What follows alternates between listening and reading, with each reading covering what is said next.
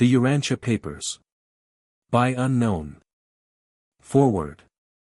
1.1, 0.1 second in the minds of the mortals of Urantia, that being the name of your world, there exists great confusion respecting the meaning of such terms as God, divinity, and deity.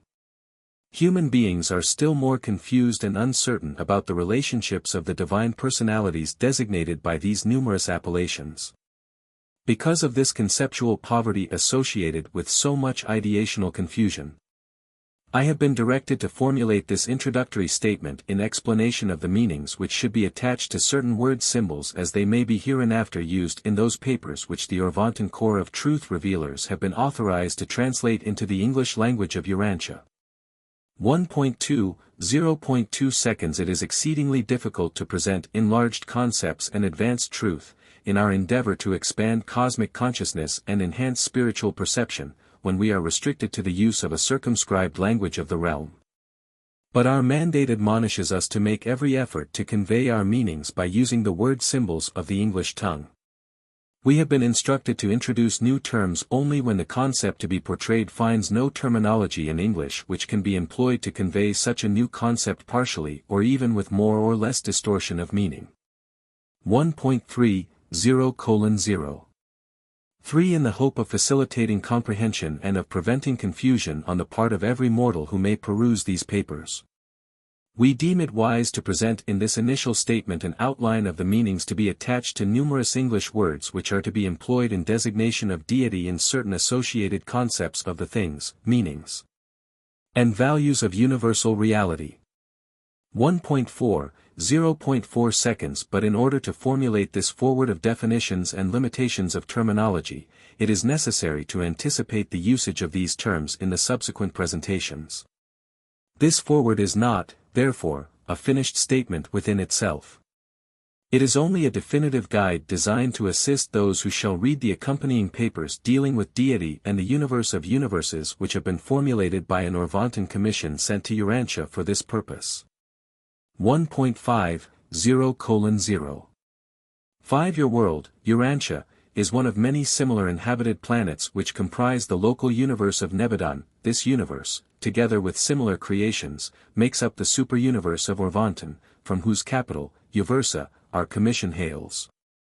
Urantia is one of the 7 evolutionary superuniverses of time and space which circle the never-beginning, never-ending creation of divine perfection, the central universe of Havona.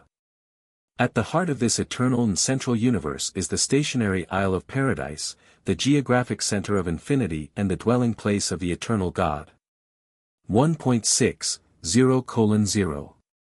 6. The 7 evolving superuniverses in association with the central and divine universe, we commonly refer to as the Grand Universe. These are the now organized and inhabited creations. They are all a part of the Master Universe, which also embraces the uninhabited but mobilizing universes of outer space. Deity and Divinity. 2.1, 0:1. 1. The universe of universes presents phenomena of deity activities on diverse levels of cosmic realities, mind meanings, and spirit values, but all of these ministrations, personal or otherwise, are divinely coordinated. 2.2, 0:1. 2. Deity is personalizable as God, is pre-personal and superpersonal in ways not altogether comprehensible by man. Deity is characterized by the quality of unity, actual or potential, on all supermaterial levels of reality. And this unifying quality is best comprehended by creatures as divinity. 2.3, 1.3 seconds. Deity functions on personal, pre-personal, and superpersonal levels. Total deity is functional on the following 7 levels. 2.4, 1.4 seconds. 1. Static, self-contained and self-existent deity. 2.5, 1.5 seconds. 2. Potential, self-willed and self-purposive deity. 2.6, 1.6 seconds. 3. Associative, self-personalized and divinely fraternal deity. 2.7, 1.7 seconds. 4. Creative, self-distributive and divinely revealed deity. 2.8, 1.8 seconds. 5. Evolutional, self-expansive and creature-identified deity. 2.9, 1.9 seconds 6. Supreme, self-experiential and creature-creator unifying deity.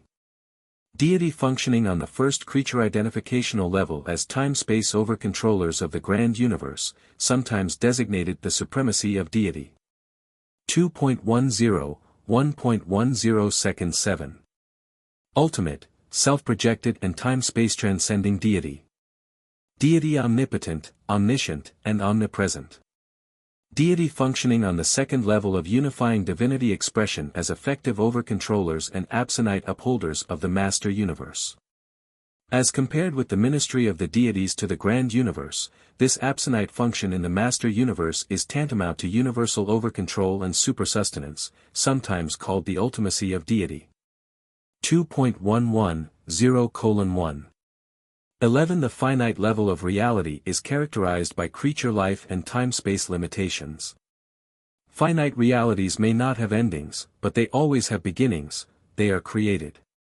The deity level of supremacy may be conceived as a function in relation to finite existences. 2.12, 0:1. 12. The absonite level of reality is characterized by things and beings without beginnings or endings and by the transcendence of time and space. Absonators are not created, they are eventuated, they simply are. The deity level of ultimacy connotes a function in relation to absonite realities. No matter in what part of the master universe, whenever time and space are transcended, such an absonite phenomenon is an act of the ultimacy of deity. 2.13, 0:1. 13. The absolute level is beginningless, endless, timeless, and spaceless. For example, on paradise, time and space are non-existent, the time-space status of paradise is absolute. This level is Trinity attained, existentially, by the paradise deities, but this third level of unifying deity expression is not fully unified experientially. Whenever, wherever, and however the absolute level of deity functions, paradise absolute values and meanings are manifest. 3.1, 1.14 seconds. Deity may be existential, as in the eternal Son, experiential, as in the Supreme Being. Associative, as in God the Sevenfold, undivided, as in the Paradise Trinity. 3.2, 1.15 seconds. Deity is the source of all that which is divine. Deity is characteristically and invariably divine, but all that which is divine is not necessarily deity, though it will be coordinated with deity and will tend toward some phase of unity with deity, spiritual, mindao, or personal. 3.3, 0:1. 16. Divinity is the characteristic, unifying, and coordinating quality of deity. 3.4, 1.17 seconds. Divinity is creature comprehensible as truth, beauty, and goodness, correlated in personality as love, mercy, and ministry. Disclosed on impersonal levels as justice, power, and sovereignty.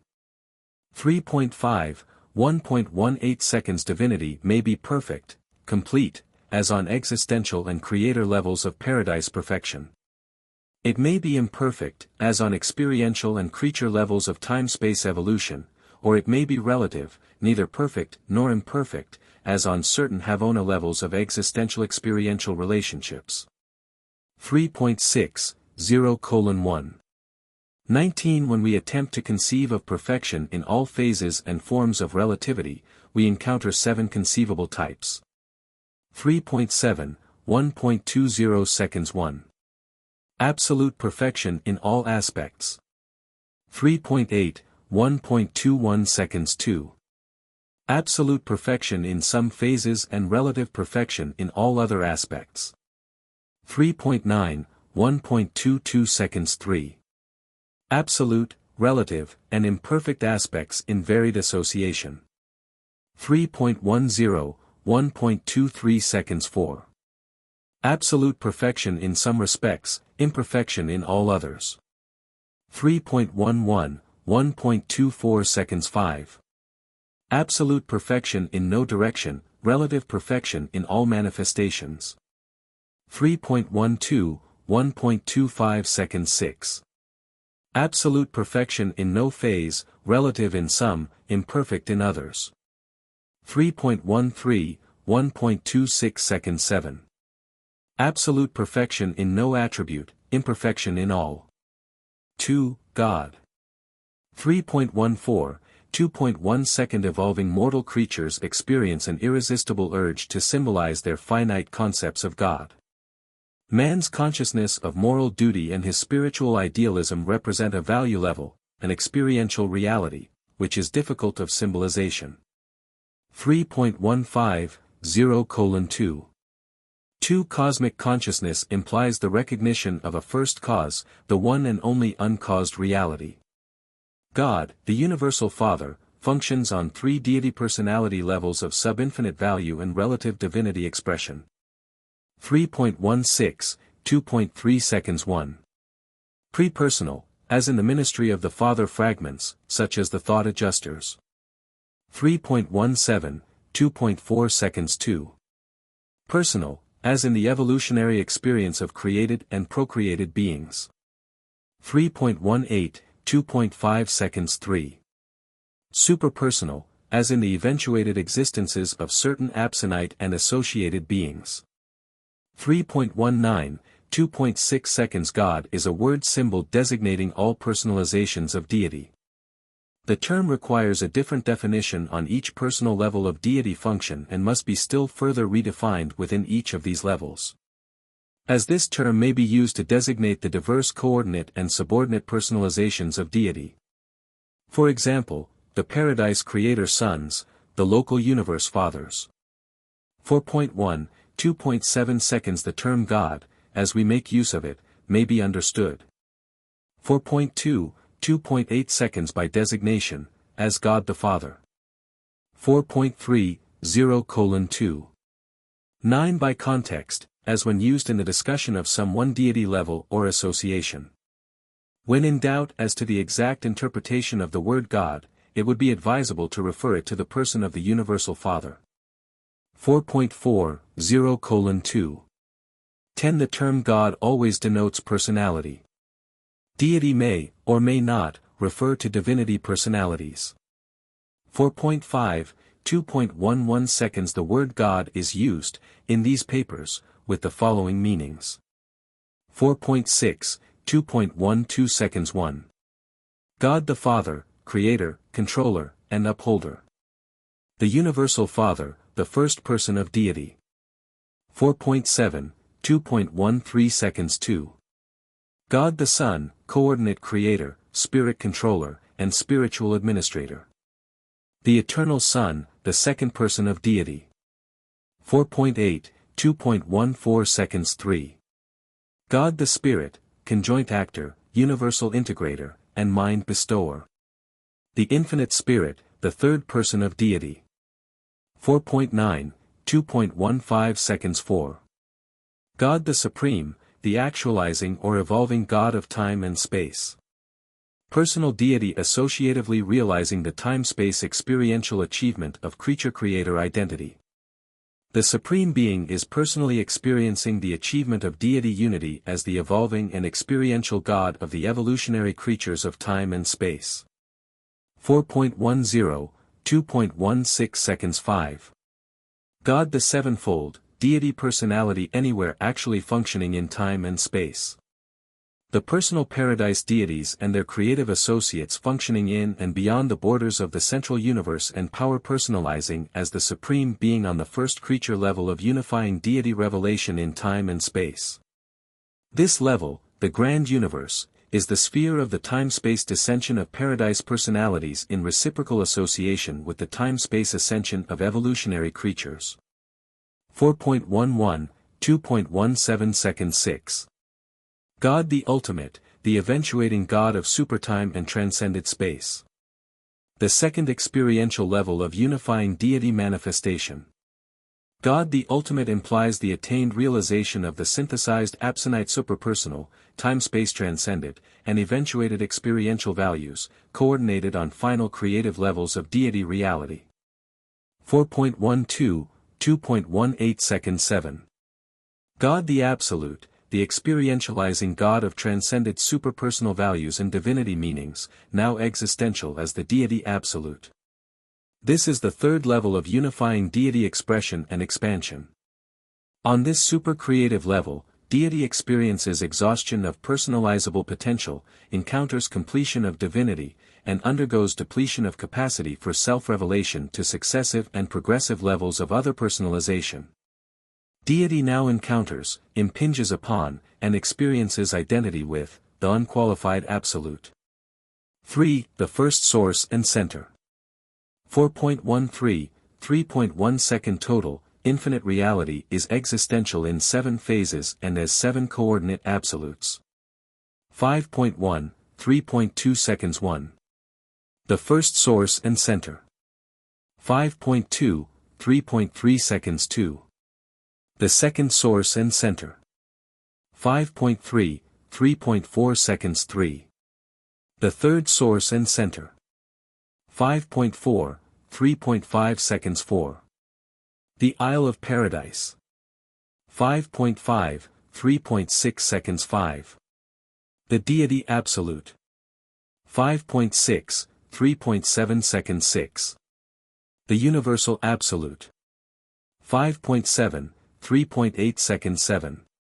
The Unqualified Absolute.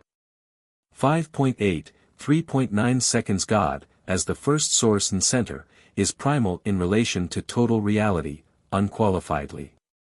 The first source and center is infinite as well as eternal and is therefore limited or conditioned only by volition. 5.9, 3.10 seconds God, the Universal Father, is the personality of the first source and center and as such maintains personal relations of infinite control over all coordinate and subordinate sources and centers. Such control is personal and infinite in potential, even though it may never actually function owing to the perfection of the function of such coordinate and subordinate sources and centers and personalities. 5.10, 0:3. 11 The first source and center is, therefore, primal in all domains, deified or undeified, personal or impersonal, actual or potential, finite or infinite. No thing or being, no relativity or finality, exists except in direct or indirect relation to, and dependence on, the primacy of the first source and center. 5.11, 3.12 seconds The first source and center is related to the universe as 5.12, 3.13 seconds 1. The gravity forces of the material universes are convergent in the gravity center of Nether Paradise. That is just why the geographic location of his person is eternally fixed in absolute relation to the force-energy center of the nether or material plane of paradise. But the absolute personality of deity exists on the upper or spiritual plane of paradise. 5.13, 3.14 seconds 2. The mind forces are convergent in the infinite spirit, the differential and divergent cosmic mind in the 7 master spirits. The factualizing mind of the Supreme as a time-space experience in Majeston. 5.14, 3.15 seconds 3. The universe spirit forces are convergent in the eternal Sun. 5.15, 3.16 seconds 4. The unlimited capacity for deity action resides in the deity absolute. 5.16, 3.17 seconds 5. The unlimited capacity for infinity response exists in the unqualified absolute. 5.17, 3.18 seconds 6. The two absolutes, qualified and unqualified, are coordinated and unified in and by the universal absolute. 5.18, 3.19 seconds 7. The potential personality of an evolutionary moral being or of any other moral being is centered in the personality of the Universal Father. 5.19, 3.20 seconds Reality, as comprehended by finite beings, is partial, relative, and shadowy. The maximum deity reality fully comprehensible by evolutionary finite creatures is embraced within the Supreme Being. Nevertheless there are antecedent and eternal realities, superfinite realities, which are ancestral to this supreme deity of evolutionary time-space creatures. In attempting to portray the origin and nature of universal reality, we are forced to employ the technique of time-space reasoning in order to reach the level of the finite mind. Therefore must many of the simultaneous events of eternity be presented as sequential transactions.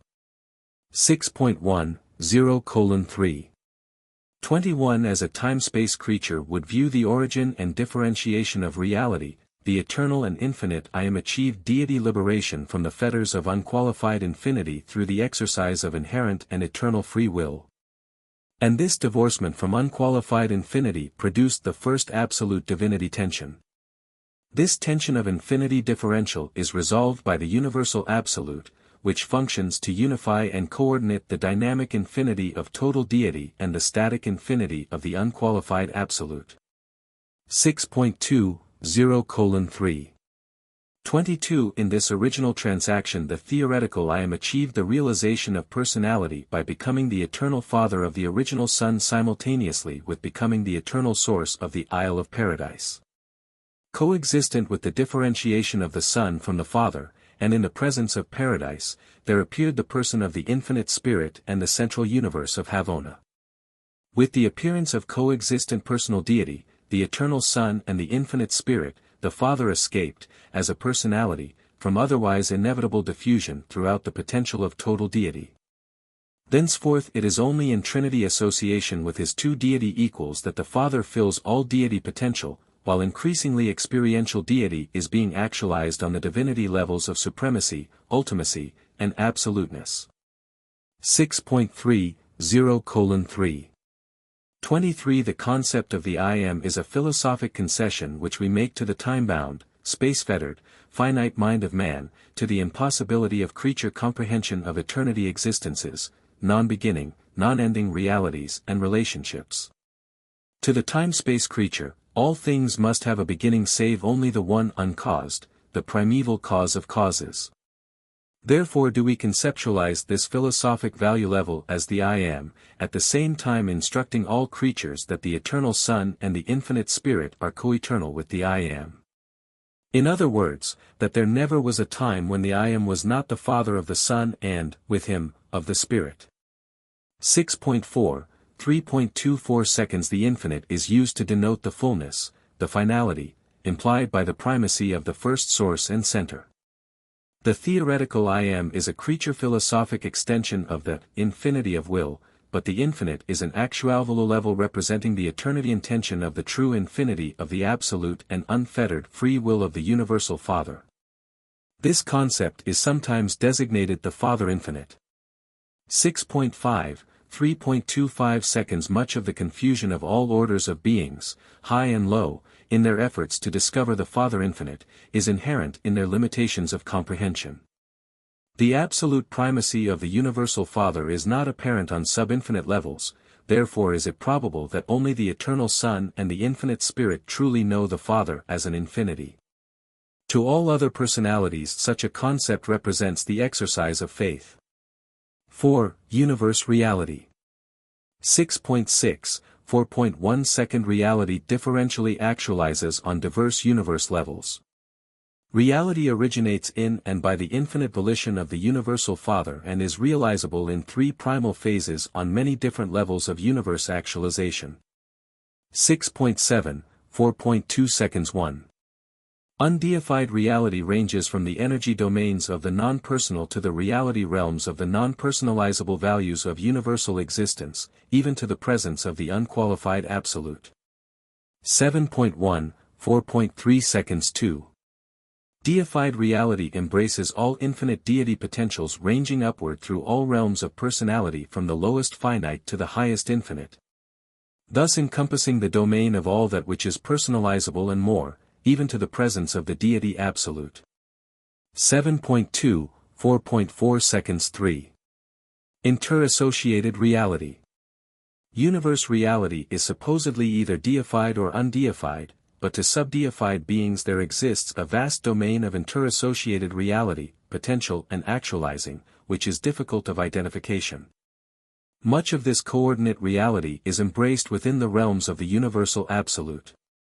7.3 4.5 seconds This is the primal concept of original reality, the Father initiates and maintains reality.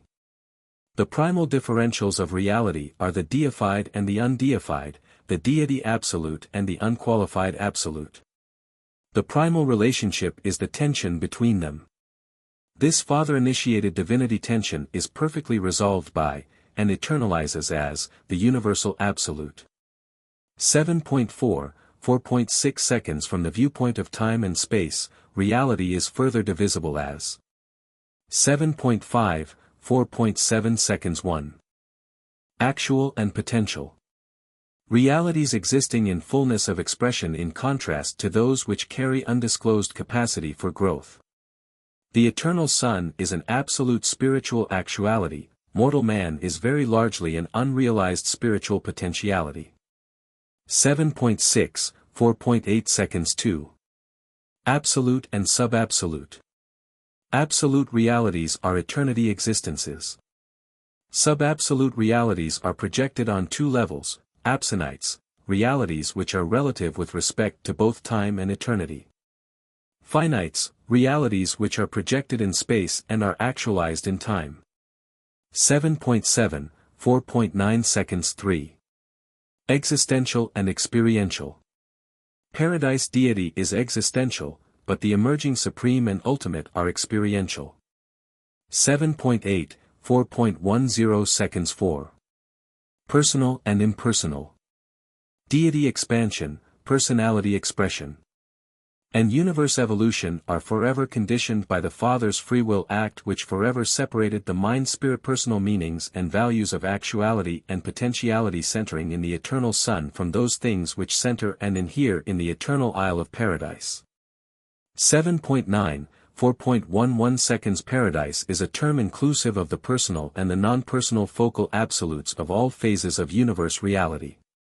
Paradise, properly qualified, may connote any and all forms of reality, deity, divinity, personality, and energy, spiritual, mindao, or material. All share paradise as the place of origin, function, and destiny, as regards values, meanings, and factual existence. 7.100:4. 12. The Isle of Paradise, paradise not otherwise qualified, is the absolute of the material gravity control of the first source and center. Paradise is motionless, being the only stationary thing in the universe of universes. The Isle of Paradise has a universe location but no position in space. This eternal isle is the actual source of the physical universes, past, present, and future. The nuclear Isle of Light is a deity derivative, but it is hardly deity. Neither are the material creations a part of deity, they are a consequence. 7.11, 4.13 seconds. Paradise is not a creator, it is a unique controller of many universe activities, far more of a controller than a reactor.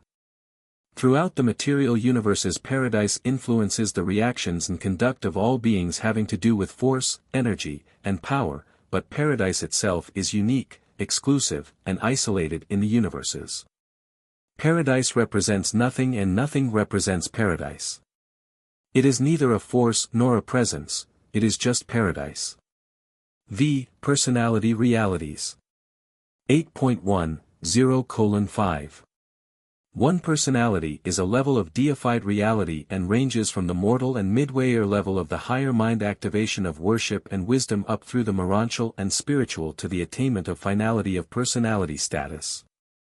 That is the evolutionary ascent of mortal and kindred creature personality, but there are numerous other orders of universe personalities. 8.20:5. 2. Reality is subject to universal expansion, personality to infinite diversification, and both are capable of well-nigh unlimited deity coordination and eternal stabilization. While the metamorphic range of non-personal reality is definitely limited, we know of no limitations to the progressive evolution of personality realities. 8.30:5. 3. On attained experiential levels, all personality orders or values are associable and even co-creational. Even God and man can coexist in a unified personality, as is so exquisitely demonstrated in the present status of Christ Michael, Son of Man and Son of God. 0:5. For all sub-infinite orders and phases of personality are associative attainables and are potentially co-creational.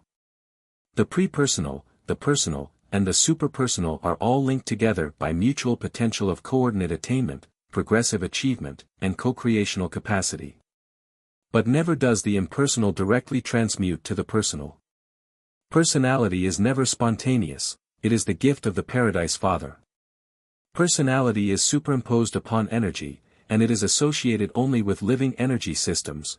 Identity can be associated with non-living energy patterns. 8.5, 0:5. 5. The Universal Father is the secret of the reality of personality, the bestowal of personality, and the destiny of personality. The Eternal Son is the absolute personality, the secret of spiritual energy, Urantia spirits, and perfected spirits. The conjoint actor is the spirit-mind personality, the source of intelligence, reason, and the universal mind. But the Isle of Paradise is non-personal and extra-spiritual, being the essence of the universal body, the source and center of physical matter, and the absolute master pattern of universal material reality. 8.6, 0:5. 6. These qualities of universal reality are manifest in Urantian human experience on the following levels. 8.7, 5.7 seconds 1. Body. The material or physical organism of man. The living electrochemical mechanism of animal nature and origin. 8.8, 0:5. 8.2. Mind.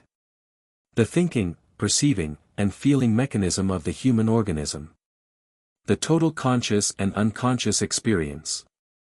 The intelligence associated with the emotional life reaching upward through worship and wisdom to the spirit level. 8. 9, 5.9 seconds 3. Spirit. The divine spirit that indwells the mind of man, the thought adjuster. This immortal spirit is pre-personal, not a personality, though destined to become a part of the personality of the surviving mortal creature. 8.10, 0:5. 10.4. Soul. The soul of man is an experiential acquirement. As a mortal creature chooses to do the will of the Father in heaven, so the indwelling spirit becomes the father of a new reality in human experience. The mortal and material mind is the mother of this same emerging reality. The substance of this new reality is neither material nor spiritual, it is morontial. This is the emerging and immortal soul which is destined to survive mortal death and begin the paradise ascension. 9.1, 5.11 seconds. Personality. The personality of mortal man is neither body, mind, nor spirit, neither is it the soul. Personality is the one changeless reality in an otherwise ever-changing creature experience, and it unifies all other associated factors of individuality.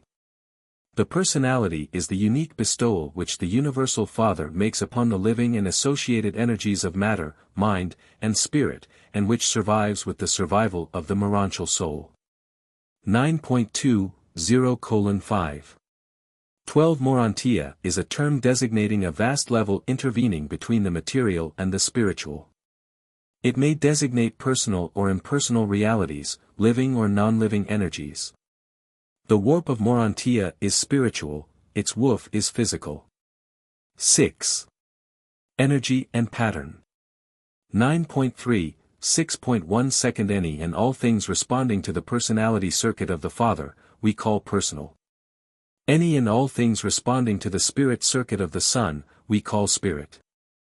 Any and all that responds to the mind circuit of the conjoint actor, we call mind, mind as an attribute of the infinite spirit, mind in all its phases. Any and all that responds to the material gravity circuit centering in nether paradise, we call matter, energy matter in all its metamorphic states. 9.4, 0:6. 2. Energy we use as an all-inclusive term applied to spiritual, Mindao, and material realms. Force is also thus broadly used. Power is ordinarily limited to the designation of the electronic level of material or linear gravity-responsive matter in the grand universe. Power is also employed to designate sovereignty. We cannot follow your generally accepted definitions of force, energy, and power. There is such paucity of language that we must assign multiple meanings to these terms. 9.50:6. 3. Physical energy is a term denoting all phases and forms of phenomenal motion, action, and potential. 9.6, 6.4 seconds. In discussing physical energy manifestations, we generally use the terms cosmic force, emergent energy, and universe power. These are often employed as follows. 9.7, 6.5 seconds. 1. Cosmic force embraces all energies deriving from the unqualified absolute but which are as yet unresponsive to paradise gravity. 9.8, 6.6 seconds. 2. Emergent energy embraces those energies which are responsive to paradise gravity but are as yet unresponsive to local or linear gravity. This is the pre-electronic level of energy matter. 9.9, 6.7 seconds. 3. Universe power includes all forms of energy which, while still responding to paradise gravity, are directly responsive to linear gravity. This is the electronic level of energy matter and all subsequent evolutions thereof. 9.100:6. 8. Mind is a phenomenon connoting the presence activity of living ministry in addition to varied energy systems, and this is true on all levels of intelligence. In personality, mind ever intervenes between spirit and matter. Therefore is the universe illuminated by 3 kinds of light: material light, intellectual insight, and spirit luminosity. 10.10:6. 9. Light, spirit luminosity, is a word symbol, a figure of speech, which connotes the personality manifestation characteristic of spirit beings of diverse orders. This luminous emanation is in no respect related either to intellectual insight or to physical light manifestations. 10.2, 6.10 seconds. Pattern can be projected as material, spiritual, or Mindao, or any combination of these energies. It can pervade personalities, identities, entities, or non-living matter. But pattern is pattern and remains pattern, only copies are multiplied. 10.3, 6.11 seconds. Pattern may configure energy, but it does not control it. Gravity is the sole control of energy matter.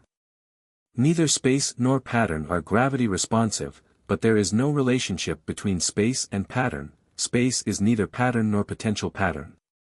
Pattern is a configuration of reality which has already paid all gravity debt.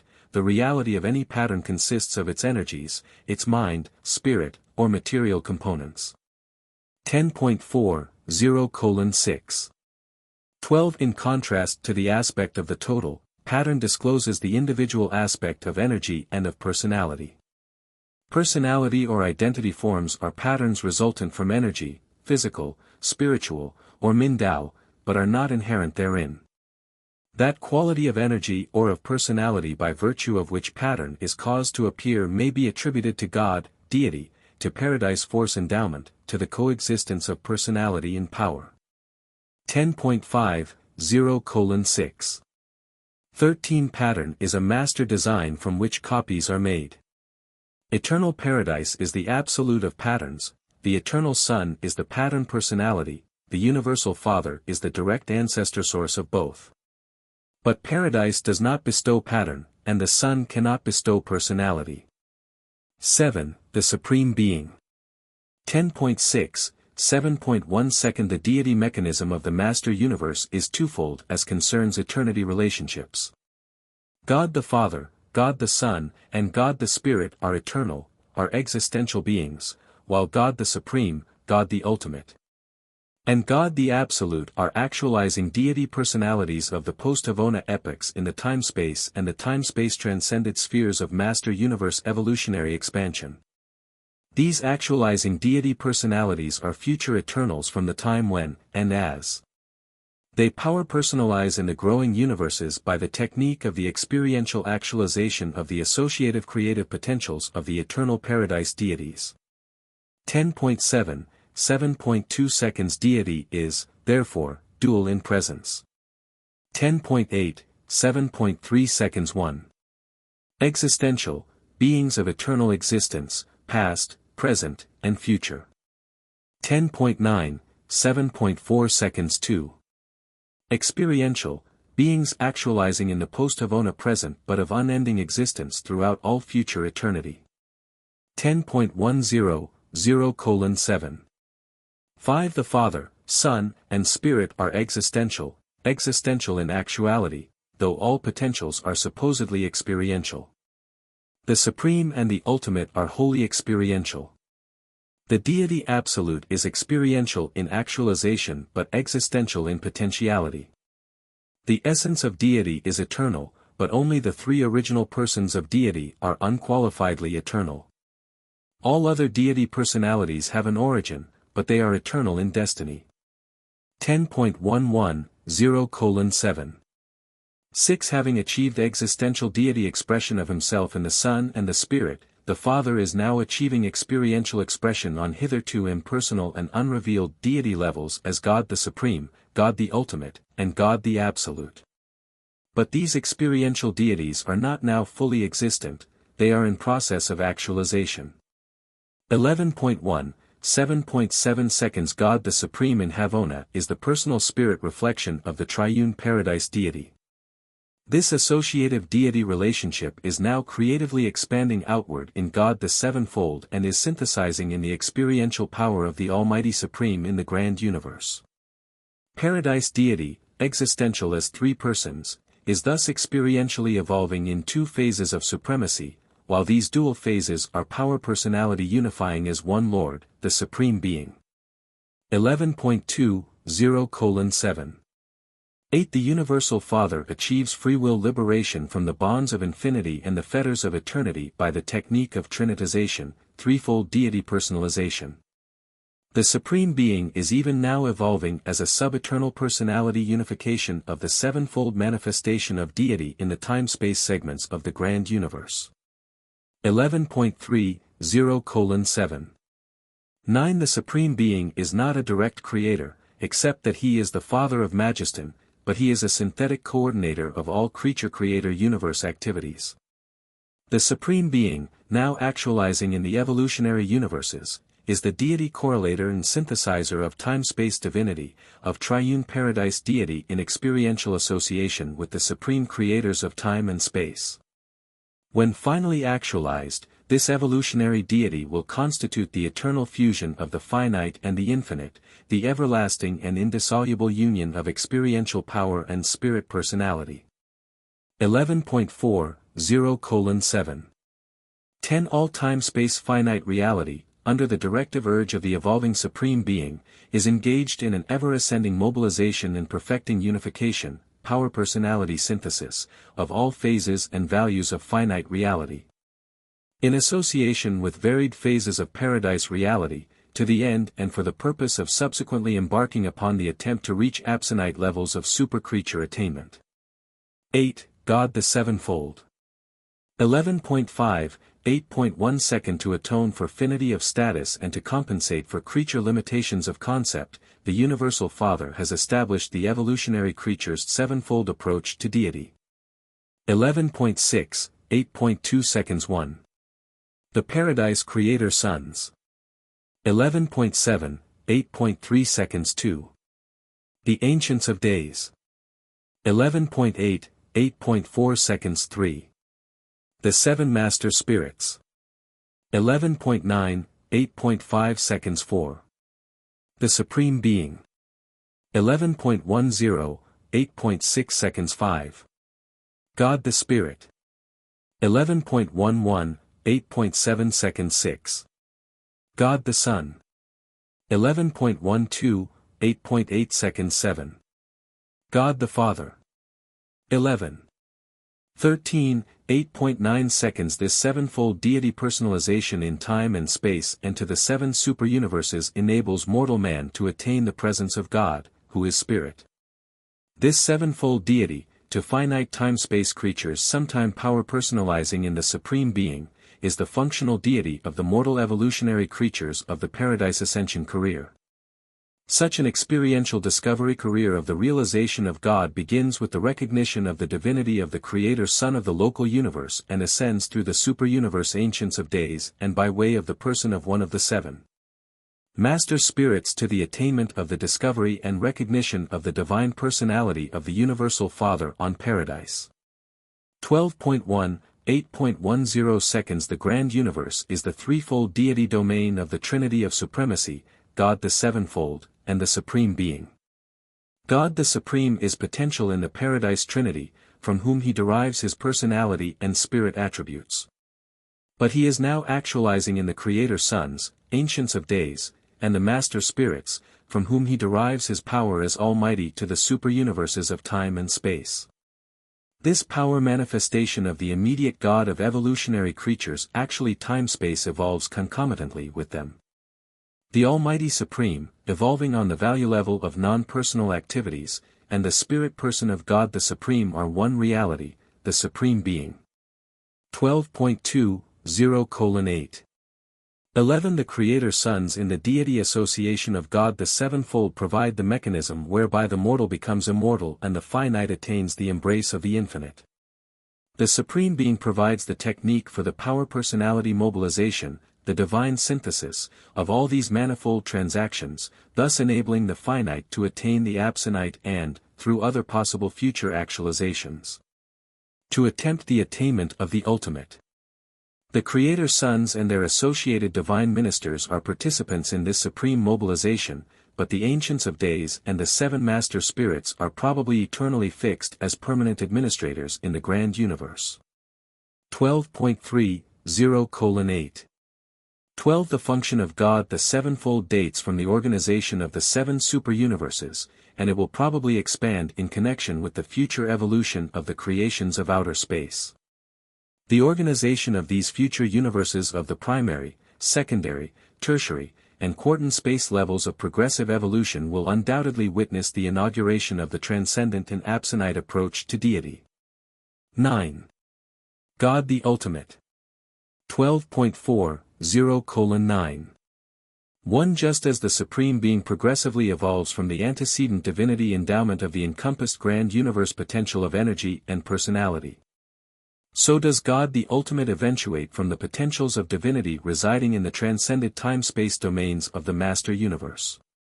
The actualization of ultimate deity signalizes absonite unification of the first experiential Trinity and signifies unifying deity expansion on the second level of creative self-realization. This constitutes the personality power equivalent of the universe experiential deity actualization of paradise absonite realities on the eventuating levels of transcended time-space values. The completion of such an experiential unfoldment is designed to afford ultimate service destiny for all time-space creatures who have attained absonite levels through the completed realization of the Supreme Being and by the ministry of God the Sevenfold. 12.5 9.2 seconds. God the Ultimate is designative of personal deity functioning on the divinity levels of the absonite and on the universe spheres of supertime and transcended space. The Ultimate is a super-supreme eventuation of deity. The Supreme is the Trinity unification comprehended by finite beings, the Ultimate is the unification of the Paradise Trinity comprehended by absonite beings. 13.10:9. 3. The Universal Father, through the mechanism of evolutionary deity, is actually engaged in the stupendous and amazing act of personality focalization and power mobilization, on their respective universe meaning levels. Of the divine reality values of the finite, the absonite, and even of the absolute. 13.20:9. For the first three and past eternal deities of paradise, the Universal Father, the Eternal Son, and the Infinite Spirit, are, in the eternal future, to be personality complemented by the experiential actualization of associate evolutionary deities, God the Supreme, God the Ultimate, and possibly God the Absolute. 13.3 9.5 seconds. God the Supreme and God the Ultimate, now evolving in the experiential universes, are not existential, not past eternals, only future eternals, time-space conditioned and transcendental conditioned eternals. They are deities of supreme, ultimate, and possibly supreme ultimate endowments, but they have experienced historic universe origins. They will never have an end, but they do have personality beginnings. They are indeed actualizations of eternal and infinite deity potentials, but they themselves are neither unqualifiedly eternal nor infinite. X. God the Absolute. 13.4.0.10. 1. There are many features of the eternal reality of the deity absolute which cannot be fully explained to the time-space finite mind. But the actualization of God the Absolute would be in consequence of the unification of the second experiential Trinity, the Absolute Trinity. This would constitute the experiential realization of absolute divinity, the unification of absolute meanings on absolute levels. But we are not certain regarding the encompassment of all absolute values, since we have at no time been informed that the qualified absolute is the equivalent of the infinite. Superultimate destinies are involved in absolute meanings and infinite spirituality, and without both of these unachieved realities we cannot establish absolute values. 13.5.0.10. 2. God the Absolute is the realization attainment goal of all superabsonite beings, but the power and personality potential of the deity absolute transcends our concept. And we hesitate to discuss those realities which are so far removed from experiential actualization. 11. The Three Absolutes. 13.6.0.11. 1. When the combined thought of the Universal Father and the Eternal Son, functioning in the God of Action, constituted the creation of the divine and central universe. The Father followed the expression of his thought into the word of his Son and the act of their conjoint executive by differentiating his Havona presence from the potentials of infinity. And these undisclosed infinity potentials remain space concealed in the unqualified absolute and divinely enshrouded in the deity absolute, while these two become one in the functioning of the universal absolute. The unrevealed infinity unity of the Paradise Father. 13.7.0.11. 2. Both potency of cosmic force and potency of spirit force are in process of progressive revelation realization as the enrichment of all reality is effected by experiential growth and through the correlation of the experiential with the existential. By the universal absolute. By virtue of the equipoising presence of the universal absolute, the first source and center realizes extension of experiential power, enjoys identification with his evolutionary creatures, and achieves expansion of experiential deity on the levels of supremacy, ultimacy, and absoluteness. 14.1, 11.3 seconds. When it is not possible fully to distinguish the deity absolute from the unqualified absolute, their supposedly combined function or coordinated presence is designated the action of the universal absolute. 14.2, 11.4 seconds. 1.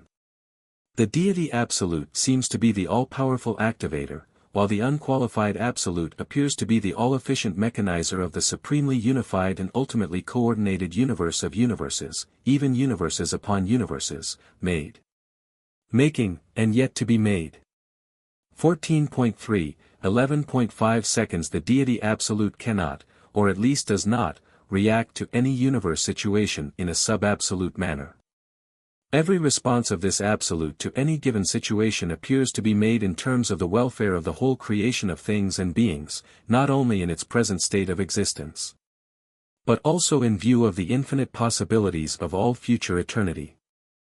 14.4, 11.6 seconds. The deity absolute is that potential which was segregated from total, infinite reality by the free will choice of the Universal Father, and within which all divinity activities, existential and experiential, take place. This is the qualified absolute in contradistinction to the unqualified absolute, but the universal absolute is superadditive to both in the encompassment of all absolute potential.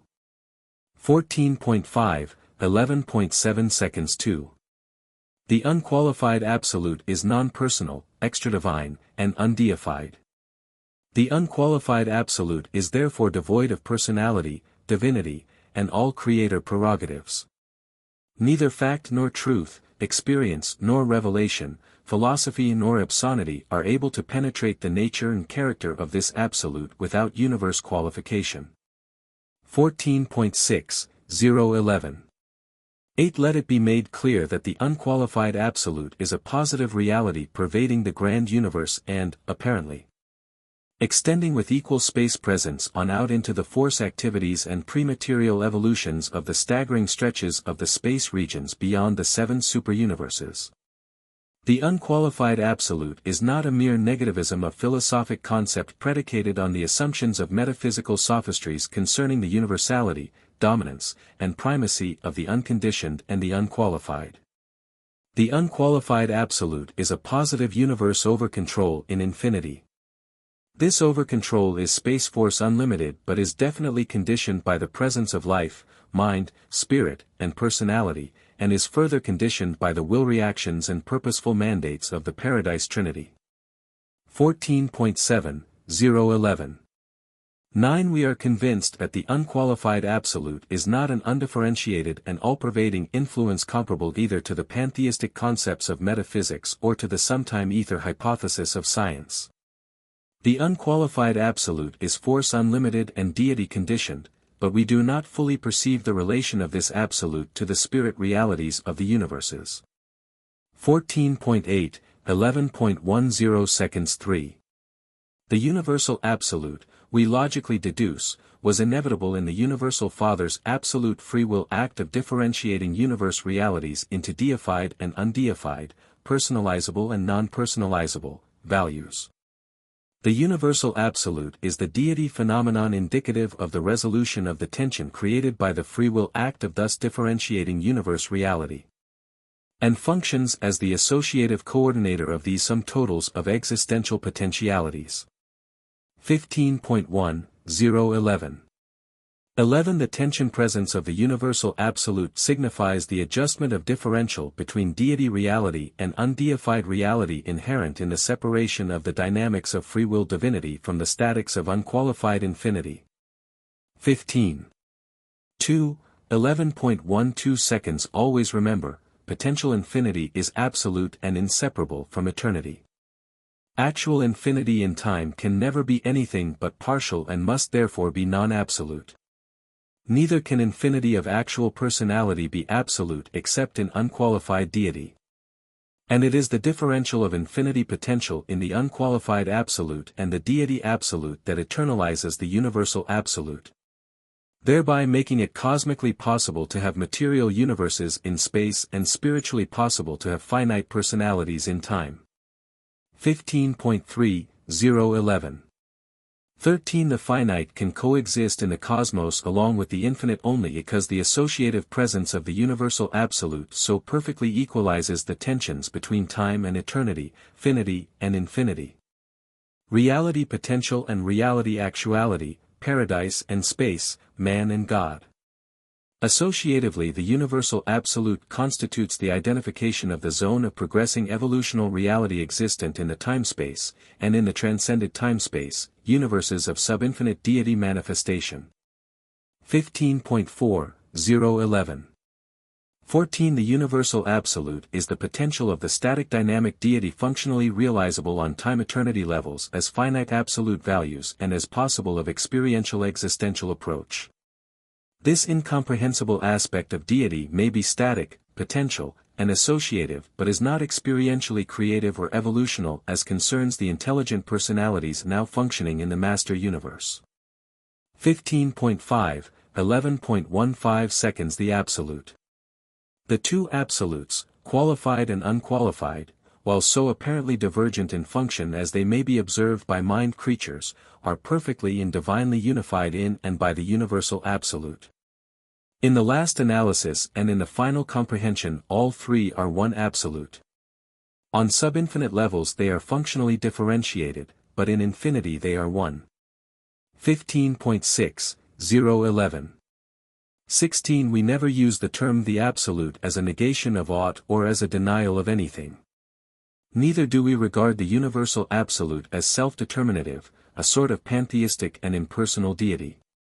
The absolute, in all that pertains to universe personality, is strictly Trinity limited and deity dominated.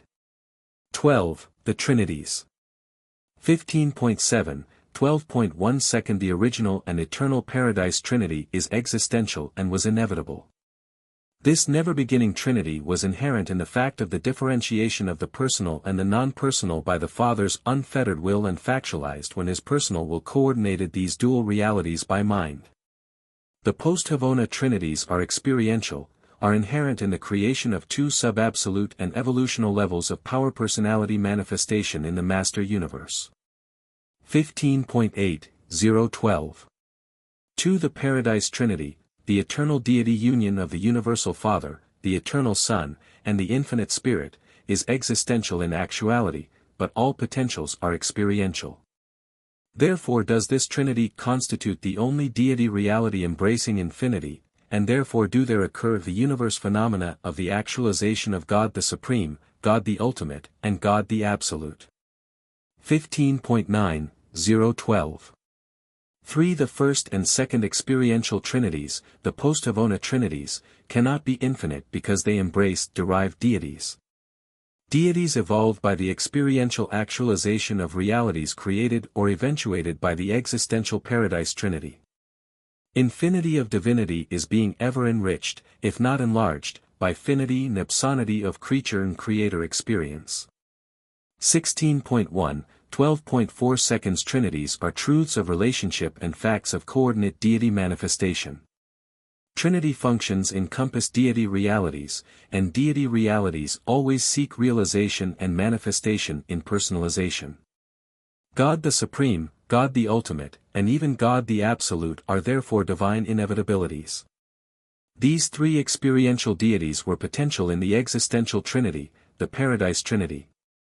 But their universe emergence as personalities of power is dependent in part on their own experiential functioning in the universes of power and personality and in part on the experiential achievements of the post-Havona creators and trinities.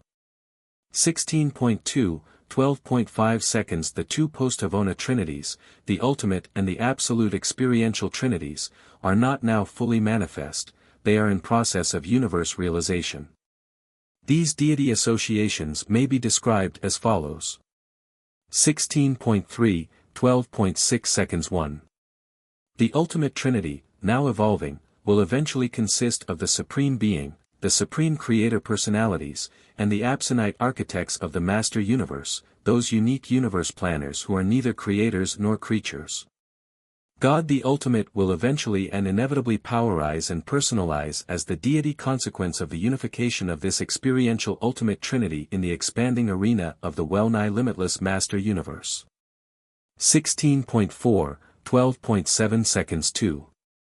The Absolute Trinity, the second experiential Trinity, now in process of actualization, will consist of God the Supreme, God the Ultimate, and the unrevealed consummator of universe destiny.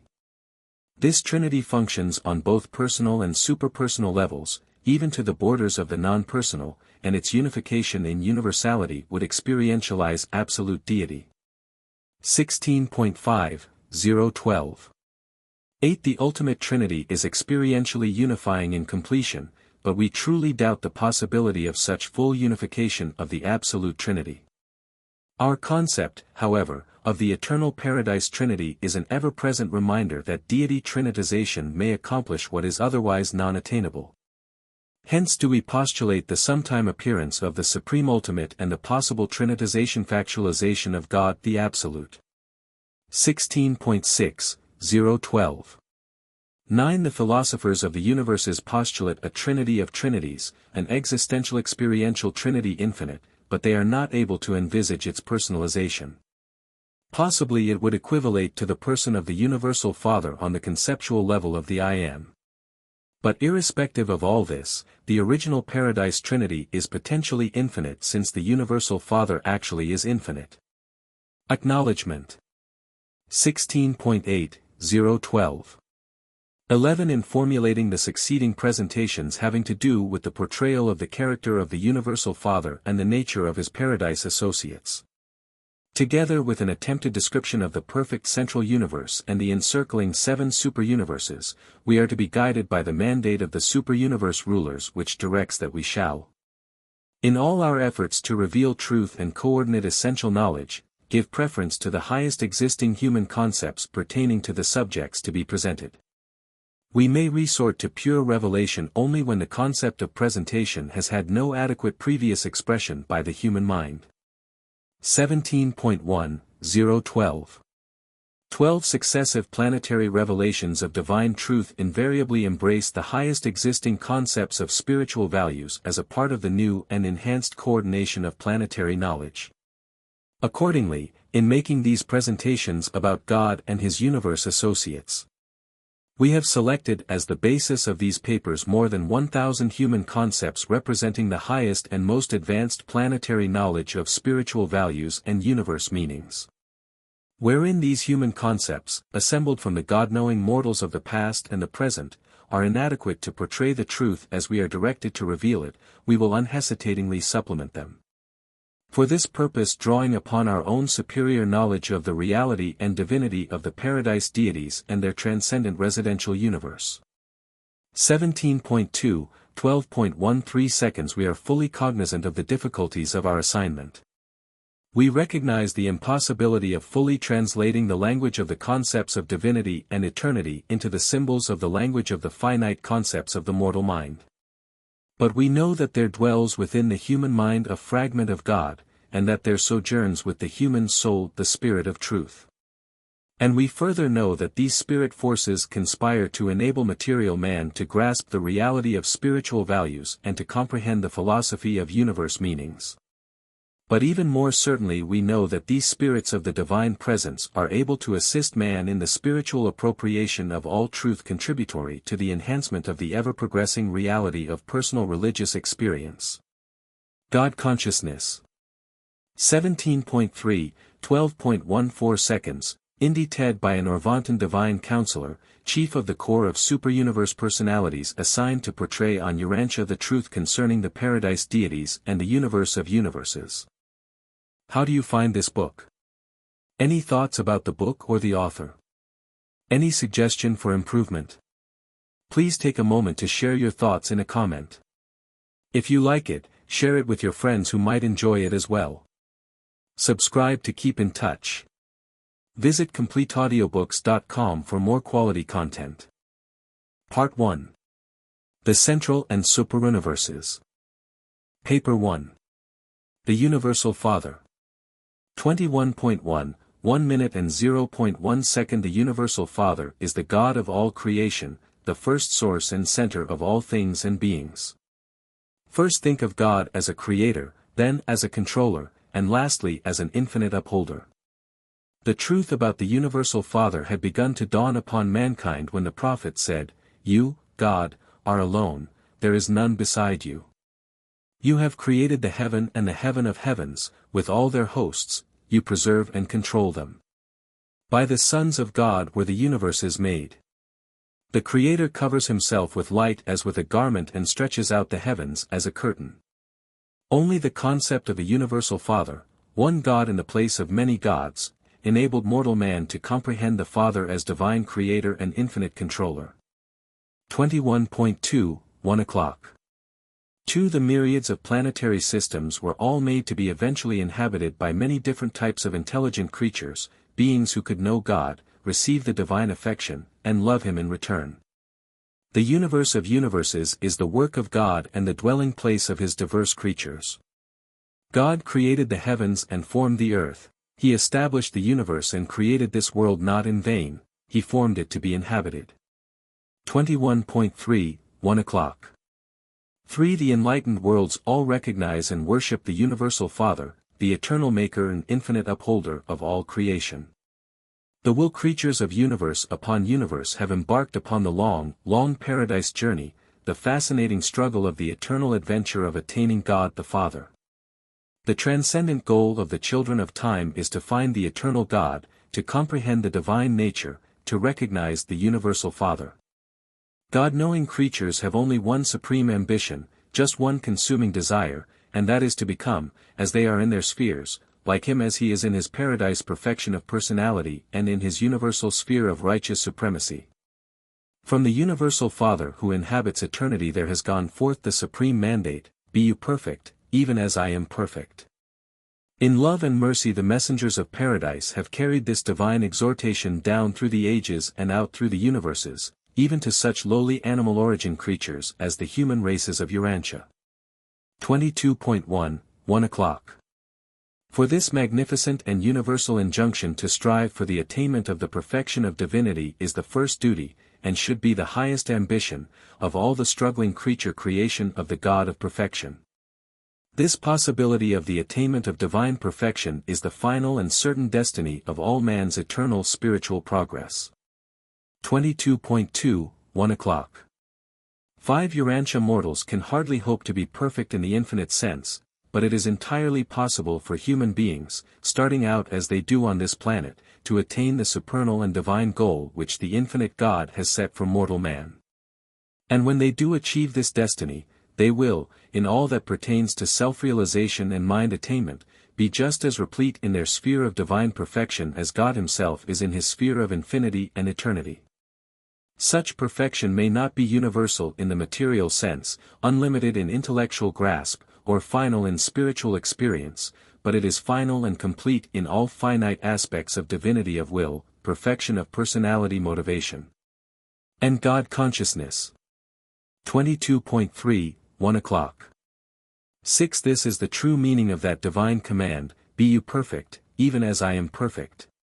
Which ever urges mortal man onward and beckons him inward in that long and fascinating struggle for the attainment of higher and higher levels of spiritual values and true universe meanings. This sublime search for the God of universes is the supreme adventure of the inhabitants of all the worlds of time and space. 1. The Father's name. 22.4, 1:1. One of all the names by which God the Father is known throughout the universes, those which designate him as the first source and the universe center are most often encountered. The first Father is known by various names in different universes and in different sectors of the same universe. The names which the creature assigns to the Creator are much dependent on the creature's concept of the Creator. The first source and universe center has never revealed himself by name, only by nature. If we believe that we are the children of this Creator, it is only natural that we should eventually call him Father. But this is the name of our own choosing, and it grows out of the recognition of our personal relationship with the first source and center. 22.5, 1:1. 2. The Universal Father never imposes any form of arbitrary recognition, formal worship, or slavish service upon the intelligent will creatures of the universes. The evolutionary inhabitants of the worlds of time and space must of themselves, in their own hearts, recognize, love, and voluntarily worship him. The Creator refuses to coerce or compel the submission of the spiritual free wills of his material creatures. The affectionate dedication of the human will to the doing of the Father's will is man's choicest gift to God. In fact, such a consecration of creature will constitutes man's only possible gift of true value to the Paradise Father. In God, man lives, moves, and has his being. There is nothing which man can give to God except this choosing to abide by the Father's will, and such decisions, effected by the intelligent will creatures of the universes, constitute the reality of that true worship which is so satisfying to the love-dominated nature of the Creator Father. 22.6, 1:1. 3. When you have once become truly God-conscious, after you really discover the majestic Creator and begin to experience the realization of the indwelling presence of the Divine Controller, then, in accordance with your enlightenment and in accordance with the manner and method by which the Divine Sons reveal God, you will find a name for the Universal Father which will be adequately expressive of your concept of the first great source and center. And so, on different worlds and in various universes, the Creator becomes known by numerous appellations, in spirit of relationship all meaning the same but, in words and symbols, each name standing for the degree, the depth of his enthronement in the hearts of his creatures of any given realm. 23.1, 1 minute and 1.4 seconds. Near the center of the universe of universes, the Universal Father is generally known by names which may be regarded as meaning the first source. Farther out in the universes of space, the terms employed to designate the Universal Father more often mean the Universal Center. Still farther out in the starry creation, he is known, as on the headquarters world of your local universe, as the first creative source and divine center. In one nearby constellation God is called the Father of Universes. In another, the Infinite Upholder, and to the east, the Divine Controller. He has also been designated the Father of Lights, the Gift of Life, and the All-Powerful One. 23.2, 1:1. 5 On those worlds where a paradise son has lived a bestowal life, God is generally known by some name indicative of personal relationship, tender affection, and fatherly devotion. On your constellation headquarters God is referred to as the Universal Father, and on different planets in your local system of inhabited worlds he is variously known as the Father of Fathers, the Paradise Father, the Havona Father, and the Spirit Father. Those who know God through the revelations of the bestowals of the Paradise Sons, eventually yield to the sentimental appeal of the touching relationship of the Creature-Creator Association and refer to God as our Father.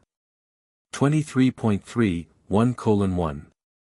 6 On a planet of sex creatures, in a world where the impulses of parental emotion are inherent in the hearts of its intelligent beings, the term Father becomes a very expressive and appropriate name for the eternal God. He is best known, most universally acknowledged, on your planet, Urantia, by the name God. The name he is given is of little importance, the significant thing is that you should know him and aspire to be like him. Your prophets of old truly called him, the everlasting God, and referred to him as the one who inhabits eternity. 2. The reality of God. 23.4, 1 minute and 2.1 second. God is primal reality in the spirit world, God is the source of truth in the mind spheres. God overshadows all throughout the material realms. To all created intelligences God is a personality, and to the universe of universes he is the first source and center of eternal reality. God is neither man-like nor machine-like. The first Father is universal spirit, eternal truth, infinite reality, and Father personality. 23.5, 1 minute and 2.2 seconds. The eternal God is infinitely more than reality idealized or the universe personalized. God is not simply the supreme desire of man, the mortal quest objectified. Neither is God merely a concept, the power potential of righteousness.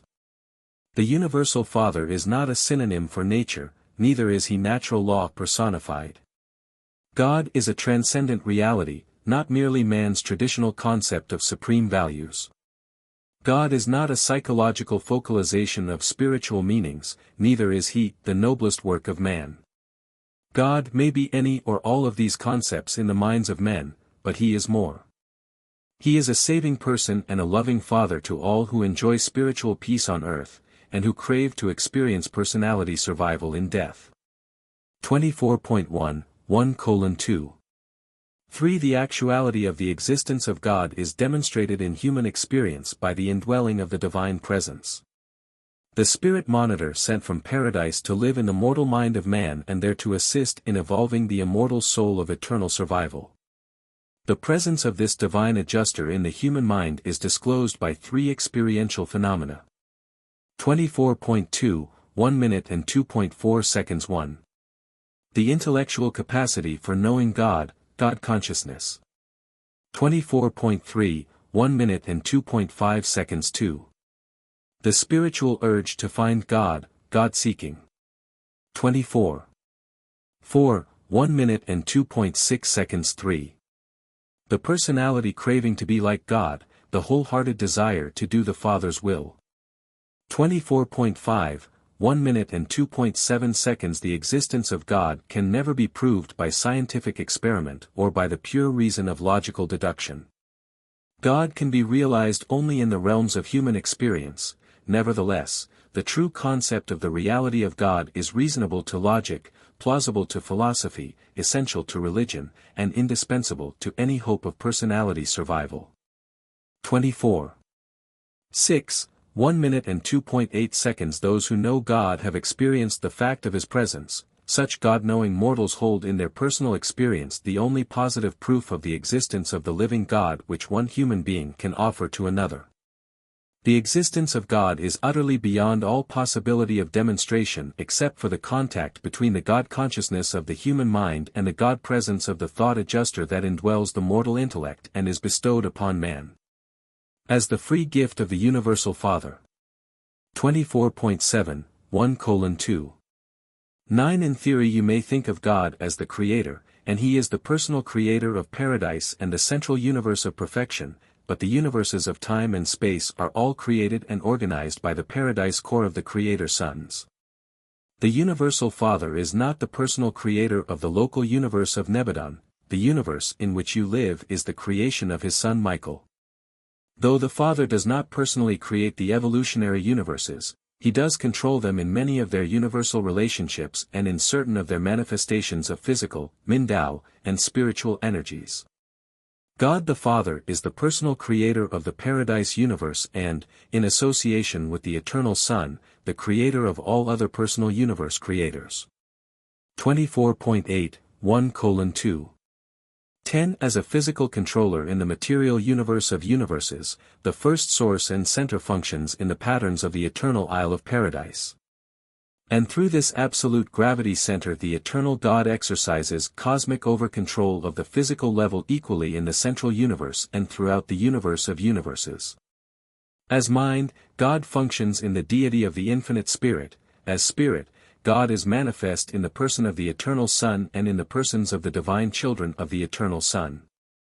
This interrelation of the first source and center with the coordinate persons and absolutes of paradise does not in the least preclude the direct personal action of the Universal Father throughout all creation and on all levels thereof. Through the presence of His fragmentized spirit the Creator Father maintains immediate contact with His creature children and His created universes. 3. God is a universal spirit. 25.1, 1 minute and 3.1 second. God is spirit. He is a universal spiritual presence. The Universal Father is an infinite spiritual reality. He is the sovereign, eternal, immortal, invisible, and only true God. Even though you are the offspring of God, you ought not to think that the Father is like yourselves in form and physique because you are said to be created, in His image, indwelt by mystery monitors dispatched from the central abode of His eternal presence. Spirit beings are real, notwithstanding they are invisible to human eyes, even though they have not flesh and blood. 25.2, 1 minute and 3.2 seconds. Said the seer of old, Lo, He goes by me, and I see Him not, He passes on also, but I perceive Him not. We may constantly observe the works of God, we may be highly conscious of the material evidences of His majestic conduct, but rarely may we gaze upon the visible manifestation of His divinity. Not even to behold the presence of His delegated spirit of human indwelling. 25.3, 1 minute and 3.3 seconds. The Universal Father is not invisible because He is hiding Himself away from the lowly creatures of materialistic handicaps and limited spiritual endowments. The situation rather is, you cannot see my face, for no mortal can see me and live. No material man could behold the Spirit God and preserve his mortal existence. The glory and the spiritual brilliance of the Divine Personality presence is impossible of approach by the lower groups of spirit beings or by any order of material personalities. The spiritual luminosity of the Father's personal presence is a light which no mortal man can approach, which no material creature has seen or can see. But it is not necessary to see God with the eyes of the flesh in order to discern Him by the faith vision of the spiritualized mind. 25.4, 1:3. For the spirit nature of the Universal Father is shared fully with His coexistent Self, the Eternal Son of Paradise. Both the Father and the Son in like manner share the universal and eternal Spirit fully and unreservedly with their conjoint personality coordinate, the Infinite Spirit. God's Spirit is, in and of Himself, absolute. In the Son it is unqualified, in the Spirit, universal, and in and by all of them, infinite. 25.5, 1 minute and 3.5 seconds. God is a universal Spirit, God is the universal person. The supreme personal reality of the finite creation is Spirit. The ultimate reality of the personal cosmos is absonite Spirit. Only the levels of infinity are absolute, and only on such levels is there finality of oneness between matter, mind, and spirit. 25.6, 1:3. 6. In the universes God the Father is, in potential, the overcontroller of matter, mind, and spirit. Only by means of his far-flung personality circuit does God deal directly with the personalities of his vast creation of will creatures, but he is contactable, outside of paradise, only in the presences of his fragmented entities. The will of God abroad in the universes. This paradise spirit that indwells the minds of the mortals of time and there fosters the evolution of the immortal soul of the surviving creature is of the nature and divinity of the Universal Father. But the minds of such evolutionary creatures originate in the local universes and must gain divine perfection by achieving those experiential transformations of spiritual attainment which are the inevitable result of a creature's choosing to do the will of the Father in heaven. 26.1 1 minute and 3.7 seconds. In the inner experience of man, mind is joined to matter. Such material-linked minds cannot survive mortal death. The technique of survival is embraced in those adjustments of the human will and those transformations in the mortal mind whereby such a God-conscious intellect gradually becomes spirit-taught and eventually spirit-led. This evolution of the human mind from matter association to spirit union results in the transmutation of the potentially spirit phases of the mortal mind into the Urantia realities of the immortal soul. Mortal mind subservient to matter is destined to become increasingly material and consequently to suffer eventual personality extinction. Mind yielded to spirit is destined to become increasingly spiritual and ultimately to achieve oneness with the surviving and guiding divine spirit and in this way to attain survival and eternity of personality existence. 26.2 1:3 8 I come forth from the eternal, and I have repeatedly returned to the presence of the Universal Father. I know of the actuality and personality of the first source and center, the eternal and universal Father. I know that, while the great God is absolute, eternal, and infinite, he is also good, divine, and gracious. I know the truth of the great declarations, God is spirit, and God is love, and these two attributes are most completely revealed to the universe in the eternal Son. 4. The mystery of God. 26.3 1:4 1. The infinity of the perfection of God is such that it eternally constitutes him mystery. And the greatest of all the unfathomable mysteries of God is the phenomenon of the divine indwelling of mortal minds. The manner in which the Universal Father sojourns with the creatures of time is the most profound of all universe mysteries. The divine presence in the mind of man is the mystery of mysteries. 26.4 1:4 2. The physical bodies of mortals are the temples of God. Notwithstanding that the sovereign Creator sons come near the creatures of their inhabited worlds and draw all men to themselves. Though they stand at the door of consciousness and knock and delight to come into all who will open the doors of their hearts. Although there does exist this intimate personal communion between the Creator sons and their mortal creatures, nevertheless, mortal men have something from God himself which actually dwells within them, their bodies are the temples thereof. 26. 5. 1 minute and 4.3 seconds. When you are through down here, when your course has been run in temporary form on earth, when your trial trip in the flesh is finished, when the dust that composes the mortal tabernacle returns to the earth whence it came. Then, it is revealed, the indwelling spirit shall return to God who gave it. There sojourns within each moral being of this planet a fragment of God, a part and parcel of divinity. It is not yet yours by right of possession, but it is designedly intended to be one with you if you survive the mortal existence. 26.6 1 minute and 4.4 seconds. We are constantly confronted with this mystery of God. We are nonplussed by the increasing unfolding of the endless panorama of the truth of his infinite goodness, endless mercy, matchless wisdom, and superb character. 26.7 1:4 5. The divine mystery consists in the inherent difference which exists between the finite and the infinite, the temporal and the eternal, the time-space creature and the universal creator, the material and the spiritual. The imperfection of man and the perfection of paradise deity. The God of universal love unfailingly manifests himself to every one of his creatures up to the fullness of that creature's capacity to spiritually grasp the qualities of divine truth, beauty, and goodness. 27.1, 1:4. 6 To every spirit being and to every mortal creature in every sphere and on every world of the universe of universes. The Universal Father reveals all of His gracious and divine self that can be discerned or comprehended by such spirit beings and by such mortal creatures.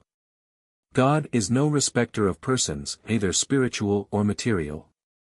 The divine presence which any child of the universe enjoys at any given moment is limited only by the capacity of such a creature to receive and to discern the spirit actualities of the supermaterial world. 27.2, 1:4. 7 As a reality in human spiritual experience, God is not a mystery. But when an attempt is made to make plain the realities of the spirit world to the physical minds of the material order, mystery appears, mysteries so subtle and so profound that only the faith grasp of the God-knowing mortal can achieve the philosophic miracle of the recognition of the infinite by the finite. The discernment of the eternal God by the evolving mortals of the material worlds of time and space. 5. Personality of the Universal Father. 27.3, 1 minute and 5.1 second do not permit the magnitude of God, His infinity, either to obscure or eclipse His personality. He who planned the ear, shall He not hear? He who formed the eye, shall He not see? The Universal Father is the acme of divine personality, He is the origin and destiny of personality throughout all creation. God is both infinite and personal, He is an infinite personality. The Father is truly a personality, notwithstanding that the infinity of His person places Him forever beyond the full comprehension of material and finite beings. 27.4, 1:5. 2 God is much more than a personality as personality is understood by the human mind, He is even far more than any possible concept of a superpersonality. But it is utterly futile to discuss such incomprehensible concepts of divine personality with the minds of material creatures whose maximum concept of the reality of being consists in the idea and ideal of personality. The material creature's highest possible concept of the universal creator is embraced within the spiritual ideals of the exalted idea of divine personality. Therefore, although you may know that God must be much more than the human conception of personality, you equally well know that the Universal Father cannot possibly be anything less than an eternal, infinite, true, good, and beautiful personality. 27.5, 1 minute and 5.3 seconds God is not hiding from any of His creatures. He is unapproachable to so many orders of beings only because He dwells in a light which no material creature can approach. The immensity and grandeur of the divine personality is beyond the grasp of the unperfect mind of evolutionary mortals. He measures the waters in the hollow of His hand, measures a universe with the span of His hand. It is He who sits on the circle of the earth, who stretches out the heavens as a curtain and spreads them out as a universe to dwell in. Lift up your eyes on high and behold who has created all these things, who brings out their worlds by number and calls them all by their names. And so it is true that the invisible things of God are partially understood by the things which are made. Today, and as you are, you must discern the invisible Maker through His manifold and diverse creation, as well as through the revelation and ministration of His sons and their numerous subordinates. 28.1, 1:5. For even though material mortals cannot see the person of God, they should rejoice in the assurance that He is a person. By faith accept the truth which portrays that the Universal Father so loved the world as to provide for the eternal spiritual progression of its lowly inhabitants, that He delights in His children. God is lacking in none of those superhuman and divine attributes which constitute a perfect, eternal, loving, and infinite Creator personality. 28.2, 1:5. 5 In the local creations, excepting the personnel of the superuniverses, God has no personal or residential manifestation aside from the paradise creator sons who are the fathers of the inhabited worlds and the sovereigns of the local universes. If the faith of the creature were perfect, he would assuredly know that when he had seen a creator son he had seen the universal Father. In seeking for the Father, he would not ask nor expect to see other than the Son. Mortal man simply cannot see God until he achieves completed spirit transformation and actually attains paradise. 28.3, 1:5. 6. The natures of the Paradise Creator sons do not encompass all the unqualified potentials of the universal absoluteness of the infinite nature of the first great source and center. But the universal Father is in every way divinely present in the Creator sons. The Father and his sons are one. These Paradise sons of the order of Michael are perfect personalities, even the pattern for all local universe personality from that of the bright and morning star down to the lowest human creature of progressing animal evolution. 28.4, 1:5. 7. Without God and except for his great and central person, there would be no personality throughout all the vast universe of universes. God is personality. 28.5, 1:5. 8. Notwithstanding that God is an eternal power, a majestic presence, a transcendent ideal, and a glorious spirit, though he is all these and infinitely more, nonetheless, he is truly and everlastingly a perfect creator personality. A person who can know and be known, who can love and be loved, and one who can befriend us. While you can be known, as other humans have been known, as the friend of God. He is a real spirit and a spiritual reality. 28.6, 1 minute and 5.9 seconds as we see the universal Father revealed throughout his universe. As we discern him indwelling his myriads of creatures, as we behold him in the persons of his sovereign sons, as we continue to sense his divine presence here and there, near and afar, let us not doubt nor question his personality primacy. Notwithstanding all these far-flung distributions, he remains a true person and everlastingly maintains personal connection with the countless hosts of his creatures scattered throughout the universe of universes. 28.7, 1:5. 10. The idea of the personality of the universal Father is an enlarged and truer concept of God which has come to mankind chiefly through revelation. Reason, wisdom, and religious experience all infer and imply the personality of God, but they do not altogether validate it. Even the indwelling thought adjuster is pre-personal. The truth and maturity of any religion is directly proportional to its concept of the infinite personality of God and to its grasp of the absolute unity of deity. The idea of a personal deity becomes, then, the measure of religious maturity after religion has first formulated the concept of the unity of God. 29.1, 1 minute and 5.11 seconds. Primitive religion had many personal gods, and they were fashioned in the image of man. Revelation affirms the validity of the personality concept of God, which is merely possible in the scientific postulate of a first cause and is only provisionally suggested in the philosophic idea of universal unity. Only by personality approach can any person begin to comprehend the unity of God. To deny the personality of the first source and center leaves one only the choice of two philosophic dilemmas, materialism or pantheism. 29.2, 1:5. 12. In the contemplation of deity, the concept of personality must be divested of the idea of corporeality. A material body is not indispensable to personality in either man or God. The corporeality error is shown in both extremes of human philosophy. In materialism, since man loses his body at death, he ceases to exist as a personality. In pantheism, since God has no body, he is not, therefore, a person. The superhuman type of progressing personality functions in a union of mind and spirit. 29.3, 1 minute and 5.13 seconds. Personality is not simply an attribute of God, it rather stands for the totality of the coordinated infinite nature and the unified divine will which is exhibited in eternity and universality of perfect expression. Personality, in the supreme sense, is the revelation of God to the universe of universes. 29.4, 1 minute and 5.14 seconds. God, being eternal, universal, absolute, and infinite, does not grow in knowledge nor increase in wisdom.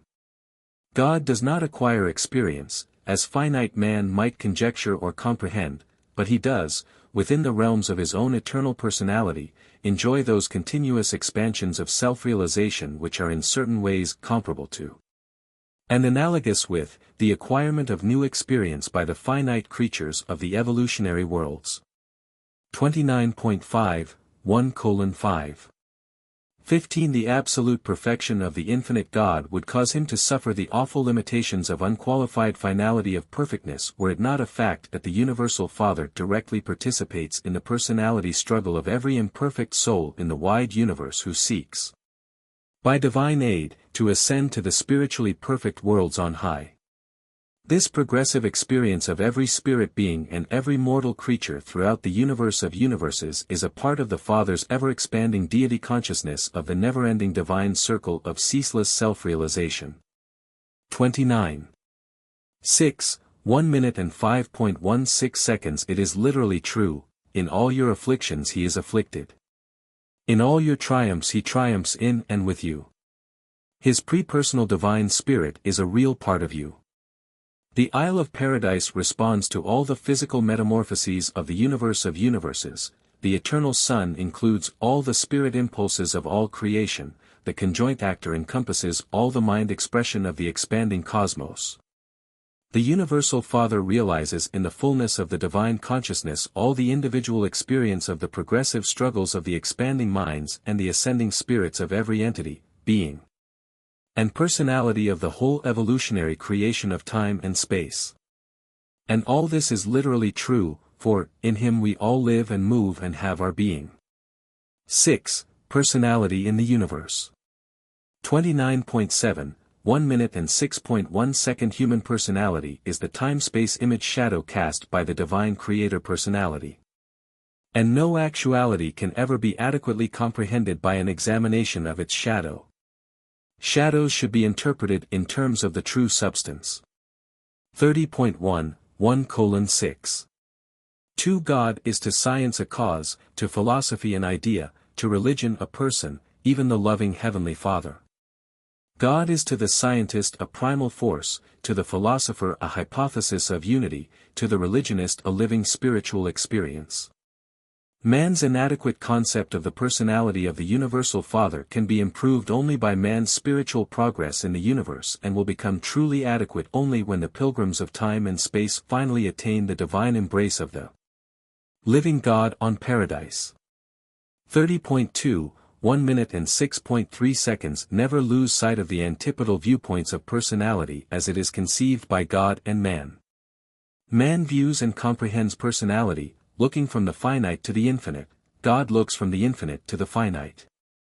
Man possesses the lowest type of personality, God, the highest, even supreme, ultimate, and absolute.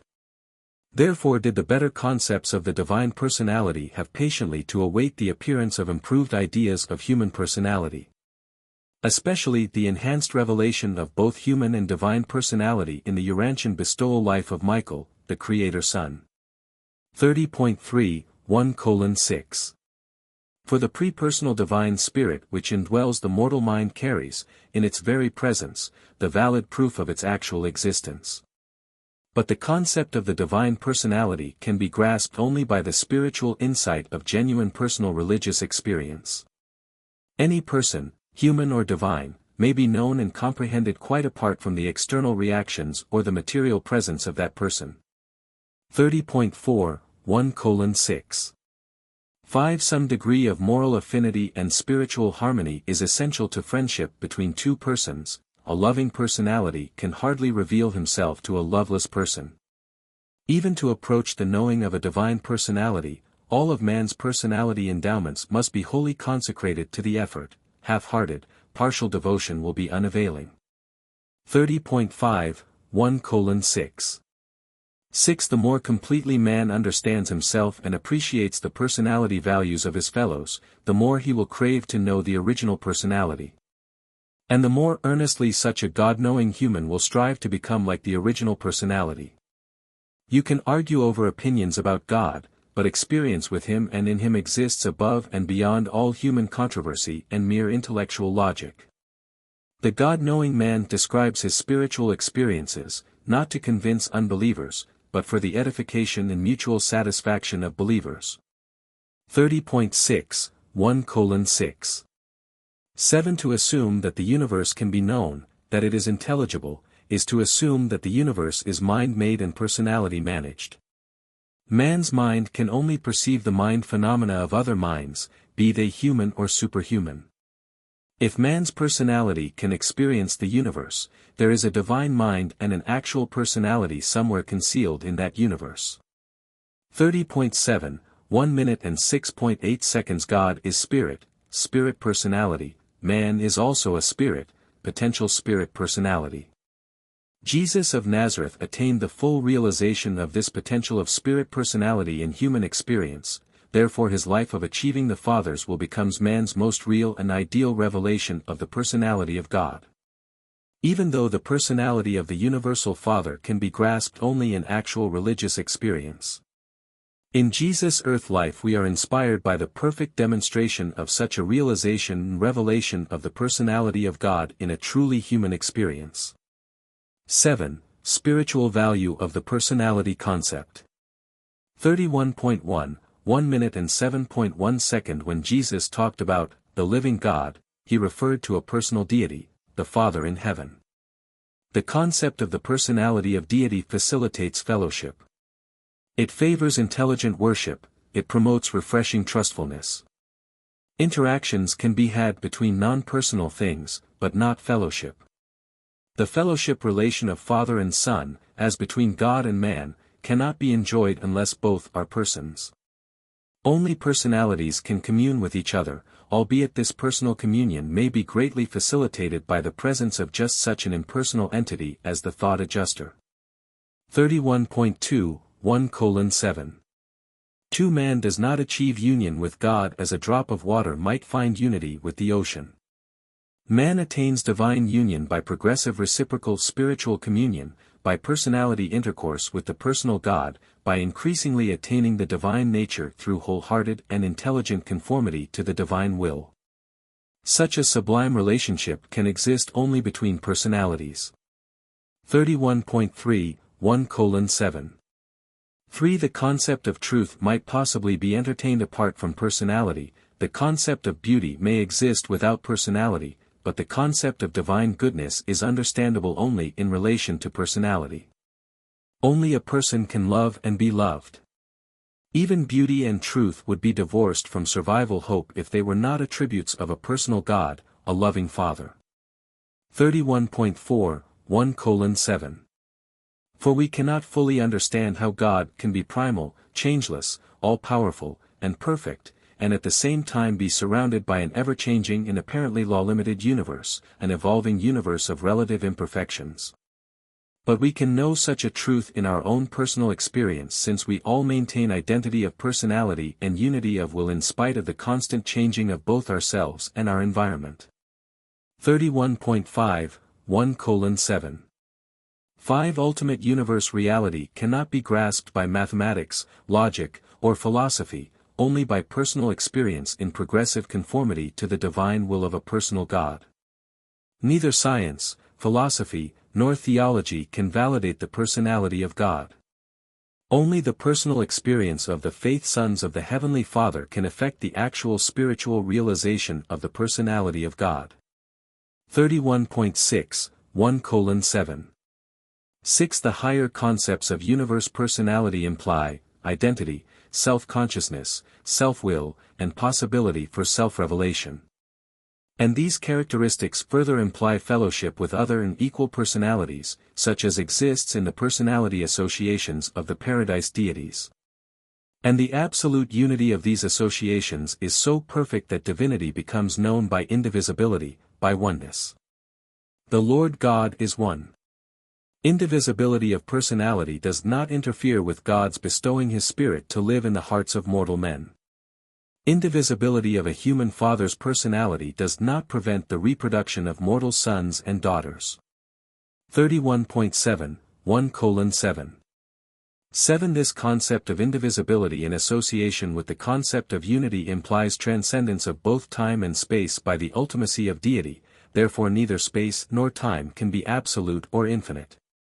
The first source and center is that infinity who unqualifiedly transcends all mind, all matter, and all spirit. 31.8, 1 minute and 7.8 seconds. The fact of the Paradise Trinity in no manner violates the truth of the divine unity. The three personalities of Paradise deity are, in all universe reality reactions and in all creature relations, as one. Neither does the existence of these three eternal persons violate the truth of the indivisibility of deity. I am fully aware that I have at my command no language adequate to make clear to the mortal mind how these universe problems appear to us. But you should not become discouraged. Not all of these things are wholly clear to even the high personalities belonging to my group of paradise beings. Ever bear in mind that these profound truths pertaining to deity will increasingly clarify as your minds become progressively spiritualized during the successive epochs of the long mortal ascent to paradise. 32.1, 1:7. 9. Presented by a divine counselor, a member of a group of celestial personalities assigned by the Ancients of Days on Uversa, the headquarters of the seventh superuniverse. To supervise those portions of this forthcoming revelation which have to do with affairs beyond the borders of the local universe of Nebadon. I am commissioned to sponsor those papers portraying the nature and attributes of God because I represent the highest source of information available for such a purpose on any inhabited world. I have served as a divine counselor in all 7 of the superuniverses and have long resided at the paradise center of all things. Many times have I enjoyed the supreme pleasure of a sojourn in the immediate personal presence of the Universal Father. I portray the reality and truth of the Father's nature and attributes with unchallengeable authority, I know whereof I speak. Paper 2. The Nature of God. 33.1, 2 o'clock. 1. Inasmuch as man's highest possible concept of God is embraced within the human idea and ideal of a primal and infinite personality, it is permissible, and may prove helpful, to study certain characteristics of the divine nature which constitute the character of deity. The nature of God can best be understood by the revelation of the Father which Michael of Nebadon unfolded in his manifold teachings and in his superb mortal life in the flesh. The divine nature can also be better understood by man if he regards himself as a child of God and looks up to the paradise creator as a true spiritual father. 33.2, 2 o'clock. 2. The nature of God can be studied in a revelation of supreme ideas, the divine character can be envisaged as a portrayal of supernal ideals. But the most enlightening and spiritually edifying of all revelations of the divine nature is to be found in the comprehension of the religious life of Jesus of Nazareth, both before and after his attainment of full consciousness of divinity. If the incarnated life of Michael is taken as the background of the revelation of God to man, we may attempt to put in human word symbols certain ideas and ideals concerning the divine nature which may possibly contribute to a further illumination and unification of the human concept of the nature and the character of the personality of the Universal Father. 33.3, 2 minutes and 0.3 seconds. In all our efforts to enlarge and spiritualize the human concept of God, we are tremendously handicapped by the limited capacity of the mortal mind. We are also seriously handicapped in the execution of our assignment by the limitations of language and by the poverty of material which can be utilized for purposes of illustration or comparison in our efforts to portray divine values and to present spiritual meanings to the finite mortal mind of man. All our efforts to enlarge the human concept of God would be well-nigh futile except for the fact that the mortal mind is indwelt by the bestowed adjuster of the Universal Father and is pervaded by the truth spirit of the Creator Son. Depending, therefore, on the presence of these divine spirits within the heart of man for assistance in the enlargement of the concept of God, I cheerfully undertake the execution of my mandate to attempt the further portrayal of the nature of God to the mind of man. 1. The infinity of God. 33.4, 2 minutes and 1.1 second. Touching the infinite, we cannot find him out. The divine footsteps are not known. His understanding is infinite and his greatness is unsearchable. The blinding light of the Father's presence is such that to his lowly creatures he apparently dwells in the thick darkness. Not only are his thoughts and plans unsearchable, but he does great and marvelous things without number. God is great. We comprehend him not, neither can the number of his years be searched out. Will God indeed dwell on the earth? Behold, the heaven, universe, and the heaven of heavens, universe of universes, cannot contain him. How unsearchable are his judgments and his ways past finding out. 34.1, 2 minutes and 1.2 seconds. There is but one God, the infinite Father, who is also a faithful Creator. The divine Creator is also the universal disposer, the source and destiny of souls. He is the supreme soul, the primal mind, and the unlimited spirit of all creation. The great controller makes no mistakes. He is resplendent in majesty and glory. The Creator God is wholly devoid of fear and enmity. He is immortal, eternal, self-existent, divine, and bountiful. How pure and beautiful, how deep and unfathomable is the supernal ancestor of all things. The Infinite is most excellent in that he imparts himself to men. He is the beginning and the end, the Father of every good and perfect purpose. With God all things are possible, the eternal Creator is the cause of causes. 34.2, 2:1. 3. Notwithstanding the infinity of the stupendous manifestations of the Father's eternal and universal personality, he is unqualifiedly self-conscious of both his infinity and eternity, likewise he knows fully his perfection and power. He is the only being in the universe, aside from his divine coordinates, who experiences a perfect, proper, and complete appraisal of himself. 34.3, 2:1. For the Father constantly and unfailingly meets the need of the differential of demand for himself as it changes from time to time in various sections of his master universe. The great God knows and understands himself. He is infinitely self-conscious of all his primal attributes of perfection. God is not a cosmic accident, neither is he a universe experimenter. The universe sovereigns may engage in adventure, the constellation fathers may experiment. The system heads may practice. But the universal Father sees the end from the beginning, and his divine plan and eternal purpose actually embrace and comprehend all the experiments and all the adventures of all his subordinates in every world, system, and constellation in every universe of his vast domains. 34.4, 2 minutes and 1.5 seconds. No thing is new to God, and no cosmic event ever comes as a surprise. He inhabits the circle of eternity. He is without beginning or end of days. To God there is no past, present, or future, all time is present at any given moment. He is the great and only I Am. 34.5, 2 minutes and 1.6 seconds. The universal Father is absolutely and without qualification infinite in all his attributes. And this fact, in and of itself, automatically shuts him off from all direct personal communication with finite material beings and other lowly created intelligences. 34.6, 2:1. 7. And all this necessitates such arrangements for contact and communication with his manifold creatures as have been ordained, first, in the personalities of the paradise sons of God, who, although perfect in divinity, also often partake of the nature of the very flesh and blood of the planetary races, becoming one of you and one with you. Thus, as it were, God becomes man, as occurred in the bestowal of Michael, who was called interchangeably the Son of God and the Son of Man.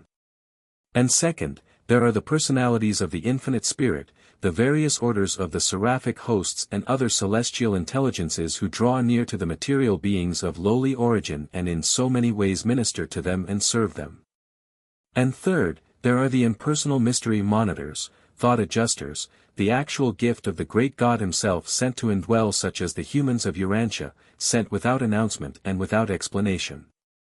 In endless profusion they descend from the heights of glory to grace and indwell the humble minds of those mortals who possess the capacity for God consciousness or the potential therefor. 35.1, 2:1. 8. In these ways and in many others, in ways unknown to you and utterly beyond finite comprehension, does the Paradise Father lovingly and willingly downstep and otherwise modify, dilute, and attenuate his infinity in order that he may be able to draw nearer the finite minds of his creature children. And so, through a series of personality distributions which are diminishingly absolute, the infinite Father is enabled to enjoy close contact with the diverse intelligences of the many realms of his far-flung universe. 35.2, 2:1.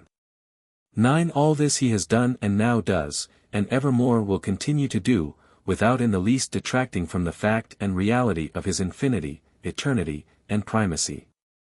And these things are absolutely true, notwithstanding the difficulty of their comprehension, the mystery in which they are enshrouded, or the impossibility of their being fully understood by creatures such as dwell on Urantia. 35.3, 2:1. 10. Because the First Father is infinite in his plans and eternal in his purposes, it is inherently impossible for any finite being ever to grasp or comprehend these divine plans and purposes in their fullness. Mortal man can glimpse the Father's purposes only now and then, here and there, as they are revealed in relation to the outworking of the plan of creature ascension on its successive levels of universe progression. Though man cannot encompass the significance of infinity, the infinite Father does most certainly fully comprehend and lovingly embrace all the finity of all his children in all universes. 35.4, 2:1. 11. Divinity and eternity the Father shares with large numbers of the higher paradise beings, but we question whether infinity and consequent universal primacy is fully shared with any save his coordinate associates of the paradise Trinity. Infinity of personality must, perforce, embrace all finitude of personality, hence the truth, literal truth, of the teaching which declares that, in him we live and move and have our being. That fragment of the pure deity of the universal Father which indwells mortal man is a part of the infinity of the first great source and center, the Father of fathers. 2. The Father's eternal perfection. 35.5, 2:2. 1. Even your olden prophets understood the eternal, never beginning, never ending, circular nature of the universal Father. God is literally and eternally present in his universe of universes. He inhabits the present moment with all his absolute majesty and eternal greatness. The Father has life in himself, and this life is eternal life. Throughout the eternal ages it has been the Father who gives to all life. There is infinite perfection in the divine integrity. I am the Lord, I change not. Our knowledge of the universe of universes discloses not only that he is the Father of lights, but also that in his conduct of interplanetary affairs there is no variableness neither shadow of changing. He declares the end from the beginning. He says, My counsel shall stand, I will do all my pleasures according to the eternal purpose which I purposed in my Son. Thus are the plans and purposes of the first source and center like himself, eternal, perfect, and forever changeless. 35. 6. 2 minutes and 2.2 seconds There is finality of completeness and perfection of repleteness in the mandates of the Father. Whatsoever God does, it shall be forever, nothing can be added to it nor anything taken from it. The universal Father does not repent of his original purposes of wisdom and perfection. His plans are steadfast, his counsel immutable, while his acts are divine and infallible. 1,000 years in his sight are but as yesterday when it is past and as a watch in the night. The perfection of divinity and the magnitude of eternity are forever beyond the full grasp of the circumscribed mind of mortal man. 36.1, 2:2. 3. The reactions of a changeless God, in the execution of his eternal purpose, may seem to vary in accordance with the changing attitude and the shifting minds of his created intelligences, that is, they may apparently and superficially vary. But underneath the surface and beneath all outward manifestations, there is still present the changeless purpose, the everlasting plan, of the eternal God. 36.2, 2:2. For out in the universes, perfection must necessarily be a relative term, but in the central universe and especially on paradise, perfection is undiluted, in certain phases it is even absolute. Trinity manifestations vary the exhibition of the divine perfection but do not attenuate it. 36.3, 2 minutes and 2.5 seconds God's primal perfection consists not in an assumed righteousness but rather in the inherent perfection of the goodness of his divine nature. He is final, complete, and perfect. There is no thing lacking in the beauty and perfection of his righteous character. And the whole scheme of living existences on the worlds of space is centered in the divine purpose of elevating all will creatures to the high destiny of the experience of sharing the Father's paradise perfection. God is neither self-centered nor self-contained, he never ceases to bestow himself upon all self-conscious creatures of the vast universe of universes. 36.4, 2:2. 6. God is eternally and infinitely perfect, he cannot personally know imperfection as his own experience.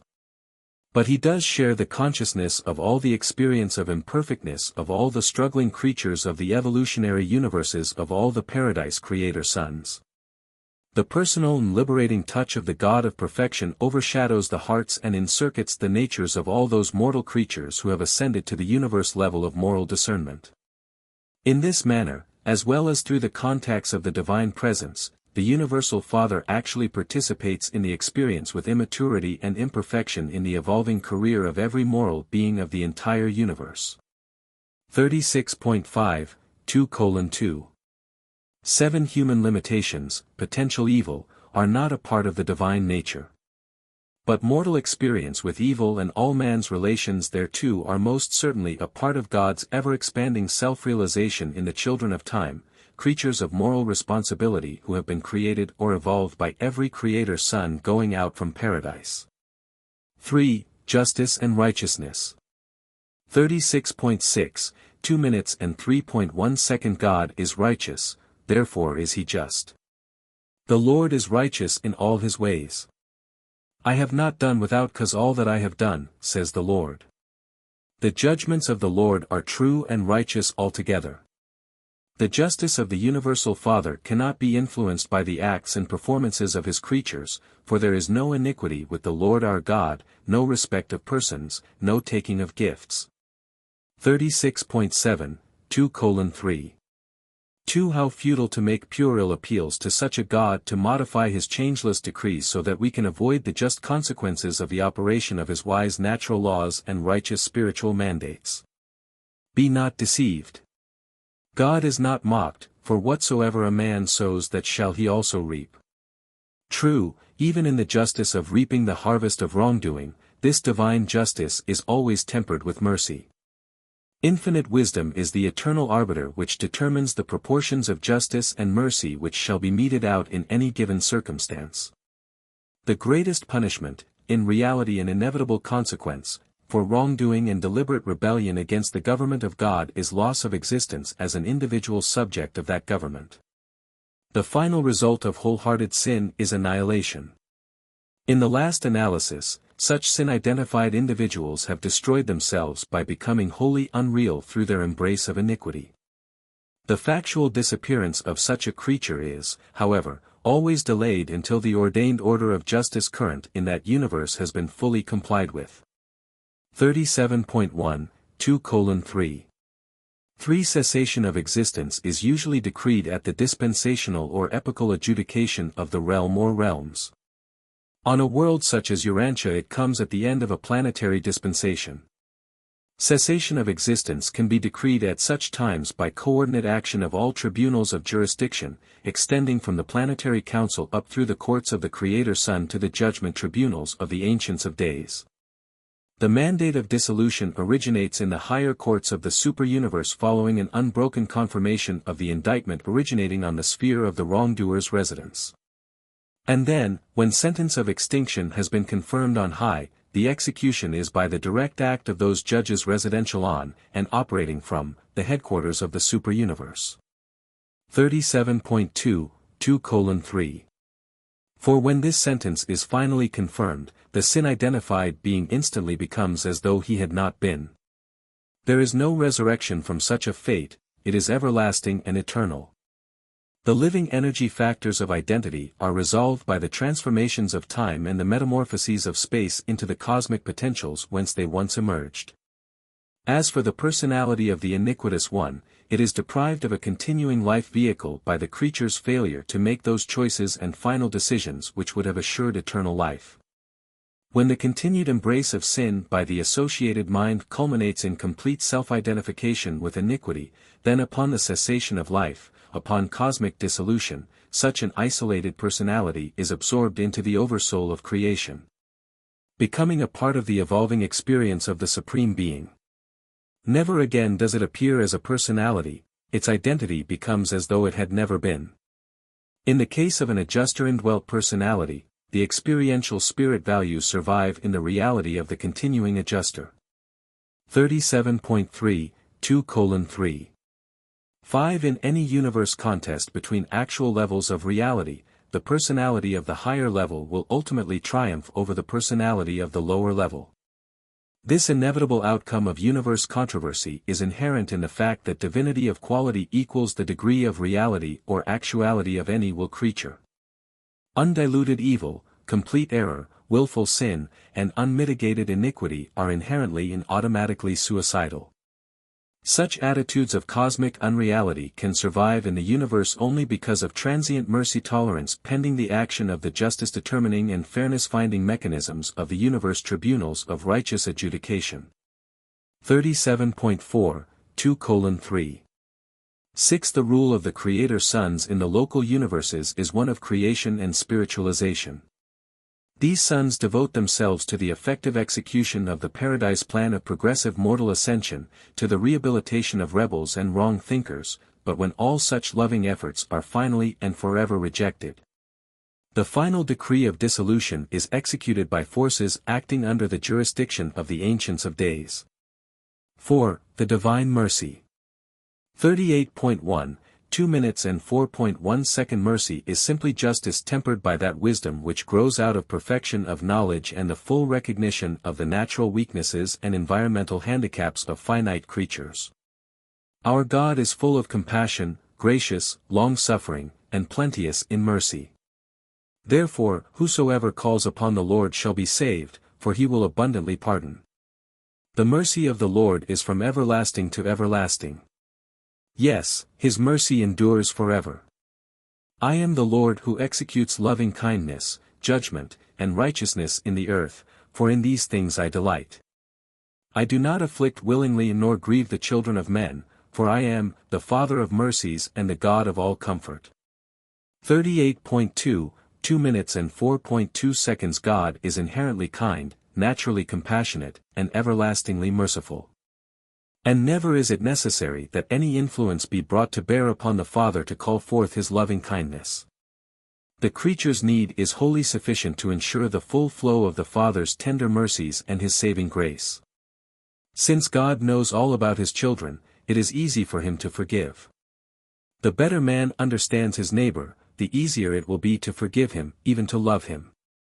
38.3, 2:4. 3. Only the discernment of infinite wisdom enables a righteous God to minister justice and mercy at the same time and in any given universe situation. The Heavenly Father is never torn by conflicting attitudes towards his universe children. God is never a victim of attitudinal antagonisms. God's all-knowingness unfailingly directs his free will in the choosing of that universe conduct which perfectly, simultaneously, and equally satisfies the demands of all his divine attributes and the infinite qualities of his eternal nature. 38. 4. 2 minutes and 4.4 seconds. Mercy is the natural and inevitable offspring of goodness and love. The good nature of a loving Father could not possibly withhold the wise ministry of mercy to each member of every group of his universe children.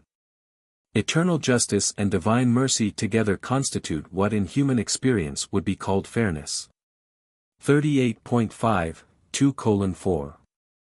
5. Divine mercy represents a fairness technique of adjustment between the universe levels of perfection and imperfection. Mercy is the justice of supremacy adapted to the situations of the evolving finite, the righteousness of eternity modified to meet the highest interests and universe welfare of the children of time. Mercy is not a contravention of justice but rather an understanding interpretation of the demands of supreme justice as it is fairly applied to the subordinate spiritual beings and to the material creatures of the evolving universes. Mercy is the justice of the paradise Trinity wisely and lovingly visited upon the manifold intelligences of the creations of time and space as it is formulated by divine wisdom and determined by the all-knowing mind and the sovereign free will of the universal Father and all his associated creators. 5. The love of God. 38.6, 2 minutes and 5.1 second. God is love. Therefore his only personal attitude towards the affairs of the universe is always a reaction of divine affection. The Father loves us sufficiently to bestow his life upon us. He makes his sun to rise on the evil and on the good and sends rain on the just and on the unjust. 39.1, 2:5. 2. It is wrong to think of God as being coaxed into loving his children because of the sacrifices of his sons or the intercession of his subordinate creatures, for the Father himself loves you. It is in response to this paternal affection that God sends the marvelous adjusters to indwell the minds of men. God's love is universal, whosoever will may come. He would have all men be saved by coming into the knowledge of the truth. He is not willing that any should perish. 39.2, 2 minutes and 5.3 seconds. The creators are the very first to attempt to save man from the disastrous results of his foolish transgression of the divine laws. God's love is by nature a fatherly affection. Therefore does he sometimes chasten us for our own profit, that we may be partakers of his holiness. Even during your fiery trials remember that, in all our afflictions he is afflicted with us. 39.3, 2 minutes and 5.4 seconds. God is divinely kind to sinners. When rebels return to righteousness, they are mercifully received, for our God will abundantly pardon. I am he who blots out your transgressions for my own sake, and I will not remember your sins. Behold what manner of love the Father has bestowed upon us that we should be called the sons of God. 39.4, 2:5. 5. After all, the greatest evidence of the goodness of God and the supreme reason for loving him is the indwelling gift of the Father, the adjuster who so patiently awaits the hour when you both shall be eternally made one. Though you cannot find God by searching, if you will submit to the leading of the indwelling Spirit, you will be unerringly guided, step by step, life by life, through universe upon universe, and age by age. Until you finally stand in the presence of the paradise personality of the Universal Father. 39.5, 2 minutes and 5.6 seconds. How unreasonable that you should not worship God because the limitations of human nature and the handicaps of your material creation make it impossible for you to see him. Between you and God there is a tremendous distance, physical space, to be traversed. There likewise exists a great gulf of spiritual differential which must be bridged. But notwithstanding all that physically and spiritually separates you from the paradise personal presence of God, stop and ponder the solemn fact that God lives within you. He has in his own way already bridged the gulf. He has sent of himself, his Spirit, to live in you and to toil with you as you pursue your eternal universe career. 39.6, 2:5. 7. I find it easy and pleasant to worship one who is so great and at the same time so affectionately devoted to the uplifting ministry of his lowly creatures. I naturally love one who is so powerful in creation and in the control thereof, and yet who is so perfect in goodness and so faithful in the loving kindness which constantly overshadows us. I think I would love God just as much if he were not so great and powerful, as long as he is so good and merciful. We all love the Father more because of his nature than in recognition of his amazing attributes. 39.7, 2:5.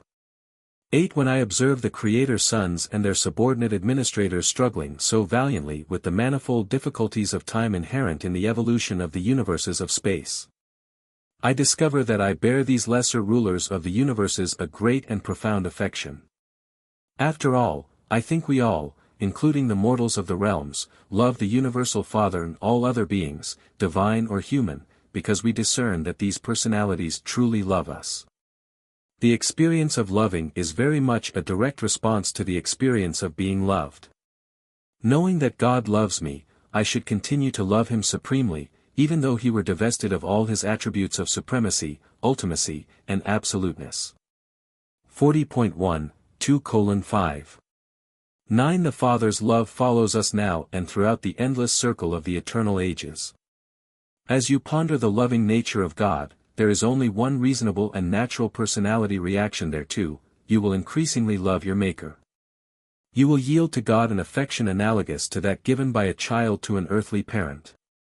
For, as a father, a real father, a true father, loves his children, so the Universal Father loves and forever seeks the welfare of his created sons and daughters. 40.2, 2 minutes and 5.10 seconds. But the love of God is an intelligent and far-seeing parental affection. The divine love functions in unified association with divine wisdom and all other infinite characteristics of the perfect nature of the universal Father. God is love, but love is not God. The greatest manifestation of the divine love for mortal beings is observed in the bestowal of the thought adjusters. But your greatest revelation of the Father's love is seen in the bestowal life of his Son Michael as he lived on earth the ideal spiritual life. It is the indwelling adjuster who individualizes the love of God to each human soul. 40.3, 2:5. 11 At times I am almost pained to be compelled to portray the divine affection of the Heavenly Father for his universe children by the employment of the human word symbol love. This term, even though it does connote man's highest concept of the mortal relations of respect and devotion, is so frequently designative of so much of human relationship that is wholly ignoble and utterly unfit to be known by any word which is also used to indicate the matchless affection of the living God for his universe creatures. How unfortunate that I cannot make use of some supernal and exclusive term which would convey to the mind of man the true nature and exquisitely beautiful significance of the divine affection of the Paradise Father. 40.4, 2:5. 12 When man loses sight of the love of a personal God, the kingdom of God becomes merely the kingdom of good. Notwithstanding the infinite unity of the divine nature, love is the dominant characteristic of all God's personal dealings with his creatures. 6. The goodness of God. 40.5, 2:6. 1 In the physical universe we may see the divine beauty, in the intellectual world we may discern eternal truth, but the goodness of God is found only in the spiritual world of personal religious experience. In its true essence, religion is a faith trust in the goodness of God. God could be great and absolute, somehow even intelligent and personal, in philosophy, but in religion God must also be moral, he must be good. Man might fear a great God, but he trusts and loves only a good God. This goodness of God is a part of the personality of God, and its full revelation appears only in the personal religious experience of the believing sons of God. 40.6, 2:6. True religion implies that the superworld of spirit nature is cognizant of, and responsive to, the fundamental needs of the human world. Evolutionary religion may become ethical, but only revealed religion becomes truly and spiritually moral. The olden concept that God is a deity dominated by kingly morality was upstepped by Jesus to that affectionately touching level of intimate family morality of the parent-child relationship, than which there is none more tender and beautiful in mortal experience. 41.1, 2 minutes and 6.3 seconds. The richness of the goodness of God leads erring man to repentance. Every good gift and every perfect gift comes down from the Father of lights. God is good, he is the eternal refuge of the souls of men. The Lord God is merciful and gracious. He is long-suffering and abundant in goodness and truth. Taste and see that the Lord is good. Blessed is the man who trusts him. The Lord is gracious and full of compassion. He is the God of salvation. He heals the broken-hearted and binds up the wounds of the soul. He is man's all-powerful benefactor. 41.2, 2:6. For the concept of God as a king-judge, although it fostered a high moral standard and created a law-respecting people as a group, left the individual believer in a sad position of insecurity respecting his status in time and in eternity. The later Hebrew prophets proclaimed God to be a father to Israel. Jesus revealed God as the Father of each human being. The entire mortal concept of God is transcendently illuminated by the life of Jesus. Selflessness is inherent in parental love. God loves not like a father, but as a father. He is the Paradise Father of every universe personality. 41.3, 2 minutes and 6.5 seconds. Righteousness implies that God is the source of the moral law of the universe. Truth exhibits God as a revealer, as a teacher. But love gives and craves affection, seeks understanding fellowship such as exists between parent and child. Righteousness may be the divine thought, but love is a father's attitude. The erroneous supposition that the righteousness of God was irreconcilable with the selfless love of the Heavenly Father, presupposed absence of unity in the nature of deity and led directly to the elaboration of the atonement doctrine, which is a philosophic assault upon both the unity and the free willness of God. 41.4, 2 minutes and 6.6 seconds. The affectionate Heavenly Father, whose Spirit indwells His children on earth, is not a divided personality, one of justice and one of mercy, neither does it require a mediator to secure the Father's favor or forgiveness. Divine righteousness is not dominated by strict retributive justice. God as a Father transcends God as a judge. 41.5, 2 minutes and 6.7 seconds. God is never wrathful, vengeful, or angry. It is true that wisdom does often restrain His love, while justice conditions His rejected mercy. His love of righteousness cannot help being exhibited as equal hatred for sin. The Father is not an inconsistent personality. The divine unity is perfect. In the Paradise Trinity there is absolute unity despite the eternal identities of the coordinates of God. 41.6, 2:6.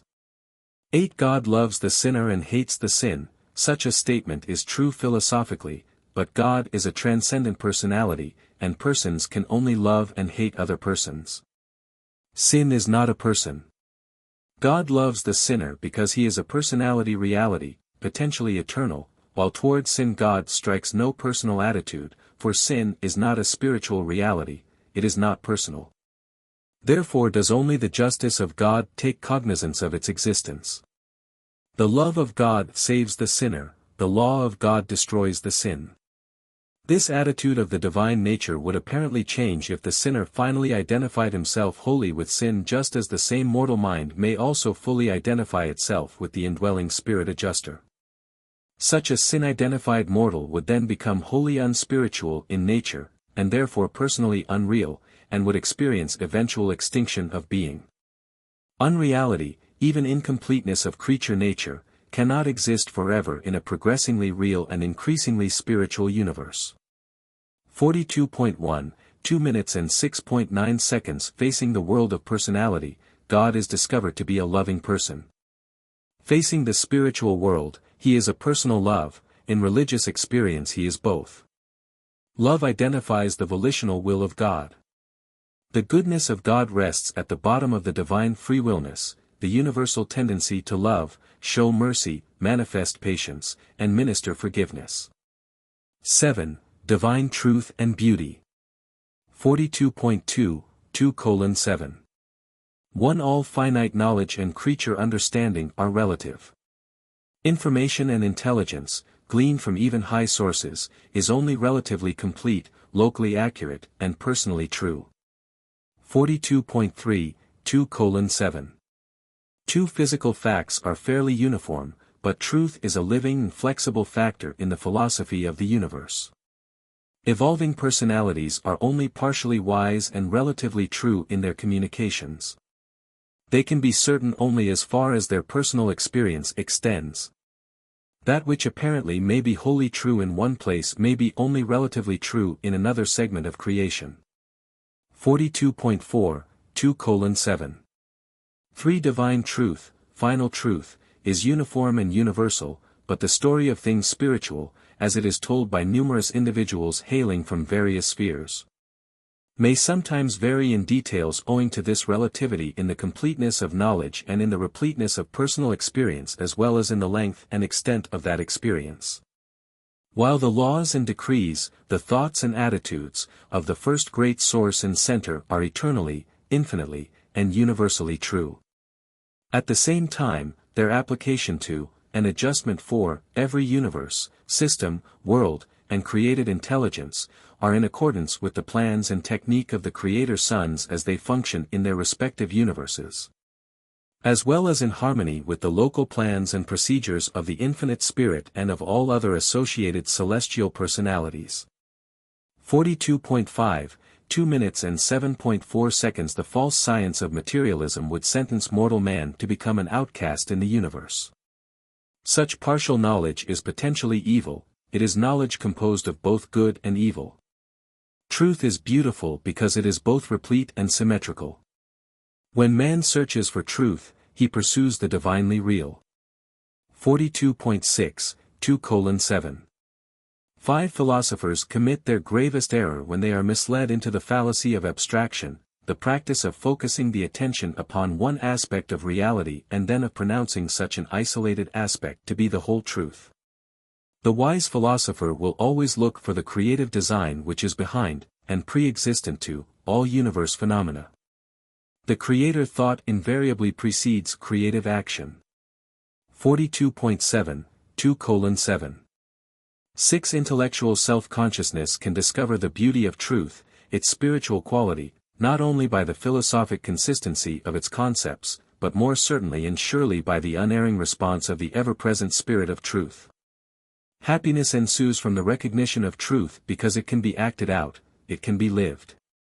Disappointment and sorrow attend upon error because, not being a reality, it cannot be realized in experience. Divine truth is best known by its spiritual flavor. 42.8, 2 minutes and 7.7 seconds. The eternal quest is for unification, for divine coherence. The far-flung physical universe coheres in the Isle of Paradise. The intellectual universe coheres in the God of mind, the conjoint actor. The spiritual universe is coherent in the personality of the eternal Son. But the isolated mortal of time and space coheres in God the Father through the direct relationship between the indwelling thought adjuster and the universal Father. Man's adjuster is a fragment of God and everlastingly seeks for divine unification. It coheres with, and in, the paradise deity of the first source and center. 43.1, 2:7. 8 The discernment of supreme beauty is the discovery and integration of reality, the discernment of the divine goodness in the eternal truth, that is ultimate beauty. Even the charm of human art consists in the harmony of its unity. 43.2, 2:7. 9 The great mistake of the Hebrew religion was its failure to associate the goodness of God with the factual truths of science and the appealing beauty of art.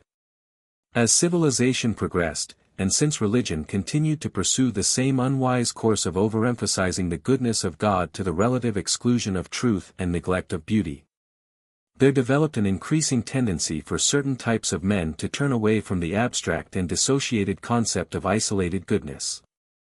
The overstressed and isolated morality of modern religion, which fails to hold the devotion and loyalty of many 20th-century men, would rehabilitate itself if, in addition to its moral mandates, it would give equal consideration to the truths of science, philosophy, and spiritual experience, and to the beauties of the physical creation, the charm of intellectual art, and the grandeur of genuine character achievement. 43.3, 2:7. 10 The religious challenge of this age is to those far-seeing and forward-looking men and women of spiritual insight who will dare to construct a new and appealing philosophy of living out of the enlarged and exquisitely integrated modern concepts of cosmic truth, universe beauty, and divine goodness. Such a new and righteous vision of morality will attract all that is good in the mind of man and challenge that which is best in the human soul. Truth, beauty, and goodness are divine realities, and as man ascends the scale of spiritual living, these supreme qualities of the eternal become increasingly coordinated and unified in God, who is love. 43.4, 2:7. 11 All truth, material, philosophic, or spiritual, is both beautiful and good. All real beauty, material art or spiritual symmetry, is both true and good.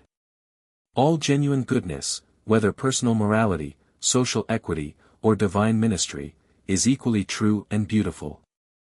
Health, sanity, and happiness are integrations of truth, beauty, and goodness as they are blended in human experience. Such levels of efficient living come about through the unification of energy systems, idea systems, and spirit systems. 43.5, 2 minutes and 7.12 seconds. Truth is coherent, beauty attractive, goodness stabilizing. And when these values of that which is real are coordinated in personality experience, the result is a high order of love conditioned by wisdom and qualified by loyalty. The real purpose of all universe education is to effect the better coordination of the isolated child of the worlds with the larger realities of his expanding experience. Reality is finite on the human level, infinite and eternal on the higher and divine levels. 43.6, 2 minutes and 7.13 seconds, presented by a divine counselor acting by authority of the Ancients of Days on Uversa. Paper 3. The Attributes of God. 44.1, 3 minutes and 0.1 second. God is everywhere present, the Universal Father rules the circle of eternity. But he rules in the local universes in the persons of his paradise creator sons, even as he bestows life through these sons. God has given us eternal life, and this life is in his sons. These creator sons of God are the personal expression of himself in the sectors of time and to the children of the whirling planets of the evolving universes of space. 44.2, 3 o'clock. 2. The highly personalized sons of God are clearly discernible by the lower orders of created intelligences, and so do they compensate for the invisibility of the infinite and therefore less discernible Father. The Paradise Creator sons of the Universal Father are a revelation of an otherwise invisible being, invisible because of the absoluteness and infinity inherent in the circle of eternity and in the personalities of the Paradise deities. 44.3, 3 o'clock. 3. Creatorship is hardly an attribute of God, it is rather the aggregate of his acting nature. And this universal function of creatorship is eternally manifested as it is conditioned and controlled by all the coordinated attributes of the infinite and divine reality of the first source and center. We sincerely doubt whether any one characteristic of the divine nature can be regarded as being antecedent to the others, but if such were the case, then the creatorship nature of deity would take precedence over all other natures, activities, and attributes. And the creatorship of deity culminates in the universal truth of the fatherhood of God. 1. God's everywhereness. 44.4, 3 minutes and 1.1 second. The ability of the Universal Father to be everywhere present, and at the same time, constitutes his omnipresence. God alone can be in two places, in numberless places, at the same time. God is simultaneously present, in heaven above and on the earth beneath, as the psalmist exclaimed, "Whither shall I go from your spirit? Or whither shall I flee from your presence?" 44.5, 3 minutes and 1.2 seconds. I am a God at hand as well as afar off, says the Lord. Do not I fill heaven and earth? The Universal Father is all the time present in all parts and in all hearts of his far-flung creation. He is the fullness of him who fills all and in all, and who works all in all, and further, the concept of his personality is such that the heaven, universe, and heaven of heavens, universe of universes, cannot contain him. It is literally true that God is all and in all. But even that is not all of God. The infinite can be finally revealed only in infinity, the cause can never be fully comprehended by an analysis of effects. The living God is immeasurably greater than the sum total of creation that has come into being as a result of the creative acts of his unfettered free will. God is revealed throughout the cosmos, but the cosmos can never contain or encompass the entirety of the infinity of God. 45.1, 3 minutes and 1.3 seconds. The Father's presence unceasingly patrols the master universe. His going forth is from the end of the heaven, and his circuit to the ends of it, and there is nothing hidden from the light thereof. 45.2, 3 minutes and 1.4 seconds. The creature not only exists in God, but God also lives in the creature. We know we dwell in him because he lives in us, he has given us his Spirit. This gift from the Paradise Father is man's inseparable companion. He is the ever-present and all-pervading God. The Spirit of the everlasting Father is concealed in the mind of every mortal child. Man goes forth searching for a friend while that very friend lives within his own heart. The true God is not afar off, he is a part of us. His Spirit speaks from within us. The Father lives in the child. God is always with us. He is the guiding spirit of eternal destiny. 45.3, 3:1. 5 Truly of the human race has it been said, you are of God, because he who dwells in love dwells in God, and God in him. Even in wrongdoing you torment the indwelling gift of God, for the thought adjuster must needs go through the consequences of evil thinking with the human mind of its incarceration. 45.4, 3:1. 6. The omnipresence of God is in reality a part of his infinite nature. Space constitutes no barrier to deity. God is, in perfection and without limitation, discernibly present only on paradise and in the central universe. He is not thus observably present in the creations encircling Havona. For God has limited his direct and actual presence in recognition of the sovereignty and the divine prerogatives of the coordinate creators and rulers of the universes of time and space. Hence must the concept of the divine presence allow for a wide range of both mode and channel of manifestation, embracing the present circuits of the eternal Son, the infinite Spirit, and the Isle of Paradise. Nor is it always possible to distinguish between the presence of the universal Father and the actions of his eternal coordinates and agencies, so perfectly do they fulfill all the infinite requirements of his unchanging purpose. But not so with the personality circuit and the adjusters. Here God acts uniquely, directly, and exclusively. 45.5, 3:1. 7. The universal controller is potentially present in the gravity circuits of the Isle of Paradise in all parts of the universe at all times and in the same degree, in accordance with the mass, in response to the physical demands for this presence. And because of the inherent nature of all creation which causes all things to adhere and consist in him. Likewise is the first source and center potentially present in the unqualified absolute, the repository of the uncreated universes of the eternal future. God thus potentially pervades the physical universes of the past, present, and future. He is the primordial foundation of the coherence of the so-called material creation. This non-spiritual deity potential becomes actual here and there throughout the level of physical existences by the inexplicable intrusion of some one of his exclusive agencies upon the stage of universe action.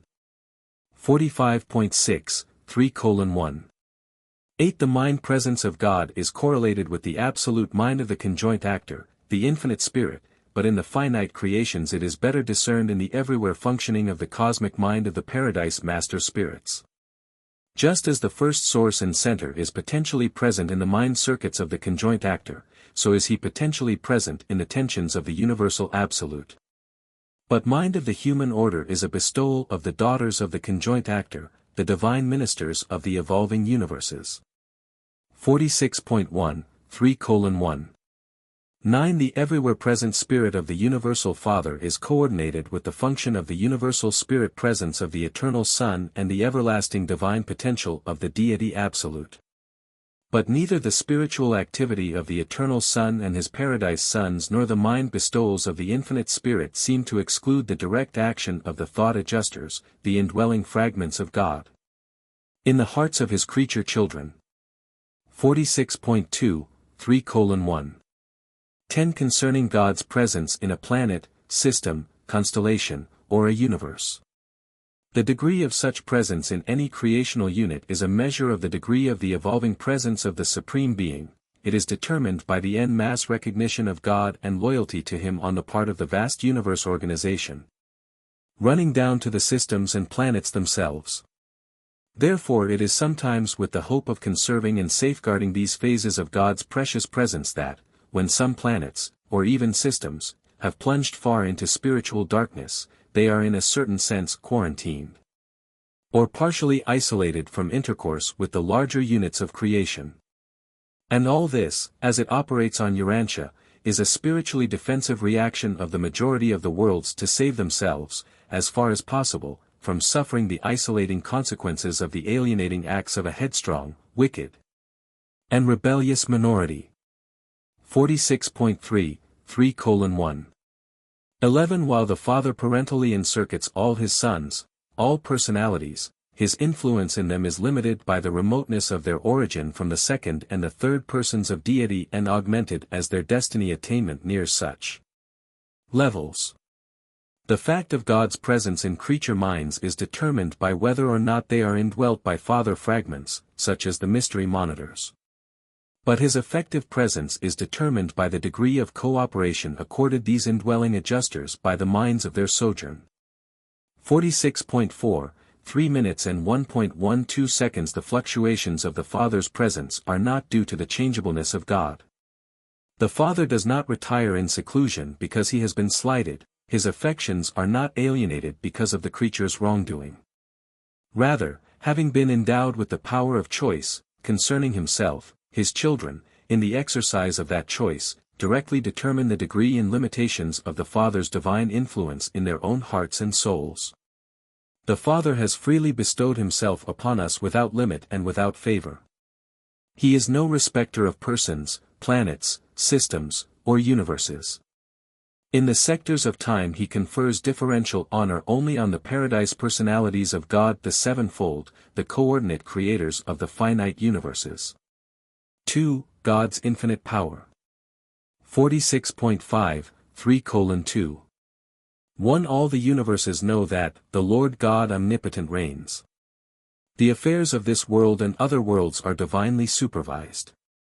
He does according to his will in the army of heaven and among the inhabitants of the earth. It is eternally true, there is no power but of God. 46.6, 3 minutes and 2.2 seconds. Within the bounds of that which is consistent with the divine nature, it is literally true that, with God all things are possible.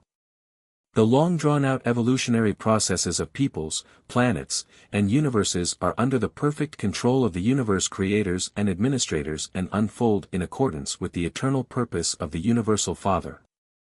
Proceeding in harmony and order and in keeping with the all-wise plan of God. There is only one lawgiver. He upholds the worlds in space and swings the universes around the endless circle of the eternal circuit.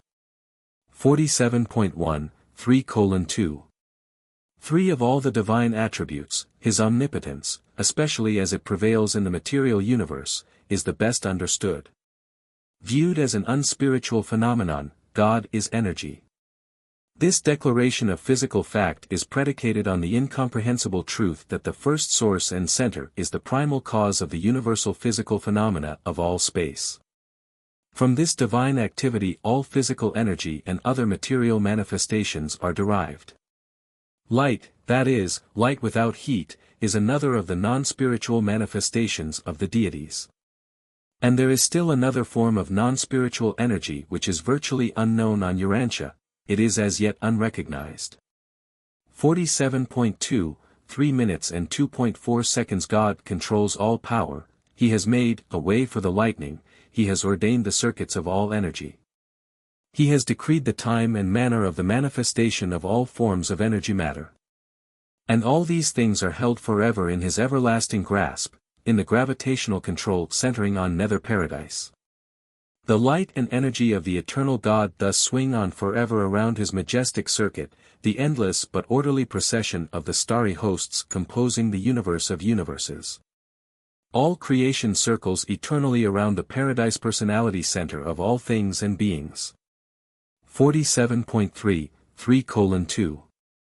5. The omnipotence of the Father pertains to the everywhere dominance of the absolute level, whereon the three energies, material, mindao, and spiritual, are indistinguishable in close proximity to him, the source of all things.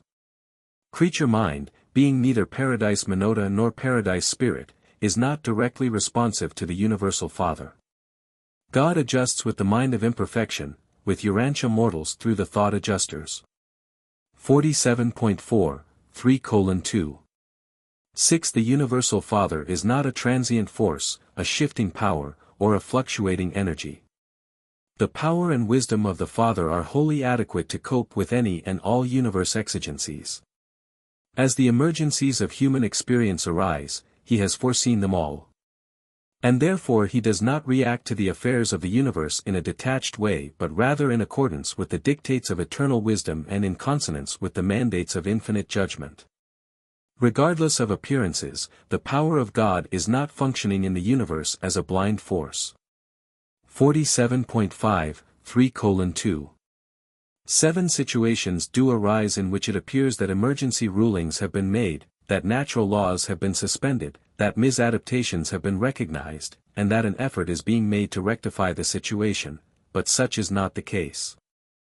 Such concepts of God have their origin in the limited range of your viewpoint, in the finiteness of your comprehension, and in the circumscribed scope of your survey. Such misunderstanding of God is due to the profound ignorance you enjoy regarding the existence of the higher laws of the realm, the magnitude of the Father's character, the infinity of his attributes, and the fact of his freewillness. 47.6, 3:2. 8. The planetary creatures of God's spirit indwelling, scattered hither and yon throughout the universes of space, are so nearly infinite in number and order, their intellects are so diverse, their minds are so limited and sometimes so gross. Their vision is so curtailed and localized, that it is almost impossible to formulate generalizations of law adequately expressive of the Father's infinite attributes and at the same time to any degree comprehensible to these created intelligences.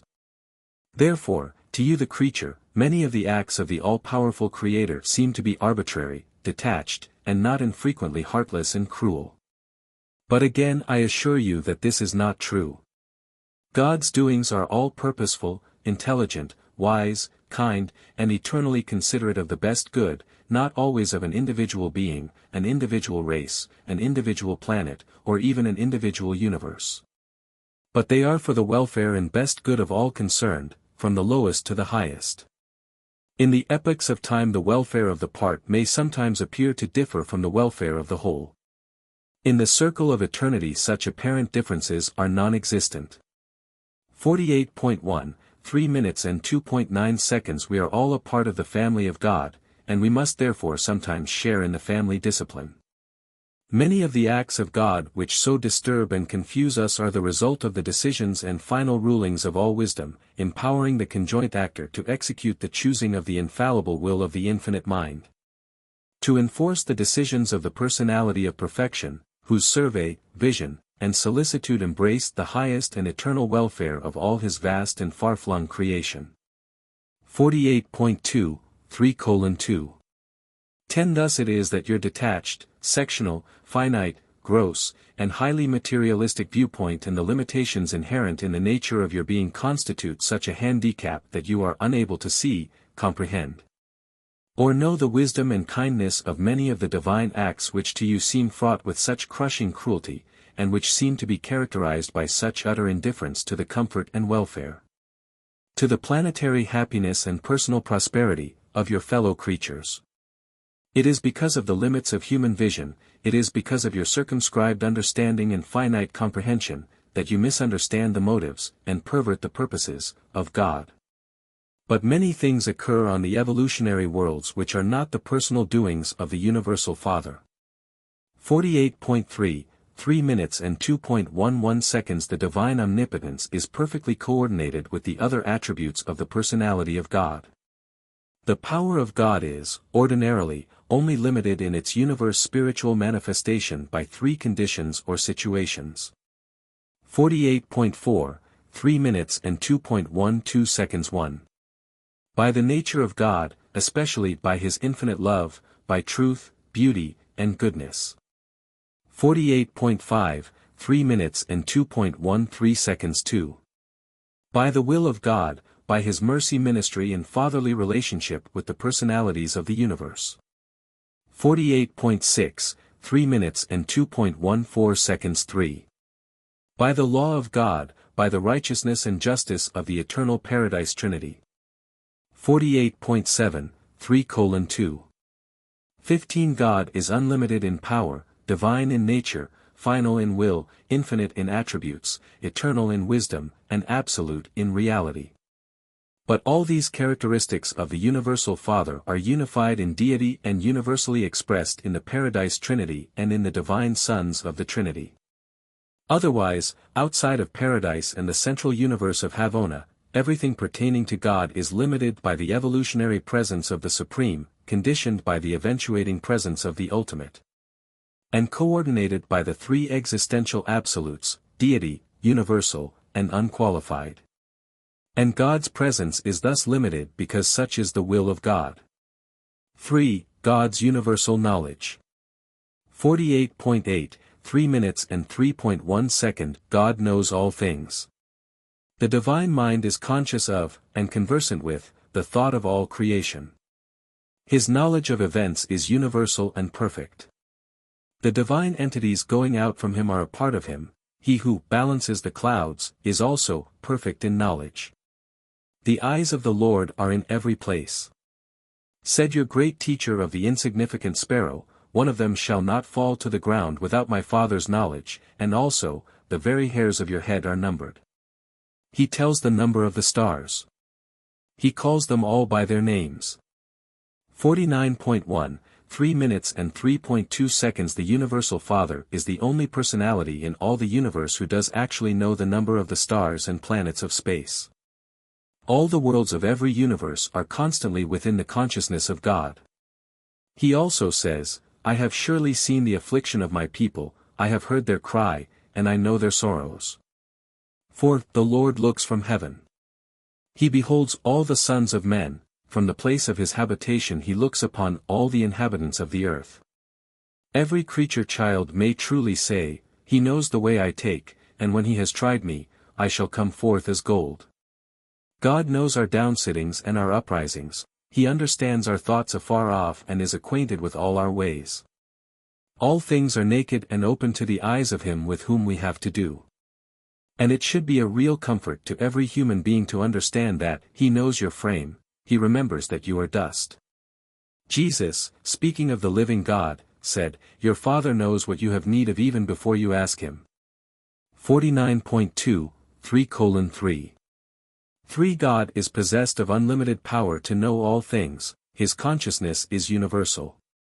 His personal circuit encompasses all personalities, and his knowledge of even the lowly creatures is supplemented indirectly through the descending series of divine sons and directly through the indwelling thought adjusters. And furthermore, the infinite spirit is all the time everywhere present. 49.3, 3 minutes and 3.4 seconds. We are not wholly certain as to whether or not God chooses to foreknow events of sin. But even if God should foreknow the free will acts of his children, such foreknowledge does not in the least abrogate their freedom. One thing is certain, God is never subjected to surprise. 49.4, 3:3. 5. Omnipotence does not imply the power to do the non-doable, the ungodlike act. Neither does omniscience imply the knowing of the unknowable. But such statements can hardly be made comprehensible to the finite mind. The creature can hardly understand the range and limitations of the will of the Creator. 4. God's limitlessness. 49.5, 3:4. 1. The successive bestowal of himself upon the universes as they are brought into being in no wise lessens the potential of power or the store of wisdom as they continue to reside and repose in the central personality of deity. In potential of force, wisdom, and love, the Father has never lessened aught of his possession nor become divested of any attribute of his glorious personality as the result of the unstinted bestowal of himself upon the paradise sons, upon his subordinate creations, and upon the manifold creatures thereof. 49.6, 3 minutes and 4.2 seconds. The creation of every new universe calls for a new adjustment of gravity. But even if creation should continue indefinitely, eternally, even to infinity, so that eventually the material creation would exist without limitations, still the power of control and coordination reposing in the Isle of Paradise would be found equal to, and adequate for, the mastery, control, and coordination of such an infinite universe. And subsequent to this bestowal of limitless force and power upon a boundless universe, the infinite would still be surcharged with the same degree of force and energy, the unqualified absolute would still be undiminished. God would still possess the same infinite potential, just as if force, energy, and power had never been poured forth for the endowment of universe upon universe. 50.1, 3:4. 3. And so with wisdom, the fact that mind is so freely distributed to the thinking of the realms in no wise impoverishes the central source of divine wisdom. As the universes multiply, and beings of the realms increase in number to the limits of comprehension, if mind continues without end to be bestowed upon these beings of high and low estate, still will God's central personality continue to embrace the same eternal, infinite, and all-wise mind. 50.2, 3 minutes and 4.4 seconds. The fact that he sends forth spirit messengers from himself to indwell the men and women of your world and other worlds in no wise lessens his ability to function as a divine and all-powerful spirit personality. And there is absolutely no limit to the extent or number of such spirit monitors which he can and may send out. This giving of himself to his creatures creates a boundless, almost inconceivable future possibility of progressive and successive existences for these divinely endowed mortals. And this prodigal distribution of himself as these ministering spirit entities in no manner diminishes the wisdom and perfection of truth and knowledge which repose in the person of the all-wise, all-knowing, and all-powerful Father. 50.3, 3:4. 5 To the mortals of time there is a future, but God inhabits eternity. Even though I hail from near the very abiding place of deity, I cannot presume to speak with perfection of understanding concerning the infinity of many of the divine attributes. Infinity of mind alone can fully comprehend infinity of existence and eternity of action. 50.4, 3 minutes and 4.6 seconds. Mortal man cannot possibly know the infinitude of the Heavenly Father. Finite mind cannot think through such an absolute truth or fact. But this same finite human being can actually feel, literally experience, the full and undiminished impact of such an infinite Father's love. Such a love can be truly experienced, albeit while quality of experience is unlimited, quantity of such an experience is strictly limited by the human capacity for spiritual receptivity and by the associated capacity to love the Father in return. 50.5, 3 minutes and 4.7 seconds. Finite appreciation of infinite qualities far transcends the logically limited capacities of the creature because of the fact that mortal man is made in the image of God. There lives within him a fragment of infinity. Therefore man's nearest and dearest approach to God is by and through love, for God is love. And all of such a unique relationship is an actual experience in cosmic sociology, the creator-creature relationship, the father-child affection. 5. The Father's supreme rule. 50.6, 3:5. 1. In his contact with the post-Havona creations, the Universal Father does not exercise his infinite power and final authority by direct transmittal but rather through his sons and their subordinate personalities. And God does all this of his own free will. Any and all powers delegated, if occasion should arise, if it should become the choice of the divine mind, could be exercised direct. But, as a rule, such action only takes place as a result of the failure of the delegated personality to fulfill the divine trust. At such times and in the face of such default and within the limits of the reservation of divine power and potential, the Father does act independently and in accordance with the mandates of his own choice. And that choice is always one of unfailing perfection and infinite wisdom. 51.1, 3 minutes and 5.2 seconds. The Father rules through his sons. On down through the universe organization there is an unbroken chain of rulers ending with the planetary princes, who direct the destinies of the evolutionary spheres of the Father's vast domains. It is no mere poetic expression that exclaims, "The earth is the Lord's and the fullness thereof. He removes kings and sets up kings. The Most High's rule in the kingdoms of men." 51.2, 3:5. 3. In the affairs of men's hearts the Universal Father may not always have his way, but in the conduct and destiny of a planet the divine plan prevails, the eternal purpose of wisdom and love triumphs. 51.3, 3:5. For said Jesus, "My Father, who gave them to me, is greater than all, and no one is able to pluck them out of my Father's hand." As you glimpse the manifold workings and view the staggering immensity of God's well-nigh limitless creation, you may falter in your concept of his primacy. But you should not fail to accept him as securely and everlastingly enthroned at the paradise center of all things and as the beneficent Father of all intelligent beings. There is but one God and Father of all, who is above all and in all, and he is before all things, and in him all things consist. 51.4, 3:5. 5. The uncertainties of life and the vicissitudes of existence do not in any manner contradict the concept of the universal sovereignty of God.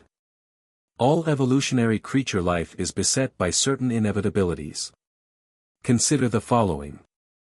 51.5, 3:5. 6:1. Is courage, strength of character, desirable? Then must man be reared in an environment which necessitates grappling with hardships and reacting to disappointments. 51.6, 3 minutes and 5.7 seconds. 2. Is altruism, service of one's fellows, desirable? Then must life experience provide for encountering situations of social inequality. 51.7, 3 minutes and 5.8 seconds. 3. Is hope, the grandeur of trust, desirable? Then human existence must constantly be confronted with insecurities and recurrent uncertainties. 51. 8, 3 minutes and 5.9 seconds. 4. Is faith, the supreme assertion of human thought, desirable? Then must the mind of man find itself in that troublesome predicament where it ever knows less than it can believe. 51.9, 3 minutes and 5.10 seconds. 5.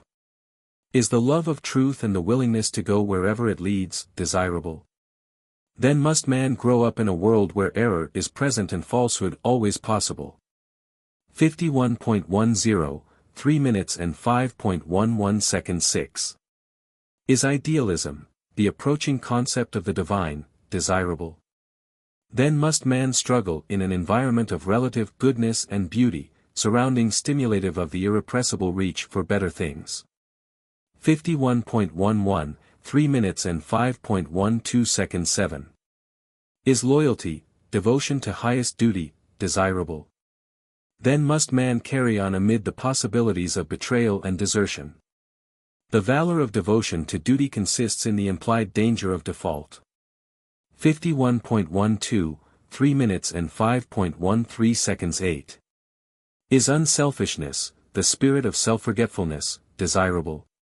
Then must mortal man live face to face with the incessant clamoring of an inescapable self for recognition and honor. Man could not dynamically choose the divine life if there were no self-life to forsake. Man could never lay saving hold on righteousness if there were no potential evil to exalt and differentiate the good by contrast. 51.13, 3 minutes and 5.14 seconds. 9. Is pleasure, the satisfaction of happiness, desirable? Then must man live in a world where the alternative of pain and the likelihood of suffering are ever-present experiential possibilities. 52.1, 3 minutes and 5.15 seconds. Throughout the universe, every unit is regarded as a part of the whole. Survival of the part is dependent on cooperation with the plan and purpose of the whole, the wholehearted desire and perfect willingness to do the Father's divine will. The only evolutionary world without error, the possibility of unwise judgment, would be a world without free intelligence. In the Havona universe there are 1 billion perfect worlds with their perfect inhabitants, but evolving man must be fallible if he is to be free. Free and inexperienced intelligence cannot possibly at first be uniformly wise. The possibility of mistaken judgment, evil, becomes sin only when the human will consciously endorses and knowingly embraces a deliberate immoral judgment. 52.2, 3:5. 16. The full appreciation of truth, beauty, and goodness is inherent in the perfection of the divine universe. The inhabitants of the Havona worlds do not require the potential of relative value levels as a choice stimulus. Such perfect beings are able to identify and choose the good in the absence of all contrastive and thought-compelling moral situations. But all such perfect beings are, in moral nature and spiritual status, what they are by virtue of the fact of existence. They have experientially earned advancement only within their inherent status. Mortal man earns even his status as an ascension candidate by his own faith and hope. Everything divine which the human mind grasps and the human soul acquires is an experiential attainment. It is a reality of personal experience and is therefore a unique possession in contrast to the inherent goodness and righteousness of the inerrant personalities of Havona. 52.3, 3:5.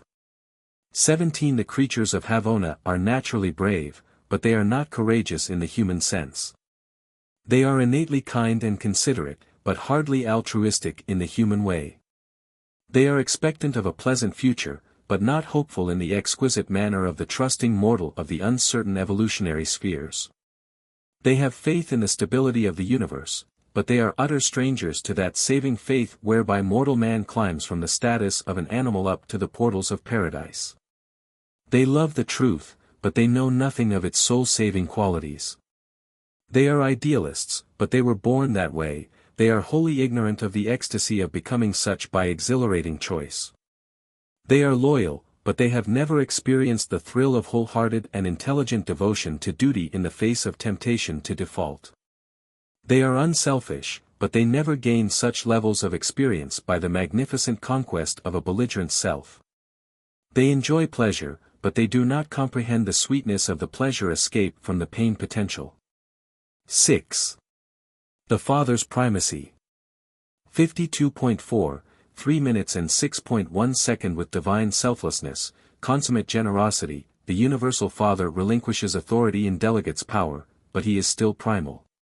His hand is on the mighty lever of the circumstances of the universal realms.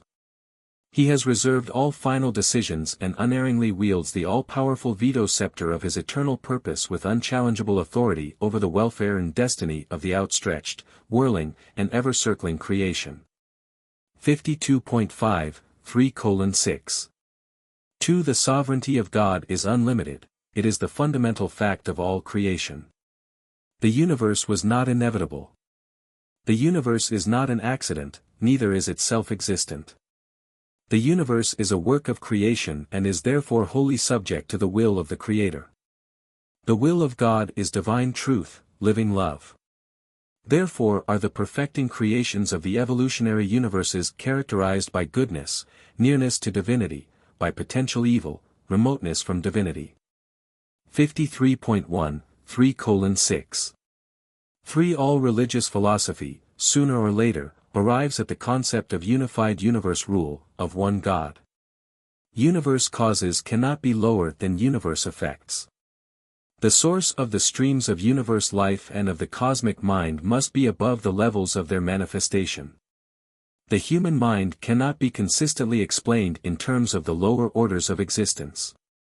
Man's mind can be truly comprehended only by recognizing the reality of higher orders of thought and purposive will.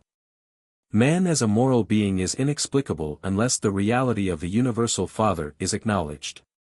53.2, 3:6. For the mechanistic philosopher professes to reject the idea of a universal and sovereign will, the very sovereign will whose activity in the elaboration of universe laws he so deeply reverences. What unintended homage the mechanist pays the law creator when he conceives such laws to be self-acting and self-explanatory. 53.3, 3:6. 5. It is a great blunder to humanize God, except in the concept of the indwelling thought adjuster, but even that is not so stupid as completely to mechanize the idea of the first great source and center. 53.4, 3 minutes and 6.6 seconds. Does the Paradise Father suffer? I do not know.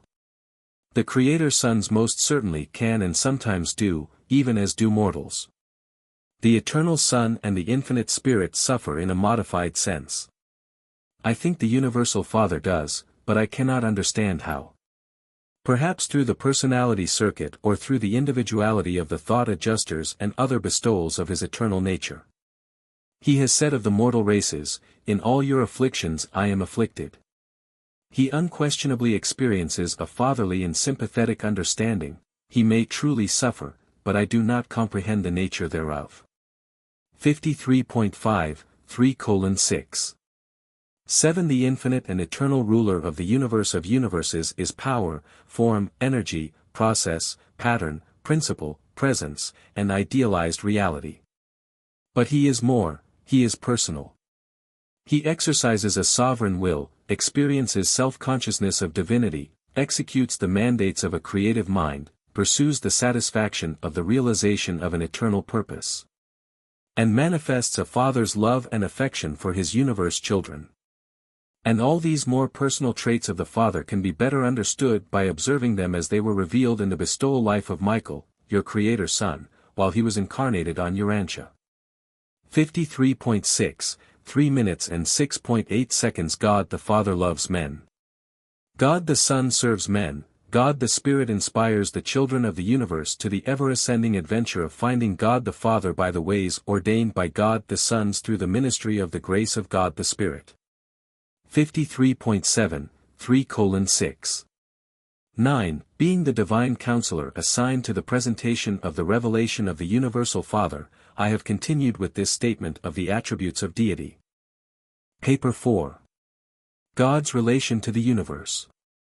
54.1, 4 minutes and 0.1 second. The universal Father has an eternal purpose pertaining to the material, intellectual, and spiritual phenomena of the universe of universes, which he is executing throughout all time. God created the universes of his own free and sovereign will, and he created them in accordance with his all-wise and eternal purpose. It is doubtful whether anyone except the paradise deities and their highest associates really knows very much about the eternal purpose of God. Even the exalted citizens of paradise hold very diverse opinions about the nature of the eternal purpose of the deities. 54.2, 4 o'clock. 2. It is easy to deduce that the purpose in creating the perfect central universe of Havona was purely the satisfaction of the divine nature.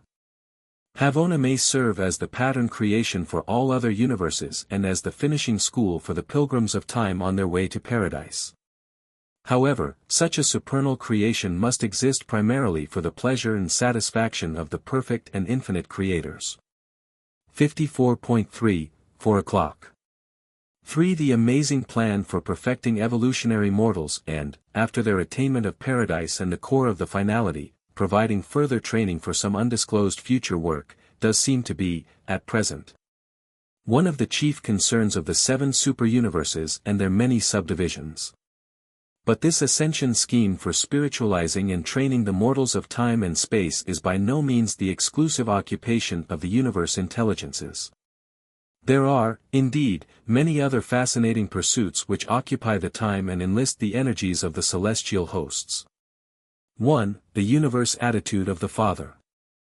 54.4, 4:1. 1. For ages the inhabitants of Urantia have misunderstood the providence of God. There is a providence of divine outworking on your world, but it is not the childish, arbitrary, and material ministry many mortals have conceived it to be. The providence of God consists in the interlocking activities of the celestial beings and the divine spirits who, in accordance with cosmic law, unceasingly labor for the honor of God and for the spiritual advancement of his universe children. 54. 5. 4 minutes and 1.2 seconds. Can you not advance in your concept of God's dealing with man to that level where you recognize that the watchword of the universe is progress? Through long ages the human race has struggled to reach its present position. Throughout all these millenniums Providence has been working out the plan of progressive evolution. The two thoughts are not opposed in practice, only in man's mistaken concepts. Divine Providence is never arrayed in opposition to true human progress, either temporal or spiritual. Providence is always consistent with the unchanging and perfect nature of the Supreme Lawmaker. 55.1, 4:1. 3. God is faithful, and all his commandments are just. His faithfulness is established in the very skies. Forever, O Lord, your word is settled in heaven. Your faithfulness is to all generations, you have established the earth and it abides. He is a faithful creator. 55.2, 4 minutes and 1.4 seconds. There is no limitation of the forces and personalities which the Father may use to uphold his purpose and sustain his creatures. The eternal God is our refuge, and underneath are the everlasting arms. He who dwells in the secret place of the Most High shall abide under the shadow of the Almighty. Behold, he who keeps us shall neither slumber nor sleep. We know that all things work together for good to those who love God, for the eyes of the Lord are over the righteous, and his ears are open to their prayers. 55.3, 4 minutes and 1.5 seconds. God upholds all things by the word of his power. And when new worlds are born, he sends forth his sons and they are created. God not only creates, but he preserves them all. God constantly upholds all things material and all beings spiritual. The universes are eternally stable. There is stability in the midst of apparent instability. There is an underlying order and security in the midst of the energy upheavals and the physical cataclysms of the starry realms. 55.4, 4:1. 6. The Universal Father has not withdrawn from the management of the universes, he is not an inactive deity. If God should retire as the present upholder of all creation, there would immediately occur a universal collapse. Except for God, there would be no such thing as reality. At this very moment, as during the remote ages of the past and in the eternal future, God continues to uphold. The divine reach extends around the circle of eternity. The universe is not wound up like a clock to run just so long and then cease to function, all things are constantly being renewed. The Father unceasingly pours forth energy, light, and life. The work of God is literal as well as spiritual. He stretches out the north over the empty space and hangs the earth upon nothing. 55.5, 4:1.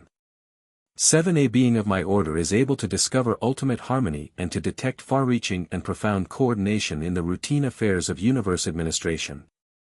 Much that seems disjointed and haphazard to the mortal mind appears orderly and constructive to my understanding. But there is very much going on in the universes that I do not fully comprehend. I have long been a student of, and am more or less conversant with, the recognized forces, energies, minds, Urantias, spirits, and personalities of the local universes and the superuniverses. I have a general understanding of how these agencies and personalities operate, and I am intimately familiar with the workings of the accredited spirit intelligences of the grand universe. Notwithstanding my knowledge of the phenomena of the universes, I am constantly confronted with cosmic reactions which I cannot fully fathom. I am continually encountering apparently fortuitous conspiracies of the interassociation of forces, energies, intellects, and spirits, which I cannot satisfactorily explain. 55.6, 4:1. 8. I am entirely competent to trace out and to analyze the working of all phenomena directly resulting from the functioning of the Universal Father, the Eternal Son, the Infinite Spirit, and, to a large extent, the Isle of Paradise. My perplexity is occasioned by encountering what appears to be the performance of their mysterious coordinates, the three absolutes of potentiality. These absolutes seem to supersede matter, to transcend mind, and to supervene spirit. I am constantly confused and often perplexed by my inability to comprehend these complex transactions which I attribute to the presences and performances of the unqualified Absolute, the Deity Absolute, and the Universal Absolute.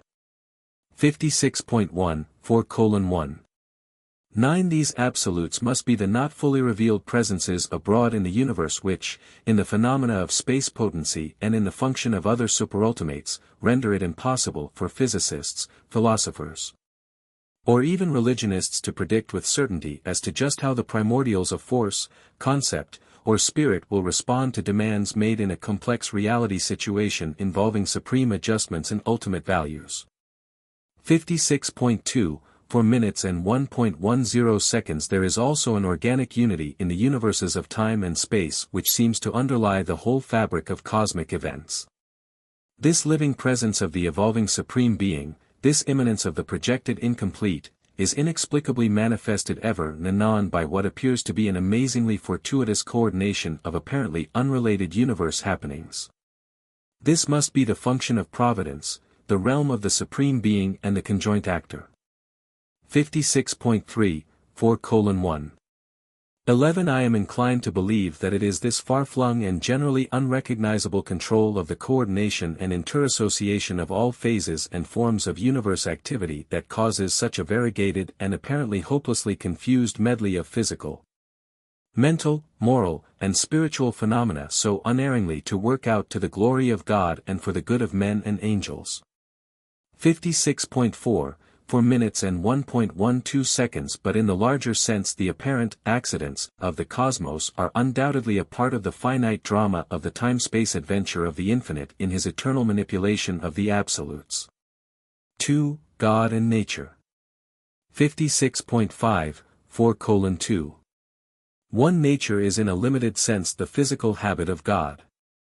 The conduct, or action, of God is qualified and provisionally modified by the experimental plans and the evolutionary patterns of a local universe, a constellation, a system, or a planet.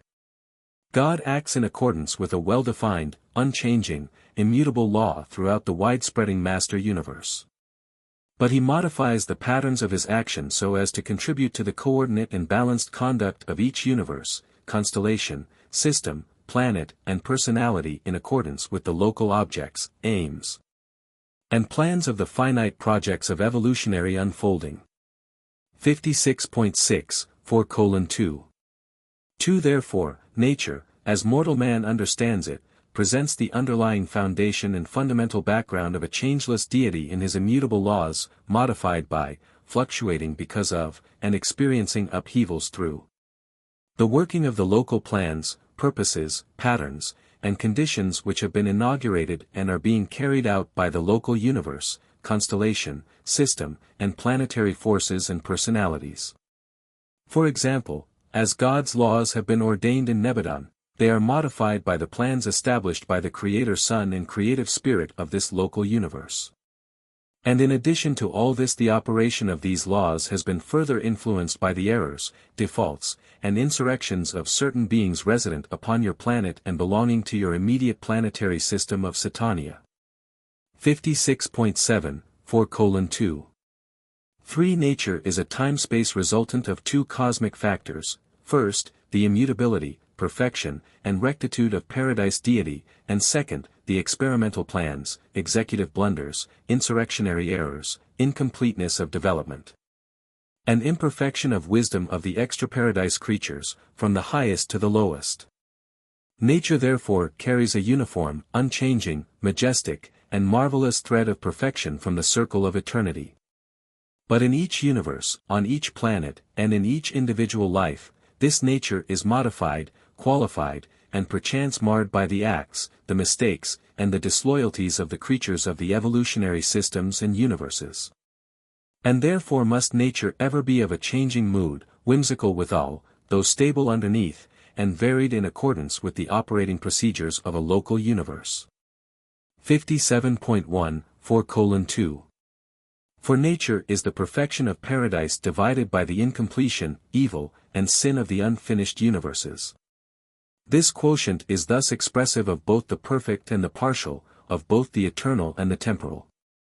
Continuing evolution modifies nature by augmenting the content of paradise perfection and by diminishing the content of the evil, error, and disharmony of relative reality. 57.2, 4:2.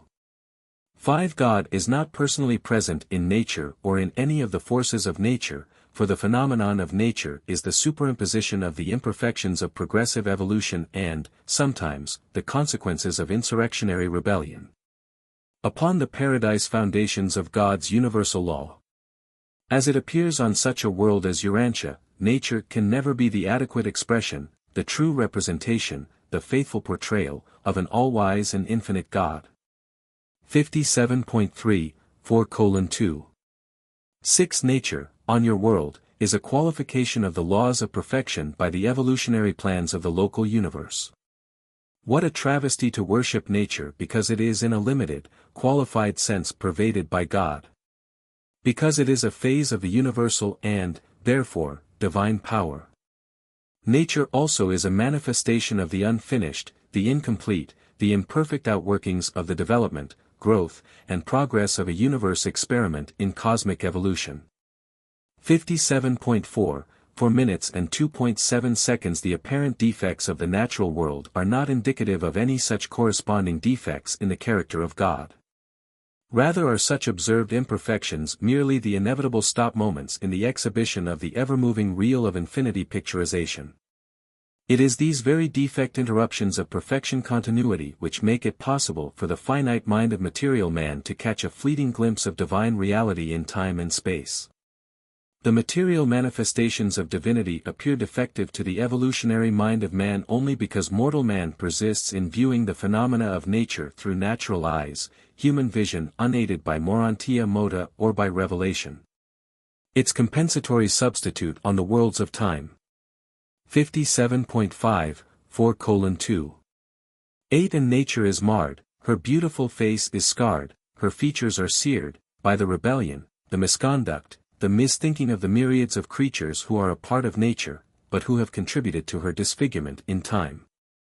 No, nature is not God. Nature is not an object of worship. 3. God's unchanging character. 57.6 4 minutes and 3.1 second. All too long has man thought of God as one like himself. God is not, never was, and never will be jealous of man or any other being in the universe of universes. Knowing that the Creator's Son intended man to be the masterpiece of the planetary creation, to be the ruler of all the earth, the sight of his being dominated by his own baser passions, the spectacle of his bowing down before idols of wood, stone, gold, and selfish ambition, these sordid scenes stir God and his sons to be jealous for man, but never of him. 57.7 4 minutes and 3.2 seconds. The eternal God is incapable of wrath and anger in the sense of these human emotions, and as man understands such reactions. These sentiments are mean and despicable, they are hardly worthy of being called human, much less divine. And such attitudes are utterly foreign to the perfect nature and gracious character of the Universal Father. 58.1 4:3 3 Much, very much, of the difficulty which Urantia mortals have in understanding God is due to the far-reaching consequences of the Lucifer rebellion and the Caligastia betrayal. On worlds not segregated by sin, the evolutionary races are able to formulate far better ideas of a universal Father, they suffer less from confusion, distortion, and perversion of concept. 58.2 4:3 For God repents of nothing he has ever done, now does, or ever will do. He is all-wise as well as all-powerful. Man's wisdom grows out of the trials and errors of human experience. God's wisdom consists in the unqualified perfection of his infinite universe insight, and this divine foreknowledge effectively directs the creative free will. 58.3 4:3 5 The Universal Father never does anything that causes subsequent sorrow or regret, but the will creatures of the planning and making of his creator personalities in the outlying universes, by their unfortunate choosing, sometimes occasion emotions of divine sorrow in the personalities of their creator parents. But though the Father neither makes mistakes, harbors regrets, nor experiences sorrows, he is a being with a father's affection. And his heart is undoubtedly grieved when his children fail to attain the spiritual levels they are capable of reaching with the assistance which has been so freely provided by the spiritual attainment plans and the mortal ascension policies of the universes.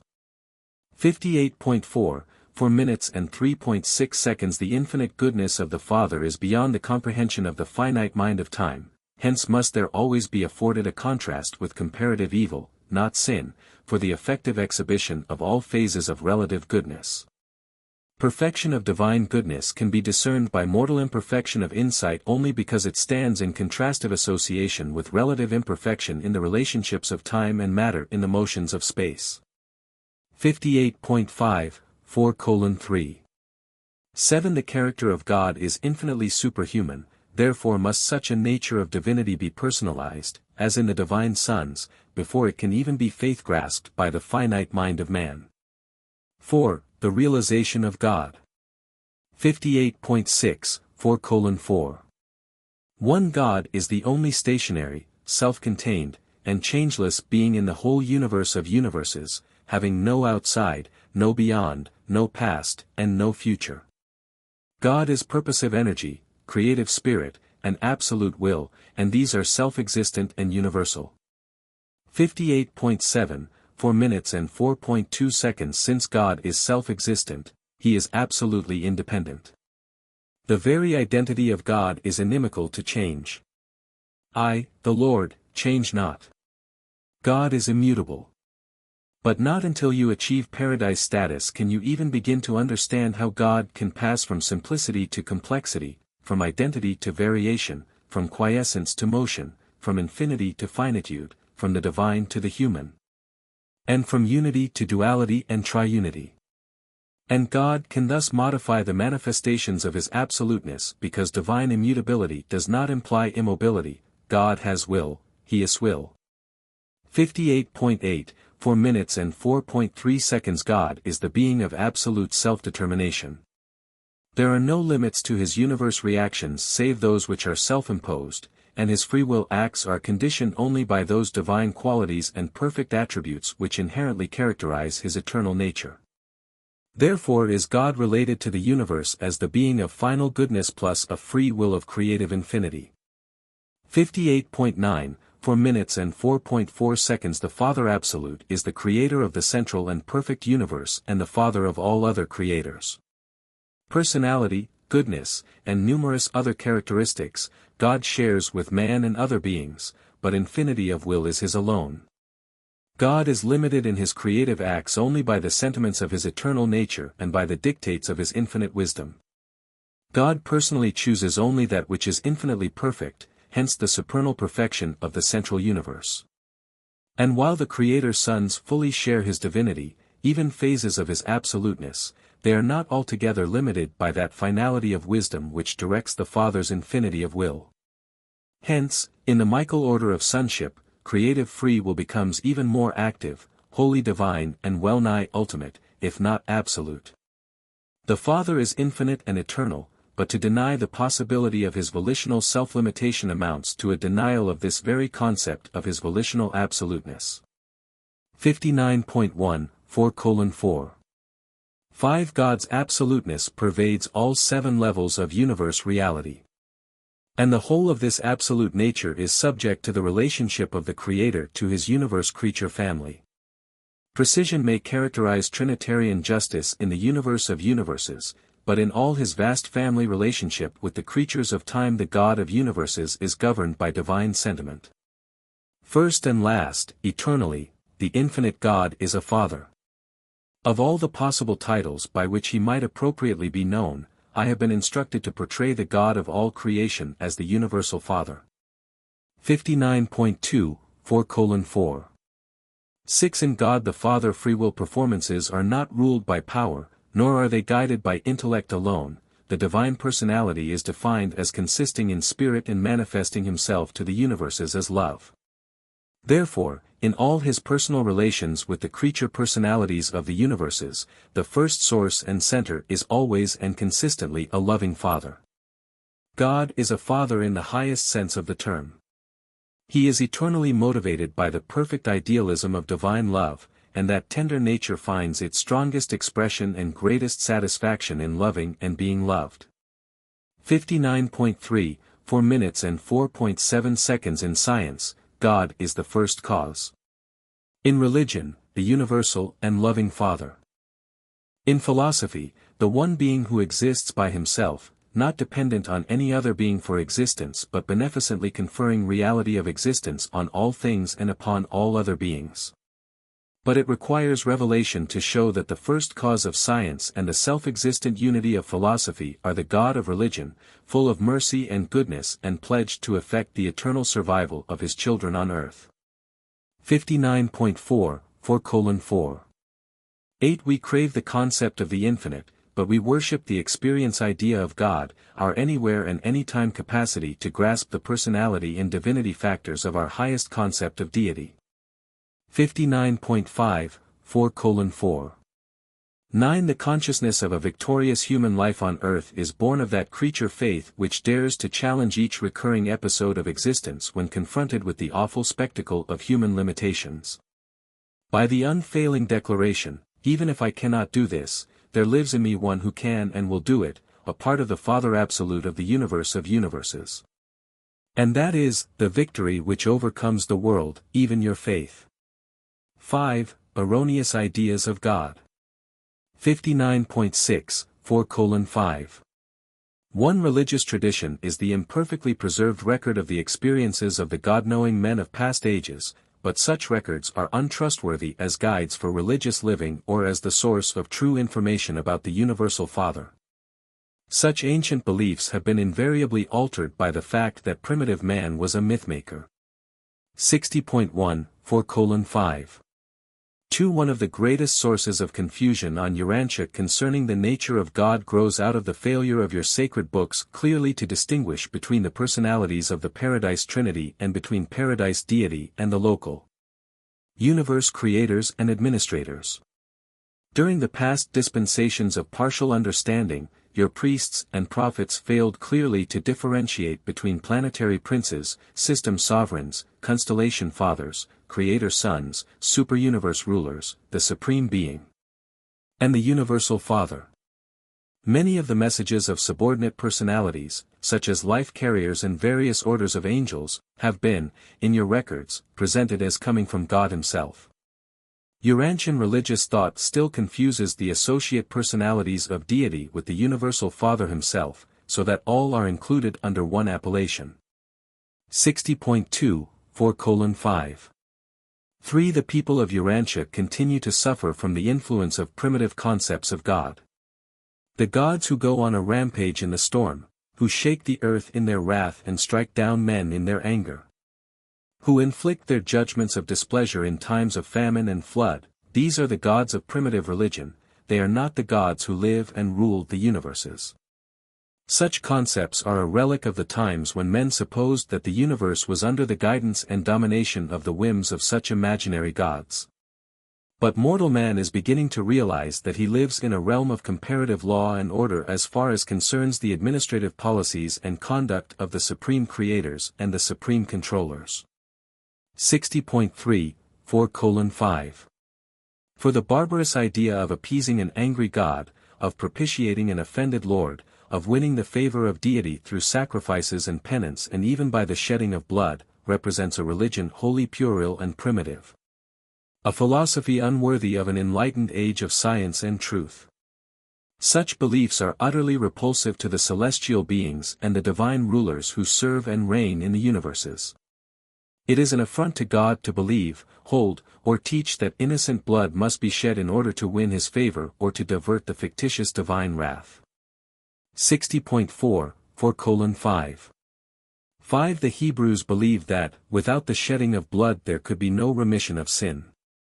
They had not found deliverance from the old and pagan idea that the gods could not be appeased except by the sight of blood, though Moses did make a distinct advance when he forbade human sacrifices and substituted therefor, in the primitive minds of his childlike Bedouin followers, the ceremonial sacrifice of animals. 60.5, 4 minutes and 5.6 seconds. The bestowal of a paradise sun on your world was inherent in the situation of closing a planetary age, it was inescapable, and it was not made necessary for the purpose of winning the favor of God.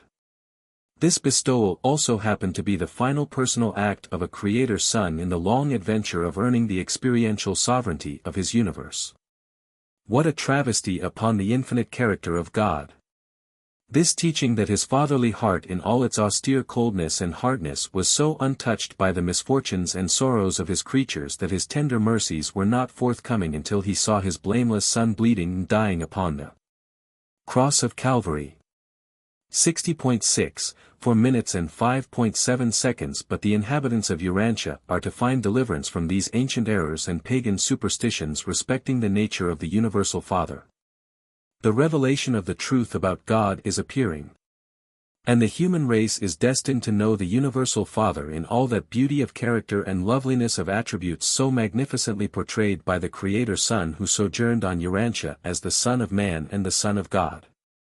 61.1, 4 minutes and 5.8 seconds, presented by a divine counselor of Uversa. Paper 5. God's relation to the individual. 62.1, 5 o'clock. 1. If the finite mind of man is unable to comprehend how so great and so majestic a God as the Universal Father can descend from his eternal abode in infinite perfection to fraternize with the individual human creature, then must such a finite intellect rest assurance of divine fellowship upon the truth of the fact that an actual fragment of the living God resides within the intellect of every normal-minded and morally conscious Urantia mortal. The indwelling thought adjusters are a part of the eternal deity of the Paradise Father. Man does not have to go farther than his own inner experience of the soul's contemplation of this spiritual reality presence to find God and attempt communion with him. 62.2, 5 o'clock. 2. God has distributed the infinity of his eternal nature throughout the existential realities of his 6 absolute coordinates, but he may, at any time, Make direct personal contact with any part or phase or kind of creation through the agency of his prepersonal fragments. And the eternal God has also reserved to himself the prerogative of bestowing personality upon the divine creators and the living creatures of the universe of universes. While he has further reserved the prerogative of maintaining direct and parental contact with all these personal beings through the personality circuit. 1. The approach to God. 62.3, 5 minutes and 1.1 second. The inability of the finite creature to approach the infinite Father is inherent, not in the Father's aloofness, but in the finiteness and material limitations of created beings. The magnitude of the spiritual difference between the highest personality of universe existence and the lower groups of created intelligences is inconceivable. Were it possible for the lower orders of intelligence to be transported instantly into the presence of the Father himself, they would not know they were there. They would there be just as oblivious of the presence of the universal Father as where they now are. There is a long, long road ahead of mortal man before he can consistently and within the realms of possibility ask for safe conduct into the paradise presence of the universal Father. Spiritually, man must be translated many times before he can attain a plane that will yield the spiritual vision which will enable him to see even any one of the 7 master spirits. 62.4, 5 minutes and 1.2 seconds. Our Father is not in hiding. He is not in arbitrary seclusion. He has mobilized the resources of divine wisdom in a never-ending effort to reveal himself to the children of his universal domains. There is an infinite grandeur and an inexpressible generosity connected with the majesty of his love which causes him to yearn for the association of every created being who can comprehend, love, or approach him. And it is, therefore, the limitations inherent in you, inseparable from your finite personality in material existence, that determine the time and place and circumstances in which you may achieve the goal of the journey of mortal ascension and stand in the presence of the Father at the center of all things. 63.1, 5:1. 3. Although the approach to the paradise presence of the Father must await your attainment of the highest finite levels of spirit progression, you should rejoice in the recognition of the ever-present possibility of immediate communion with the bestowal spirit of the Father so intimately associated with your inner soul and your spiritualizing self. 63.2, 5:1. For the mortals of the realms of time and space may differ greatly in innate abilities and intellectual endowment, they may enjoy environments exceptionally favorable to social advancement and moral progress. Or they may suffer from the lack of almost every human aid to culture and supposed advancement in the arts of civilization. But the possibilities for spiritual progress in the ascension career are equal to all. Increasing levels of spiritual insight and cosmic meanings are attained quite independently of all such socio-moral differentials of the diversified material environments on the evolutionary worlds. 63.3, 5:1. 5. However Urantia mortals may differ in their intellectual, social, economic, and even moral opportunities and endowments, forget not that their spiritual endowment is uniform and unique. They all enjoy the same divine presence of the gift from the Father, and they are all equally privileged to seek intimate personal communion with this indwelling spirit of divine origin. While they may all equally choose to accept the uniform spiritual leading of these mystery monitors. 63.4, 5:1. 6. If mortal man is wholeheartedly spiritually motivated, unreservedly consecrated to the doing of the Father's will, then, since he is so certainly and so effectively spiritually endowed by the indwelling divine adjuster, there cannot fail to materialize in that individual's experience the sublime consciousness of knowing God and the supernal assurance of surviving for the purpose of finding God by the progressive experience of becoming more and more like Him. 63.5, 5 minutes and 1.7 seconds. Man is spiritually indwelt by a surviving thought adjuster. If such a human mind is sincerely and spiritually motivated, if such a human soul desires to know God and become like Him, honestly wants to do the Father's will, there exists no negative influence of mortal deprivation nor positive power of possible interference which can prevent such a divinely motivated soul from securely ascending to the portals of paradise. 63.6, 5 minutes and 1.8 seconds. The Father desires all His creatures to be in personal communion with Him. He has on Paradise a place to receive all those whose survival status and spiritual nature make possible such attainment. Therefore settle in your philosophy now and forever, to each of you and to all of us, God is approachable, the Father is attainable, the way is open. The forces of divine love and the ways and means of divine administration are all interlocked in an effort to facilitate the advancement of every worthy intelligence of every universe to the Paradise presence of the Universal Father. 63.7, 5:1. 9. The fact that vast time is involved in the attainment of God makes the presence and personality of the infinite none the less real. Your ascension is a part of the circuit of the 7 superuniverses, and though you swing around it countless times, you may expect, in spirit and in status, to be ever swinging inward. You can depend upon being translated from sphere to sphere, from the outer circuits ever nearer the inner center, and some day, doubt not, you shall stand in the divine and central presence and see him, figuratively speaking, face to face.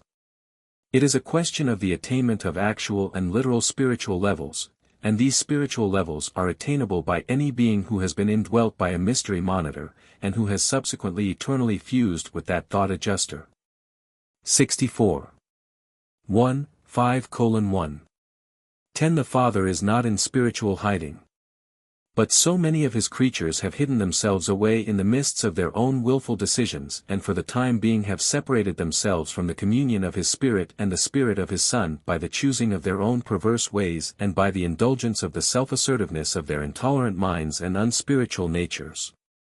64.2, 5 minutes and 1.11 seconds. Mortal man may draw near God and may repeatedly forsake the divine will so long as the power of choice remains. Man's final doom is not sealed until he has lost the power to choose the Father's will. There is never a closure of the Father's heart to the need and the petition of his children. Only do his offspring close their hearts forever to the Father's drawing power when they finally and forever lose the desire to do his divine will, to know him and to be like him. Likewise is man's eternal destiny assured when adjuster fusion proclaims to the universe that such an ascender has made the final and irrevocable choice to live the Father's will. 64.3, 5:1. 12. The great God makes direct contact with mortal man and gives a part of his infinite and eternal and incomprehensible self to live and dwell within him. God has embarked upon the eternal adventure with man. If you yield to the leadings of the spiritual forces in you and around you, you cannot fail to attain the high destiny established by a loving God as the universe goal of his ascendant creatures from the evolutionary worlds of space. 2. The presence of God. 64.4, 5 minutes and 2.1 seconds. The physical presence of the infinite is the reality of the material universe. The mind presence of deity must be determined by the depth of individual intellectual experience and by the evolutionary personality level. The spiritual presence of divinity must of necessity be differential in the universe. It is determined by the spiritual capacity of receptivity and by the degree of the consecration of the creature's will to the doing of the divine will. 64.5, 5 minutes and 2.2 seconds. God lives in every one of his spirit-born sons. The Paradise sons always have access to the presence of God, the right hand of the Father, and all of his creature personalities have access to the bosom of the Father. This refers to the personality circuit, whenever, wherever, and however contacted, or otherwise entails personal, self-conscious contact and communion with the Universal Father, whether at the central abode or at some other designated place. As on one of the 7 sacred spheres of Paradise. 64.6, 5:2. 3. The divine presence cannot, however, be discovered anywhere in nature or even in the lives of God-knowing mortals so fully and so certainly as in your attempted communion with the indwelling mystery monitor, the Paradise thought adjuster. What a mistake to dream of God far off in the skies when the Spirit of the Universal Father lives within your own mind. 64.7, 5:2. For it is because of this God fragment that indwells you that you can hope, as you progress in harmonizing with the adjuster's spiritual leadings, more fully to discern the presence and transforming power of those other spiritual influences that surround you and impinge upon you but do not function as an integral part of you. The fact that you are not intellectually conscious of close and intimate contact with the indwelling adjuster does not in the least disprove such an exalted experience. The proof of fraternity with the divine adjuster consists wholly in the nature and extent of the fruits of the Spirit which are yielded in the life experience of the individual believer. By their fruits you shall know them. 65.1, 5:2.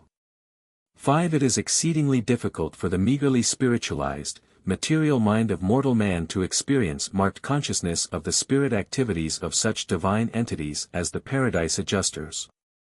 As the soul of joint mind and adjuster creation becomes increasingly existent, there also evolves a new phase of soul consciousness which is capable of experiencing the presence and of recognizing the spirit leadings and other supermaterial activities of the mystery monitors. 65.2, 5 minutes and 2.6 seconds. The entire experience of adjuster communion is one involving moral status, mental motivation, and spiritual experience. The self-realization of such an achievement is mainly, though not exclusively, limited to the realms of soul consciousness. But the proofs are forthcoming and abundant in the manifestation of the fruits of the Spirit in the lives of all such inner spirit contactors. 3. True worship.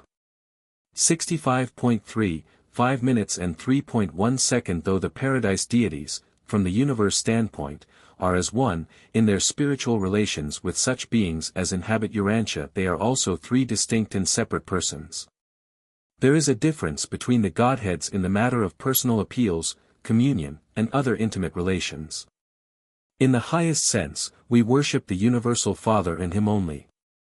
True, we can and do worship the Father as He is manifested in His Creator sons, but it is the Father, directly or indirectly, who is worshipped and adored. 65.4, 5:3. 2. Supplications of all kinds belong to the realm of the Eternal Son and the Son's spiritual organization. Prayers, all formal communications, everything except adoration and worship of the Universal Father, are matters that concern a local universe. They do not ordinarily proceed out of the realm of the jurisdiction of a Creator Son. But worship is undoubtedly encircuited and dispatched to the person of the Creator by the function of the Father's personality circuit.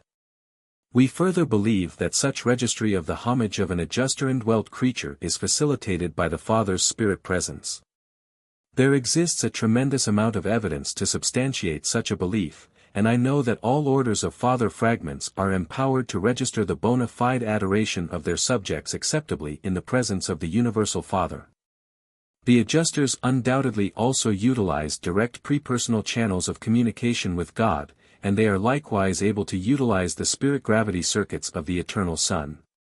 65.5, 5 minutes and 3.3 seconds. Worship is for its own sake.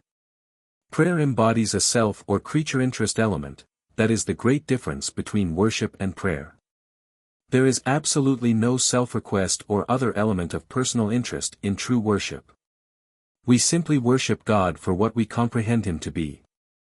Worship asks nothing and expects nothing for the worshipper. We do not worship the Father because of anything we may derive from such veneration. We render such devotion and engage in such worship as a natural and spontaneous reaction to the recognition of the Father's matchless personality and because of His lovable nature and adorable attributes. 65.6, 5:3. For the moment the element of self-interest intrudes upon worship, that instant devotion translates from worship to prayer and more appropriately should be directed to the person of the Eternal Son or the Creator Son. But in practical religious experience there exists no reason why prayer should not be addressed to God the Father as a part of true worship. 66.1, 5:3. 5. When you deal with the practical affairs of your daily life, you are in the hands of the spirit personalities having origin in the third source and center, you are cooperating with the agencies of the conjoint actor. And so it is, you worship God. Pray to, and commune with, the Son, and work out the details of your earthly sojourn in connection with the intelligences of the infinite Spirit operating on your world and throughout your universe. 66.2, 5:3. 6. The creator or sovereign sons who preside over the destinies of the local universes stand in the place of both the universal Father and the eternal Son of Paradise. These universe sons receive, in the name of the Father, the adoration of worship and give ear to the pleas of their petitioning subjects throughout their respective creations.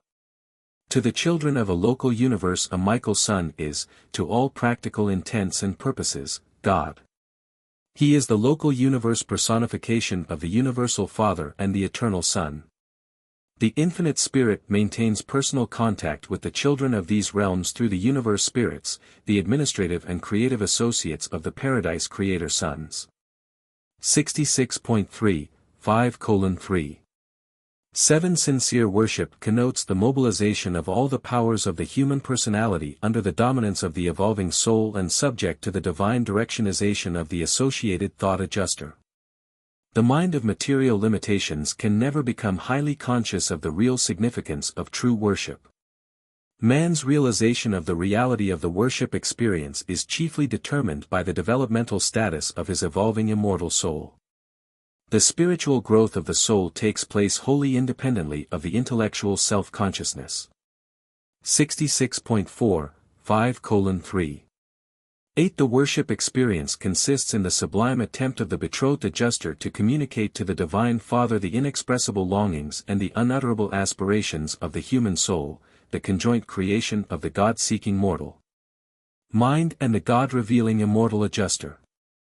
Worship is, therefore, the act of the material mind's assenting to the attempt of its spiritualizing self, under the guidance of the associated spirit, to communicate with God as a faith son of the universal Father.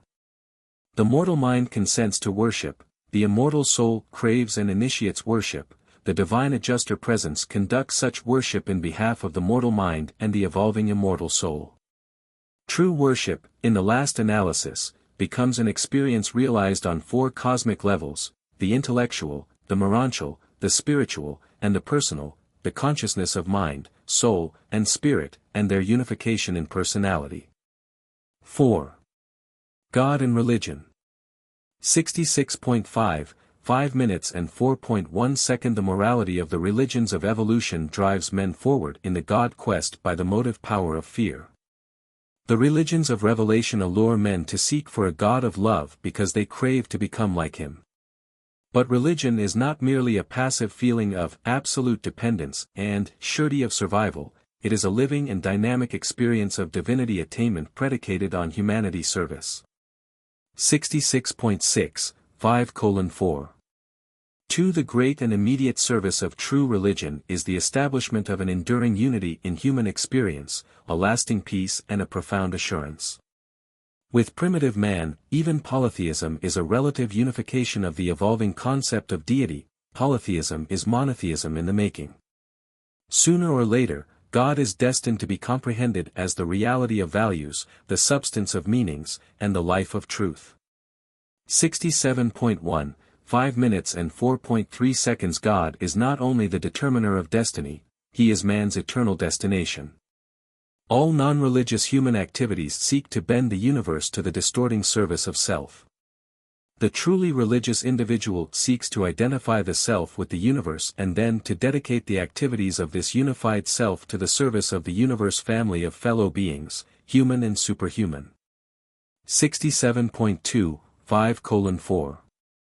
For the domains of philosophy and art intervene between the non-religious and the religious activities of the human self. Through art and philosophy the material-minded man is inveigled into the contemplation of the spiritual realities and universe values of eternal meanings.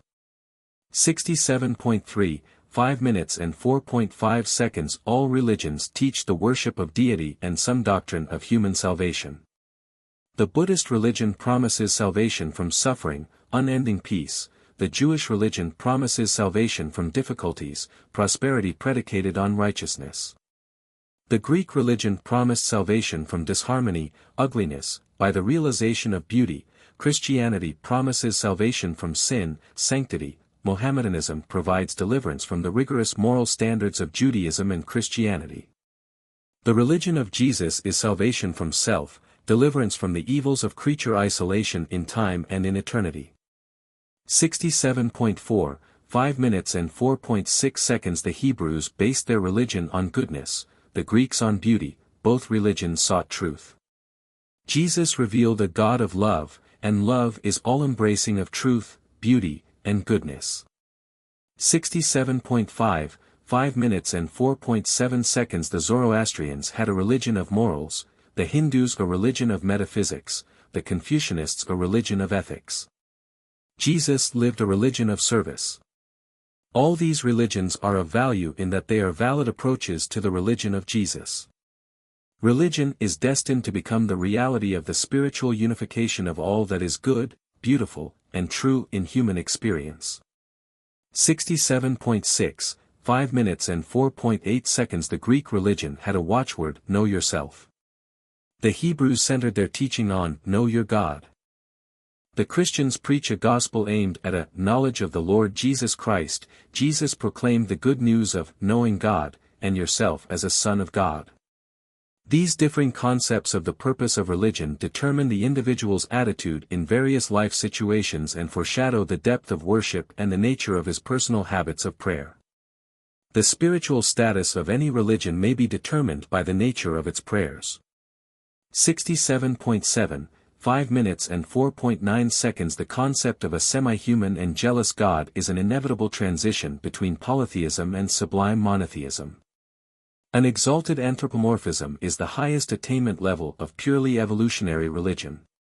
Christianity has elevated the concept of anthropomorphism from the ideal of the human to the transcendent and divine concept of the person of the glorified Christ. And this is the highest anthropomorphism that man can ever conceive. 67.8, 5:4. 10. The Christian concept of God is an attempt to combine three separate teachings. 67.9, 5 minutes and 4.11 seconds. 1. The Hebrew concept, God as a vindicator of moral values, a righteous God. 67.10, 5 minutes and 4.12 seconds. 2. The Greek concept, God as a unifier, a God of wisdom. 68.1, 5 minutes and 4.13 seconds. 3. Jesus concept, God as a living friend, a loving Father, the divine presence. 68.2, 5 minutes and 4.14 seconds. It must therefore be evident that composite Christian theology encounters great difficulty in attaining consistency. This difficulty is further aggravated by the fact that the doctrines of early Christianity were generally based on the personal religious experience of three different persons, Philo of Alexandria, Jesus of Nazareth, and Paul of Tarsus. 68.3, 5:4. 15. In the study of the religious life of Jesus, view him positively. Think not so much of his sinlessness as of his righteousness, his loving service. Jesus upstepped the passive love disclosed in the Hebrew concept of the Heavenly Father to the higher active and creature-loving affection of a God who is the Father of every individual, even of the wrongdoer. 5. The consciousness of God. 68. 4. 5 minutes and 5.1 second. Morality has its origin in the reason of self-consciousness. It is superanimal but wholly evolutionary. Human evolution embraces in its unfolding all endowments antecedent to the bestowal of the adjusters and to the pouring out of the Spirit of truth.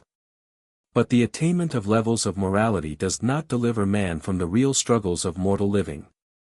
Man's physical environment entails the battle for existence, the social surroundings necessitate ethical adjustments.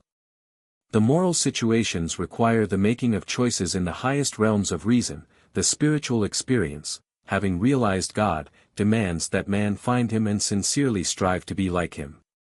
68.5, 5:5. 2. Religion is not grounded in the facts of science, the obligations of society, the assumptions of philosophy, or the implied duties of morality. Religion is an independent realm of human response to life situations and is unfailingly exhibited at all stages of human development which are post-moral. Religion may permeate all four levels of the realization of values and the enjoyment of universe fellowship, the physical or material level of self-preservation, the social or emotional level of fellowship, the moral or duty level of reason. The spiritual level of the consciousness of universe fellowship through divine worship. 68.6, 5 minutes and 5.3 seconds. The fact-seeking scientist conceives of God as the first cause, a God of force. The emotional artist sees God as the ideal of beauty, a God of aesthetics. The reasoning philosopher is sometimes inclined to posit a God of universal unity, even a pantheistic deity. The religionist of faith believes in a God who fosters survival, the Father in heaven, the God of love. 68.7, 5:5. For moral conduct is always an antecedent of evolved religion and a part of even revealed religion, but never the whole of religious experience. Social service is the result of moral thinking and religious living.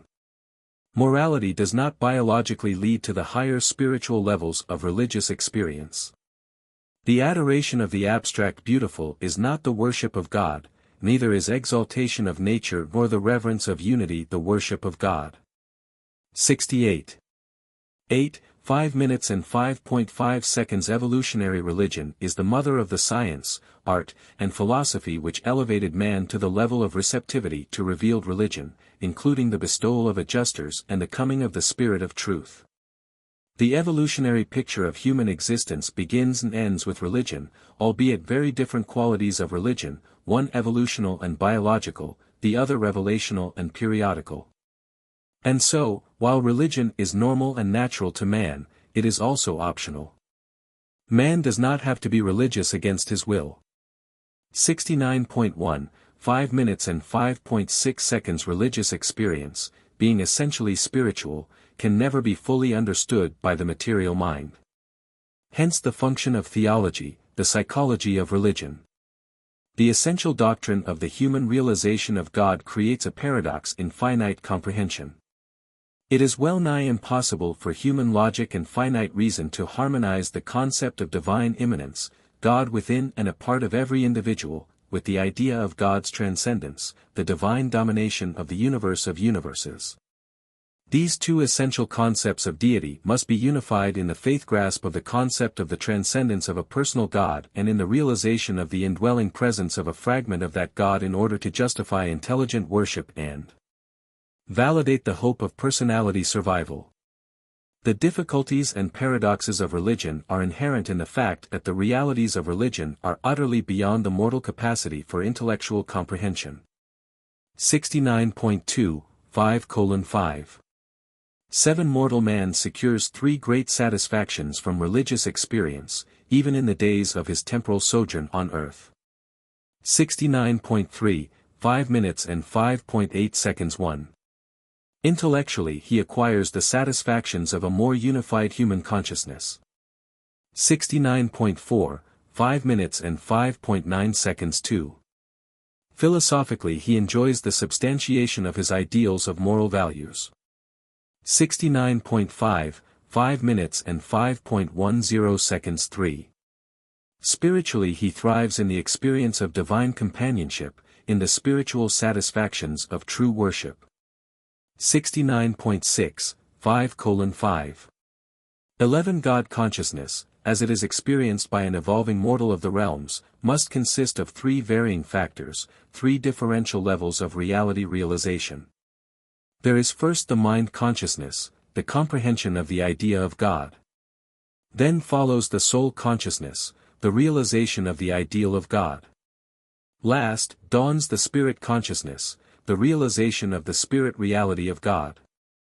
By the unification of these factors of the divine realization, no matter how incomplete, the mortal personality at all times overspreads all conscious levels with a realization of the personality of God. In those mortals who have attained the core of the finality, all this will in time lead to the realization of the supremacy of God and may subsequently eventuate in the realization of the ultimacy of God. Some phase of the absonite superconsciousness of the Paradise Father. 69.7, 5 minutes and 5.12 seconds. The experience of God consciousness remains the same from generation to generation, but with each advancing epoch in human knowledge the philosophic concept and the theologic definitions of God must change. God-knowingness, religious consciousness, is a universe reality, but no matter how valid, real, religious experience is, it must be willing to subject itself to intelligent criticism and reasonable philosophic interpretation. It must not seek to be a thing apart in the totality of human experience. 69.8, 5 minutes and 5.13 seconds. Eternal survival of personality is wholly dependent on the choosing of the mortal mind, whose decisions determine the survival potential of the immortal soul. When the mind believes God and the soul knows God, and when, with the fostering adjuster, they all desire God, then is survival assured. Limitations of intellect, curtailment of education, deprivation of culture, impoverishment of social status, even inferiority of the human standards of morality resulting from the unfortunate lack of educational, cultural, and social advantages, cannot invalidate the presence of the divine spirit in such unfortunate and humanly handicapped but believing individuals. The indwelling of the mystery monitor constitutes the inception and ensures the possibility of the potential of growth and survival of the immortal soul. 70.1, 5:5. 14. The ability of mortal parents to procreate is not predicated on their educational, cultural, social, or economic status. The union of the parental factors under natural conditions is quite sufficient to initiate offspring. A human mind discerning right and wrong and possessing the capacity to worship God, in union with a divine adjuster, is all that is required in that mortal to initiate and foster the production of his immortal soul of survival qualities if such a spirit-endowed individual seeks God and sincerely desires to become like him. Honestly elects to do the will of the Father in heaven. 6. The God of Personality. 70.2, 5 minutes and 6.1 seconds. The Universal Father is the God of personalities. The domain of universe personality, from the lowest mortal and material creature of personality status to the highest persons of creator dignity and divine status, has its center and circumference in the Universal Father. God the Father is the bestower and the conservator of every personality. And the Paradise Father is likewise the destiny of all those finite personalities who wholeheartedly choose to do the divine will, those who love God and long to be like him. 70.3, 5 minutes and 6.2 seconds. Personality is one of the unsolved mysteries of the universes. We are able to form adequate concepts of the factors entering into the makeup of various orders and levels of personality, but we do not fully comprehend the real nature of the personality itself.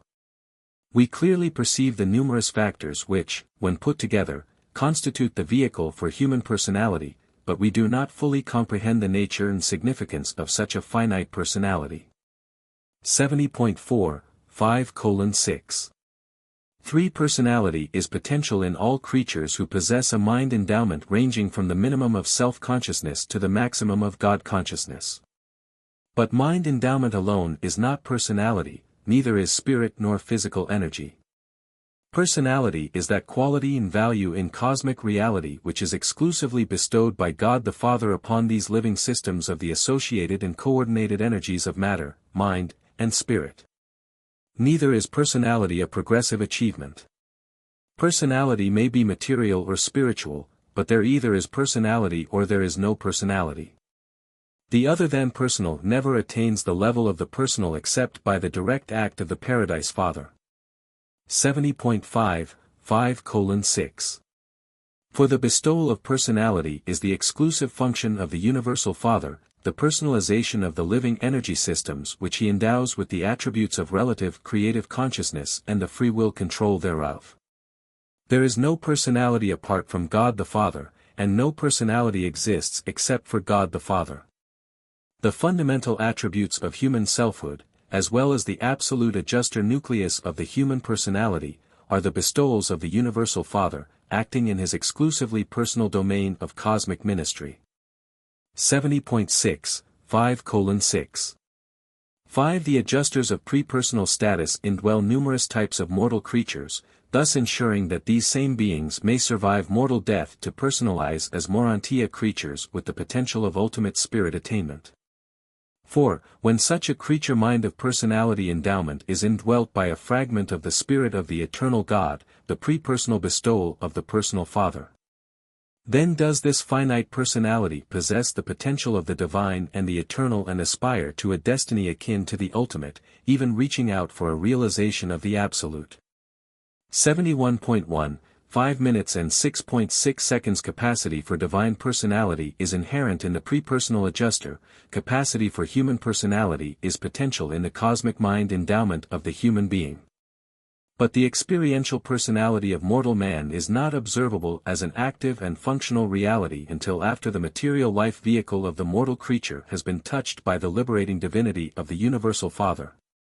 Being thus launched upon the seas of experience as a self-conscious and relatively, self-determinative and self-creative personality.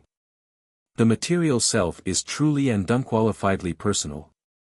71.2 5 minutes and 6.7 seconds. The material self has personality and identity, temporal identity. The prepersonal spirit adjuster also has identity, eternal identity.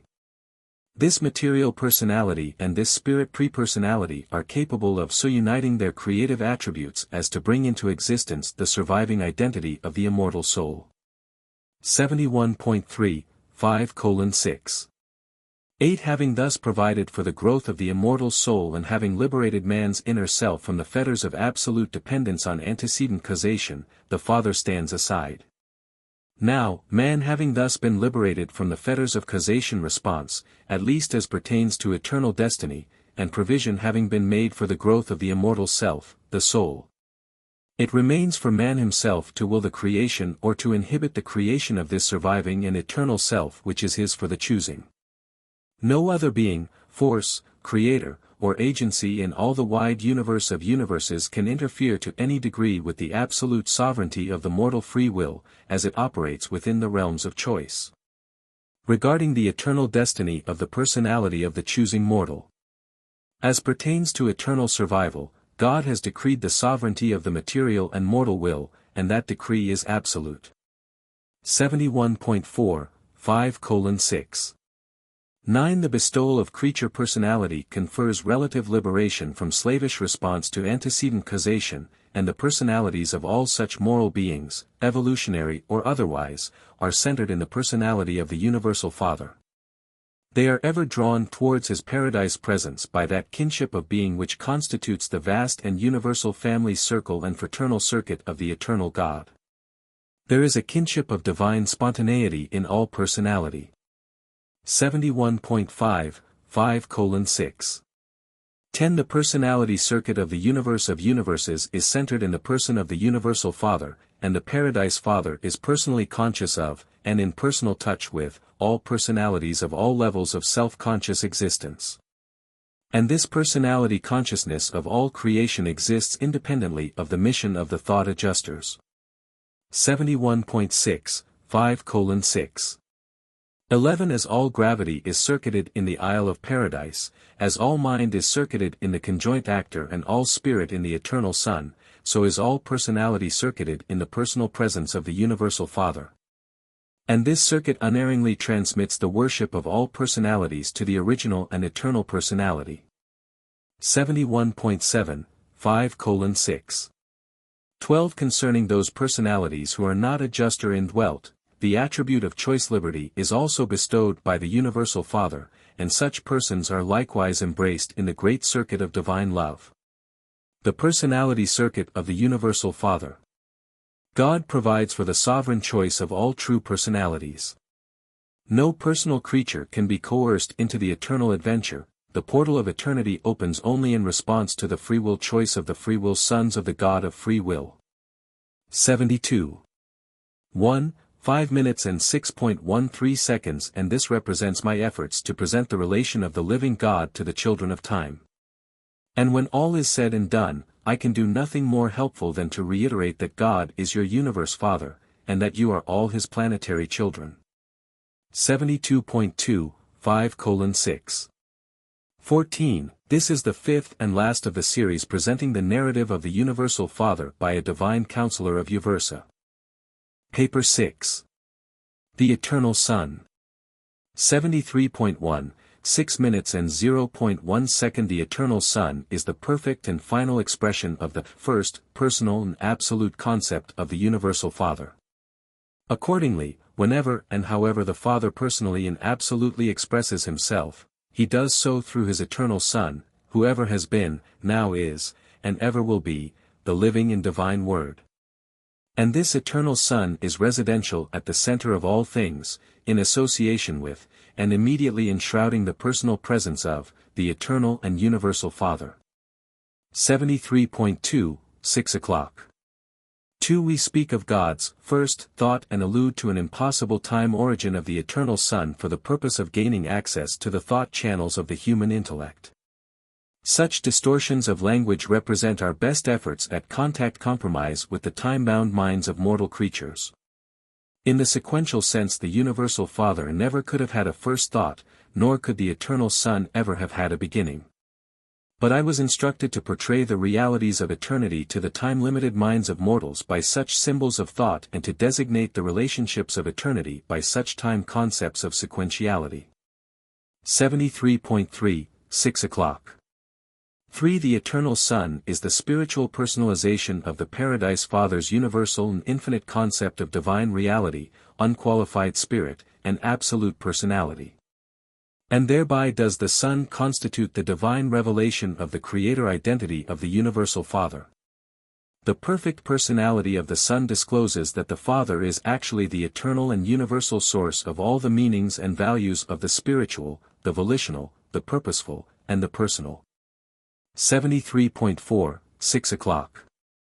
For in an effort to enable the finite mind of time to form some sequential concept of the relationships of the eternal and infinite beings of the Paradise Trinity, we utilize such license of conception as to refer to the Father's first personal, universal, and infinite concept. It is impossible for me to convey to the human mind any adequate idea of the eternal relations of the deities. Therefore do I employ such terms as will afford the finite mind something of an idea of the relationship of these eternal beings in the subsequent eras of time. We believe the Son sprang from the Father. We are taught that both are unqualifiedly eternal.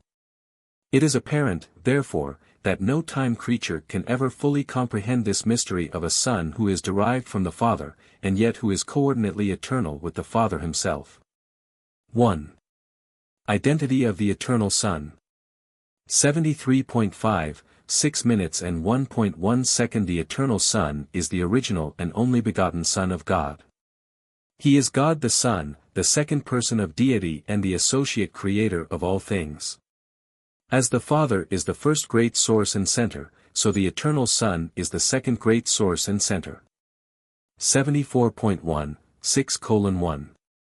2. The Eternal Son is the spiritual center and the divine administrator of the spiritual government of the universe of universes. The universal Father is first a creator and then a controller. The Eternal Son is first a co-creator and then a spiritual administrator. God is spirit, and the Son is a personal revelation of that spirit. The first source and center is the volitional absolute. The second source and center is the personality absolute. 74.2, 6 minutes and 1.3 seconds. The universal Father never personally functions as a creator except in conjunction with the Son or with the coordinate action of the Son. Had the New Testament writer referred to the Eternal Son, he would have uttered the truth when he wrote, "In the beginning was the Word, and the Word was with God, and the Word was God. All things were made by him, and without him was not anything made that was made." 74.3, 6:1. For when a son of the Eternal Son appeared on Urantia, those who fraternized with this divine being in human form alluded to him as, "He who was from the beginning, whom we have heard, whom we have seen with our eyes, whom we have looked upon. And our hands have handled, even the word of life." And this bestowal Son came forth from the Father just as truly as did the original Son, as is suggested in one of his earthly prayers, "And now, O my Father, glorify me with your own self, with the glory which I had with you before this world was." 74.4, 6 minutes and 1.5 seconds. The Eternal Son is known by different names in various universes. In the Central Universe he is known as the Coordinate Source, the Co-Creator, and the Associate Absolute. On Uversa, the headquarters of the superuniverse, we designate the Sun as the coordinate spirit center and as the eternal spirit administrator. On Solvington, the headquarters of your local universe, this Sun is of record as the second eternal source and center. The Melchizedek speak of him as the Son of Suns. On your world, but not in your system of inhabited spheres, this original Sun has been confused with a coordinate creator Sun, Michael of Nebadon, who bestowed himself upon the mortal races of Urantia. 74.5, 6:1. 6 Although any of the paradise sons may fittingly be called sons of God, we are in the habit of reserving the designation, the eternal Sun, for this original Sun, the second source and center. Co-creator with the universal Father of the central universe of power and perfection and co-creator of all other divine sons who spring from the infinite deities. 2. Nature of the eternal Sun. 74.6, 6 minutes and 2.1 second. The eternal Sun is just as changeless and infinitely dependable as the universal Father. He is also just as spiritual as the Father, just as truly an unlimited spirit. To you of lowly origin the Sun would appear to be more personal since he is one step nearer you in approachability than is the universal Father. 74.7, 6 minutes and 2.2 seconds. The eternal Sun is the eternal Word of God. He is holy like the Father. In fact, the eternal Sun is God the Father personally manifest to the universe of universes. And thus it was and is and forever will be true of the eternal Sun and of all the coordinate creator sons. He who has seen the Son has seen the Father. 74.8, 6 minutes and 2.3 seconds. In nature the Son is holy like the Spirit Father. When we worship the universal Father, actually we at the same time worship God the Son and God the Spirit. God the Son is just as divinely real and eternal in nature as God the Father. 75.1, 6:2. For the Son not only possesses all the Father's infinite and transcendent righteousness, but the Son is also reflective of all the Father's holiness of character.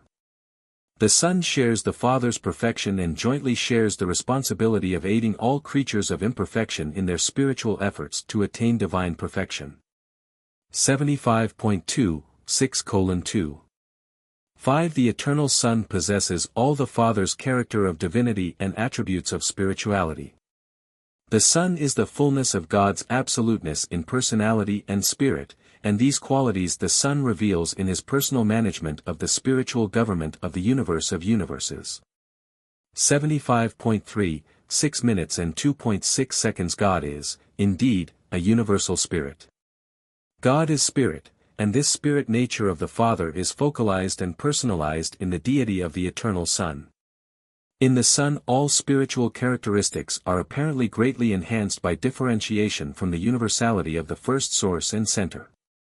And as the Father shares his spirit nature with the Son, so do they together just as fully and unreservedly share the divine spirit with the conjoint actor, the infinite spirit. 75.4, 6:2. 7 In the love of truth and in the creation of beauty the Father and the Son are equal except that the Son appears to devote himself more to the realization of the exclusively spiritual beauty of universal values. 75.5, 6:2. 8 In divine goodness I discern no difference between the Father and the Son. The Father loves his universe children as a father, the eternal Son looks upon all creatures both as father and as brother. 3. Ministry of the Father's love. 75.6, 6:3. 1 The Son shares the justice and righteousness of the Trinity but overshadows these divinity traits by the infinite personalization of the Father's love and mercy. The Son is the revelation of divine love to the universes. As God is love, so the Son is mercy. The Son cannot love more than the Father, but he can show mercy to creatures in one additional way, for he not only is a primal creator like the Father, but he is also the eternal Son of that same Father. Thereby sharing in the sonship experience of all other sons of the universal Father. 75.7, 6 minutes and 3.2 seconds. The eternal Son is the great mercy minister to all creation. Mercy is the essence of the Son's spiritual character. The mandates of the eternal Son, as they go forth over the spirit circuits of the second source and center, are keyed in tones of mercy. 75.8, 6:3. 3. To comprehend the love of the eternal Son, you must first perceive its divine source, the Father, who is love. And then behold the unfolding of this infinite affection in the far-flung ministry of the infinite Spirit and his almost limitless host of ministering personalities. 75.9, 6 minutes and 3.4 seconds. The ministry of the eternal Son is devoted to the revelation of the God of love to the universe of universes. This divine Son is not engaged in the ignoble task of trying to persuade his gracious Father to love his lowly creatures and to show mercy to the wrongdoers of time. How wrong to envisage the eternal Son as appealing to the universal Father to show mercy to his lowly creatures on the material worlds of space. Such concepts of God are crude and grotesque. Rather should you realize that all the merciful ministrations of the sons of God are a direct revelation of the Father's heart of universal love and infinite compassion. The Father's love is the real and eternal source of the Son's mercy. 75. 10, 6 minutes and 3.5 seconds. God is love, the Son is mercy. Mercy is applied love, the Father's love in action in the person of his eternal Son. The love of this universal Son is likewise universal. As love is comprehended on a sex planet, the love of God is more comparable to the love of a father, while the love of the eternal Son is more like the affection of a mother. Crude, indeed, are such illustrations, but I employ them in the hope of conveying to the human mind the thought that there is a difference, not in divine content but in quality and technique of expression, between the love of the Father and the love of the Son. 4. Attributes of the Eternal Son. 76.1, 6 minutes and 4.1 seconds. The Eternal Son motivates the spirit level of cosmic reality. The spiritual power of the Son is absolute in relation to all universe actualities. He exercises perfect control over the interassociation of all undifferentiated spirit energy and over all actualized spirit reality through his absolute grasp of spirit gravity. All pure unfragmented spirit and all spiritual beings and values are responsive to the infinite drawing power of the primal Son of Paradise. And if the eternal future should witness the appearance of an unlimited universe, the spirit gravity and the spirit power of the original Son will be found wholly adequate for the spiritual control and effective administration of such a boundless creation. 76.2, 6 minutes and 4.2 seconds. The Son is omnipotent only in the spiritual realm. In the eternal economy of universe administration, wasteful and needless repetition of function is never encountered. The deities are not given to useless duplication of universe ministry. 76.3, 6 minutes and 4.3 seconds. The omnipresence of the original Son constitutes the spiritual unity of the universe of universes. The spiritual cohesion of all creation rests upon the everywhere active presence of the divine Spirit of the Eternal Son. When we conceive of the Father's spiritual presence, we find it difficult to differentiate it in our thinking from the spiritual presence of the Eternal Son. The Spirit of the Father is eternally resident in the Spirit of the Son. 76.4, 6:4. For the Father must be spiritually omnipresent, but such omnipresence appears to be inseparable from the everywhere spirit activities of the Eternal Son. We do, however, believe that in all situations of Father-Son presence of a dual spiritual nature the Spirit of the Son is coordinate with the Spirit of the Father. 76.5, 6:4. 5. In his contact with personality, the Father acts in the personality circuit. In his personal and detectable contact with spiritual creation, he appears in the fragments of the totality of his deity, and these Father fragments have a solitary, unique, and exclusive function wherever and whenever they appear in the universes. In all such situations the Spirit of the Son is coordinate with the spiritual function of the fragmented presence of the Universal Father. 76.6, 6 minutes and 4.6 seconds. Spiritually the Eternal Son is omnipresent. The Spirit of the Eternal Son is most certainly with you and around you, but not within you and a part of you like the mystery monitor. The indwelling Father fragment adjusts the human mind to progressively divine attitudes. Whereupon such an ascending mind becomes increasingly responsive to the spiritual drawing power of the all-powerful spirit gravity circuit of the second source and center. 76.7, 6 minutes and 4.7 seconds. The original Son is universally and spiritually self-conscious.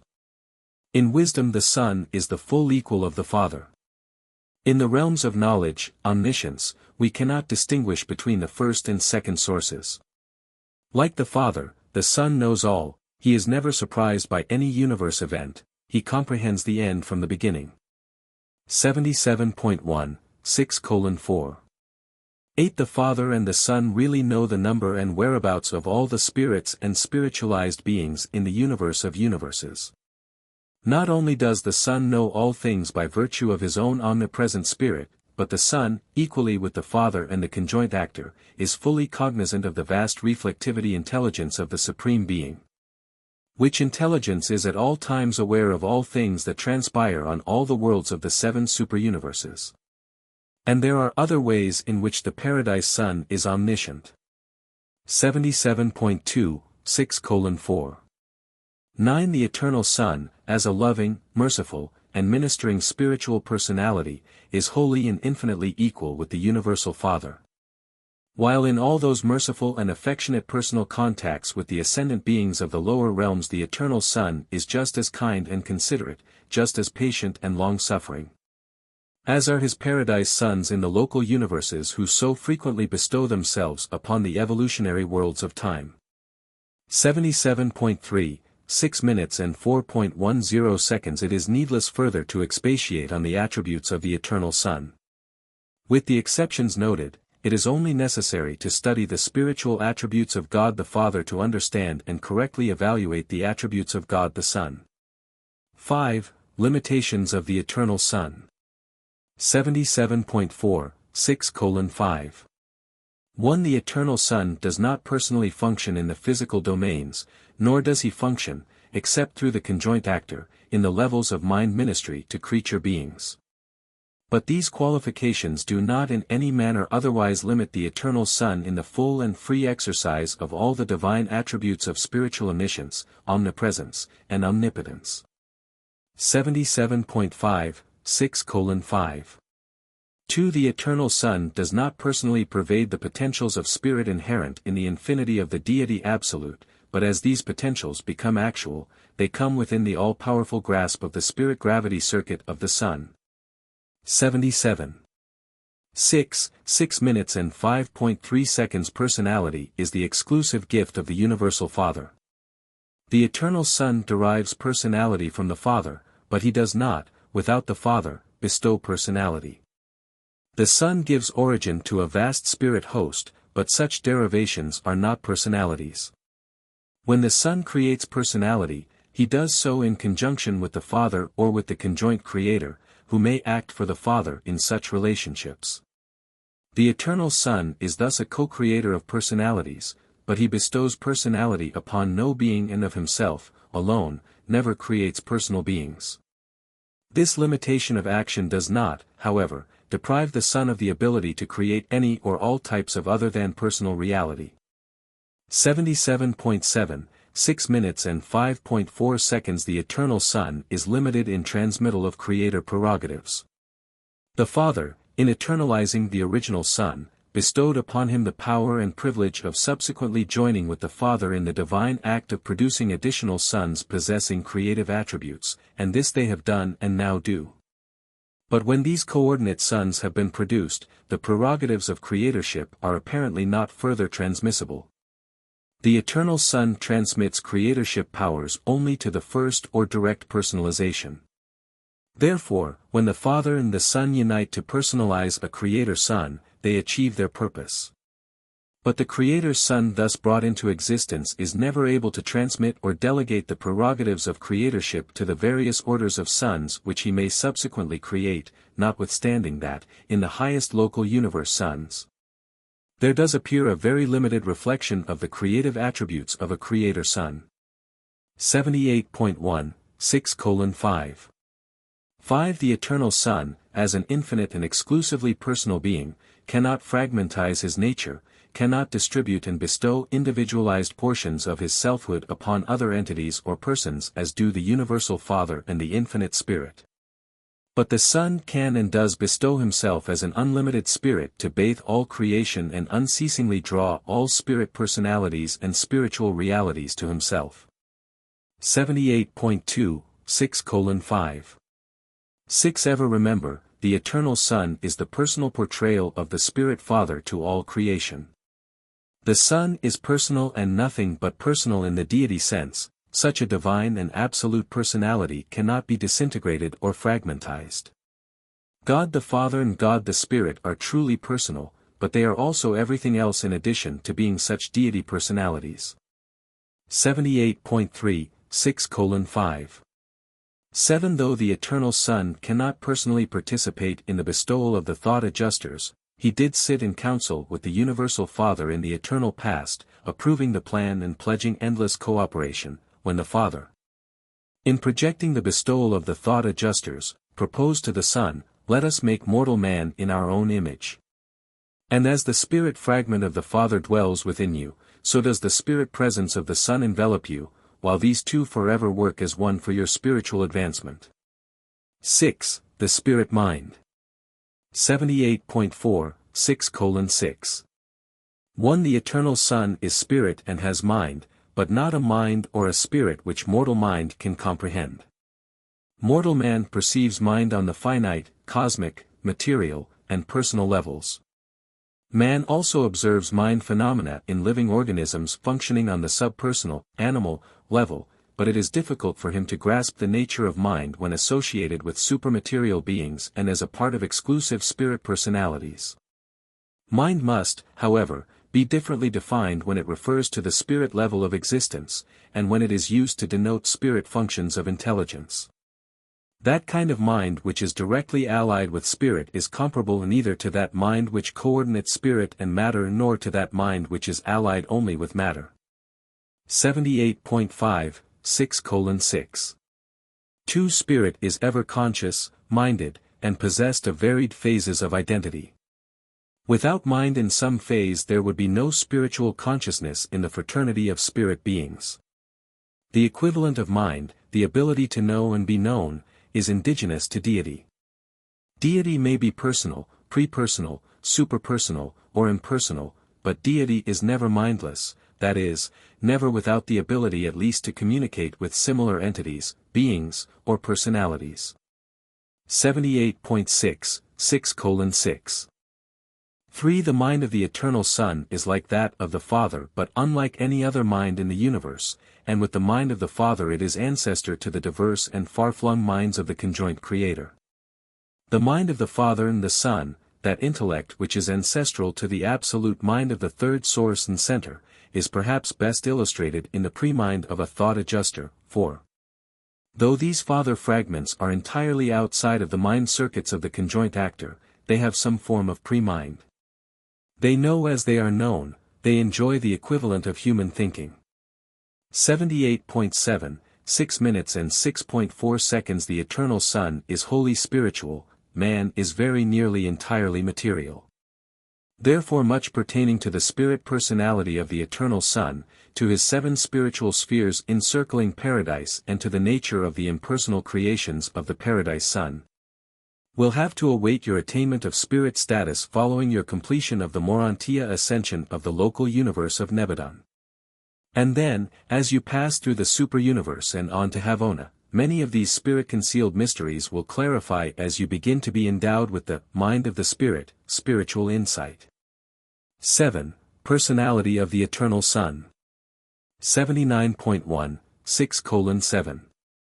1. The Eternal Son is that infinite personality from whose unqualified personality fetters the Universal Father escaped by the technique of trinitization, and by virtue of which he has ever since continued to bestow himself in endless profusion upon his ever-expanding universe of creators and creatures. The Son is absolute personality, God is Father personality, the source of personality, the bestower of personality, the cause of personality. Every personal being derives personality from the Universal Father just as the original Son eternally derives his personality from the Paradise Father. 79.2, 6:7. 2. The personality of the Paradise Son is absolute and purely spiritual, and this absolute personality is also the divine and eternal pattern, first, of the Father's bestowal of personality upon the conjoint actor and, subsequently, of his bestowal of personality upon the myriads of his creatures throughout a far-flung universe. 79.3, 6 minutes and 7.3 seconds. The Eternal Son is truly a merciful minister, a divine spirit, a spiritual power, and a real personality. The Son is the spiritual and personal nature of God made manifest to the universes, the sum and substance of the first source and center, divested of all that which is non-personal, extra-divine, non-spiritual, and pure potential.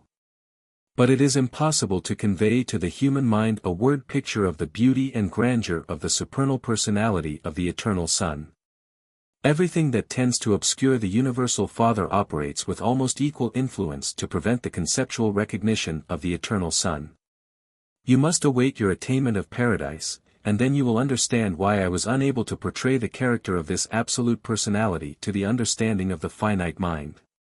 8. Realization of the Eternal Son. 79.4, 6:8. 1. Concerning identity, nature, and other attributes of personality, the Eternal Son is the full equal, the perfect complement, and the eternal counterpart of the Universal Father.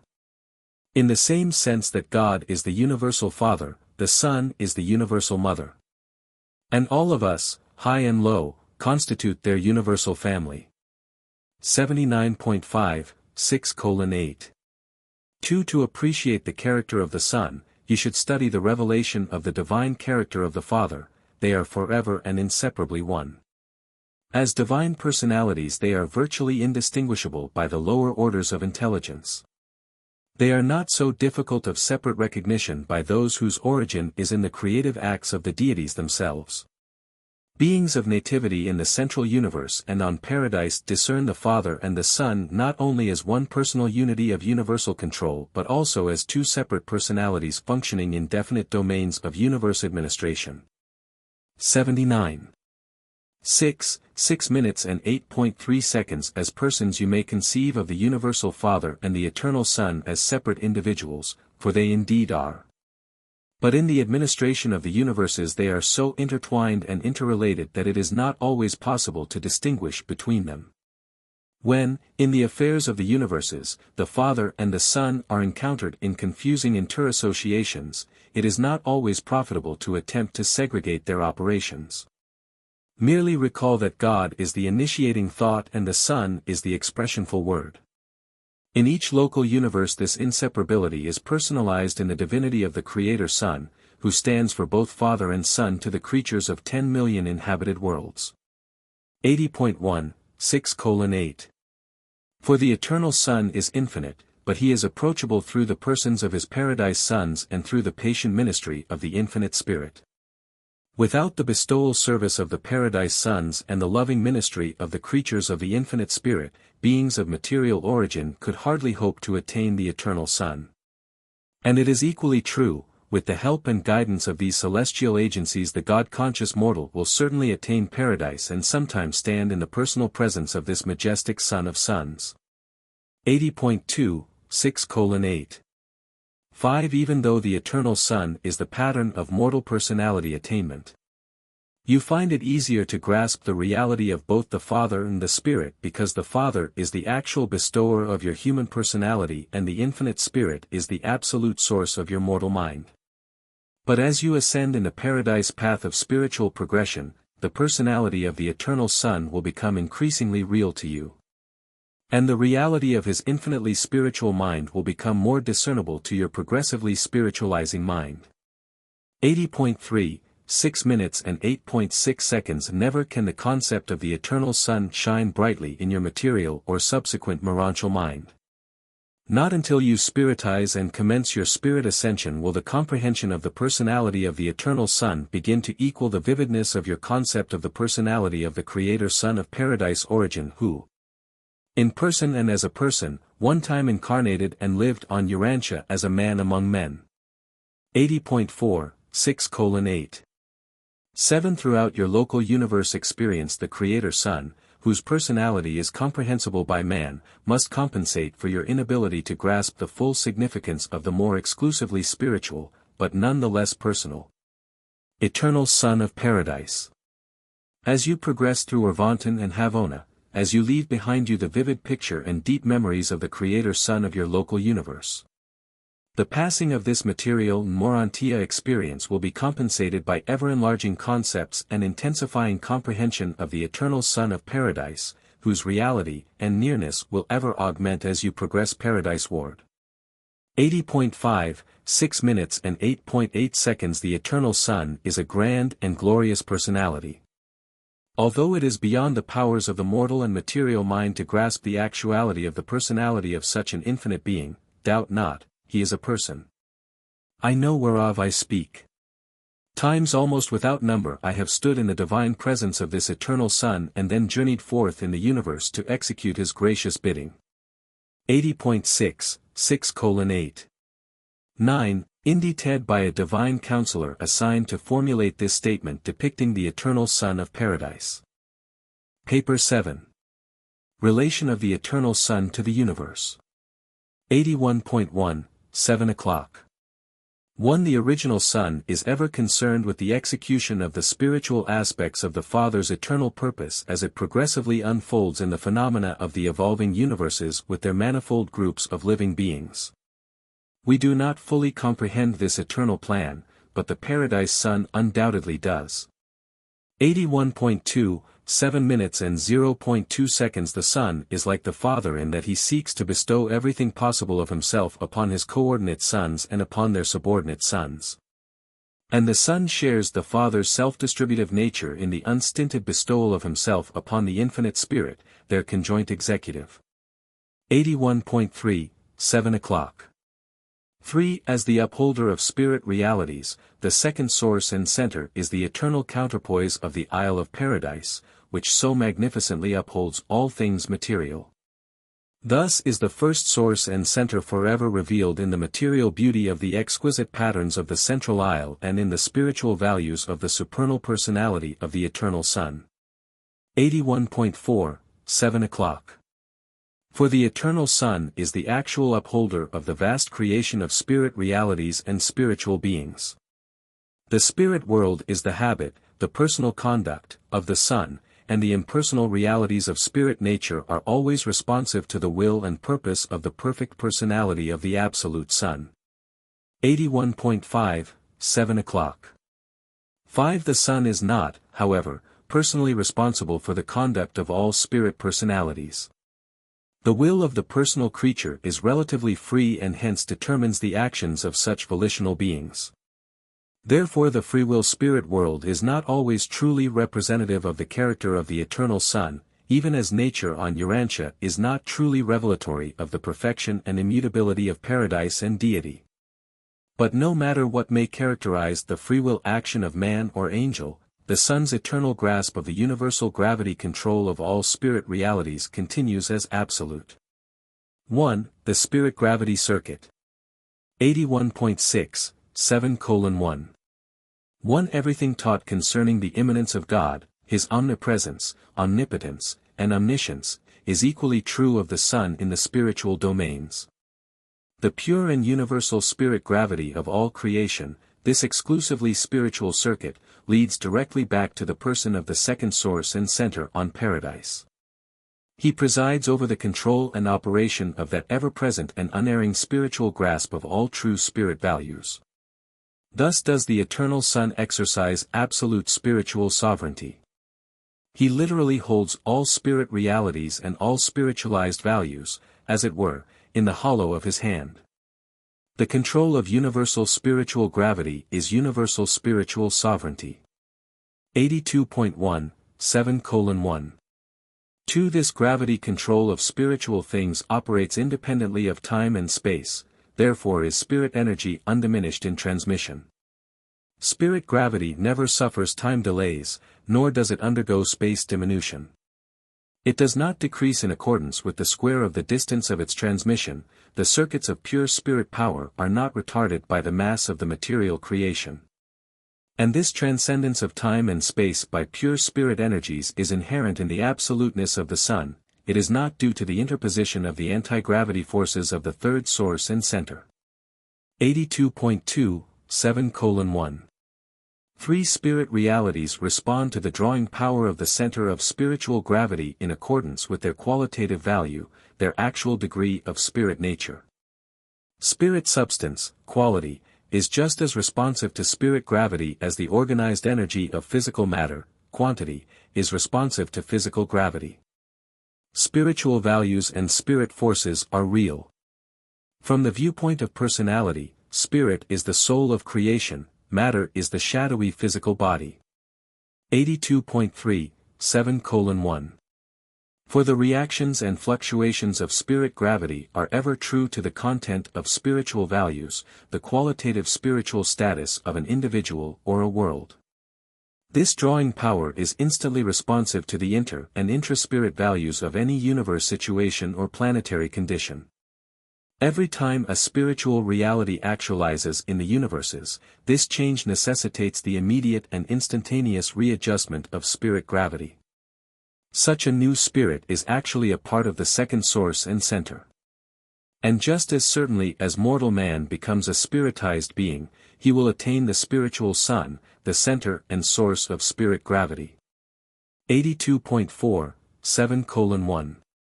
5. The sun's spiritual drawing power is inherent to a lesser degree in many paradise orders of sonship. For there do exist within the absolute spirit gravity circuit those local systems of spiritual attraction that function in the lesser units of creation.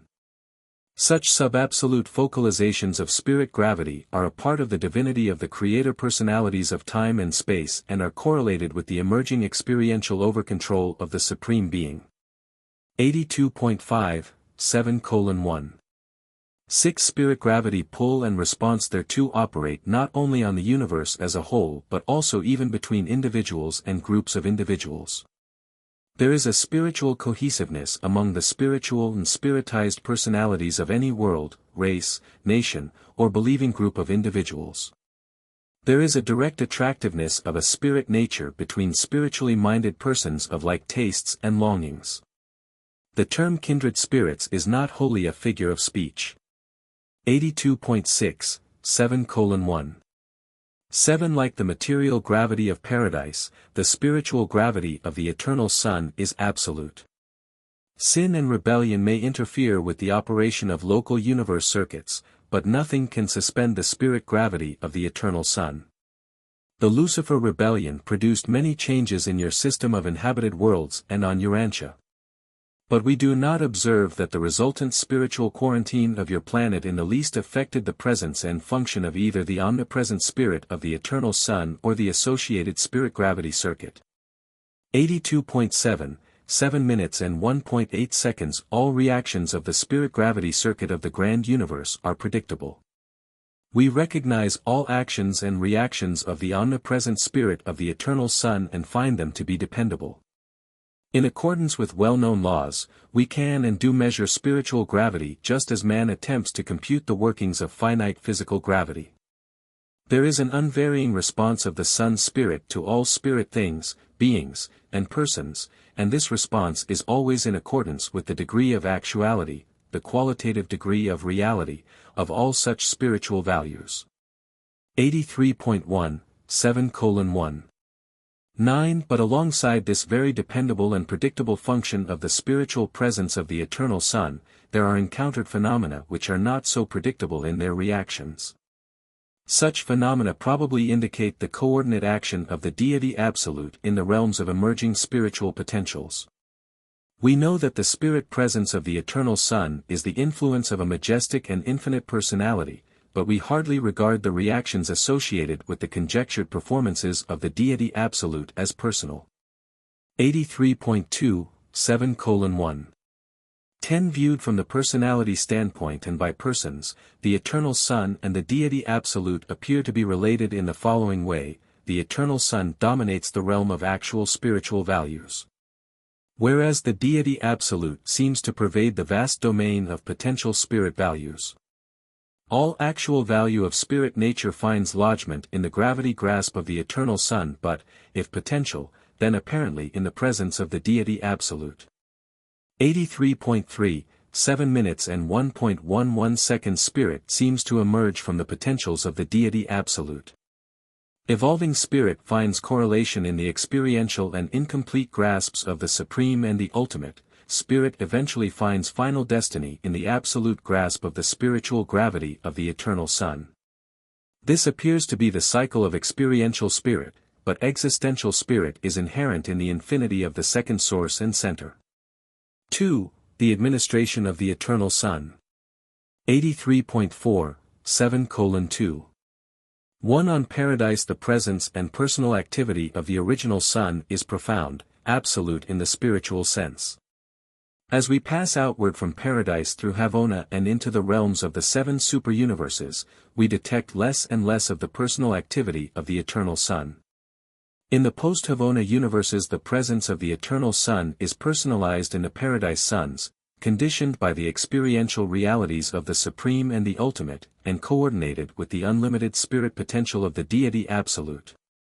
83.5, 7 minutes and 2.2 seconds. In the Central Universe, the personal activity of the original Son is discernible in the exquisite spiritual harmony of the eternal creation. Havona is so marvelously perfect that the spiritual status and the energy states of this pattern universe are in perfect and perpetual balance. 83.6, 7 minutes and 2.3 seconds. In the superuniverses, the Son is not personally present or resident. In these creations he maintains only a superpersonal representation. These spirit manifestations of the Son are not personal, they are not in the personality circuit of the Universal Father. We know of no better term to use than to designate them superpersonalities, and they are finite beings, they are neither absonite nor absolute. 83.7, 7:2. For the administration of the Eternal Son in the superuniverses, being exclusively spiritual and superpersonal, is not discernible by creature personalities. Nonetheless, the all-pervading spiritual urge of the Son's personal influence is encountered in every phase of the activities of all sectors of the domains of the Ancients of Days. In the local universes, however, we observe the Eternal Son personally present in the persons of the Paradise Sons. Here the Infinite Son spiritually and creatively functions in the persons of the majestic core of the coordinate Creator Sons. 3. Relation of the Eternal Son to the individual. 84.1, 7 minutes and 3.1 seconds. In the local universe ascent, the mortals of time look to the Creator Son as the personal representative of the Eternal Son. But when they begin the ascent of the superuniverse training regime, the pilgrims of time increasingly detect the supernal presence of the inspiring spirit of the Eternal Son. And they are able to profit by the intake of this ministry of spiritual energization. In Havona the ascenders become still more conscious of the loving embrace of the all-pervading spirit of the original Son. At no stage of the entire mortal ascension does the spirit of the Eternal Son indwell the mind or soul of the pilgrim of time. But his beneficence is ever near and always concerned with the welfare and spiritual security of the advancing children of time. 84.2, 7 minutes and 3.2 seconds. The spiritual gravity pull of the Eternal Son constitutes the inherent secret of the Paradise ascension of surviving human souls. All genuine spirit values and all bona fide spiritualized individuals are held within the unfailing grasp of the spiritual gravity of the Eternal Son.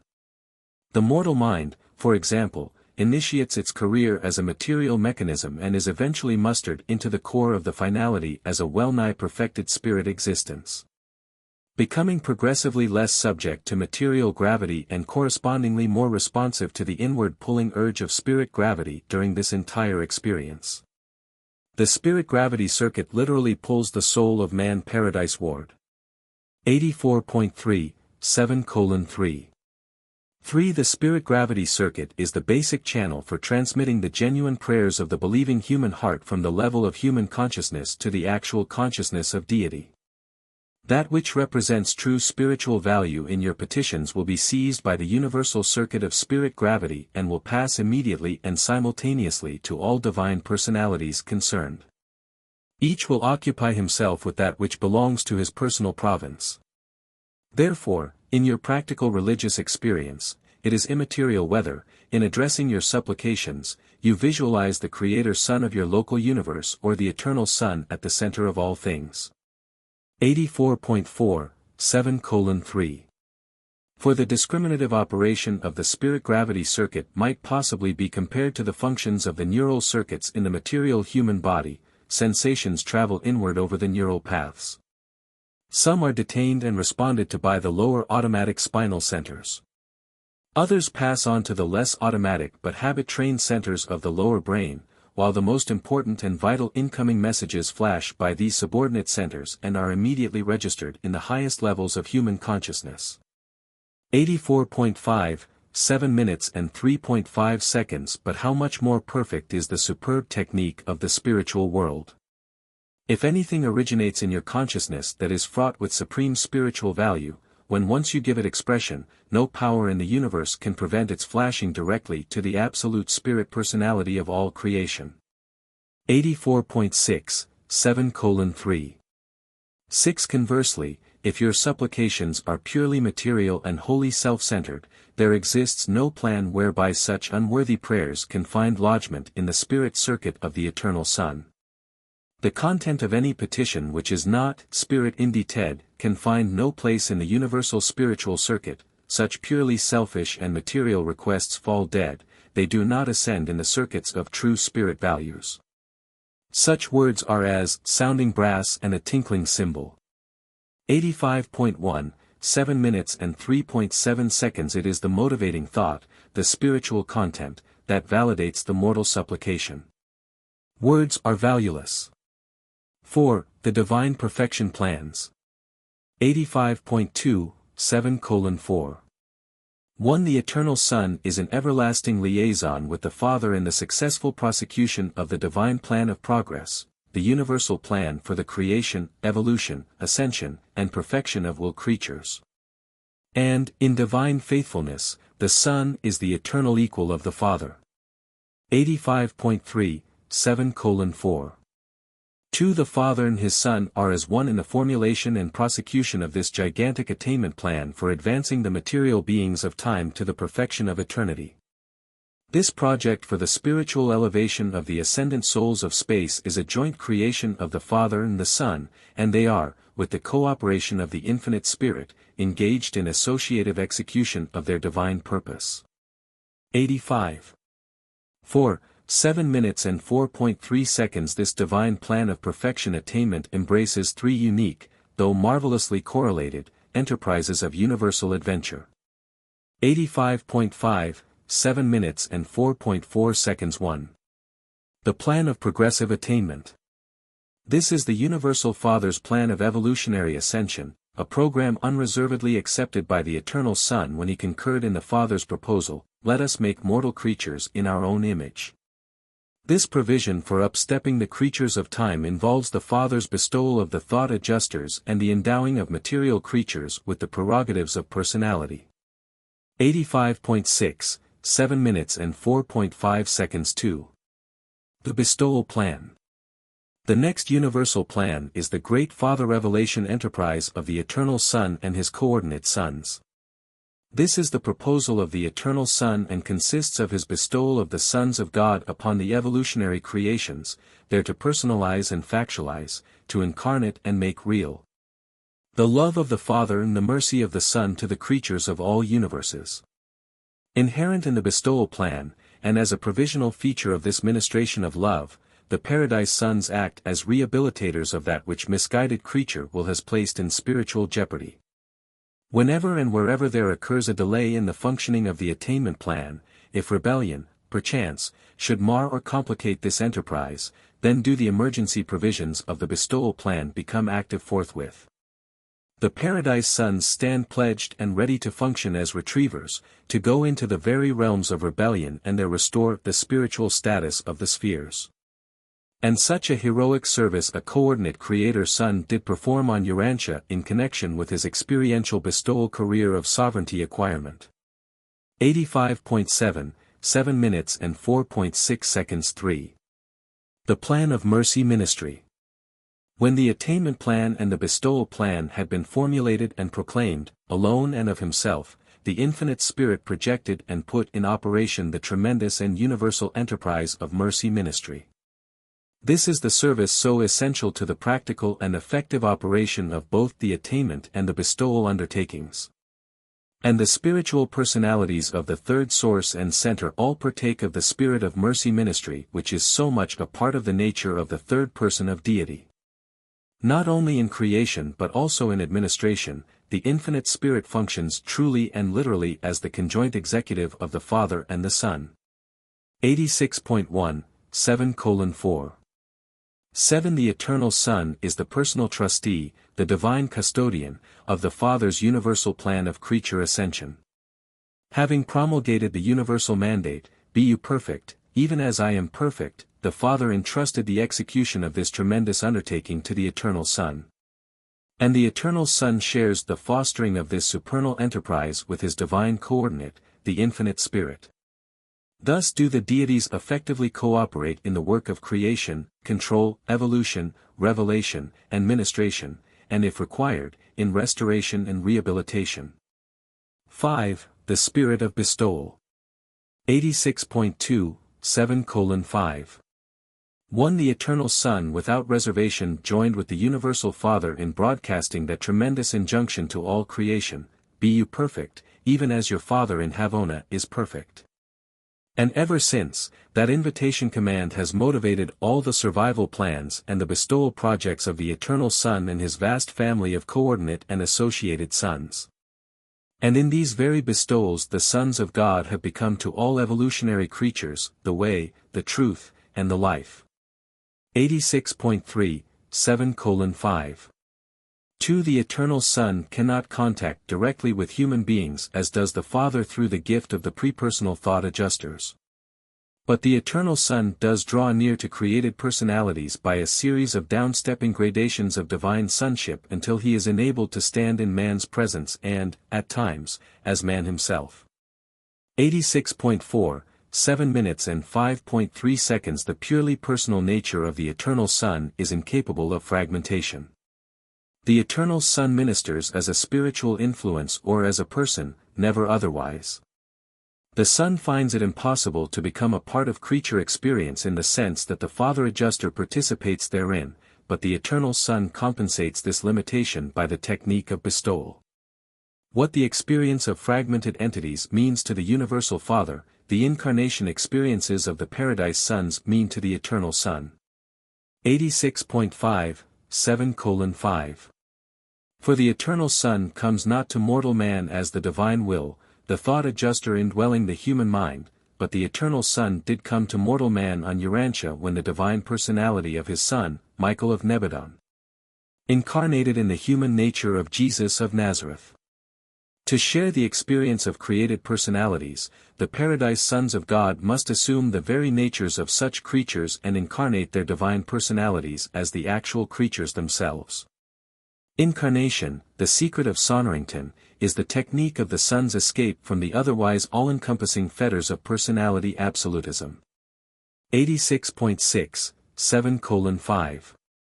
5. Long ago the Eternal Son bestowed himself upon each of the circuits of the central creation for the enlightenment and advancement of all the inhabitants and pilgrims of Havona, including the ascending pilgrims of time.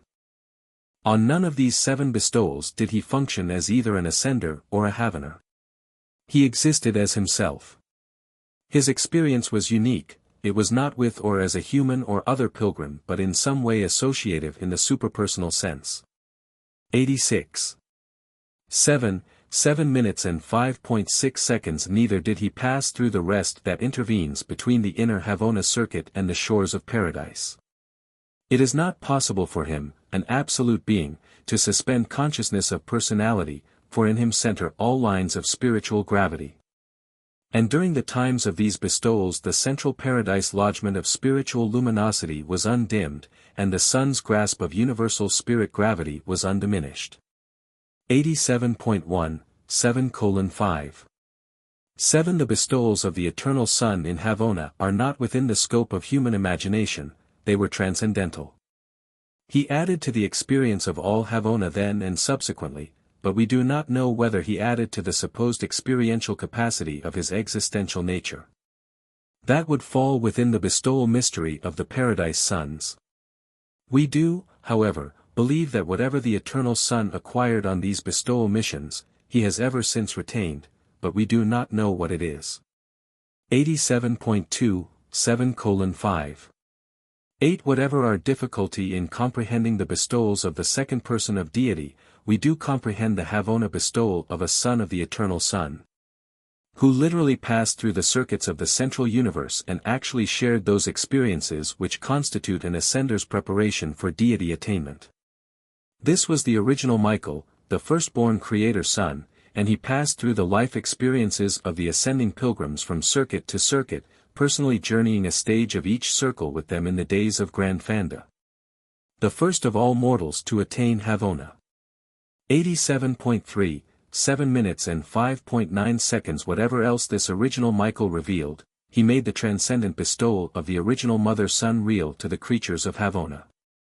So real that forevermore each pilgrim of time who labors in the adventure of making the Havona circuits is cheered and strengthened by the certain knowledge that the Eternal Son of God 7 times abdicated the power and glory of paradise to participate in the experiences of the time-space pilgrims on the 7 circuits of progressive Havona attainment.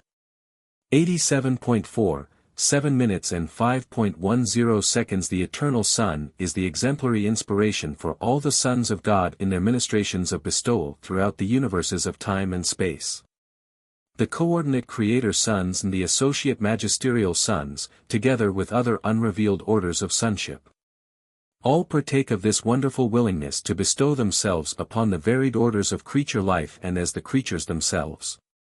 Therefore, in spirit and because of kinship of nature as well as fact of origin, it becomes true that in the bestowal of each Son of God upon the worlds of space, in and through and by these bestowals, the Eternal Son has bestowed himself upon the intelligent will creatures of the universes. 87.5, 7 minutes and 5.11 seconds. In spirit and nature, if not in all attributes, each Paradise Son is a divinely perfect portraiture of the original Son. It is literally true, whosoever has seen a Paradise Son has seen the Eternal Son of God. 6. The Paradise Sons of God. 87.6, 7 minutes and 6.1 seconds. The lack of a knowledge of the multiple sons of God is a source of great confusion on Urantia. And this ignorance persists in the face of such statements as the record of a conclave of these divine personalities, when the sons of God proclaimed joy, and all of the morning stars sang together. Every millennium of sector standard time the various orders of the divine sons foregather for their periodic conclaves. 87.7, 7:6. 2. The Eternal Son is the personal source of the adorable attributes of mercy and service which so abundantly characterize all orders of the descending sons of God as they function throughout creation. All the divine nature, if not all the infinity of attributes, the Eternal Son unfailingly transmits to the Paradise Sons who go out from the Eternal Isle to reveal his divine character to the universe of universes. 88.1, 7:6. 3. The original and eternal Son is the offspring person of the first, completed and infinite thought of the Universal Father. Every time the Universal Father and the Eternal Son jointly project a new, original, identical, unique, and absolute personal thought, that very instant this creative idea is perfectly and finally personalized in the being and personality of a new and original Creator Son. In spirit nature, divine wisdom, and coordinate creative power, these Creator Sons are potentially equal with God the Father and God the Son. 88.2, 7:6. For the Creator Sons go out from paradise into the universes of time and, with the cooperation of the controlling and creative agencies of the third source and center, complete the organization of the local universes of progressive evolution. These sons are not attached to, nor are they concerned with, the central and universal controls of matter, mind, and spirit. Hence are they limited in their creative acts by the pre-existence, priority, and primacy of the first source and center and his coordinate absolutes.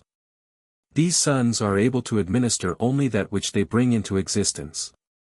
Absolute administration is inherent in priority of existence and is inseparable from eternity of presence.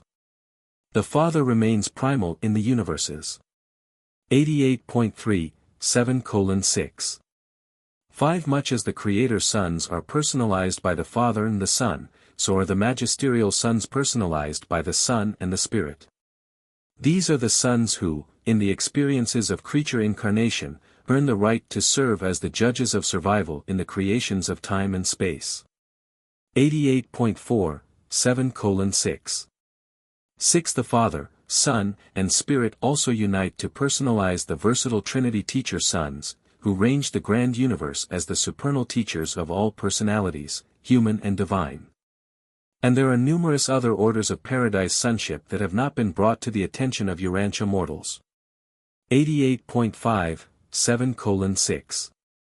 7 Between the original mother-son and these hosts of paradise sons scattered throughout all creation, there is a direct and exclusive channel of communication. A channel whose function is inherent in the quality of spiritual kinship which unites them in bonds of near-absolute spiritual association. This intersonship circuit is entirely different from the universal circuit of spirit gravity, which also centers in the person of the second source and center. All sons of God who take origin in the persons of the paradise deities are in direct and constant communication with the eternal Mother-Son. And such communication is instantaneous. It is independent of time though sometimes conditioned by space. 88.6, 7:6. 8 The Eternal Son not only has at all times perfect knowledge concerning the status, thoughts, and manifold activities of all orders of paradise sonship, but he also has perfection of knowledge at all times regarding everything of spiritual value which exists in the hearts of all creatures in the primary central creation of eternity and in the secondary time creations of the coordinate Creator sons. 7 The Supreme Revelation of the Father. 88.7, 7 minutes and 7.1 seconds. The Eternal Son is a complete, exclusive, universal, and final revelation of the Spirit and the personality of the Universal Father. All knowledge of, and information concerning, the Father must come from the Eternal Son and his paradise sons. The Eternal Son is from eternity and is holy and without spiritual qualification one with the Father. In divine personality they are coordinate, in spiritual nature they are equal, in divinity they are identical. 89.1, 7:7. 2 The character of God could not possibly be intrinsically improved upon in the person of the Son, for the Divine Father is infinitely perfect, but that character and personality are amplified, by divestment of the non-personal and non-spiritual, for revelation to creature beings. The first source and center is much more than a personality, but all of the spirit qualities of the Father personality of the first source and center are spiritually present in the absolute personality of the Eternal Son. 89.2, 7:7. 3 The primal Son and his sons are engaged in making a universal revelation of the spiritual and personal nature of the Father to all creation. In the central universe, the superuniverses, the local universes, or on the inhabited planets, it is a paradise Son who reveals the universal Father to men and angels. The Eternal Son and his sons reveal the avenue of creature approach to the universal Father. And even we of high origin understand the Father much more fully as we study the revelation of his character and personality in the Eternal Son and in the sons of the Eternal Son. 89.3, 7:7. For the Father comes down to you as a personality only through the divine sons of the Eternal Son. And you attain the Father by this same living way, you ascend to the Father by the guidance of this group of divine sons. And this remains true notwithstanding that your very personality is a direct bestowal of the Universal Father. 89.4, 7:7. 5 In all these widespread activities of the far-flung spiritual administration of the Eternal Son, do not forget that the Son is a person just as truly and actually as the Father is a person. Indeed, to beings of the one-time human order the Eternal Son will be more easy to approach than the Universal Father. In the progress of the pilgrims of time through the circuits of Havona, you will be competent to attain the Son long before you are prepared to discern the Father. 89.5, 7:7. 6 More of the character and merciful nature of the eternal Son of Mercy you should comprehend as you meditate on the revelation of these divine attributes which was made in loving service by your own Creator Son, one-time Son of Man on earth. Now the exalted Sovereign of your local universe, the Son of Man and the Son of God. 89.6, 7 minutes and 7.7 seconds, indited by a divine counselor assigned to formulate this statement depicting the eternal Son of Paradise. Paper 8. The Infinite Spirit. 90.1, 8 o'clock. 1 Back in eternity, when the Universal Father's first, infinite and absolute thought finds in the Eternal Son such a perfect and adequate word for its divine expression. There ensues the supreme desire of both the Thought God and the Word God for a universal and infinite agent of mutual expression and combined action. 90.2, 8 minutes and 0.2 seconds In the dawn of eternity both the Father and the Son become infinitely cognizant of their mutual interdependence, their eternal and absolute oneness. And therefore do they enter into an infinite and everlasting covenant of divine partnership. This never-ending compact is made for the execution of their united concepts throughout all of the circle of eternity. And ever since this eternity event the Father and the Son continue in this divine union. 90.3, 8 minutes and 0.3 seconds We are now face to face with the eternity origin of the Infinite Spirit, the third person of Deity. The very instant that God the Father and God the Son conjointly conceive an identical and infinite action, the execution of an absolute thought plan, that very moment, the Infinite Spirit springs full-fledgedly into existence. 90.4, 8 o'clock. For in thus reciting the order of the origin of the deities, I do so merely to enable you to think of their relationship. In reality they are all three existent from eternity, they are existential.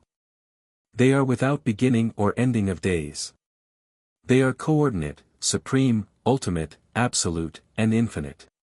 They are and always have been and ever shall be. And they are three distinctly individualized but eternally associated persons, God the Father, God the Son, and God the Spirit. 1. The God of Action. 90.5, 8 minutes and 1.1 second In the eternity of the past, upon the personalization of the Infinite Spirit the divine personality cycle becomes perfect and complete. The God of Action is existent, and the vast stage of space is set for the stupendous drama of creation, the universal adventure, the divine panorama of the eternal ages. 90.6, 8:1. 2. The first act of the Infinite Spirit is the inspection and recognition of his divine parents, the Father and the Mother-Son. He, the Spirit, unqualifiedly identifies both of them. He is fully cognizant of their separate personalities and infinite attributes as well as of their combined nature and united function. Next, voluntarily, with transcendent willingness and inspiring spontaneity, the third person of Deity, notwithstanding his equality with the first and second persons, pledges eternal loyalty to God the Father and acknowledges everlasting dependence upon God the Son. 90.7, 8 minutes and 1.3 seconds Inherent in the nature of this transaction and in mutual recognition of the personality independence of each and the executive union of all three, the cycle of eternity is established. The Paradise Trinity is existent. The stage of universal space is set for the manifold and never-ending panorama of the creative unfolding of the purpose of the Universal Father through the personality of the Eternal Son and by the execution of the God of Action. The executive agency for the reality performances of the Father-Son Creator Partnership. 91.1, 8 minutes and 1.4 seconds The God of Action functions and the dead vaults of space are astir. 1 billion perfect spheres flash into existence. Prior to this hypothetical eternity moment the space energies inherent in paradise are existent and potentially operative, but they have no actuality of being. Neither can physical gravity be measured except by the reaction of material realities to its incessant pull. There is no material universe at this, assumed, eternally distant moment, but the very instant that 1 billion worlds materialize, there is in evidence gravity sufficient and adequate to hold them in the everlasting grasp of paradise. 91.2, 8:1. 5. There now flashes through the creation of the gods the second form of energy, and this outflowing spirit is instantly grasped by the spiritual gravity of the eternal Sun. Thus the twofold gravity-embraced universe is touched with the energy of infinity and immersed in the spirit of divinity. In this way is the soil of life prepared for the consciousness of mind made manifest in the associated intelligence circuits of the infinite spirit. 91.3, 8:1. 6. Upon these seeds of potential existence, diffused throughout the central creation of the gods, the Father acts, and creature personality appears. Then does the presence of the paradise deities fill all organized space and begin effectively to draw all things and beings paradise-ward. 91.4, 8:1. 7. The infinite spirit eternalizes concurrently with the birth of the Havona worlds, this central universe being created by him and with him and in him in obedience to the combined concepts and united wills of the Father and the Son. The third person deitizes by this very act of conjoint creation, and he thus forever becomes the conjoint creator. 91.5, 8:1. 8. These are the grand and awful times of the creative expansion of the Father and the Son by, and in, the action of their conjoint associate and exclusive executive, the third source and center. There exists no record of these stirring times. We have only the meager disclosures of the infinite spirit to substantiate these mighty transactions. And he merely verifies the fact that the central universe and all that pertains thereto eternalized simultaneously with his attainment of personality and conscious existence. 91.6, 8 minutes and 1.9 seconds. In brief, the infinite spirit testifies that, since he is eternal, so also is the central universe eternal.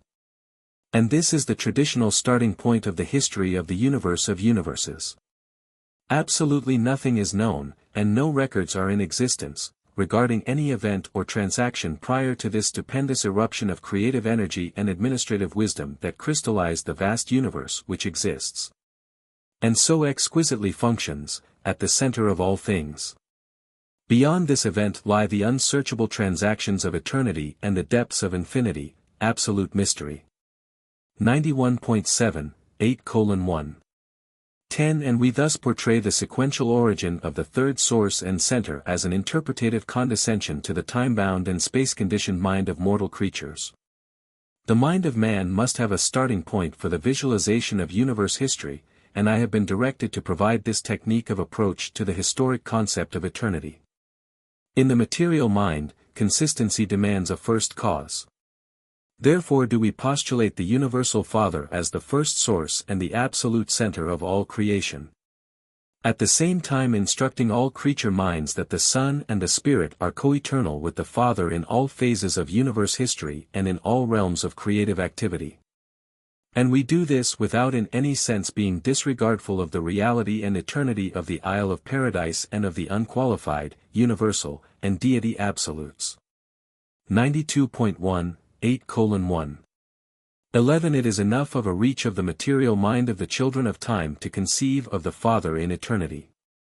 We know that any child can best relate himself to reality by first mastering the relationships of the child-parent situation and then by enlarging this concept to embrace the family as a whole. Subsequently the growing mind of the child will be able to adjust to the concept of family relations, to relationships of the community, the race, and the world, and then to those of the universe, the superuniverse, even the universe of universes. 2. Nature of the Infinite Spirit. 92.2, 8 minutes and 2.1 seconds. The conjoint Creator is from eternity and is wholly and without qualification one with the Universal Father and the Eternal Son. The Infinite Spirit reflects in perfection not only the nature of the Paradise Father but also the nature of the original Son. 92.3, 8:2. 2. The third source and center is known by numerous titles: the Universal Spirit, the Supreme Guide, the Conjoint Creator, the Divine Executive, the Infinite Mind, the Spirit of Spirits, the Paradise Mother Spirit, the Conjoint Actor, the Final Coordinator, the Omnipresent Spirit, the Absolute Intelligence, the Divine Action. And on Urantia he is sometimes confused with the Cosmic Mind. 92.4, 8 minutes and 2.3 seconds. It is altogether proper to denominate the third person of deity the infinite spirit, for God is spirit. But material creatures who tend towards the error of viewing matter as basic reality and mind, together with spirit, as postulates rooted in matter, would better comprehend the third source and center if he were called the infinite reality, the universal organizer, or the personality coordinator. 92.5, 8 minutes and 2.4 seconds. The infinite spirit, as a universe revelation of divinity, is unsearchable and utterly beyond human comprehension. To sense the absoluteness of the spirit, you need only contemplate the infinity of the universal Father and stand in awe of the eternity of the original Son. 92.6, 8:2. 5. There is mystery indeed in the person of the infinite Spirit, but not so much as in the Father and the Son. Of all aspects of the Father's nature, the conjoint Creator most strikingly discloses his infinity. Even if the master universe eventually expands to infinity, the spirit presence, energy control, and mind potential of the conjoint actor will be found adequate to meet the demands of such a limitless creation. 92.7, 8:2. 6. Though in every way sharing the perfection, the righteousness, and the love of the universal Father, the infinite Spirit inclines towards the mercy attributes of the eternal Son, thus becoming the mercy minister of the paradise deities to the grand universe.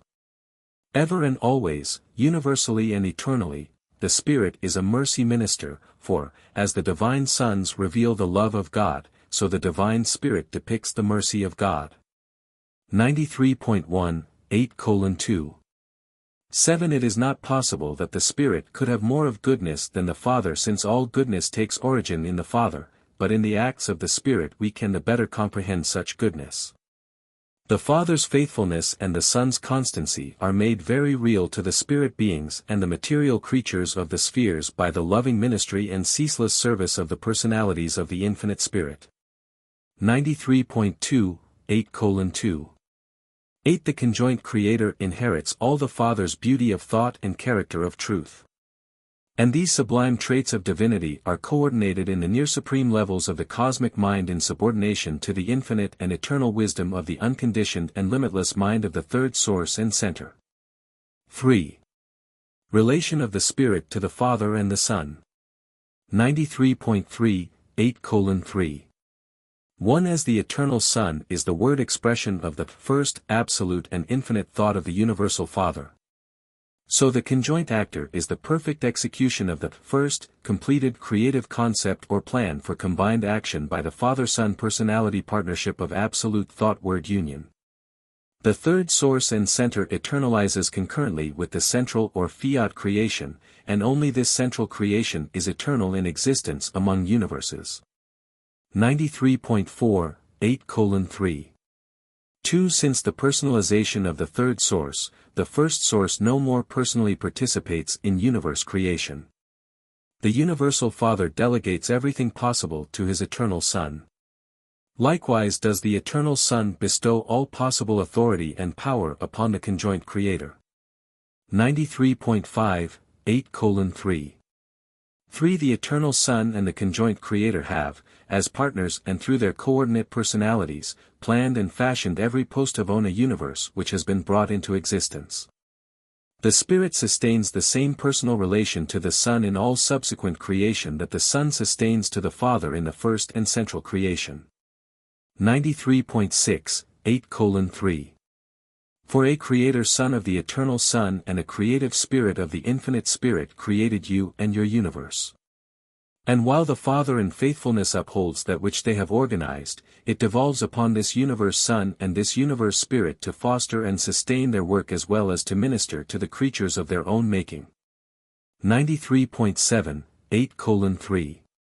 5. The Infinite Spirit is the effective agent of the all-loving Father and the all-merciful Son for the execution of their conjoint project of drawing to themselves all truth-loving souls on all the worlds of time and space.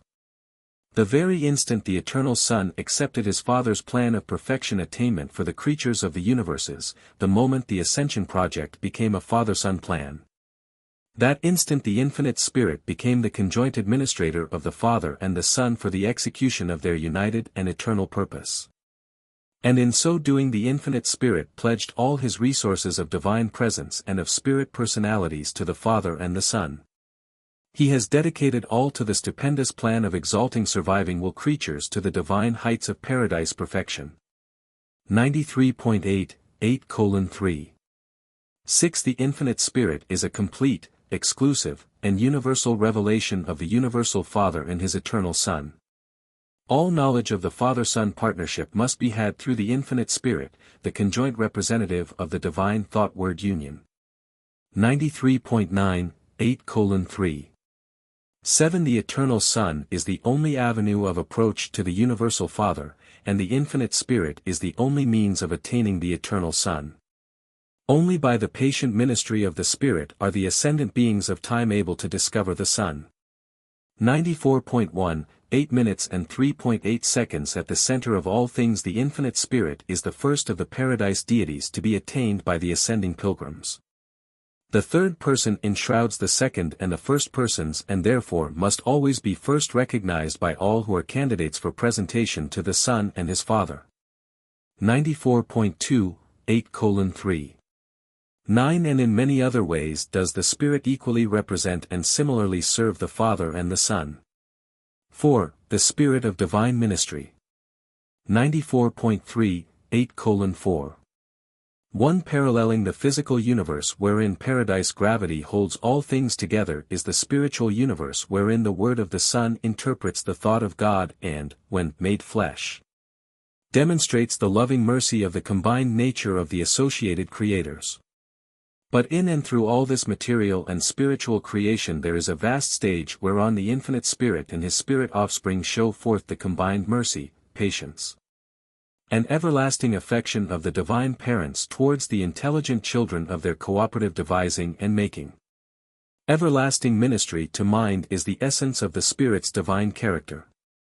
And all the spirit offspring of the conjoint actor partake of this desire to minister, this divine urge to service. 94.4, 8:4. 2. God is love, the Son is mercy, the Spirit is ministry, the ministry of divine love and endless mercy to all intelligent creation. The Spirit is the personification of the Father's love and the Son's mercy. In him are they eternally united for universal service. The Spirit is love applied to the creature creation, the combined love of the Father and the Son. 94.5, 8:4. 3. On Urantia the Infinite Spirit is known as an omnipresent influence, a universal presence, but in Havona you shall know him as a personal presence of actual ministry. Here the ministry of the Paradise Spirit is the exemplary and inspiring pattern for each of his coordinate spirits and subordinate personalities ministering to the created beings on the worlds of time and space. In this divine universe the Infinite Spirit fully participated in the 7 transcendental appearances of the Eternal Son. Likewise did he participate with the original Michael's Son in the 7 bestowals upon the circuits of Havona, thereby becoming the sympathetic and understanding spirit minister to every pilgrim of time traversing these perfect circles on high. 94. 6, 8:4. For when a Creator Son of God accepts the creatorship charge of responsibility for a projected local universe, the personalities of the Infinite Spirit pledge themselves as the tireless ministers of this Michael's Son when he goes forth on his mission of creative adventure. Especially in the persons of the creative daughters, the local universe mother spirits, do we find the Infinite Spirit devoted to the task of fostering the ascension of the material creatures to higher and higher levels of spiritual attainment. And all this work of creature ministry is done in perfect harmony with the purposes, and in close association with the personalities, of the Creator Sons of these local universes. 94.7, 8:4. 5. As the sons of God are engaged in the gigantic task of revealing the Father's personality of love to a universe, so is the Infinite Spirit dedicated to the unending ministry of revealing the combined love of the Father and the Son to the individual minds of all the children of each universe. In these local creations the Spirit does not come down to the material races in the likeness of mortal flesh as do certain of the sons of God, but the Infinite Spirit and his coordinate spirits do downstep themselves, do joyfully undergo an amazing series of divinity attenuations, until they appear as angels to stand by your side and guide you through the lowly paths of earthly existence. 95.1, 8 minutes and 4.6 seconds. By this very diminishing series the infinite spirit does actually, and as a person, draw very near to every being of the animal origin spheres. And all this the Spirit does without in the least invalidating his existence as the third person of deity at the center of all things. 95.2, 8:4. 7. The conjoint Creator is truly and forever the great ministering personality, the universal mercy minister.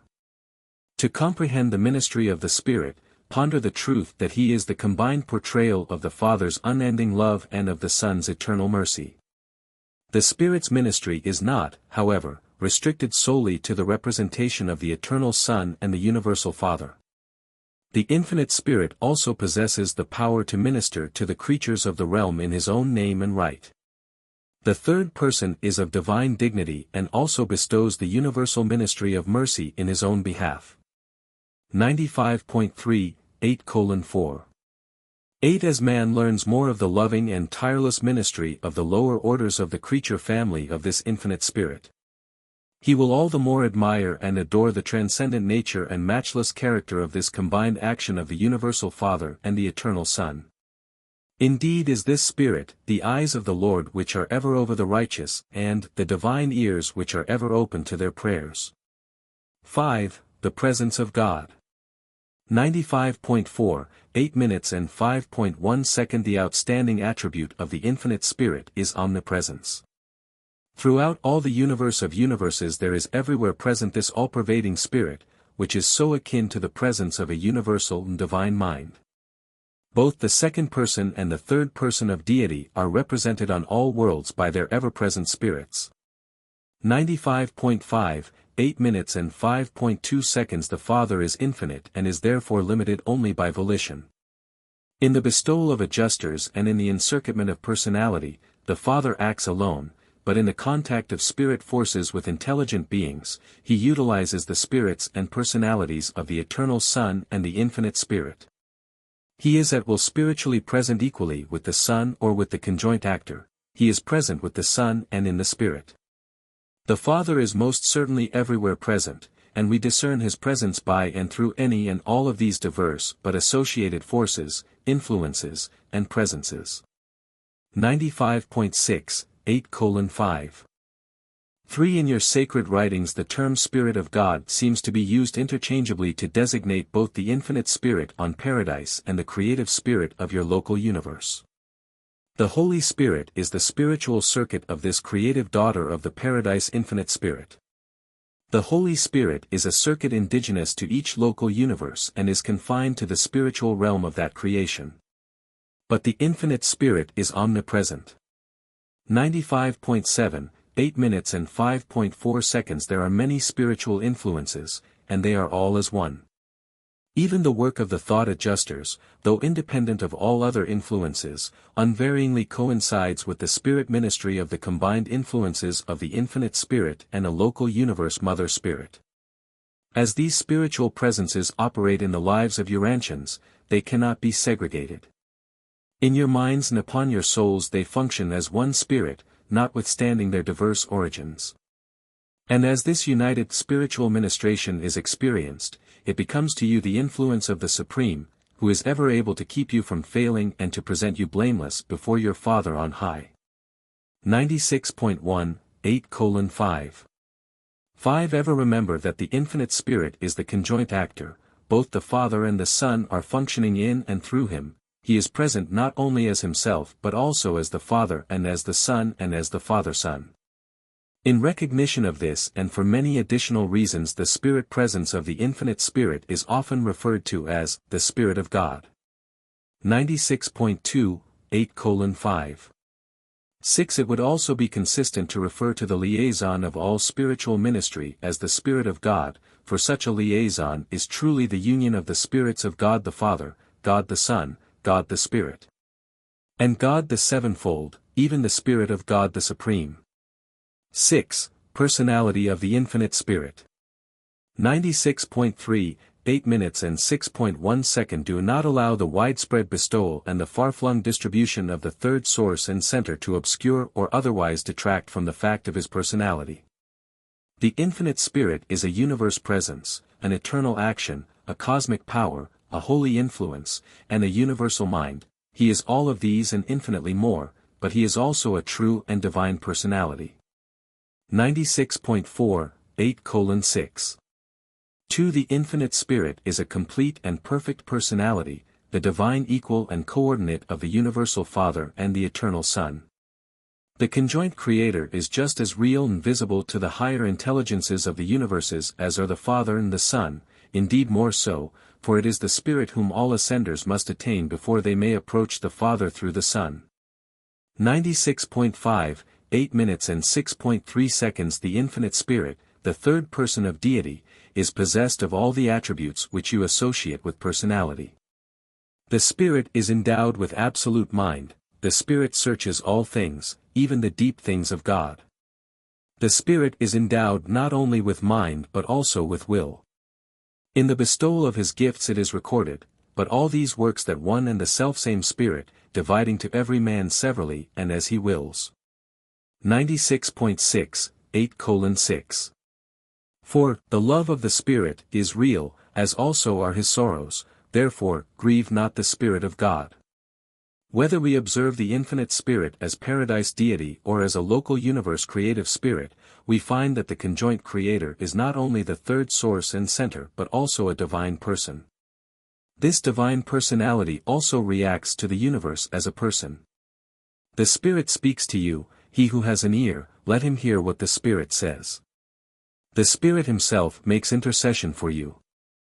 The Spirit exerts a direct and personal influence upon created beings, for as many as are led by the Spirit of God, they are the sons of God. 96.7, 8:6. 5. Even though we behold the phenomenon of the ministry of the infinite Spirit to the remote worlds of the universe of universes. Even though we envisage this same coordinating deity acting in and through the untold legions of the manifold beings who take origin in the third source and center, even though we recognize the omnipresence of the Spirit, nonetheless, we still affirm that this same third source and center is a person, the conjoint Creator of all things and all beings and all universes. 96.8, 8 minutes and 6.6 seconds. In the administration of universes the Father, Son, and Spirit are perfectly and eternally interassociated. Though each is engaged in a personal ministry to all creation, all three are divinely and absolutely interlocked in a service of creation and control which forever makes them one. 97.1, 8:6. 7. In the person of the infinite Spirit the Father and the Son are mutually present, always and in unqualified perfection, for the Spirit is like the Father and like the Son, and also like the Father and the Son as they two are forever one. 97. 2, 8 minutes and 6.8 seconds, presented on Urantia by a divine counselor of Uversa commissioned by the Ancients of Days to portray the nature and work of the infinite Spirit. Paper 9. Relation of the infinite Spirit to the universe. 98.1, 9 minutes and 0.1 second. A strange thing occurred when, in the presence of paradise, the universal Father and the eternal Son unite to personalize themselves. Nothing in this eternity situation foreshadows that the conjoint actor would personalize as an unlimited spirituality coordinated with absolute mind and endowed with unique prerogatives of energy manipulation. His coming into being completes the Father's liberation from the bonds of centralized perfection and from the fetters of personality absolutism. And this liberation is disclosed in the amazing power of the conjoint Creator to create beings well adapted to serve as ministering spirits even to the material creatures of the subsequently evolving universes. 98.2, 9 o'clock. 2. The Father is infinite in love and volition, in spiritual thought and purpose. He is the universal upholder. The Son is infinite in wisdom and truth, in spiritual expression and interpretation. He is the universal revealer. Paradise is infinite in potential for force endowment and in capacity for energy dominance. It is the universal stabilizer. The conjoint actor possesses unique prerogatives of synthesis, infinite capacity to coordinate all existing universe energies, all actual universe spirits, and all real universe intellects. The third source and center is the universal unifier of the manifold energies and diverse creations which have appeared in consequence of the divine plan and the eternal purpose of the Universal Father. 98.3, 9 o'clock. 3. The Infinite Spirit, the conjoint creator, is a universal and divine minister. The Spirit unceasingly ministers the Son's mercy and the Father's love, even in harmony with the stable, unvarying, and righteous justice of the Paradise Trinity. His influence and personalities are ever near you, they really know and truly understand you. 98.4, 9 minutes and 0.4 seconds. Throughout the universes, the agencies of the conjoint actor ceaselessly manipulate the forces and energies of all space. Like the first source and center, the third is responsive to both the spiritual and the material. The conjoint actor is the revelation of the unity of God, in whom all things consist, things, meanings, and values, energies, minds, and spirits. 98.5, 9 minutes and 0.5 seconds. The Infinite Spirit pervades all space, he indwells the circle of eternity, and the Spirit, like the Father and the Son, is perfect and changeless, absolute. 1. Attributes of the third source and center. 98.6, 9:1. 1. The third source and center is known by many names, all designative of relationship and in recognition of function. As God the Spirit, he is the personality coordinate and divine equal of God the Son and God the Father. As the Infinite Spirit, he is an omnipresent spiritual influence. As the universal manipulator, he is the ancestor of the power control creatures and the activator of the cosmic forces of space. As the conjoint actor, he is the joint representative and partnership executive of the Father-Son. As the absolute mind, he is the source of the endowment of intellect throughout the universes. As the God of action, he is the apparent ancestor of motion, change, and relationship. 99.1, 9:1. 2. Some of the attributes of the third source and center are derived from the Father, some from the Son. While still others are not observed to be actively and personally present in either the Father or the Son, attributes that can hardly be explained except by assuming that the Father-Son partnership which eternalizes the third source and center consistently functions in consonance with, and in recognition of, the eternal fact of the absoluteness of Paradise. The conjoint creator embodies the fullness of the combined and infinite concepts of the first and second persons of deity. 99.2, 9:1. 3. While you envisage the Father as an original creator and the Son as a spiritual administrator, you should think of the third source and center as a universal coordinator, a minister of unlimited cooperation. The conjoint actor is the correlator of all actual reality, he is the deity repository of the Father's thought and the Son's word, and in action is eternally regardful of the material absoluteness of the central isle. The Paradise Trinity has ordained the universal order of progress, and the providence of God is the domain of the conjoint creator and the evolving supreme being. No actual or actualizing reality can escape eventual relationship with the third source and center. 99.3, 9 minutes and 1.4 seconds. The Universal Father presides over the realms of pre-energy, pre-spirit, and personality. The Eternal Son dominates the spheres of spiritual activities. The presence of the Isle of Paradise unifies the domain of physical energy and materializing power. The conjoint actor operates not only as an infinite spirit representing the Son but also as a universal manipulator of the forces and energies of Paradise, thus bringing into existence the universal and absolute mind. The conjoint actor functions throughout the grand universe as a positive and distinct personality, especially in the higher spheres of spiritual values, physical energy relationships, and true mind meanings. He functions specifically wherever and whenever energy and spirit associate and interact. He dominates all reactions with mind, wields great power in the spiritual world, and exerts a mighty influence over energy and matter. At all times the third source is expressive of the nature of the first source and center. 99.4, 9:1. 5. The third source and center perfectly and without qualification shares the omnipresence of the first source and center, sometimes being called the omnipresent spirit. In a peculiar and very personal manner the God of mind shares the omniscience of the universal Father and his eternal Son. The knowledge of the Spirit is profound and complete. The conjoint Creator manifests certain phases of the omnipotence of the universal Father but is actually omnipotent only in the domain of mind. The third person of deity is the intellectual center and the universal administrator of the mind realms. Herein is he absolute, his sovereignty is unqualified. 99.5, 9 minutes and 1.6 seconds. The conjoint actor seems to be motivated by the father-son partnership, but all his actions appear to recognize the father-paradise relationship. At times and in certain functions he seems to compensate for the incompleteness of the development of the experiential deities, God the Supreme and God the Ultimate. 100.1, 9:1.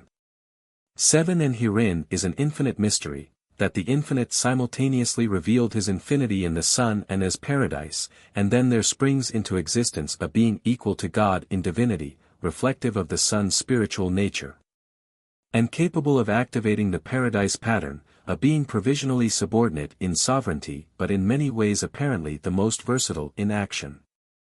And such apparent superiority in action is disclosed in an attribute of the third source and center which is superior even to physical gravity, the universal manifestation of the Isle of Paradise.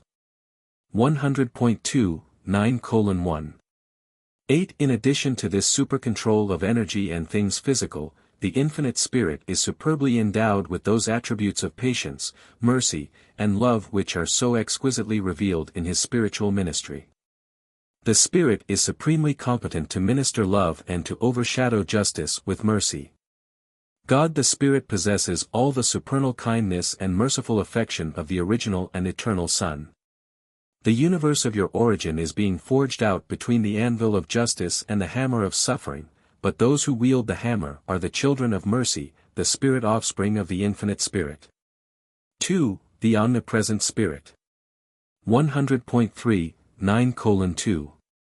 1. God is Spirit in a threefold sense. He himself is Spirit. In his Son he appears as Spirit without qualification, in the conjoint actor, as Spirit allied with mind.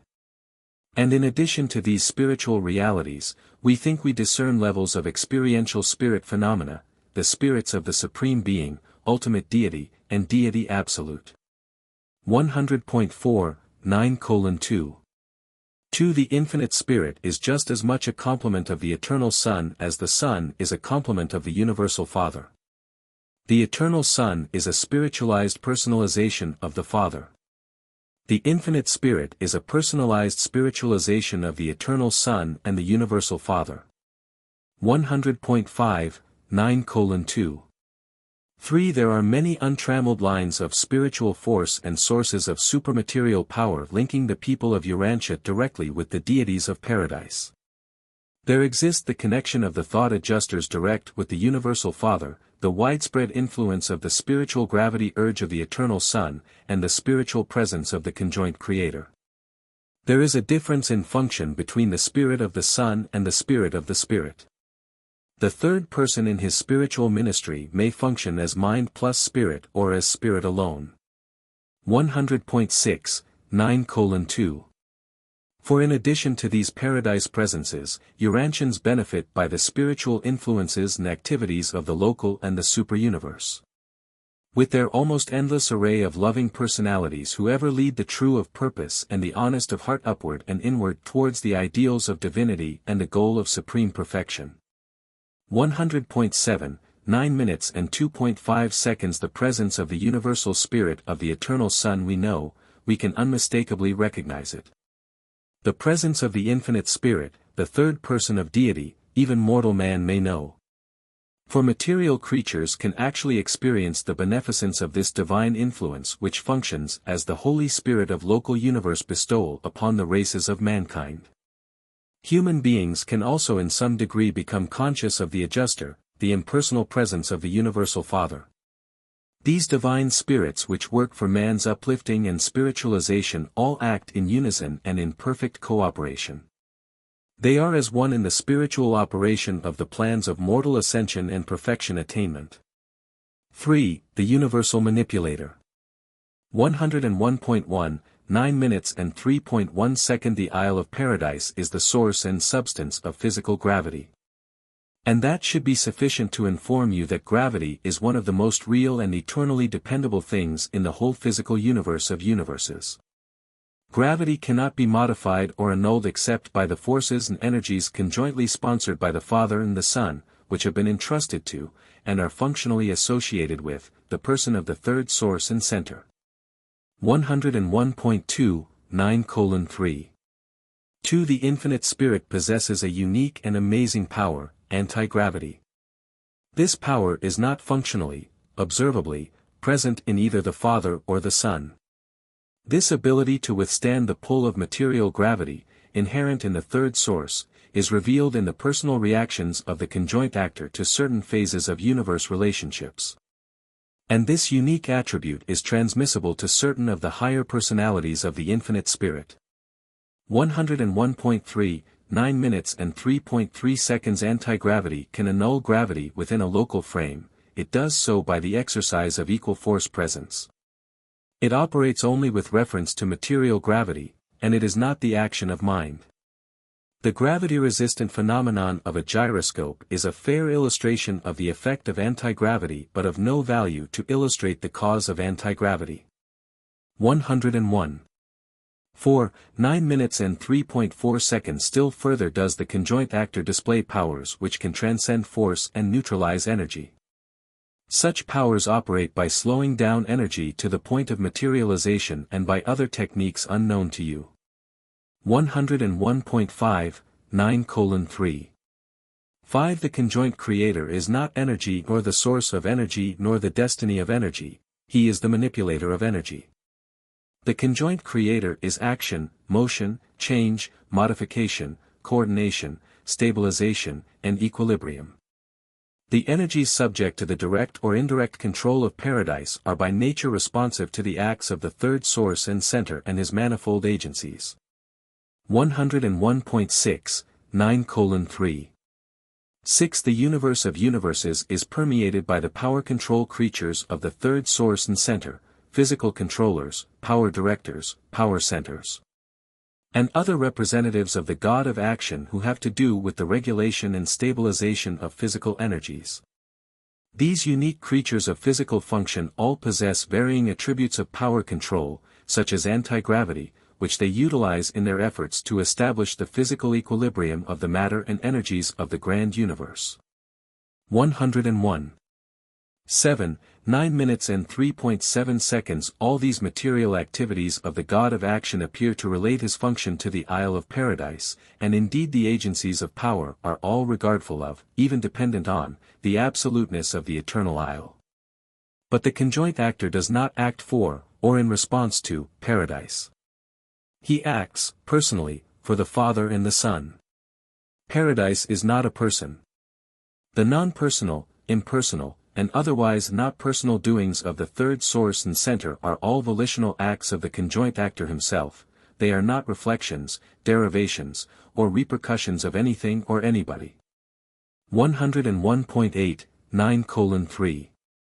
8. Paradise is the pattern of infinity, the God of action is the activator of that pattern. Paradise is the material fulcrum of infinity.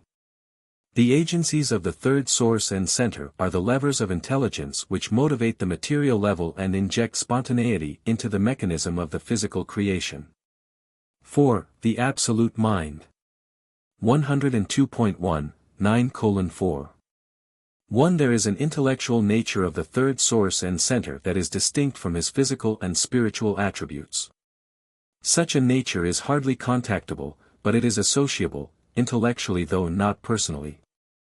It is distinguishable from the physical attributes and the spiritual character of the third person on mind levels of function, but to the discernment of personalities this nature never functions independently of physical or spiritual manifestations. 102.2, 9 minutes and 4.2 seconds. The Absolute Mind is the mind of the third person, it is inseparable from the personality of God the Spirit. Mind, in functioning beings, is not separated from energy or spirit, or both. Mind is not inherent in energy. Energy is receptive and responsive to mind. Mind can be superimposed upon energy, but consciousness is not inherent in the purely material level. Mind does not have to be added to pure spirit, for spirit is innately conscious and identifying.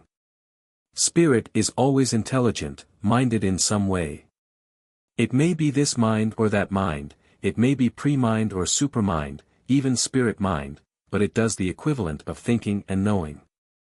The insight of spirit transcends, supervenes, and theoretically antedates the consciousness of mind.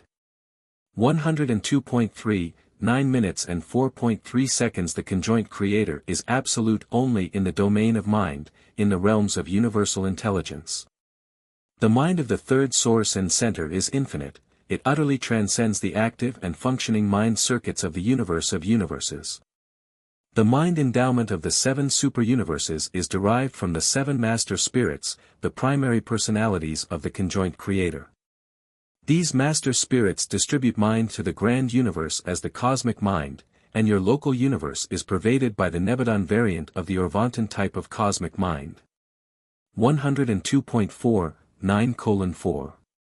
For infinite mind ignores time, ultimate mind transcends time, cosmic mind is conditioned by time. And so with space, the infinite mind is independent of space, but as descent is made from the infinite to the adjutant levels of mind, intellect must increasingly reckon with the fact and limitations of space. 102.5, 9:4. 5. Cosmic force responds to mind even as cosmic mind responds to spirit. Spirit is divine purpose, and spirit mind is divine purpose in action. Energy is thing, mind is meaning, spirit is value. Even in time and space, mind establishes those relative relationships between energy and spirit which are suggestive of mutual kinship in eternity. 102.6, 9 minutes and 4.6 seconds. Mind transmutes the values of spirit into the meanings of intellect. Volition has power to bring the meanings of mind to fruit in both the material and spiritual domains. The paradise ascent involves a relative and differential growth in spirit, mind, and energy. The personality is the unifier of these components of experiential individuality. 5. The ministry of mind. 102.7, 9 minutes and 5.1 seconds. The third source and center is infinite in mind. If the universe should grow to infinity, still his mind potential would be adequate to endow limitless numbers of creatures with suitable minds and other prerequisites of intellect. 102.8, 9:5. 2. In the domain of created mind, the third person, with his coordinate and subordinate associates, rules supreme. The realms of creature mind are of exclusive origin in the third source and center, he is the bestower of mind. Even the father fragments find it impossible to indwell the minds of men until the way has been properly prepared for them by the mind action and spiritual function of the infinite spirit. 103.1, 9:5. 3. The unique feature of mind is that it can be bestowed upon such a wide range of life. Through his creative and creature associates, the third source and center ministers to all minds on all spheres. He ministers to human and subhuman intellect through the adjutants of the local universes and, through the agency of the physical controllers, ministers even to the lowest non-experiencing entities of the most primitive types of living things. And always is the direction of mind a ministry of mind-spirit or mind-energy personalities. 103.2, 9:5. For since the third person of deity is the source of mind, it is quite natural that the evolutionary will creatures find it easier to form comprehensible concepts of the infinite spirit than they do of either the eternal Son or the universal Father. The reality of the conjoint creator is disclosed imperfectly in the very existence of human mind. The conjoint creator is the ancestor of the cosmic mind, and the mind of man is an individualized circuit, an impersonal portion, of that cosmic mind as it is bestowed in a local universe by a creative daughter of the third source and center. 103. 3, 9 minutes and 5.5 seconds. Because the third person is the source of mind, do not presume to reckon that all phenomena of mind are divine. Human intellect is rooted in the material origin of the animal races. Universe intelligence is no more a true revelation of God who is mind than is physical nature a true revelation of the beauty and harmony of paradise. Perfection is in nature, but nature is not perfect. The conjoint creator is the source of mind, but mind is not the conjoint creator. 103.4, 9 minutes and 5.6 seconds. Mind, on Urantia, is a compromise between the essence of thought perfection and the evolving mentality of your immature human nature. The plan for your intellectual evolution is, indeed, one of sublime perfection, but you are far short of that divine goal as you function in the tabernacles of the flesh. Mind is truly of divine origin, and it does have a divine destiny, but your mortal minds are not yet of divine dignity. 103.5, 9 minutes and 5.7 seconds. Too often, all too often, you mar your minds by insincerity and sear them with unrighteousness. You subject them to animal fear and distort them by useless anxiety. Therefore, though the source of mind is divine, mind as you know it on your world of ascension can hardly become the object of great admiration, much less of adoration or worship. The contemplation of the immature and inactive human intellect should lead only to reactions of humility. 6. The Mind-Gravity Circuit. 103.6, 9:6. 1. The third source and center, the universal intelligence, is personally conscious of every mind, every intellect, in all creation, and he maintains a personal and perfect contact with all these physical, morontial, and spiritual creatures of mind endowment in the far-flung universes. All these activities of mind are grasped in the absolute mind-gravity circuit which focalizes in the third source and center and is a part of the personal consciousness of the infinite spirit. 103.7, 9:6. Too much as the Father draws all personality to himself, and as the Son attracts all spiritual reality, so does the conjoint actor exercise a drawing power on all minds. He unqualifiedly dominates and controls the universal mind circuit. All true and genuine intellectual values, all divine thoughts and perfect ideas, are unerringly drawn into this absolute circuit of mind. 104.1, 9:6. 3. Mind gravity can operate independently of material and spiritual gravity, but wherever and whenever the latter two impinge, mind gravity always functions. When all three are associated, personality gravity may embrace the material creature, physical or morontial, finite or absonite. But irrespective of this, the endowment of mind even in impersonal beings qualifies them to think and endows them with consciousness despite the total absence of personality. 104.2, 9:6. For selfhood of personality dignity, human or divine, immortal or potentially immortal, does not however originate in either spirit, mind, or matter, it is the bestowal of the Universal Father. Neither is the interaction of spirit, mind, and material gravity a prerequisite to the appearance of personality gravity. The Father's circuit may embrace a mind-material being who is unresponsive to spirit gravity, or it may include a mind-spirit being who is unresponsive to material gravity. The operation of personality gravity is always a volitional act of the Universal Father. 104.3, 9:6. 5. While mind is energy associated in purely material beings and spirit associated in purely spiritual personalities, innumerable orders of personality, including the human, possess minds that are associated with both energy and spirit. The spiritual aspects of creature mind unfailingly respond to the spirit gravity pull of the eternal Sun, the material features respond to the gravity urge of the material universe. 104.4, 9:6. 6. Cosmic mind, when not associated with either energy or spirit, is subject to the gravity demands of neither material nor spiritual circuits. Pure mind is subject only to the universal gravity grasp of the conjoint actor. Pure mind is close of kin to infinite mind, and infinite mind, the theoretical coordinate of the absolutes of spirit and energy, is apparently a law in itself. 104.5, 9:6. 7. The greater the spirit energy divergence, the greater the observable function of mind, the lesser the diversity of energy in spirit, the lesser the observable function of mind. Apparently, the maximum function of the cosmic mind is in the time universes of space. Here mind seems to function in a mid-zone between energy and spirit, but this is not true of the higher levels of mind. On Paradise, energy and spirit are essentially one. 104.6, 9 minutes and 6.8 seconds. The mind gravity circuit is dependable, it emanates from the third person of deity on Paradise, but not all the observable function of mind is predictable. Throughout all known creation there parallels this circuit of mind some little understood presence whose function is not predictable.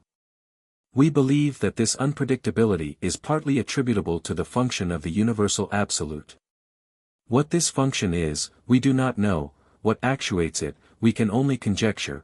Concerning its relation to creatures, we can only speculate. 104.7, 9:6.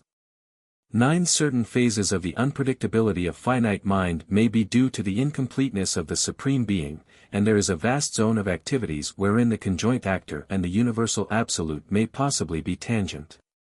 There is much about mind that is unknown, but of this we are sure. The infinite spirit is the perfect expression of the mind of the Creator to all creatures.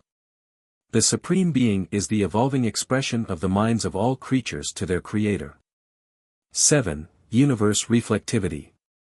105.1, 9:7. 1. The conjoint actor is able to coordinate all levels of universe actuality in such manner as to make possible the simultaneous recognition of the mental, the material, and the spiritual. This is the phenomenon of universe reflectivity, that unique and inexplicable power to see, hear, sense, and know all things as they transpire throughout a superuniverse, and to focalize, by reflectivity, all this information and knowledge at any desired point. The action of reflectivity is shown in perfection on each of the headquarters worlds of the 7 superuniverses. It is also operative throughout all sectors of the superuniverses and within the boundaries of the local universes. Reflectivity finally focalizes on Paradise. 105.2, 9:7. 2. The phenomenon of reflectivity, as it is disclosed on the superuniverse headquarters worlds in the amazing performances of the reflective personalities there stationed, represents the most complex interassociation of all phases of existence to be found in all creation. Lines of spirit can be traced back to the sun, physical energy to Paradise, and mind to the third source. But in the extraordinary phenomenon of universe reflectivity there is a unique and exceptional unification of all three, so associated as to enable the universe rulers to know about remote conditions instantaneously, simultaneously with their occurrence. 105.3, 9 minutes and 7.3 seconds. Much of the technique of reflectivity we comprehend, but there are many phases which truly baffle us.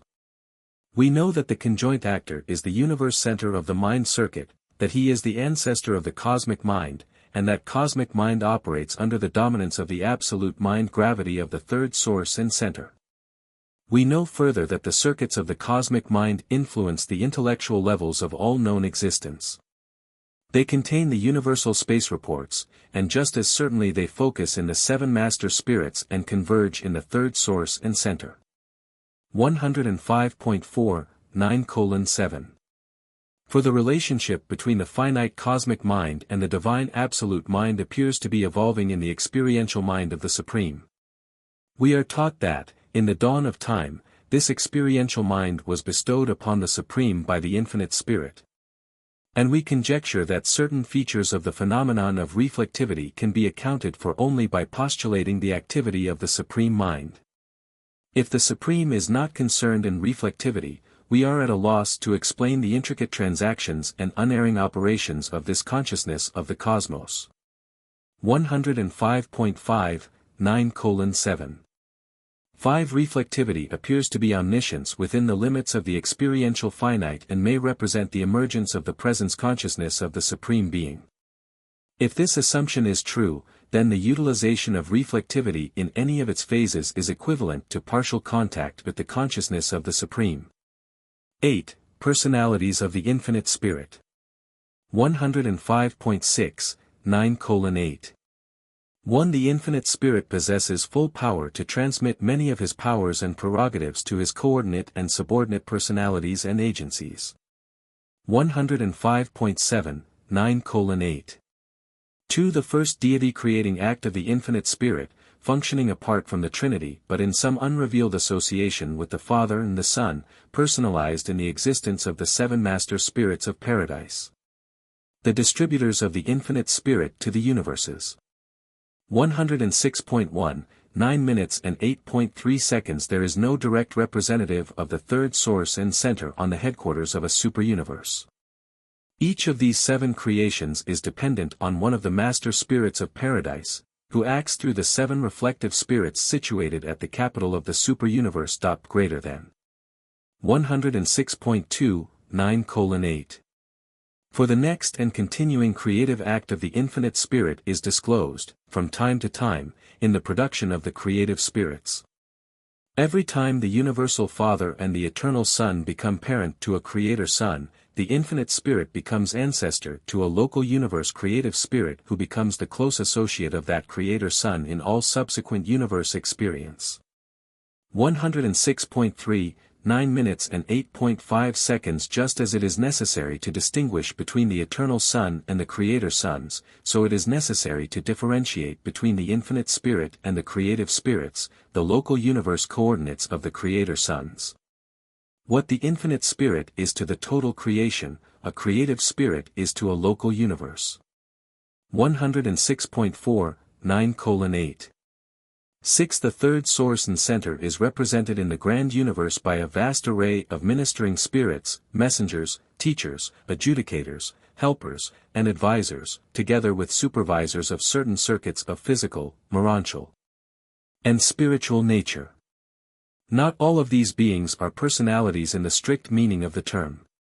Personality of the finite creature variety is characterized by 106.5, 9 minutes and 8.7 seconds. 1.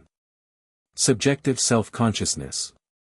106.6, 9 minutes and 8.8 seconds. 2. Objective response to the Father's personality circuit. 106.7, 9:8.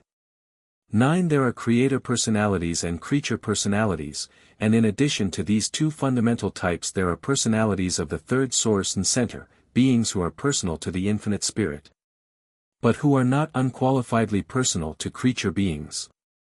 These third source personalities are not a part of the Father's personality circuit. First source personality and third source personality are mutually contactable. All personality is contactable.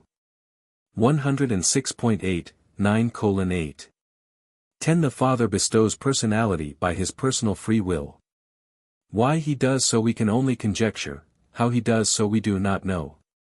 Neither do we know why the third source bestows non-Father personality, but this the Infinite Spirit does in his own behalf, in creative conjunction with the Eternal Son and in numerous ways unknown to you. The Infinite Spirit can also act for the Father in the bestowal of first source personality.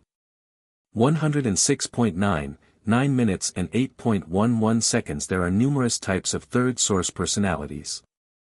The Infinite Spirit bestows third source personality upon numerous groups who are not included in the Father's personality circuit, such as certain of the power directors. Likewise does the Infinite Spirit treat as personalities numerous groups of beings, such as the creative spirits, who are in a class by themselves in their relations to encircuited creatures of the Father. 106.10, 9:8. 12. Both first source and third source personalities are endowed with all and more than man associates with the concept of personality. They have minds embracing memory, reason, judgment, creative imagination, idea association, decision, choice, and numerous additional powers of intellect wholly unknown to mortals. With few exceptions the orders revealed to you possess form and distinct individuality, they are real beings. A majority of them are visible to all orders of spirit existence. 107.1, 9:8. 13. Even you will be able to see your spiritual associates of the lower orders as soon as you are delivered from the limited vision of your present material eyes and have been endowed with a Urantia form with its enlarged sensitivity to the reality of spiritual things. 107.2, 9 minutes and 8.14 seconds. The functional family of the third source and center, as it is revealed in these narratives, falls into three great groups. 107.3, 9 minutes and 8.15 seconds. The Supreme Spirits. A group of composite origin that embraces, among others, the following orders. 107.4, 9 minutes and 8.16 seconds. 1. The Seven Master Spirits of Paradise. 107.5, 9 minutes and 8.17 seconds. 2. The Reflective Spirits of the Superuniverses. 107.6, 9 minutes and 8.18 seconds. 3. The Creative Spirits of the Local Universes. 107.7, 9 minutes and 8.19 seconds. 2. The Power Directors. A group of control creatures and agencies that function throughout all organized space. 107.8, 9 minutes and 8.20 seconds. 3. The Personalities of the Infinite Spirit. This designation does not necessarily imply that these beings are third source personalities, though some of them are unique as will creatures. They are usually grouped in three major classifications. 107.9, 9 minutes and 8.21 seconds. 1. The Higher Personalities of the Infinite Spirit. 107.10, 9 minutes and 8.22 seconds. 2. The Messenger Hosts of Space. 107.11, 9 minutes and 8.23 seconds. 3. The Ministering Spirits of Time. 107.12, 9:8. 24. These groups serve on Paradise, in the central or residential universe, in the superuniverses, and they embrace orders that function in the local universes, even to the constellations, systems, and planets. 107.13, 9:8. 25. The spirit personalities of the vast family of the Divine and Infinite Spirit are forever dedicated to the service of the ministry of the love of God and the mercy of the Son to all the intelligent creatures of the evolutionary worlds of time and space. These spirit beings constitute the living ladder whereby mortal man climbs from chaos to glory. 107.14, 9:8. 26. Revealed on Urantia by a divine counselor of Uversat commissioned by the Ancients of Days to portray the nature and work of the Infinite Spirit. Paper 10. The Paradise Trinity.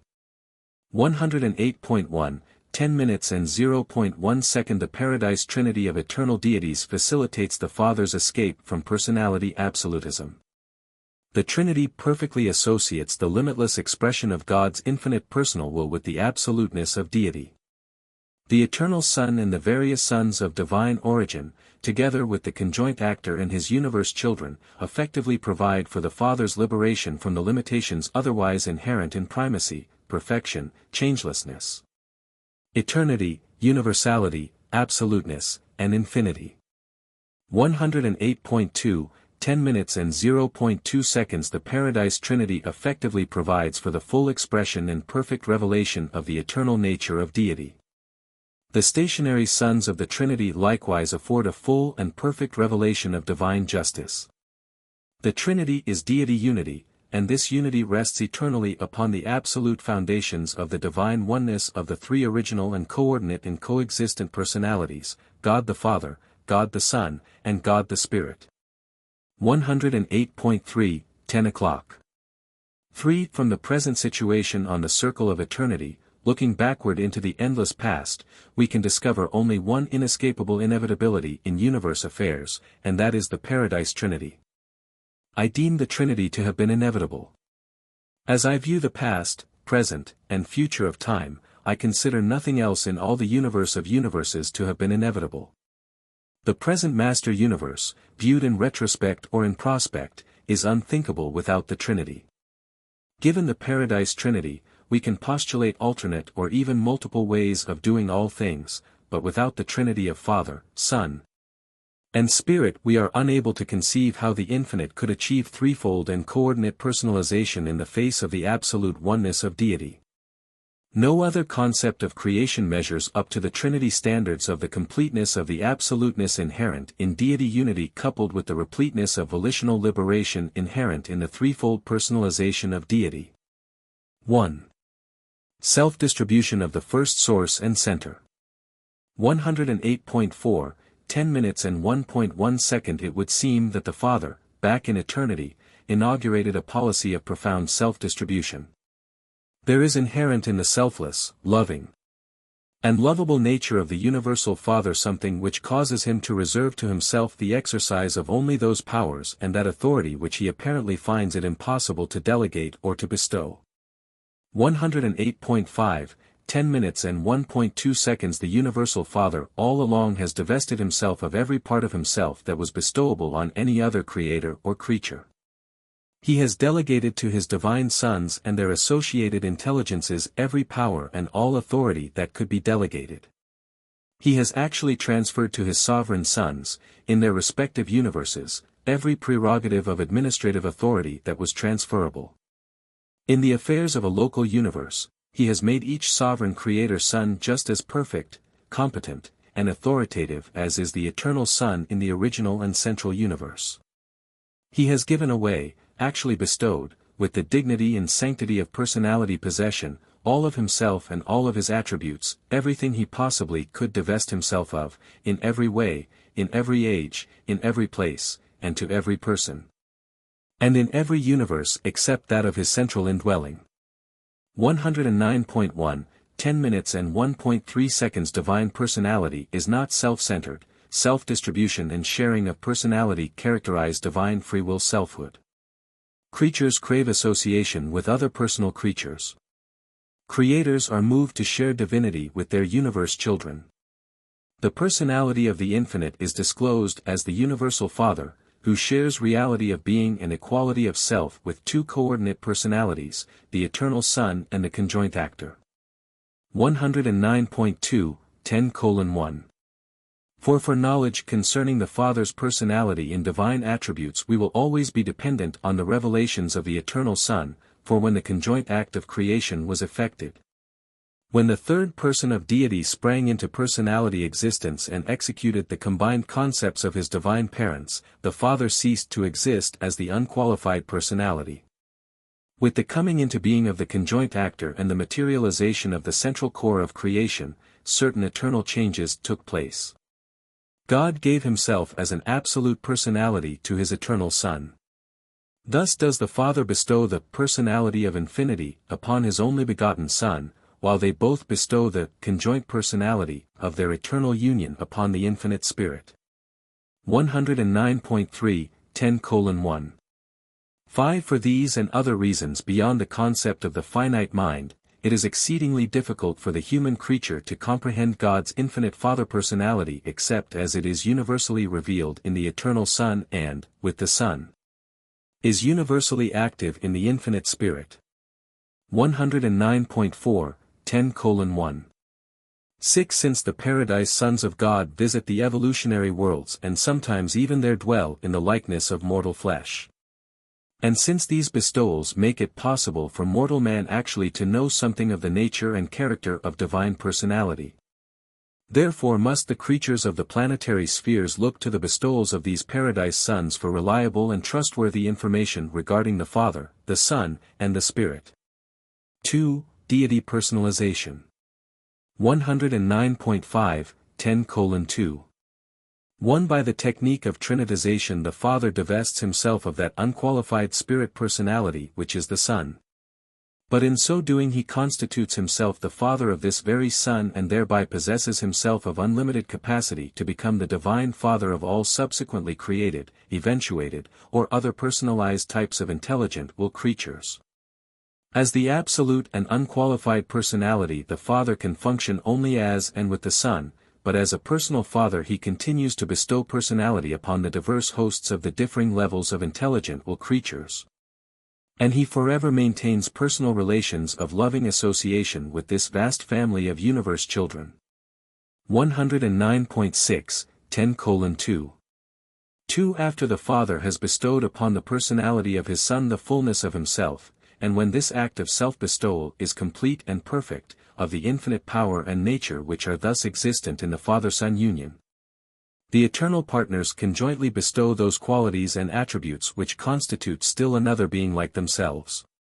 And this conjoint personality, the infinite spirit, completes the existential personalization of deity. 110.1, 10 minutes and 2.3 seconds. The Son is indispensable to the fatherhood of God. The Spirit is indispensable to the fraternity of the second and third persons. 3 persons are a minimum social group, but this is least of all the many reasons for believing in the inevitability of the conjoint actor. 110.2, 10:2. For the first source and center is the infinite Father personality, the unlimited source personality. The eternal Son is the unqualified personality absolute, that divine being who stands throughout all time and eternity as the perfect revelation of the personal nature of God. The infinite Spirit is the conjoint personality, the unique personal consequence of the everlasting Father-Son union. 110.3, 10:2. 5. The personality of the first source and center is the personality of infinity minus the absolute personality of the eternal Son. The personality of the third source and center is the superadditive consequence of the union of the liberated Father personality and the absolute Son personality.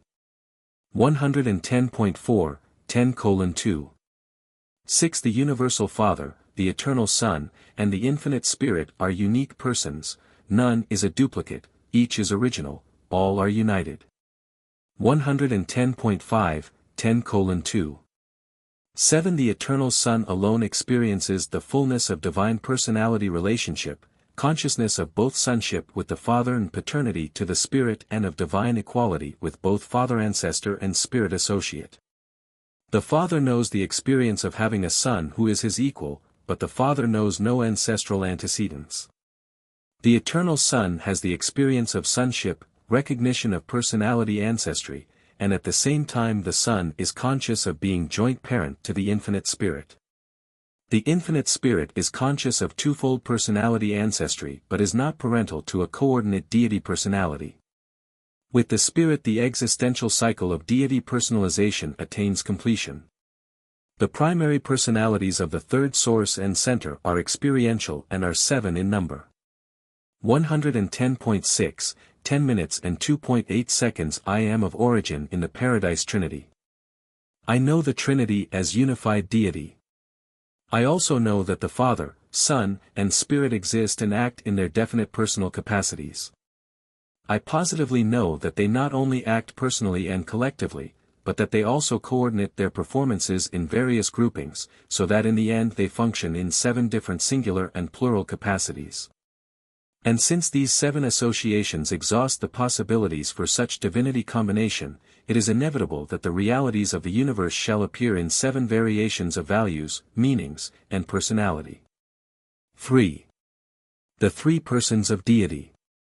110.7, 10 minutes and 3.1 seconds. Notwithstanding there is only one deity, there are 3 positive and divine personalizations of deity. Regarding the endowment of man with the divine adjusters, the Father said, "Let us make mortal man in our own image." Repeatedly throughout the Urantian writings there occurs this reference to the acts and doings of plural deity, clearly showing recognition of the existence and working of the 3 sources and centers. 110.8, 10:3. 2. We are taught that the Son and the Spirit sustain the same and equal relations to the Father in the Trinity association. In eternity and as deities they undoubtedly do, but in time and as personalities they certainly disclose relationships of a very diverse nature. Looking from paradise out on the universes, these relationships do seem to be very similar, but when viewed from the domains of space, they appear to be quite different. 111.1, 10:3. 3. The divine sons are indeed the Word of God, but the children of the Spirit are truly the act of God. God speaks through the Son and, with the Son, acts through the infinite Spirit, while in all universe activities the Son and the Spirit are exquisitely fraternal. Working as two equal brothers with admiration and love for an honored and divinely respected common Father. 111.2, 10:3. For the Father, Son, and Spirit are certainly equal in nature, coordinate in being, but there are unmistakable differences in their universe performances, and when acting alone, each person of deity is apparently limited in absoluteness. 111. 3, 10 minutes and 3.5 seconds. The Universal Father, prior to his self-willed divestment of the personality, powers, and attributes which constitute the Son and the Spirit, seems to have been, philosophically considered, an unqualified, absolute, and infinite deity. But such a theoretical first source and center without a Son could not in any sense of the word be considered the Universal Father. Fatherhood is not real without sonship. Furthermore, the Father, to have been absolute in a total sense, must have existed at some eternally distant moment alone. But he never had such a solitary existence. The Son and the Spirit are both co-eternal with the Father. The first source and center has always been, and will forever be, the eternal Father of the original Son and, with the Son, the eternal progenitor of the infinite Spirit. 111.4, 10:3. 6. We observe that the Father has divested himself of all direct manifestations of absoluteness except absolute fatherhood and absolute volition. We do not know whether volition is an inalienable attribute of the Father. We can only observe that he did not divest himself of volition. Such infinity of will must have been eternally inherent in the first source and center. 111.5, 10:3. 7. In bestowing absoluteness of personality upon the eternal Son, the Universal Father escapes from the fetters of personality absolutism. But in so doing he takes a step which makes it forever impossible for him to act alone as the personality absolute. And with the final personalization of coexistent deity, the conjoint actor, there ensues the critical Trinitarian interdependence of the three divine personalities with regard to the totality of deity function in absolute. 111.6, 10:3. 8. God is the Father absolute of all personalities in the universe of universes.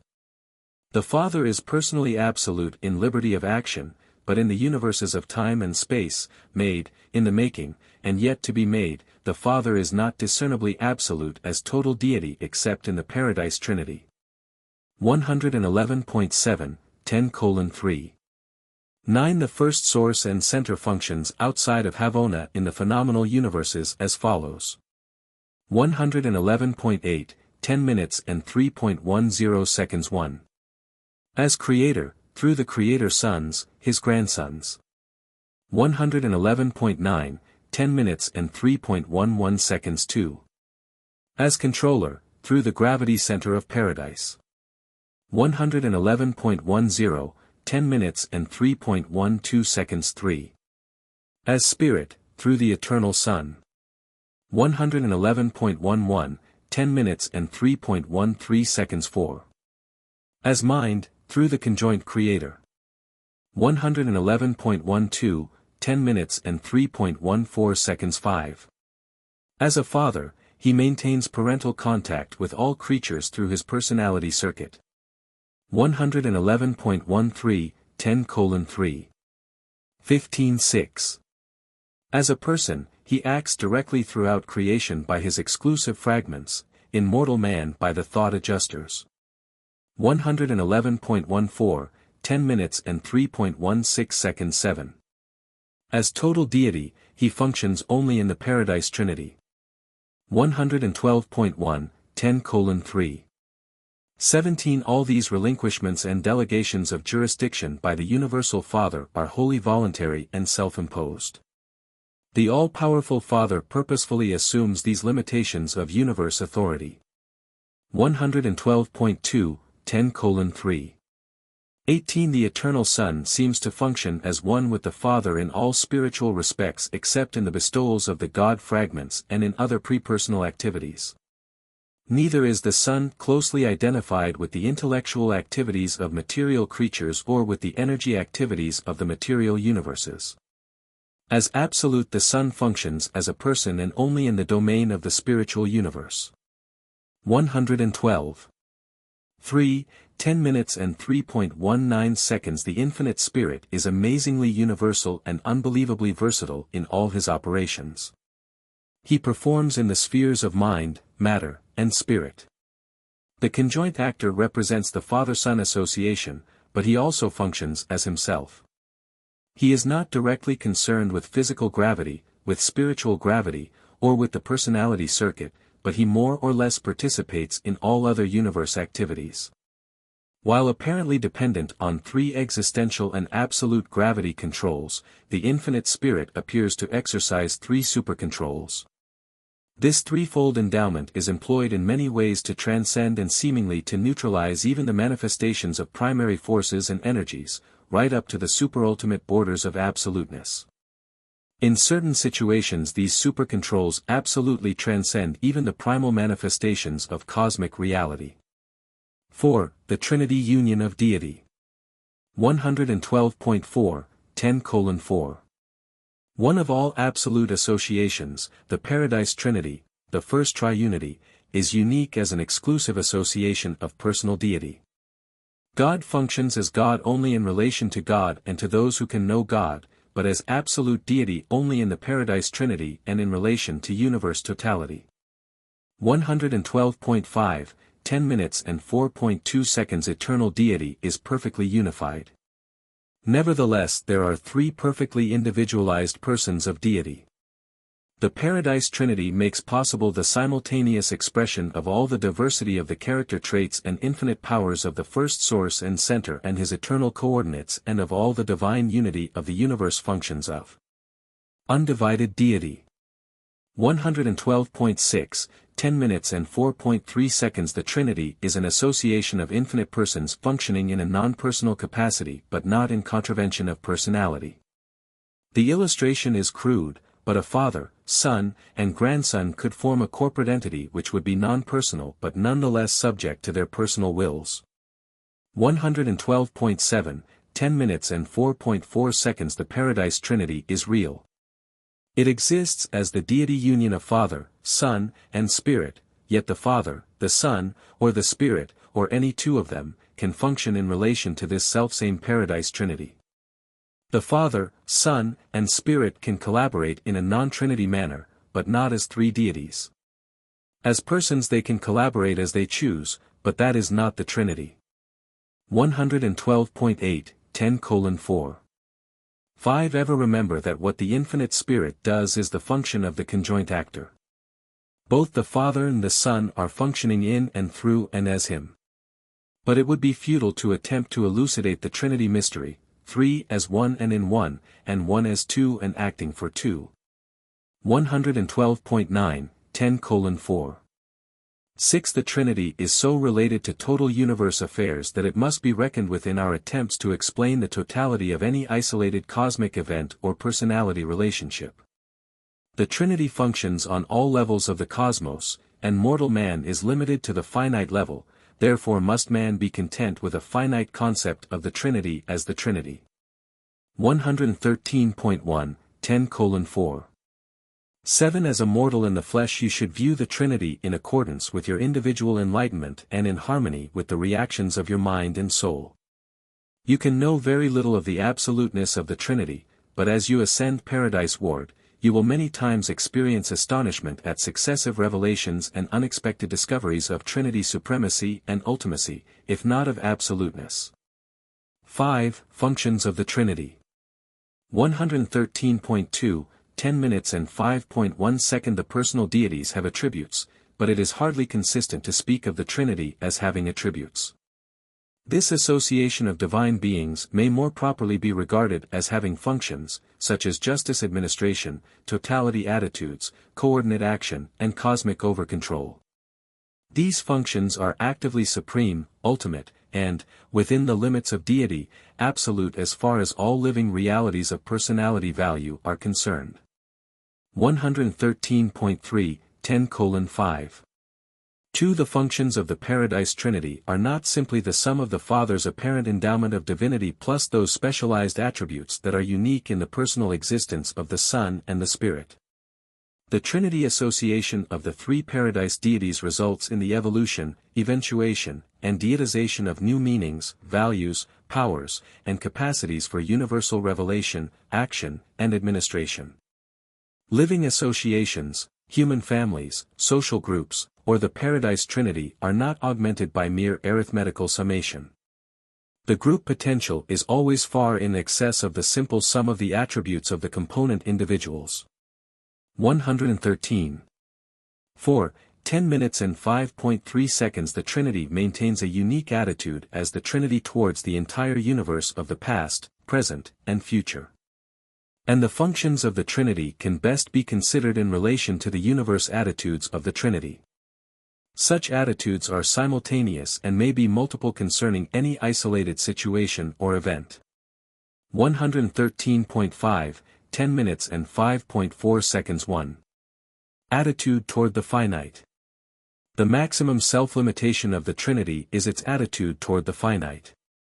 The Trinity is not a person, nor is the Supreme Being an exclusive personalization of the Trinity, but the Supreme is the nearest approach to a power-personality focalization of the Trinity which can be comprehended by finite creatures. Hence the Trinity in relation to the finite is sometimes spoken of as the Trinity of Supremacy. 113.6, 10 minutes and 5.5 seconds. 2. Attitude toward the absonite. The Paradise Trinity has regard for those levels of existence which are more than finite but less than absolute, and this relationship is sometimes denominated the Trinity of Ultimacy. Neither the ultimate nor the supreme are wholly representative of the Paradise Trinity, but in a qualified sense and to their respective levels, each seems to represent the Trinity during the pre-personal eras of experiential power development. 113.7, 10 minutes and 5.6 seconds. 3. The absolute attitude of the Paradise Trinity is in relation to absolute existences and culminates in the action of total deity. 113.8, 10:5. 7. The Trinity Infinite involves the coordinate action of all triunity relationships of the first source and center, undeified as well as deified, and hence is very difficult for personalities to grasp. In the contemplation of the Trinity as infinite, do not ignore the seven triunities, thereby certain difficulties of understanding may be avoided, and certain paradoxes may be partially resolved. 114.1, 10:5. 8. But I do not command language which would enable me to convey to the limited human mind the full truth and the eternal significance of the Paradise Trinity and the nature of the never-ending interassociation of the three beings of infinite perfection. 6. The stationary sons of the Trinity. 114.2, 10 minutes and 6.1 seconds. All law takes origin in the first source and center, he is law. The administration of spiritual law inheres in the second source and center. The revelation of law, the promulgation and interpretation of the divine statutes, is the function of the third source and center. The application of law, justice, falls within the province of the Paradise Trinity and is carried out by certain sons of the Trinity. 114.3, 10:6. 2. Justice is inherent in the universal sovereignty of the Paradise Trinity, but goodness, mercy, and truth are the universe ministry of the divine personalities, whose deity union constitutes the Trinity. Justice is not the attitude of the Father, the Son, or the Spirit. Justice is the Trinity attitude of these personalities of love, mercy, and ministry. No one of the Paradise deities fosters the administration of justice. Justice is never a personal attitude, it is always a plural function. 114.4, 10:6. 3. Evidence, the basis of fairness, justice in harmony with mercy, is supplied by the personalities of the third source and center.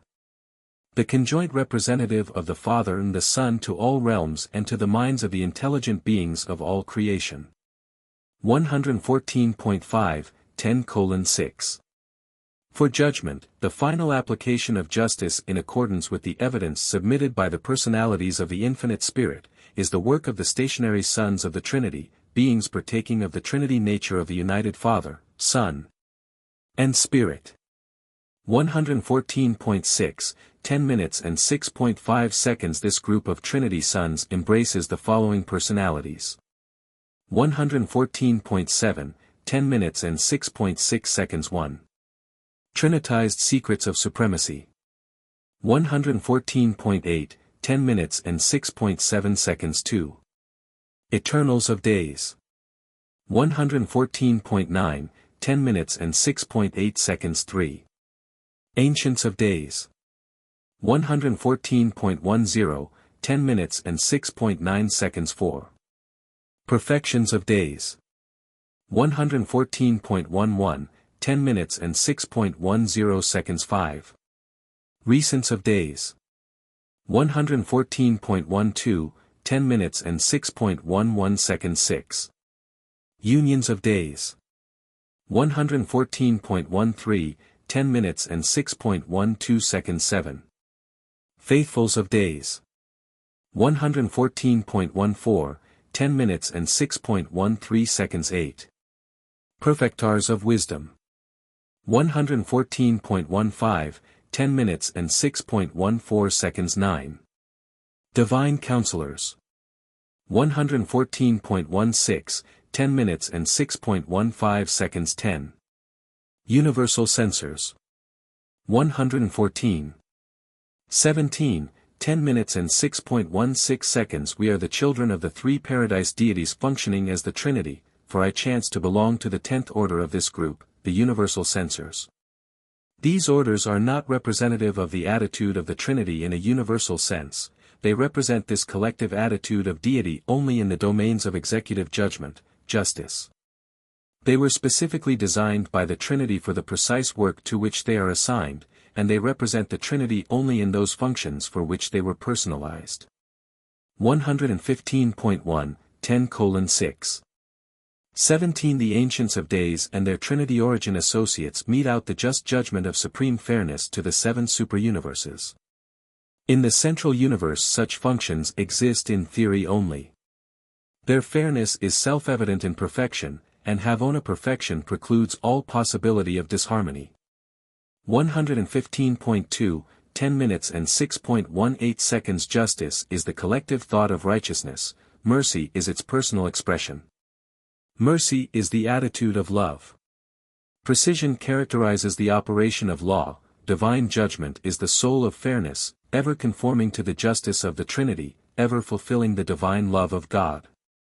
When fully perceived and completely understood, the righteous justice of the Trinity and the merciful love of the Universal Father are coincident. But man has no such full understanding of divine justice. Thus in the Trinity, as man would view it, the personalities of Father, Son, and Spirit are adjusted to coordinate ministry of love and law in the experiential universes of time. 7. The over-control of supremacy. 115.3, 10:7. 1. The first, second, and third persons of deity are equal to each other, and they are one. The Lord our God is one God. There is perfection of purpose and oneness of execution in the divine Trinity of eternal deities. The Father, the Son, and the conjoint actor are truly and divinely one. Of a truth it is written, I am the first, and I am the last, and beside me there is no God. 115.4, 10:7. 2. As things appear to the mortal on the finite level, the Paradise Trinity, like the Supreme Being, is concerned only with the total planet, total universe, total superuniverse, total grand universe. This totality attitude exists because the Trinity is the total of deity and for many other reasons. 115.5, 10 minutes and 7.3 seconds. The Supreme Being is something less and something other than the Trinity functioning in the finite universes. But within certain limits and during the present era of incomplete power personalization, this evolutionary deity does appear to reflect the attitude of the Trinity of supremacy. The Father, Son, and Spirit do not personally function with the Supreme Being, but during the present universe age they collaborate with Him as the Trinity. We understand that they sustain a similar relationship to the ultimate. We often conjecture as to what will be the personal relationship between the paradise deities and God the Supreme when he has finally evolved, but we do not really know. 115.6, 10:7. For we do not find the over-control of supremacy to be wholly predictable. Furthermore, this unpredictability appears to be characterized by a certain developmental incompleteness, undoubtedly an earmark of the incompleteness of the Supreme and of the incompleteness of finite reaction to the Paradise Trinity. 115. 7, 10:7. 5. The mortal mind can immediately think of 1,001 things, catastrophic physical events, appalling accidents, horrific disasters, painful illnesses, and worldwide scourges, and ask whether such visitations are correlated in the unknown maneuvering of this probable functioning of the Supreme Being. Frankly, we do not know, we are not really sure. But we do observe that, as time passes, all these difficult and more or less mysterious situations always work out for the welfare and progress of the universes. It may be that the circumstances of existence and the inexplicable vicissitudes of living are all interwoven into a meaningful pattern of high value by the function of the Supreme and the over-control of the Trinity. 116.1, 10:7. 6. As a son of God you can discern the personal attitude of love in all the acts of God the Father. But you will not always be able to understand how many of the universe acts of the Paradise Trinity redound to the good of the individual mortal on the evolutionary worlds of space. In the progress of eternity the acts of the Trinity will be revealed as altogether meaningful and considerate, but they do not always so appear to the creatures of time. 8. The Trinity beyond the finite. 116.2, 10:8. 1. Many truths and facts pertaining to the Paradise Trinity can only be even partially comprehended by recognizing a function that transcends the finite. 116.3, 10:8. 2. It would be inadvisable to discuss the functions of the Trinity of ultimacy, but it may be disclosed that God the Ultimate is the Trinity manifestation comprehended by the Transcendentalers. We are inclined to the belief that the unification of the Master Universe is the eventuating act of the Ultimate and is probably reflective of certain, but not all, phases of the absonite over-control of the Paradise Trinity. The Ultimate is a qualified manifestation of the Trinity in relation to the absonite only in the sense that the Supreme thus partially represents the Trinity in relation to the finite. 116.4, 10:8. 3. The Universal Father, the Eternal Son, and the Infinite Spirit are, in a certain sense, the constituent personalities of total deity. Their union in the Paradise Trinity and the absolute function of the Trinity equivalate to the function of total deity. And such completion of deity transcends both the finite and the absonite. 116.5, 10:8. For while no single person of the Paradise deities actually fills all deity potential, collectively all three do. 3 infinite persons seem to be the minimum number of beings required to activate the pre-personal and existential potential of total deity, the deity absolute. 116.6, 10:8.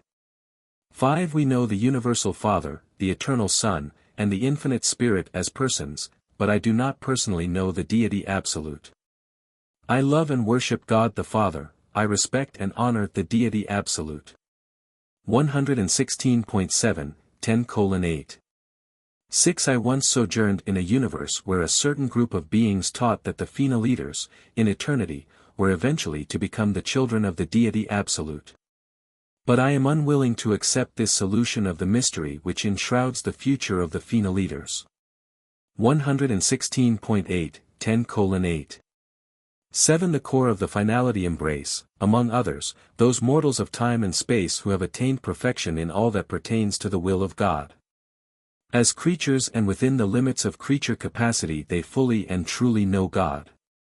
Having thus found God as the Father of all creatures, these Fina leaders must sometime begin the quest for the superfinite Father.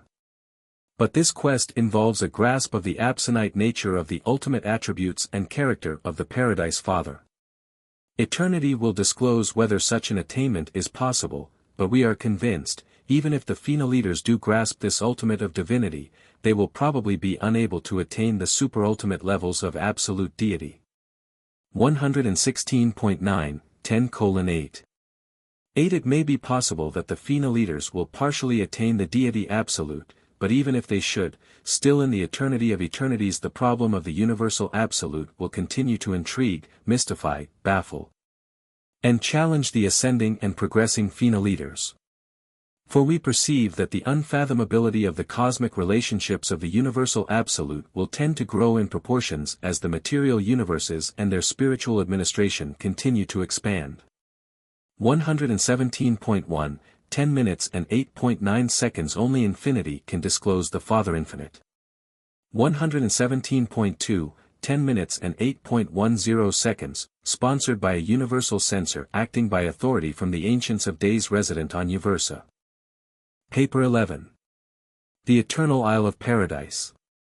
118.1, 11 minutes and 0.1 second. Paradise is the eternal center of the universe of universes and the abiding place of the Universal Father, the Eternal Son, the Infinite Spirit, and their divine coordinates and associates. This central isle is the most gigantic organized body of cosmic reality in all the master universe. Paradise is a material sphere as well as a spiritual abode. All of the intelligent creation of the Universal Father is domiciled on material abodes. Hence must the absolute controlling center also be material, literal. And again it should be reiterated that spirit things and spiritual beings are real.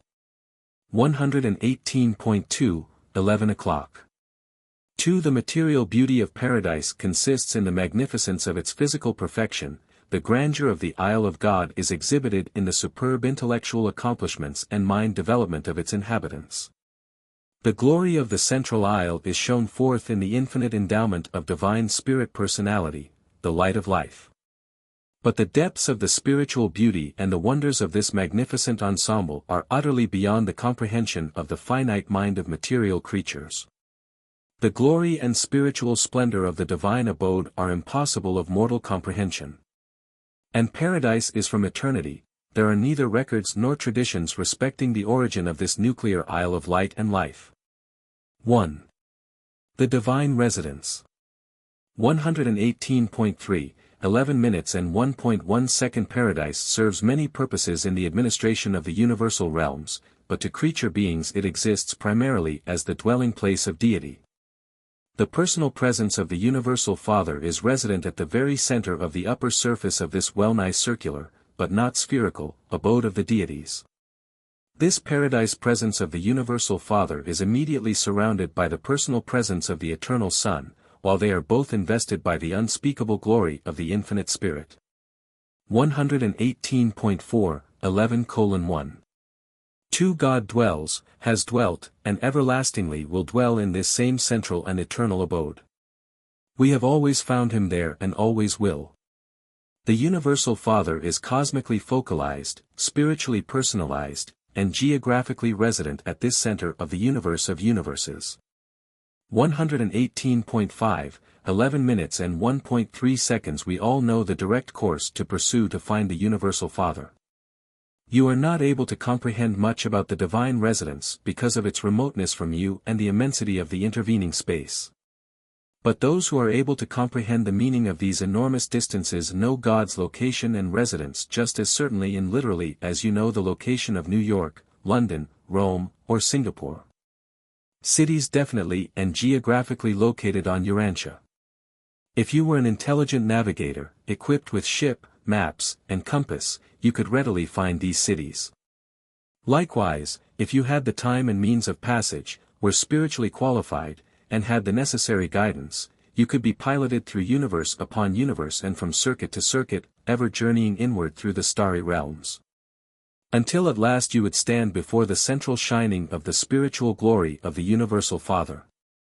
Provided with all the necessities for the journey, it is just as possible to find the personal presence of God at the center of all things as to find distant cities on your own planet. That you have not visited these places in no way disproves their reality or actual existence.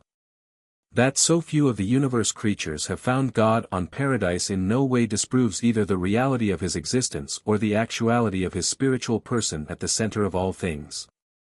119.1, 11:1. For the Father is always to be found at this central location. Did he move, universal pandemonium would be precipitated, for there converge in him at this residential center the universal lines of gravity from the ends of creation. Whether we trace the personality circuit back through the universes or follow the ascending personalities as they journey inward to the Father. Whether we trace the lines of material gravity to nether paradise or follow the insurging cycles of cosmic force, whether we trace the lines of spiritual gravity to the eternal Son or follow the inward processional of the paradise sons of God. Whether we trace out the mind circuits or follow the trillions upon trillions of celestial beings who spring from the infinite Spirit, by any of these observations or by all of them we are led directly back to the Father's presence. To his central abode. Here is God personally, literally, and actually present. And from his infinite being there flow the flood streams of life, energy, and personality to all universes. 2. Nature of the Eternal Isle. 119.2, 11:2. 1. Since you are beginning to glimpse the enormousness of the material universe discernible even from your astronomical location, your space position in the starry systems, it should become evident to you that such a tremendous material universe must have an adequate and worthy capital. A headquarters commensurate with the dignity and infinitude of the universal ruler of all this vast and far-flung creation of material realms and living beings. 119.3, 11 minutes and 2.2 seconds. Inform paradise differs from the inhabited space bodies, it is not spherical. It is definitely ellipsoid, being 1/6 longer in the north-south diameter than in the east-west diameter. The central isle is essentially flat, and the distance from the upper surface to the nether surface is 1/10 that of the east-west diameter. 119.4, 11:2. 3. These differences in dimensions, taken in connection with its stationary status and the greater outpressure of force energy at the north end of the isle, make it possible to establish absolute direction in the master universe. 119.5, 11:2. For the central isle is geographically divided into 3 domains of activity. 119.6, 11 minutes and 2.5 seconds. 1. Upper Paradise. 119.7, 11 minutes and 2.6 seconds. 2. Peripheral Paradise. 119.8, 11 minutes and 2.7 seconds. 3. Nether Paradise. 119.9, 11:2. 8. We speak of that surface of paradise which is occupied with personality activities as the upper side, and the opposite surface as the nether side. The periphery of paradise provides for activities that are not strictly personal or non-personal. The Trinity seems to dominate the personal or upper plane, the unqualified absolute the nether or impersonal plane. We hardly conceive of the unqualified absolute as a person, but we do think of the functional space presence of this absolute as focalized on nether paradise. 120.1, 11:2. 9. The Eternal Isle is composed of a single form of materialization, stationary systems of reality. This literal substance of paradise is a homogeneous organization of space potency not to be found elsewhere in all the wide universe of universes.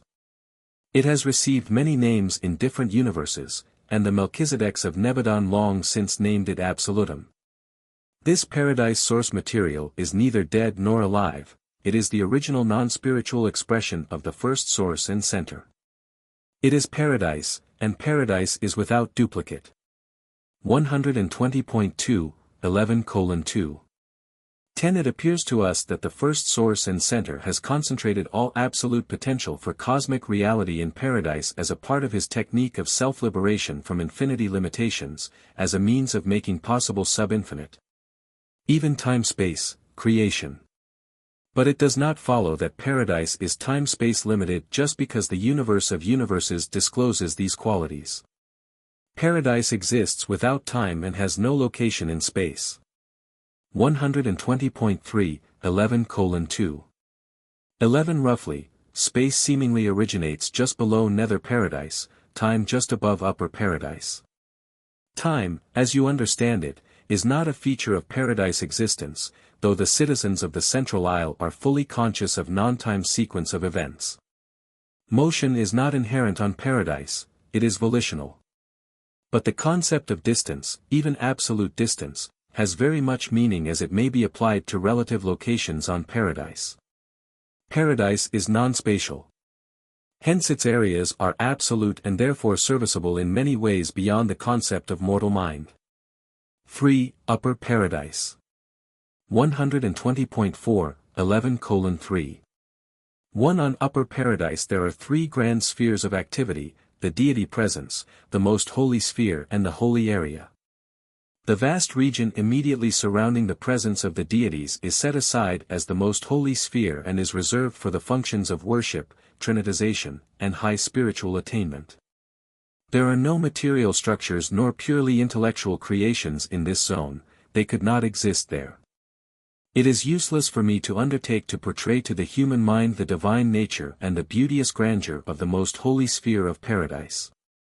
This realm is wholly spiritual, and you are almost wholly material. A purely spiritual reality is, to a purely material being, apparently non-existent. 120.5, 11:3. 2. While there are no physical materializations in the area of the most holy, there are abundant souvenirs of your material days in the Holy Land sectors and still more in the reminiscent historic areas of peripheral paradise. 120.6, 11:3. 3. The holy area, the outlying or residential region, is divided into 7 concentric zones. Paradise is sometimes called the Father's house since it is his eternal residence, and these 7 zones are often designated the Father's paradise mansions. The inner or first zone is occupied by paradise citizens and the natives of Havona who may chance to be dwelling on paradise. The next or second zone is the residential area of the natives of the 7 superuniverses of time and space. This second zone is in part subdivided into 7 immense divisions, the paradise home of the spirit beings and ascendant creatures who hail from the universes of evolutionary progression. Each of these sectors is exclusively dedicated to the welfare and advancement of the personalities of a single superuniverse, but these facilities are almost infinitely beyond the requirements of the present 7 superuniverses. 121.1, 11:3. For each of the 7 sectors of paradise is subdivided into residential units suitable for the lodgment headquarters of 1 billion glorified individual working groups. 1,000 of these units constitute a division. 100,000 divisions equal 1 congregation. 10 million congregations constitute an assembly. 1 billion assemblies make 1 grand unit. And this ascending series continues through the 2nd grand unit, the 3rd, and so on to the 7th grand unit. And 7 of the grand units make up the master units, and 7 of the master units constitute a superior unit. And thus by 7s the ascending series expands through the superior, super-superior, celestial, super-celestial, to the supreme units. But even this does not utilize all the space available. This staggering number of residential designations on paradise, a number beyond your concept, occupies considerably less than 1% of the assigned area of the Holy Land.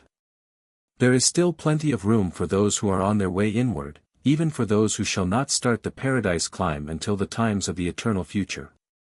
4. Peripheral Paradise. 121.2, 11:4. 1. The Central Isle ends abruptly at the periphery, but its size is so enormous that this terminal angle is relatively indiscernible within any circumscribed area. The peripheral surface of paradise is occupied, in part, by the landing and dispatching fields for various groups of spirit personalities. Since the non-pervaded space zones nearly impinge upon the periphery, all personality transports destined to paradise land in these regions. Neither upper nor nether paradise is approachable by transport supernifim or other types of space traversers. 121.3, 11:4. 2. The 7 master spirits have their personal seats of power and authority on the 7 spheres of the spirit, which circle about paradise in the space between the shining orbs of the sun and the inner circuit of the Havona worlds. But they maintain force focal headquarters on the paradise periphery. Here the slowly circulating presences of the 7 supreme power directors indicate the location of the 7 flash stations for certain paradise energies going forth to the 7 superuniverses. 121.4, 11:4.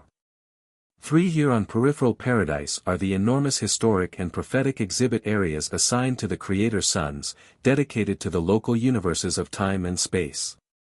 There are just 7 trillion of these historic reservations now set up or in reserve, but these arrangements altogether occupy only about 4% of that portion of the peripheral area thus assigned. We infer that these vast reserves belong to creations sometime to be situated beyond the borders of the present known and inhabited 7 superuniverses. 121.5, 11:4. For that portion of paradise which has been designated for the use of the existing universes is occupied only from 1 to 4%, while the area assigned to these activities is at least 1 million times that actually required for such purposes. Paradise is large enough to accommodate the activities of an almost infinite creation. 121.6, 11 minutes and 4.5 seconds. But a further attempt to visualize to you the glories of paradise would be futile. You must wait, and ascend while you wait, for truly, eye has not seen, nor ear heard, neither has it entered into the mind of mortal man. The things which the Universal Father has prepared for those who survive the life in the flesh on the worlds of time and space. 5. Nether Paradise. 122.1, 11 minutes and 5.1 seconds. Concerning Nether Paradise, we know only that which is revealed, personalities do not sojourn there. It has nothing whatever to do with the affairs of spirit intelligences, nor does the deity absolute their function. We are informed that all physical energy and cosmic force circuits have their origin on Nether Paradise, and that it is constituted as follows. 122.2, 11 minutes and 5.2 seconds. 1. Directly underneath the location of the Trinity, in the central portion of Nether Paradise, is the unknown and unrevealed zone of infinity. 122.3, 11 minutes and 5.3 seconds. 2. This zone is immediately surrounded by an unnamed area. 122.4, 11 minutes and 5.4 seconds. 3. Occupying the outer margins of the undersurface is a region having mainly to do with space potency and force energy. The activities of this vast elliptical force center are not identifiable with the known functions of any triunity, but the primordial force charge of space appears to be focalized in this area. This center consists of 3 concentric elliptical zones. The innermost is the focal point of the force energy activities of paradise itself. The outermost may possibly be identified with the functions of the unqualified absolute, but we are not certain concerning the space functions of the mid-zone. 122.5, 11:5. 5. The inner zone of this force center seems to act as a gigantic heart whose pulsations direct currents to the outermost borders of physical space. It directs and modifies force energies but hardly drives them. The reality pressure presence of this primal force is definitely greater at the north end of the paradise center than in the southern regions. This is a uniformly registered difference. The mother force of space seems to flow in at the south and out at the north through the operation of some unknown circulatory system which is concerned with the diffusion of this basic form of force energy. From time to time there are also noted differences in the east-west pressures. The forces emanating from this zone are not responsive to observable physical gravity but are always obedient to paradise gravity. 122.6, 11:5. 6. The mid-zone of the force center immediately surrounds this area. This mid-zone appears to be static except that it expands and contracts through 3 cycles of activity. The least of these pulsations is in an east-west direction, the next in a north-south direction, while the greatest fluctuation is in every direction, a generalized expansion and contraction. The function of this mid-area has never been really identified, but it must have something to do with reciprocal adjustment between the inner and the outer zones of the force center. It is believed by many that the mid-zone is the control mechanism of the mid-space or quiet zones which separate the successive space levels of the master universe, but no evidence or revelation confirms this. This inference is derived from the knowledge that this mid-area is in some manner related to the functioning of the non-pervaded space mechanism of the master universe. 122.7, 11:5. 7. The outer zone is the largest and most active of the three concentric and elliptical belts of unidentified space potential. This area is the site of unimagined activities. The central circuit point of emanations which proceed spaceward in every direction to the outermost borders of the 7 superuniverses and on beyond to overspread the enormous and incomprehensible domains of all outer space. This space presence is entirely impersonal, notwithstanding that in some undisclosed manner it seems to be indirectly responsive to the will and mandates of the infinite deities when acting as the Trinity. This is believed to be the central focalization, the paradise center, of the space presence of the unqualified absolute. 123.1, 11 minutes and 5.8 seconds. All forms of force and all phases of energy seem to be encircuited. They circulate throughout the universes and return by definite routes.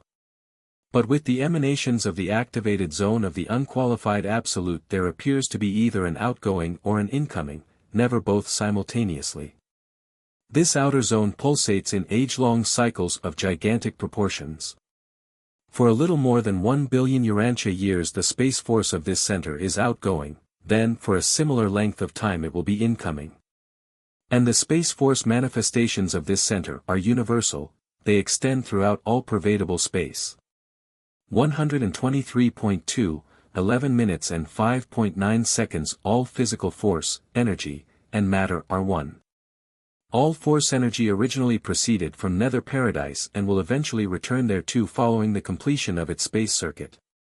But the energies and material organizations of the universe of universes did not all come from nether paradise in their present phenomenal states. Space is the womb of several forms of matter and prematter.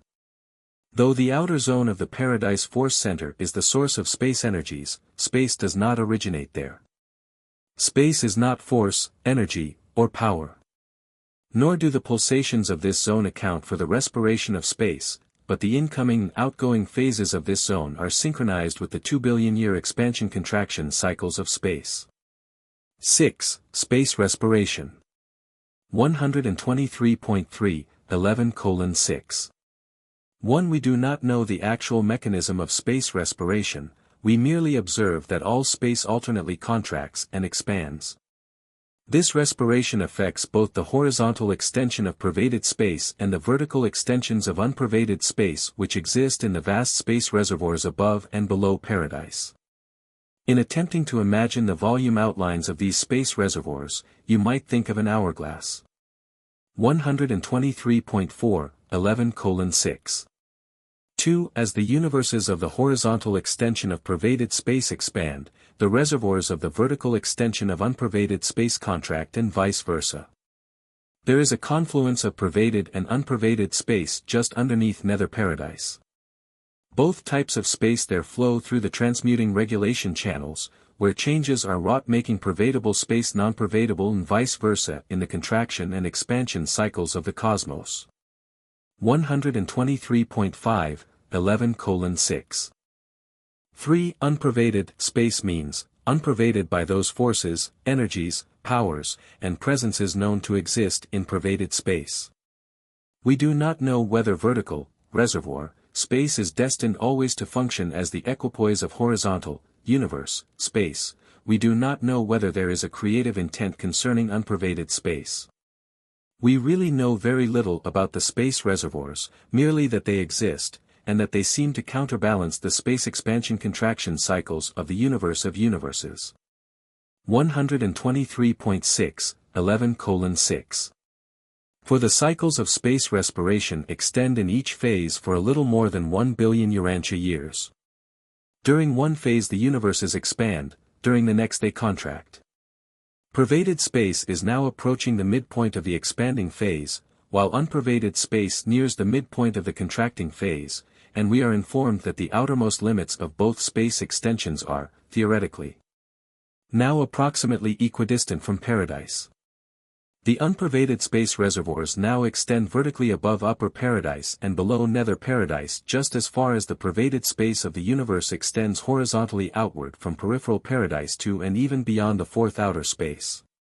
Level 124.1, 11 minutes and 6.5 seconds for a billion years of Urantia time. The space reservoirs contract while the master universe and the force activities of all horizontal space expand. It thus requires a little over 2 billion Urantia years to complete the entire expansion-contraction cycle. 7. Space functions of paradise. 124.2, 11 minutes and 7.1 seconds. Space does not exist on any of the surfaces of paradise. If one looked directly up from the upper surface of paradise, one would see nothing but unpervaded space going out or coming in, just now coming in. Space does not touch paradise. Only the quiescent midspace zones come in contact with the central aisle. 124.3, 11 minutes and 7.2 seconds. Paradise is the actually motionless nucleus of the relatively quiescent zones existing between pervaded and unpervaded space. Geographically, these zones appear to be a relative extension of paradise, but there probably is some motion in them. We know very little about them, but we observe that these zones of lessened space motion separate pervaded and unpervaded space. Similar zones once existed between the levels of pervaded space, but these are now less quiescent. 124.4, 11:7. 3. The vertical cross-section of total space would slightly resemble a Maltese cross, with the horizontal arms representing pervaded, universe, space and the vertical arms representing unpervaded, reservoir, space. The areas between the four arms would separate them somewhat as the midspace zones separate pervaded and unpervaded space. These quiescent midspace zones grow larger and larger at greater and greater distances from paradise and eventually encompass the borders of all space and completely encapsulate both the space reservoirs and the entire horizontal extension of pervaded space. 124.5, 11 minutes and 7.4 seconds. Space is neither a sub-absolute condition within, nor the presence of, the unqualified absolute, neither is it a function of the ultimate.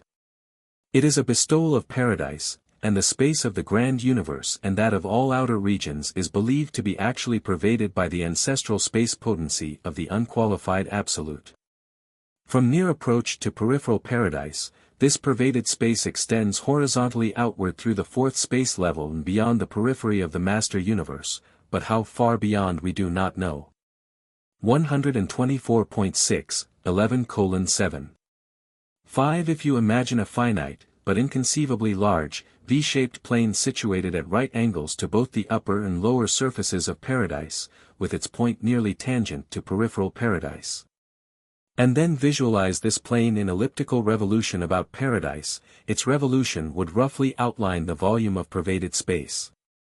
124.7, 11 minutes and 7.6 seconds. There is an upper and a lower limit to horizontal space with reference to any given location in the universes. If one could move far enough at right angles to the plane of Urantia, either up or down, eventually the upper or lower limit of pervaded space would be encountered.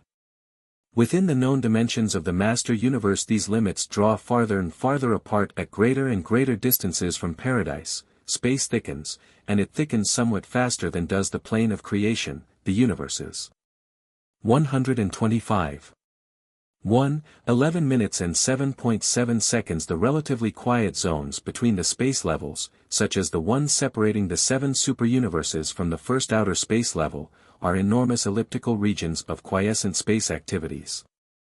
These zones separate the vast galaxies which race around paradise in orderly procession. You may visualize the first outer space level, where untold universes are now in process of formation, as a vast procession of galaxies swinging around paradise. Bounded above and below by the midspace zones of quiescence and bounded on the inner and outer margins by relatively quiet space zones.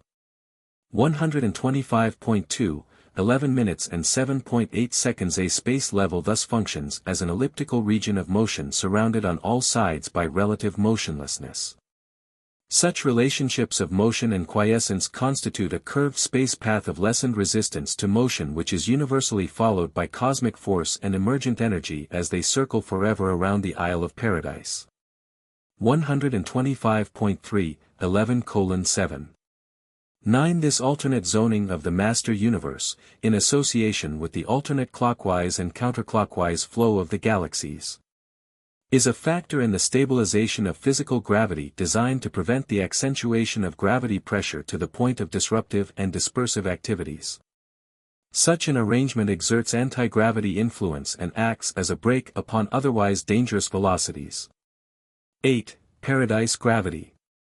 125.4, 11 minutes and 8.1 seconds. The inescapable pull of gravity effectively grips all the worlds of all the universes of all space. Gravity is the all-powerful grasp of the physical presence of paradise. Gravity is the omnipotent strand on which are strung the gleaming stars, blazing suns, and whirling spheres which constitute the universal physical adornment of the eternal God, who is all things, fills all things, and in whom all things consist. 125.5, 11 minutes and 8.2 seconds. The center and focal point of absolute material gravity is the Isle of Paradise, complemented by the dark gravity bodies encircling Havona and equilibrated by the upper and nether space reservoirs. All known emanations of nether paradise invariably and unerringly respond to the central gravity pull operating upon the endless circuits of the elliptical space levels of the master universe. Every known form of cosmic reality has the bend of the ages, the trend of the circle, the swing of the great ellipse. 125.6, 11 minutes and 8.3 seconds. Space is non-responsive to gravity, but it acts as an equilibrant on gravity. Without the space cushion, explosive action would jerk surrounding space bodies. Pervaded space also exerts an anti-gravity influence upon physical or linear gravity. Space can actually neutralize such gravity action even though it cannot delay it. Absolute gravity is paradise gravity. Local or linear gravity pertains to the electrical stage of energy or matter. It operates within the central, super- and outer universes, wherever suitable materialization has taken place. 125.7, 11:8. For the numerous forms of cosmic force, physical energy, universe power, and various materializations disclose three general, though not perfectly clear-cut, stages of response to paradise gravity. 126.1, 11 minutes and 8.5 seconds. 1. Pre-gravity stages, force. This is the first step in the individuation of space potency into the pre-energy forms of cosmic force. This state is analogous to the concept of the primordial force charge of space, sometimes called pure energy or segregata. 126.2, 11 minutes and 8.6 seconds. 2. Gravity stages, energy. This modification of the force charge of space is produced by the action of the paradise force organizers. It signalizes the appearance of energy systems responsive to the pull of paradise gravity. This emergent energy is originally neutral but consequent upon further metamorphosis will exhibit the so-called negative and positive qualities. We designate these stages ultimata. 126.3, 11 minutes and 8.7 seconds. 3. Post-gravity stages, universe power. In this stage, energy matter discloses response to the control of linear gravity. In the central universe these physical systems are threefold organizations known as striata. They are the superpower mother systems of the creations of time and space. The physical systems of the superuniverses are mobilized by the universe power directors and their associates. These material organizations are dual in constitution and are known as gravita. The dark gravity bodies encircling Havona are neither triada nor gravita, and their drawing power discloses both forms of physical gravity, linear and absolute. 126.4, 11:8. 8. Space potency is not subject to the interactions of any form of gravitation. This primal endowment of paradise is not an actual level of reality, but it is ancestral to all relative functional non-spirit realities, all manifestations of force energy and the organization of power and matter. Space potency is a term difficult to define. It does not mean that which is ancestral to space, its meaning should convey the idea of the potencies and potentials existent within space. It may be roughly conceived to include all those absolute influences and potentials which emanate from paradise and constitute the space presence of the unqualified absolute. 126.5, 11:8. 9. Paradise is the absolute source and the eternal focal point of all energy matter in the universe of universes. The unqualified absolute is the revealer, regulator, and repository of that which has paradise as its source and origin. The universal presence of the unqualified absolute seems to be equivalent to the concept of a potential infinity of gravity extension, an elastic tension of paradise presence. This concept aids us in grasping the fact that everything is drawn inward towards paradise. The illustration is crude but nonetheless helpful. It also explains why gravity always acts preferentially in the plane perpendicular to the mass, a phenomenon indicative of the differential dimensions of paradise and the surrounding creations. 9. The uniqueness of paradise. 126.6, 11:9. 1. Paradise is unique in that it is the realm of primal origin and the final goal of destiny for all spirit personalities. Although it is true that not all of the lower spirit beings of the local universes are immediately destined to paradise, paradise still remains the goal of desire for all supermaterial personalities. 126.7, 11:9. 2. Paradise is the geographic center of infinity. It is not a part of universal creation, not even a real part of the eternal Havona universe. We commonly refer to the central isle as belonging to the divine universe, but it really does not. Paradise is an eternal and exclusive existence. 127.1, 11:9. 3. In the eternity of the past, when the Universal Father gave infinite personality expression of his spirit self in the being of the Eternal Son, simultaneously he revealed the infinity potential of his non-personal self as paradise.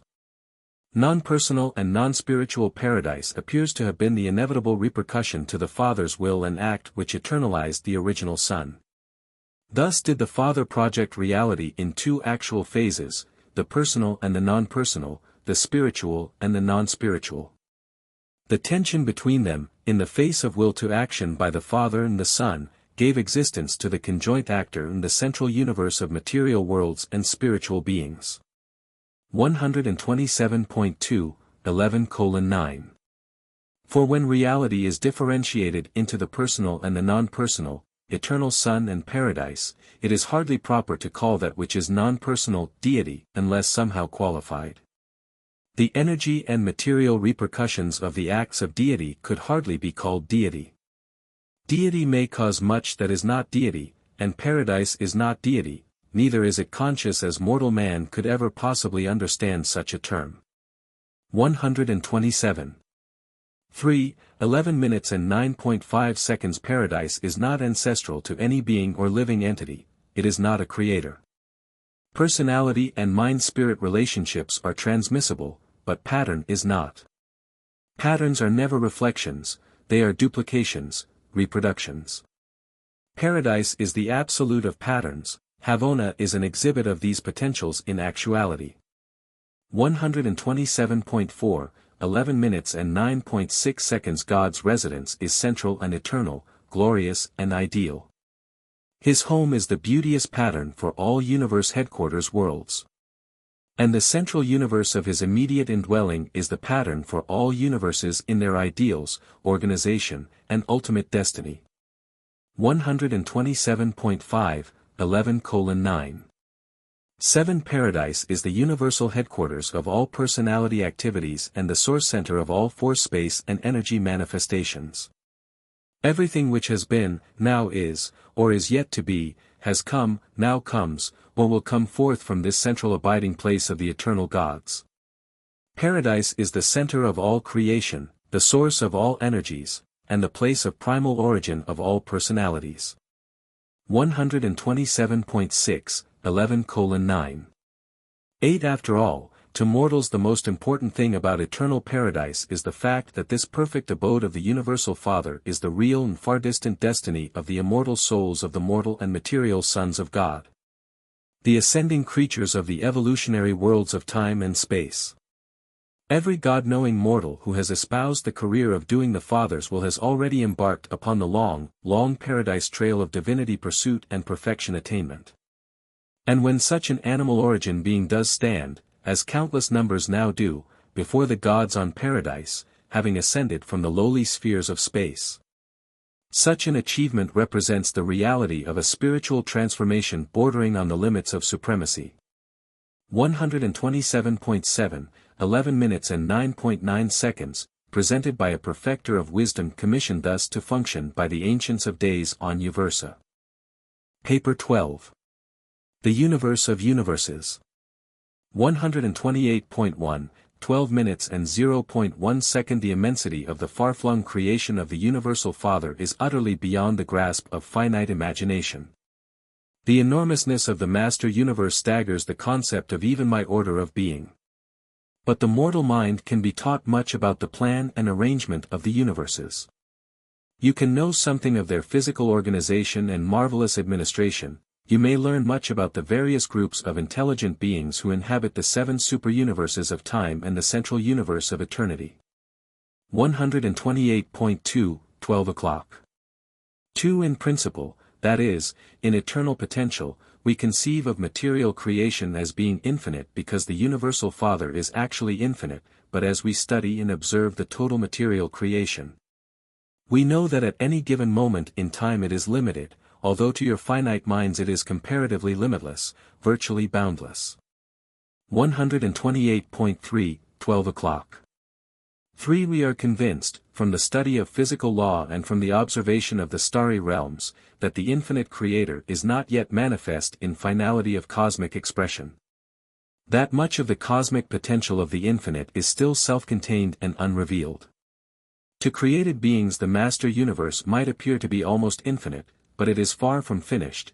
There are still physical limits to the material creation, and the experiential revelation of the eternal purpose is still in progress. 1. Space levels of the master universe. 128.4, 12 minutes and 1.1 second. The universe of universes is not an infinite plane, a boundless cube, nor a limitless circle. It certainly has dimensions. The laws of physical organization and administration prove conclusively that the whole vast aggregation of force energy and matter power functions ultimately as a space unit, as an organized and coordinated whole. The observable behavior of the material creation constitutes evidence of a physical universe of definite limits. The final proof of both a circular and delimited universe is afforded by the, to us, well-known fact that all forms of basic energy ever swing around the curved path of the space levels of the master universe in obedience to the incessant and absolute pull of paradise gravity. 128.5, 12 minutes and 1.2 seconds. The successive space levels of the master universe constitute the major divisions of pervaded space, total creation, organized and partially inhabited or yet to be organized and inhabited. If the master universe were not a series of elliptical space levels of lessened resistance to motion, alternating with zones of relative quiescence, we conceive that some of the cosmic energies would be observed to shoot off on an infinite range, off on a straight-line path into trackless space. But we never find force, energy, or matter thus behaving. Ever they whirl, always swinging onward in the tracks of the great space circuits. 129.1, 12:1. 3. Proceeding outward from paradise through the horizontal extension of pervaded space, the master universe is existent in 6 concentric ellipses, the space levels encircling the central aisle. 129.2, 12 minutes and 1.4 seconds. 1. The central universe, Havona. 129. 3, 12 minutes and 1.5 seconds. 2. The 7 superuniverses. 129.4, 12 minutes and 1.6 seconds. 3. The first outer space level. 129.5, 12 minutes and 1.7 seconds. 4. The second outer space level. 129.6, 12 minutes and 1.8 seconds 5. The third outer space level. 129.7, 12 minutes and 1.9 seconds 6. The fourth and outermost space level. 129.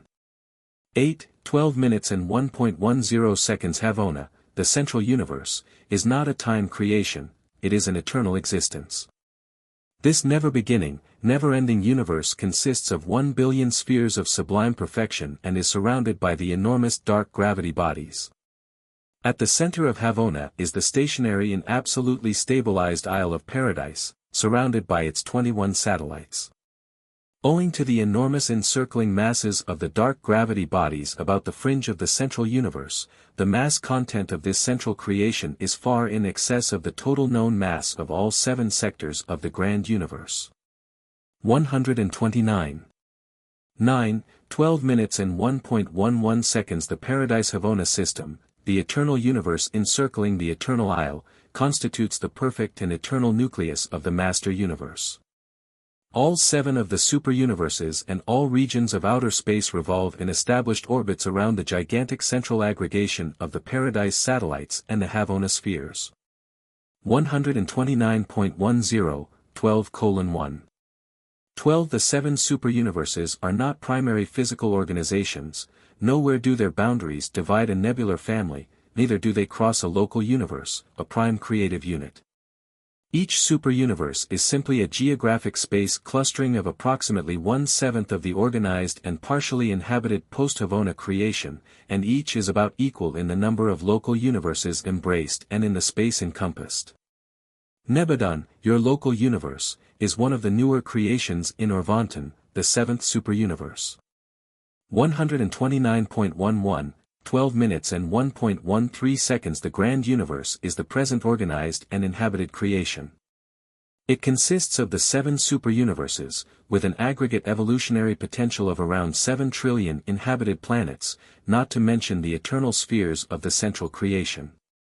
But this tentative estimate takes no account of architectural administrative spheres, neither does it include the outlying groups of unorganized universes. The present ragged edge of the grand universe, its uneven and unfinished periphery, together with the tremendously unsettled condition of the whole astronomical plot, suggests to our star students that even the 7 superuniverses are, as yet, uncompleted.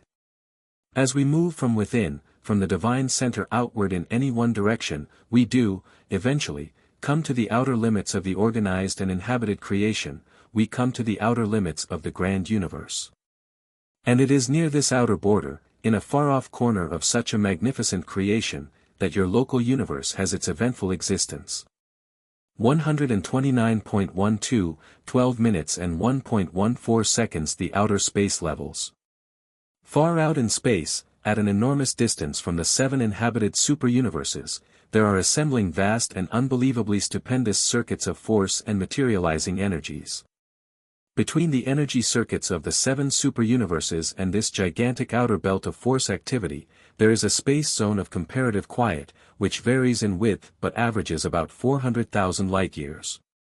These space zones are free from star dust, cosmic fog. Our students of these phenomena are in doubt as to the exact status of the space forces existing in this zone of relative quiet which encircles the 7 superuniverses.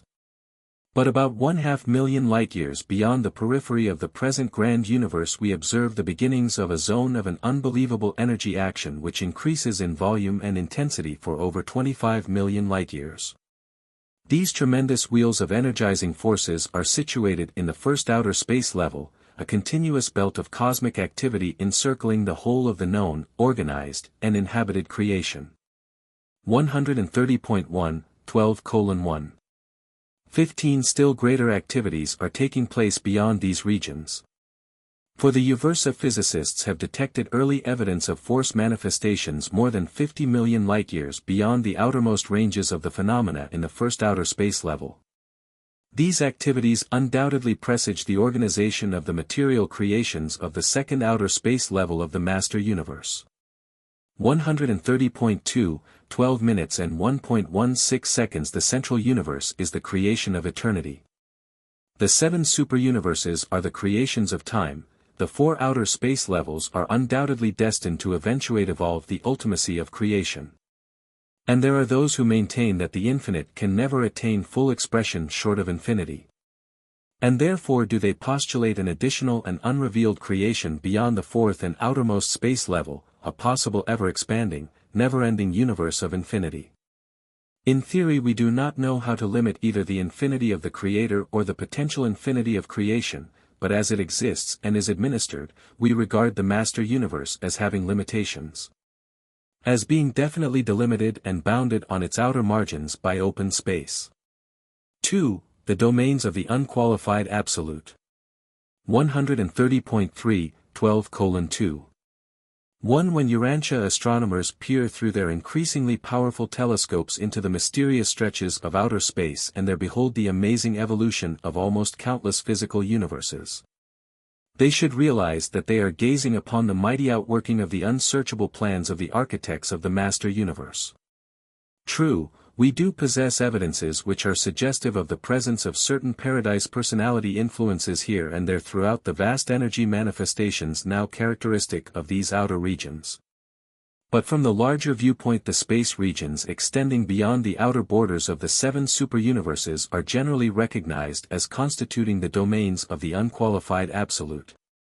130.4, 12 minutes and 2.2 seconds. Although the unaided human eye can see only 2 or 3 nebulae outside the borders of the superuniverse of Urantia, your telescopes literally reveal millions upon millions of these physical universes in process of formation. Most of the starry realms visually exposed to the search of your present-day telescopes are in Urantia, but with photographic technique the larger telescopes penetrate far beyond the borders of the grand universe into the domains of outer space, where untold universes are in process of organization. And there are yet other millions of universes beyond the range of your present instruments. 130.5, 12:2. 3. In the not distant future, new telescopes will reveal to the wondering gaze of Urantian astronomers no less than 375 million new galaxies in the remote stretches of outer space. At the same time these more powerful telescopes will disclose that many island universes formerly believed to be in outer space are really a part of the galactic system of Urantia. The 7 superuniverses are still growing. The periphery of each is gradually expanding. New nebulae are constantly being stabilized and organized. And some of the nebulae which Urantian astronomers regard as extragalactic are actually on the fringe of Urantia and are traveling along with us. 131.1, 12:2. For the Uversa star students observe that the grand universe is surrounded by the ancestors of a series of starry and planetary clusters which completely encircle the present inhabited creation as concentric rings of outer universes upon universes. The physicists of Uversa calculate that the energy and matter of these outer and uncharted regions already equal many times the total material mass and energy charge embraced in all 7 superuniverses. We are informed that the metamorphosis of cosmic force in these outer space levels is a function of the paradise force organizers.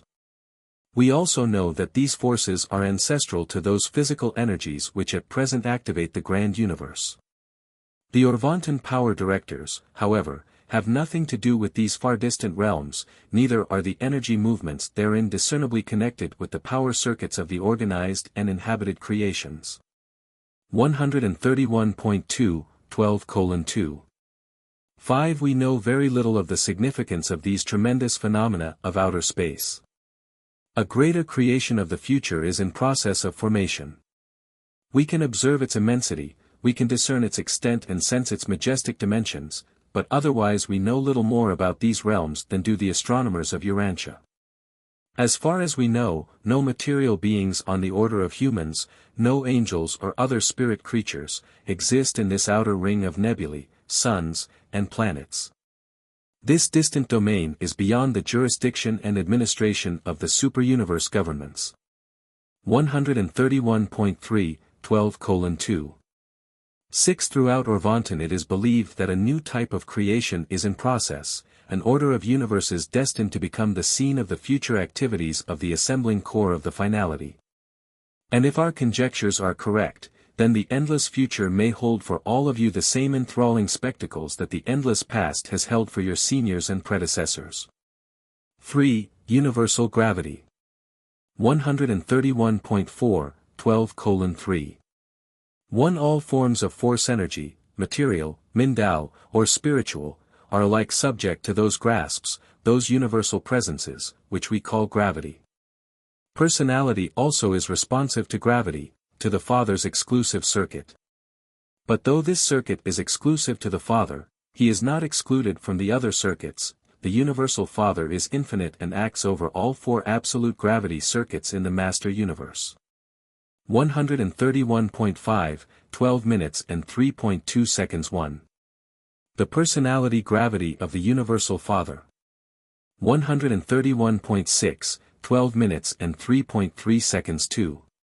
The spirit gravity of the eternal Son. 131.7, 12 minutes and 3.4 seconds 3. The mind gravity of the conjoint actor. 131.8, 12 minutes and 3.5 seconds 4.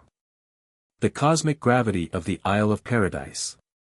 131.9, 12:3. 6. These 4 circuits are not related to the Nether Paradise Force Center, they are neither force, energy, nor power circuits. They are absolute presence circuits and like God are independent of time and space. 132.1, 12:3. 7. In this connection it is interesting to record certain observations made on Uversa during recent millenniums by the Core of Gravity researchers. This expert group of workers has arrived at the following conclusions regarding the different gravity systems of the Master Universe. 132.2, 12 minutes and 3.8 seconds 1. Physical gravity. Having formulated an estimate of the summation of the entire physical gravity capacity of the grand universe, they have laboriously effected a comparison of this finding with the estimated total of absolute gravity presence now operative. These calculations indicate that the total gravity action on the grand universe is a very small part of the estimated gravity pull of paradise, computed on the basis of the gravity response of basic physical units of universe matter. These investigators reached the amazing conclusion that the central universe and the surrounding 7 superuniverses are at the present time making use of only about 5% of the active functioning of the paradise absolute gravity grasp. In other words, at the present moment about 95% of the active cosmic gravity action of the Isle of Paradise, computed on this totality theory, is engaged in controlling material systems beyond the borders of the present organized universes. These calculations all refer to absolute gravity. Linear gravity is an interactive phenomenon which can be computed only by knowing the actual paradise gravity. 132.3, 12 minutes and 3.9 seconds 2. Spiritual gravity. By the same technique of comparative estimation and calculation, these researchers have explored the present reaction capacity of spirit gravity and, with the cooperation of solitary messengers and other spirit personalities, have arrived at the summation of the active spirit gravity of the second source and center. And it is most instructive to note that they find about the same value for the actual and functional presence of spirit gravity in the grand universe that they postulate for the present total of active spirit gravity. In other words, at the present time practically the entire spirit gravity of the eternal Son, computed on this theory of totality, is observable as functioning in the grand universe. If these findings are dependable, we may conclude that the universes now evolving in outer space are at the present time wholly non-spiritual. And if this is true, it would satisfactorily explain why spirit-endowed beings are in possession of little or no information about these vast energy manifestations aside from knowing the fact of their physical existence. 132.4, 12 minutes and 3.10 seconds 3. Mind gravity. By these same principles of comparative computation these experts have attacked the problem of mind gravity presence and response. The mind unit of estimation was arrived at by averaging 3 material and 3 spiritual types of mentality. Although the type of mind found in the power directors and their associates proved to be a disturbing factor in the effort to arrive at a basic unit for mind gravity estimation, There was little to impede the estimation of the present capacity of the third source and center for mind-gravity function in accordance with this theory of totality. Although the findings in this instance are not so conclusive as in the estimates of physical and spirit gravity, they are, comparatively considered, very instructive, even intriguing. These investigators deduce that about 85% of the mind-gravity response to the intellectual drawing of the conjoint actor takes origin in the existing grand universe. This would suggest the possibility that mind activities are involved in connection with the observable physical activities now in progress throughout the realms of outer space. While this estimate is probably far from accurate, it accords, in principle, with our belief that intelligent force organizers are at present directing universe evolution in the space levels beyond the present outer limits of the grand universe. Whatever the nature of this postulated intelligence, it is apparently not spirit gravity responsive. 133.1, 12 minutes and 3.11 seconds. But all these computations are at best estimates based on assumed laws. We think they are fairly reliable. Even if a few spirit beings were located in outer space, their collective presence would not markedly influence calculations involving such enormous measurements. 133.2, 12 minutes and 3.12 seconds. Personality gravity is non-computable. We recognize the circuit, but we cannot measure either qualitative or quantitative realities responsive thereto. 4. Space and motion. 133.3, 12:4. 1. All units of cosmic energy are in primary revolution, are engaged in the execution of their mission, while swinging around the universal orbit. The universes of space and their component systems and worlds are all revolving spheres, moving along the endless circuits of the master universe space levels. Absolutely nothing is stationary in all the master universe except the very center of Havona, the eternal Isle of Paradise, the center of gravity. 133.4, 12:4. 2. The unqualified absolute is functionally limited to space, but we are not so sure about the relation of this absolute to motion. Is motion inherent therein? We do not know. We know that motion is not inherent in space. Even the motions of space are not innate. But we are not so sure about the relation of the unqualified to motion. Who, or what, is really responsible for the gigantic activities of force-energy transmutations now in progress out beyond the borders of the present 7 superuniverses? Concerning the origin of motion we have the following opinions. 133.5, 12:4. 3.1. We think the conjoint actor initiates motion in space. 133.6, 12 minutes and 4.4 seconds. 2. If the conjoint actor produces the motions of space, we cannot prove it. 133.7, 12 minutes and 4.5 seconds. 3. The universal absolute does not originate initial motion but does equalize and control all of the tensions originated by motion. 133.8, 12:4. 6. In outer space the force organizers are apparently responsible for the production of the gigantic universe wheels which are now in process of stellar evolution. But their ability so to function must have been made possible by some modification of the space presence of the unqualified absolute. 133.9, 12 minutes and 4.7 seconds. Space is, from the human viewpoint, nothing, negative, it exists only as related to something positive and non-spatial. Space is, however, real. It contains and conditions motion. It even moves. Space motions may be roughly classified as follows. 133.10, 12 minutes and 4.8 seconds. 1. Primary motion, space respiration, the motion of space itself. 133.11, 12 minutes and 4.9 seconds. 2. Secondary motion, the alternate directional swings of the successive space levels. 133. 12 minutes and 4.10 seconds. 3. Relative motions, relative in the sense that they are not evaluated with paradise as a base point. Primary and secondary motions are absolute, motion in relation to unmoving paradise. 133.13, 12 minutes and 4.11 seconds. 4.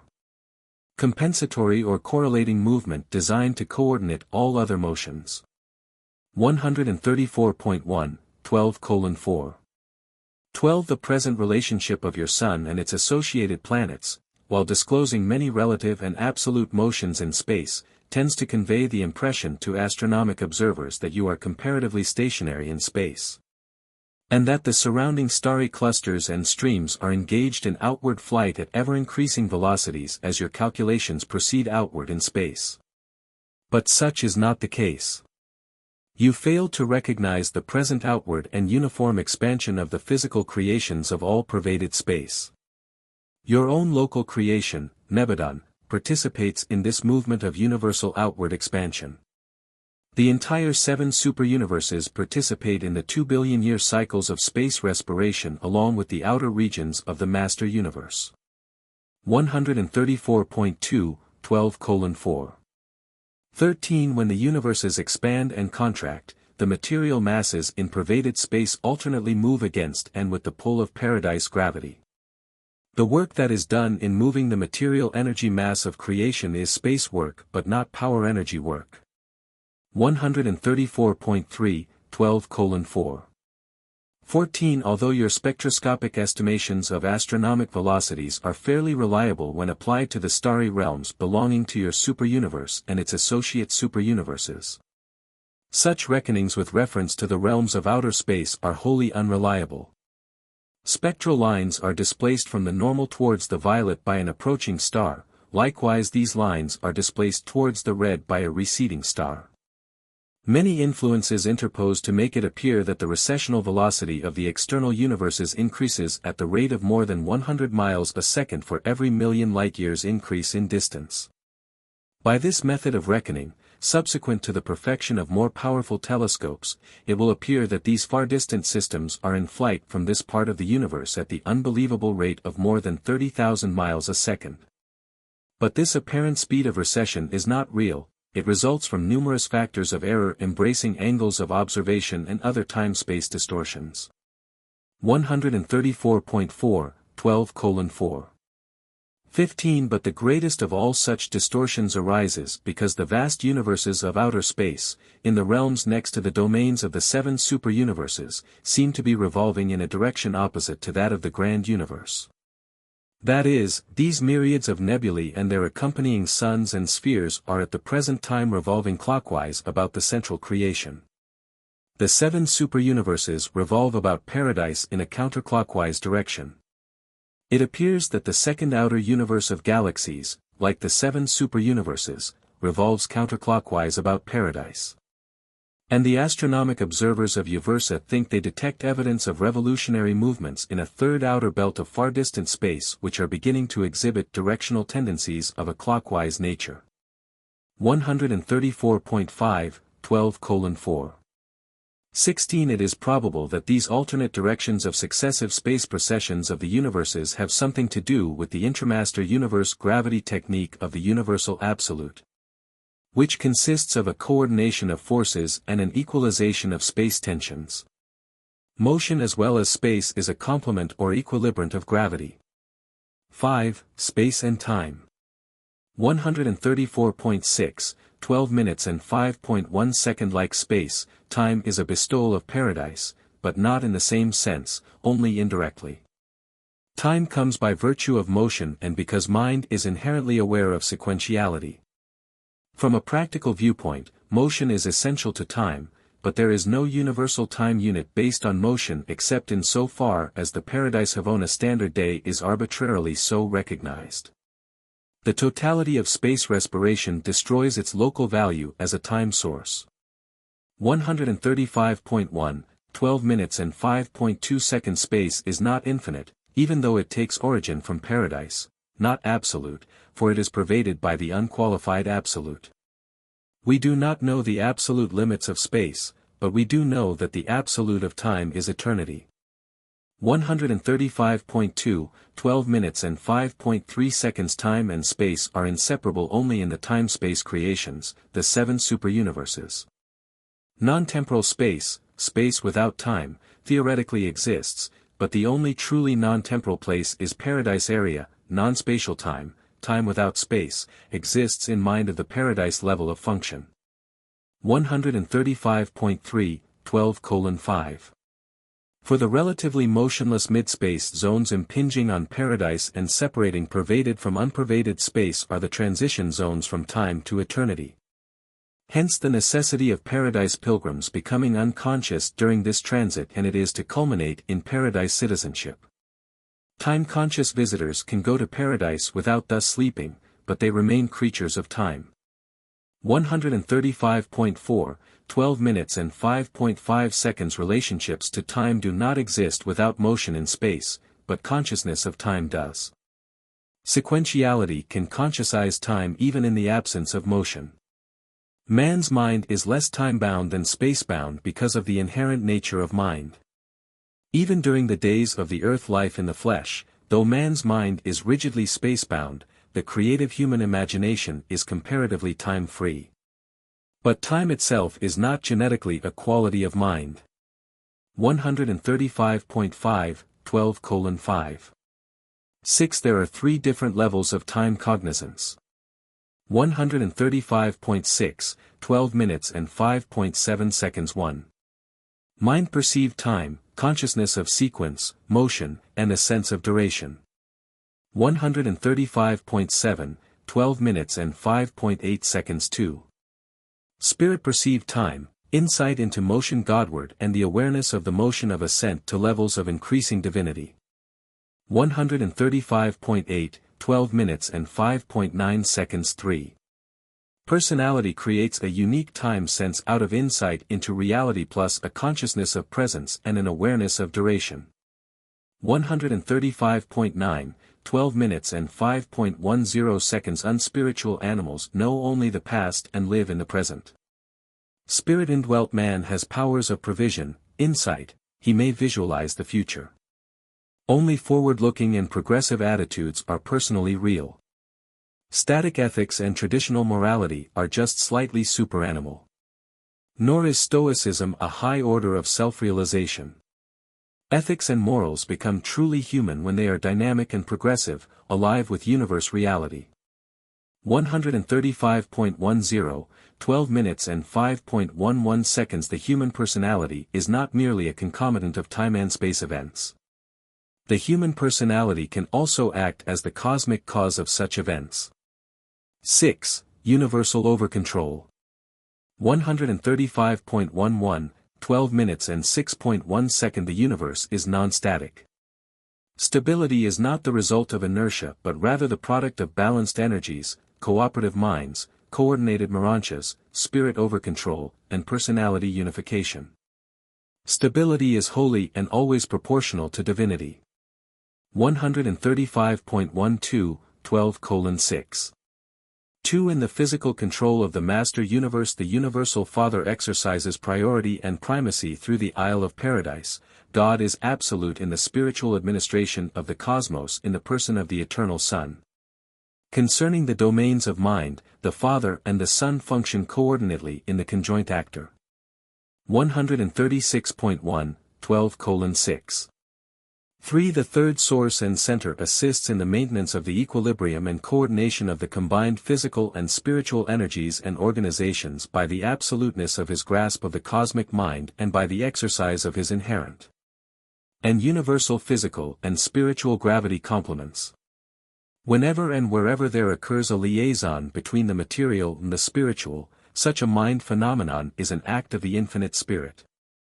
Mind alone can interassociate the physical forces and energies of the material level with the spiritual powers and beings of the spirit level. 136.2, 12:6. For in all your contemplation of universal phenomena, make certain that you take into consideration the interrelation of physical, intellectual, and spiritual energies. And that due allowance is made for the unexpected phenomena attendant upon their unification by personality and for the unpredictable phenomena resulting from the actions and reactions of experiential deity and the absolutes. 136.3, 12 minutes and 6.5 seconds. The universe is highly predictable only in the quantitative or gravity measurement sense. Even the primal physical forces are not responsive to linear gravity, nor are the higher mind meanings and true spirit values of ultimate universe realities.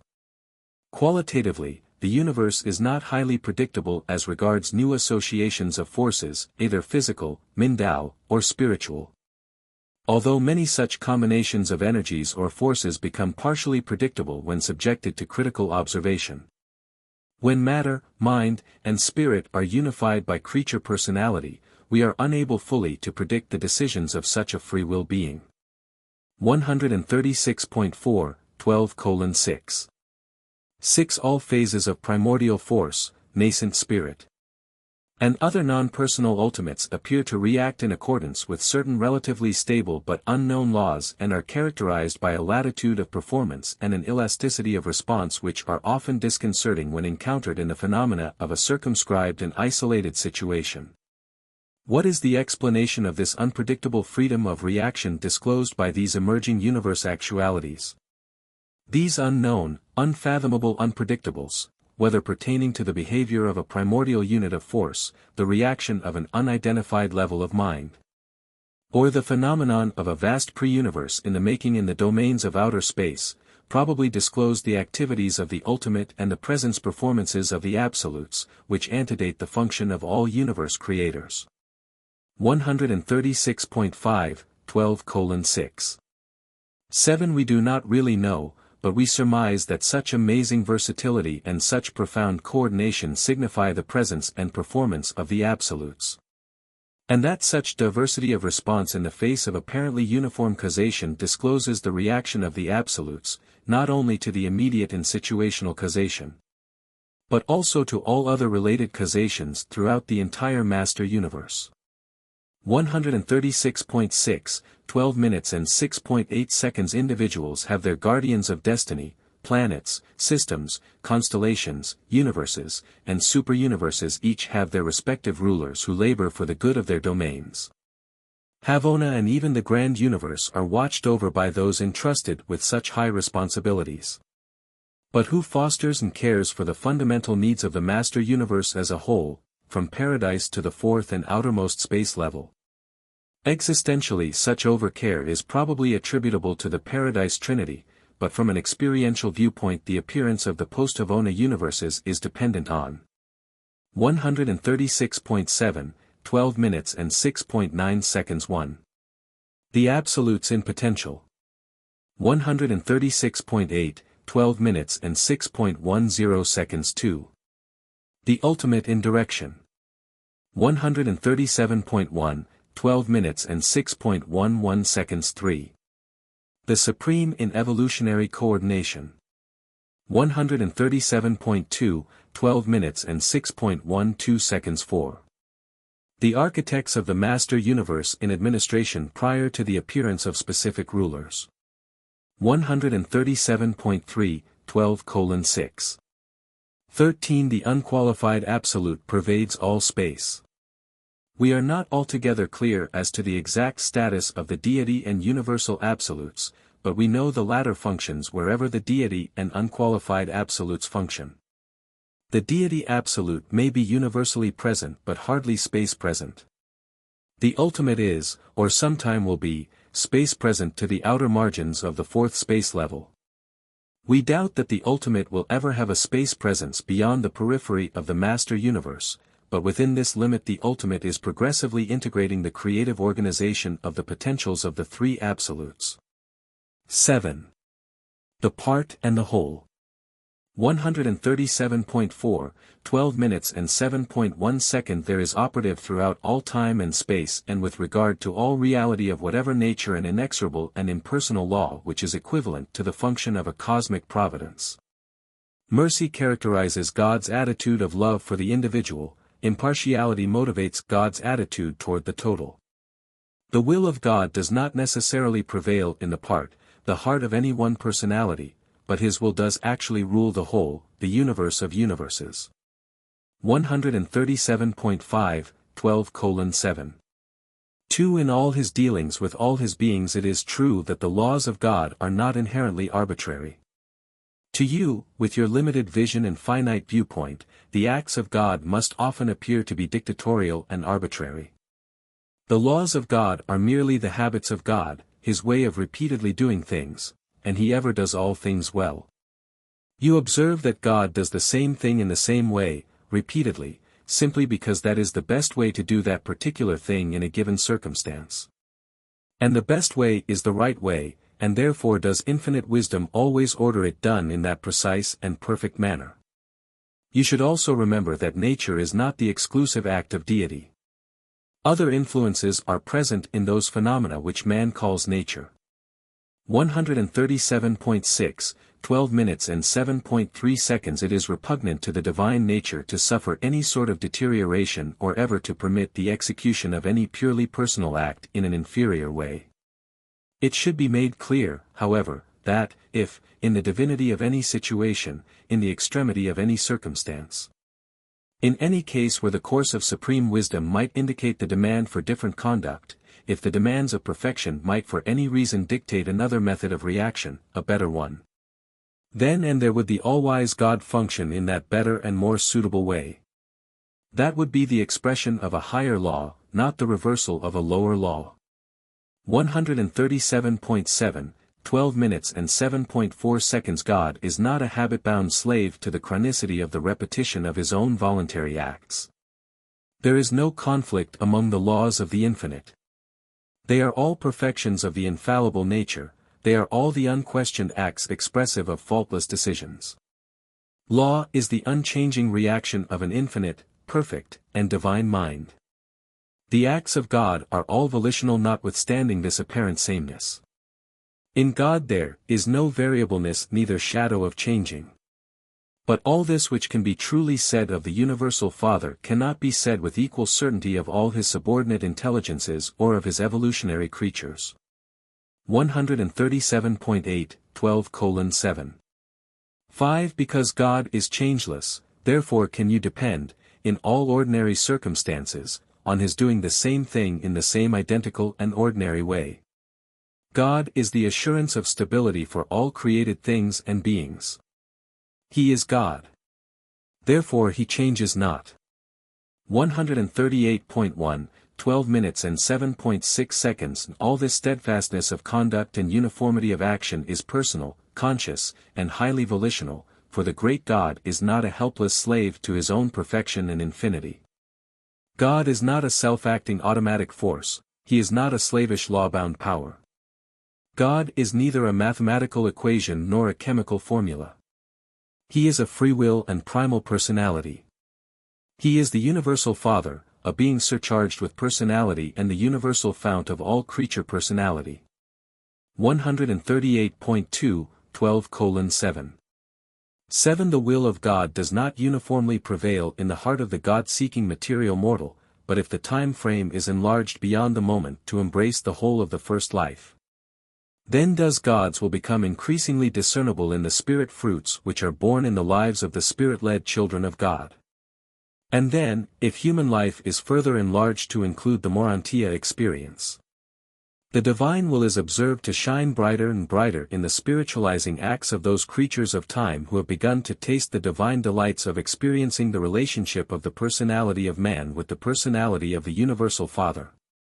138.3, 12 minutes and 7.8 seconds. The fatherhood of God and the brotherhood of man present the paradox of the part and the whole on the level of personality. God loves each individual as an individual child in the heavenly family. Yet God thus loves every individual. He is no respecter of persons, and the universality of his love brings into being a relationship of the whole, the universal brotherhood. 138.4, 12:7. 9. The love of the Father absolutely individualizes each personality as a unique child of the Universal Father, a child without duplicate in infinity, a will creature irreplaceable in all eternity. The Father's love glorifies each child of God, illuminating each member of the celestial family, sharply silhouetting the unique nature of each personal being against the impersonal levels that lie outside the fraternal circuit of the Father of all. The love of God strikingly portrays the transcendent value of each will creature.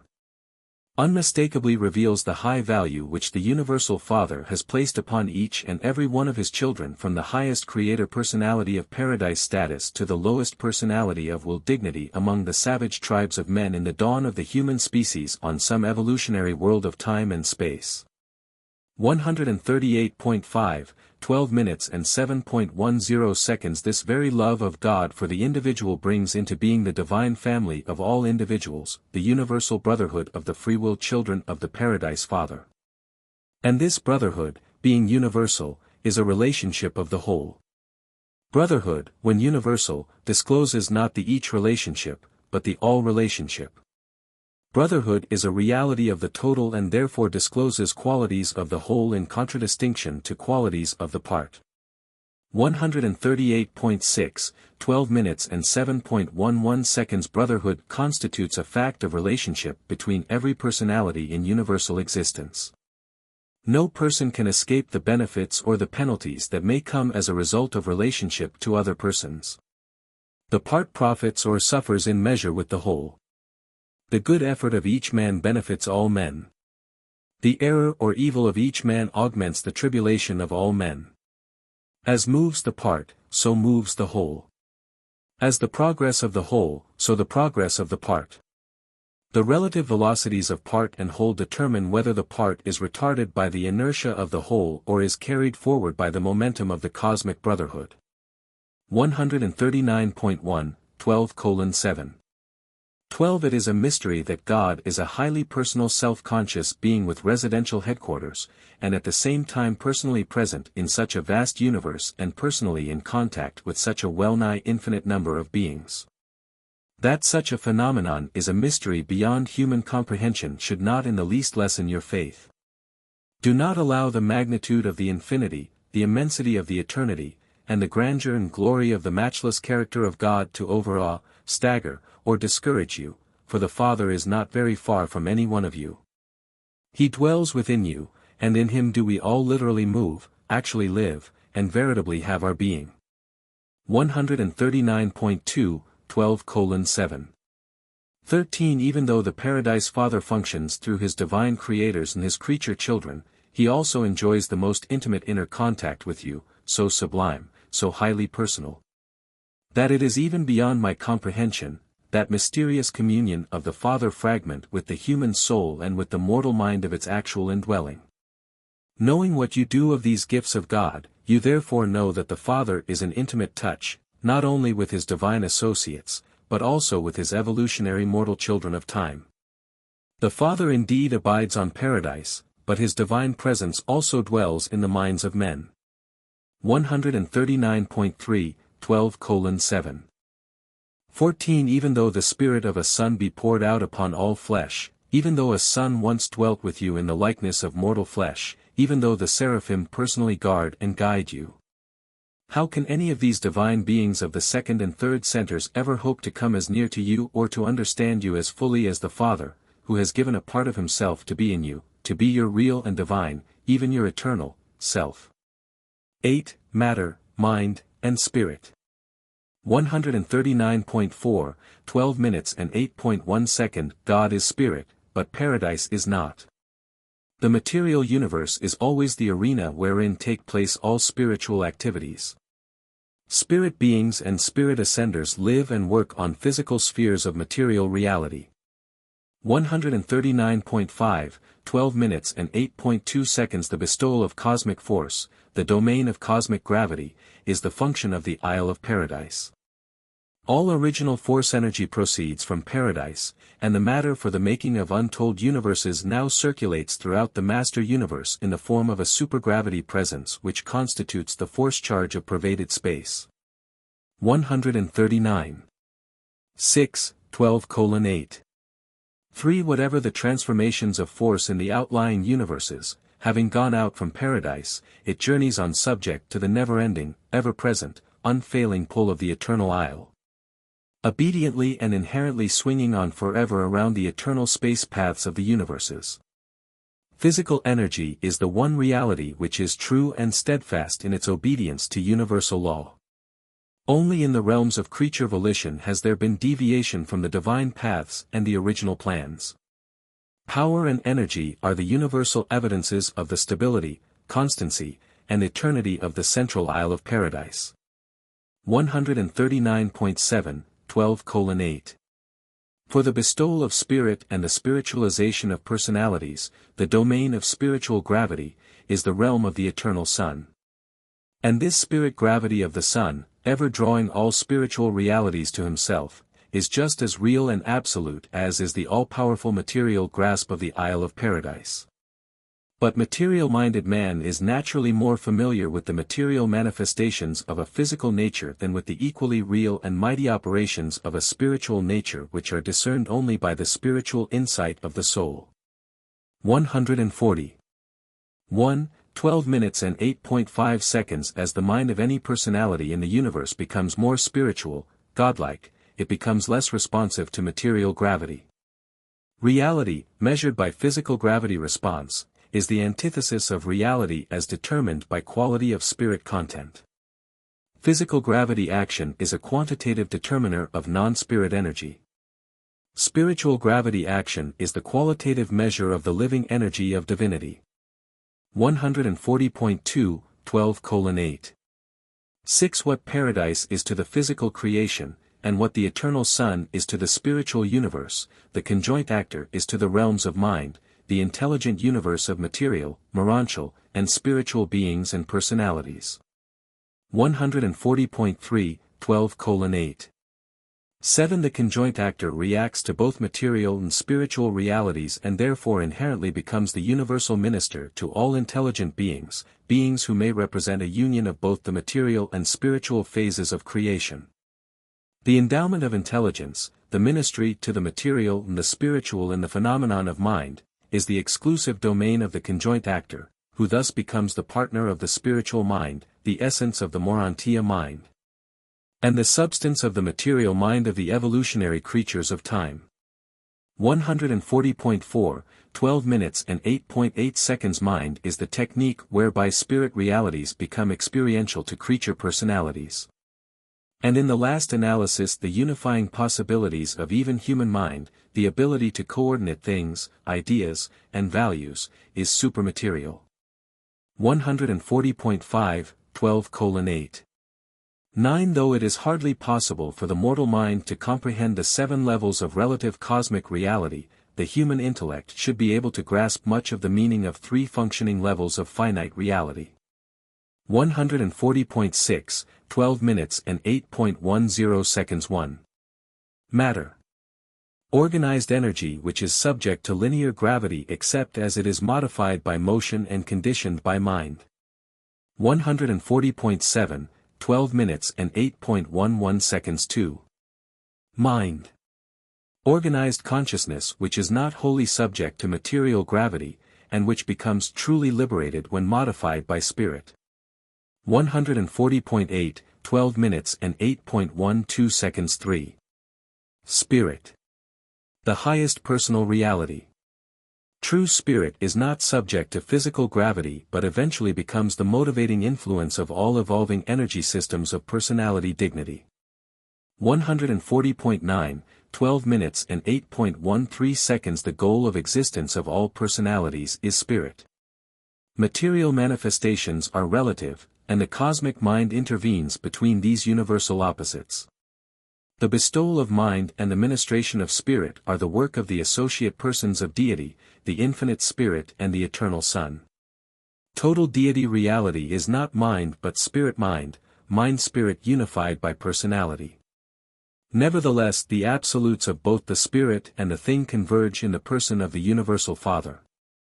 140.10, 12:8. 14. On Paradise the 3 energies, physical, mindao, and spiritual, are coordinate. In the evolutionary cosmos energy matter is dominant except in personality, where spirit, through the mediation of mind, is striving for the mastery.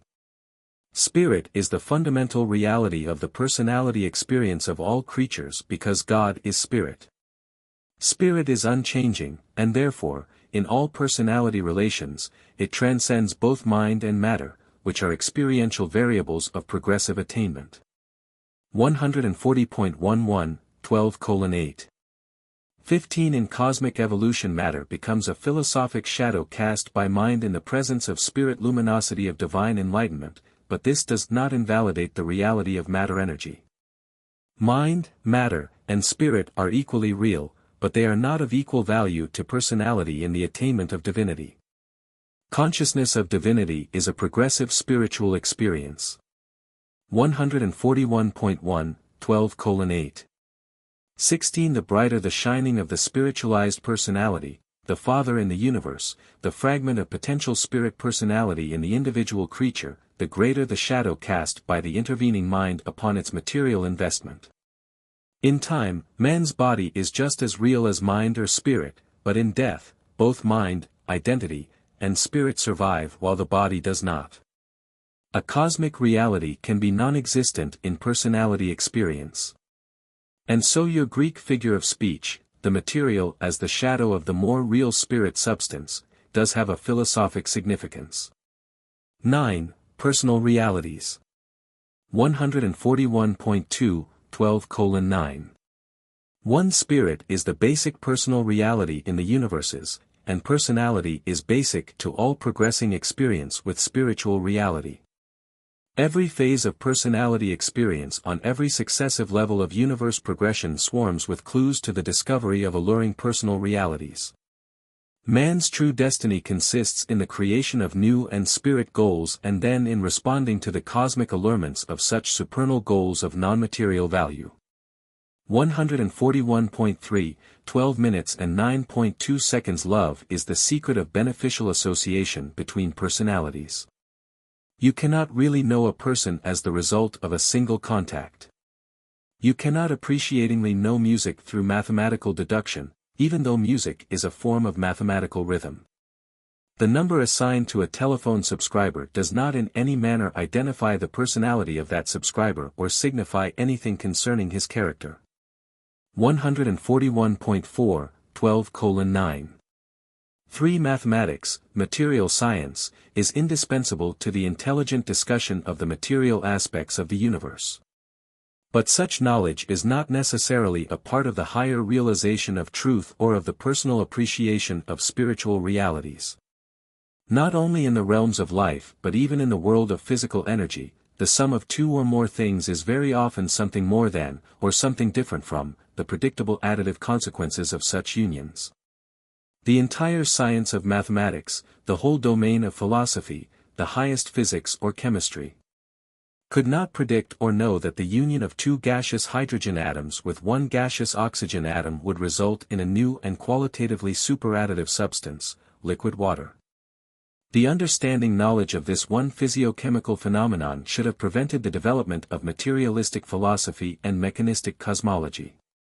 141.5, 12 minutes and 9.4 seconds. Technical analysis does not reveal what a person or a thing can do. For example, water is used effectively to extinguish fire. That water will put out fire is a fact of everyday experience, but no analysis of water could ever be made to disclose such a property. Analysis determines that water is composed of hydrogen and oxygen. A further study of these elements discloses that oxygen is the real supporter of combustion and that hydrogen will itself freely burn.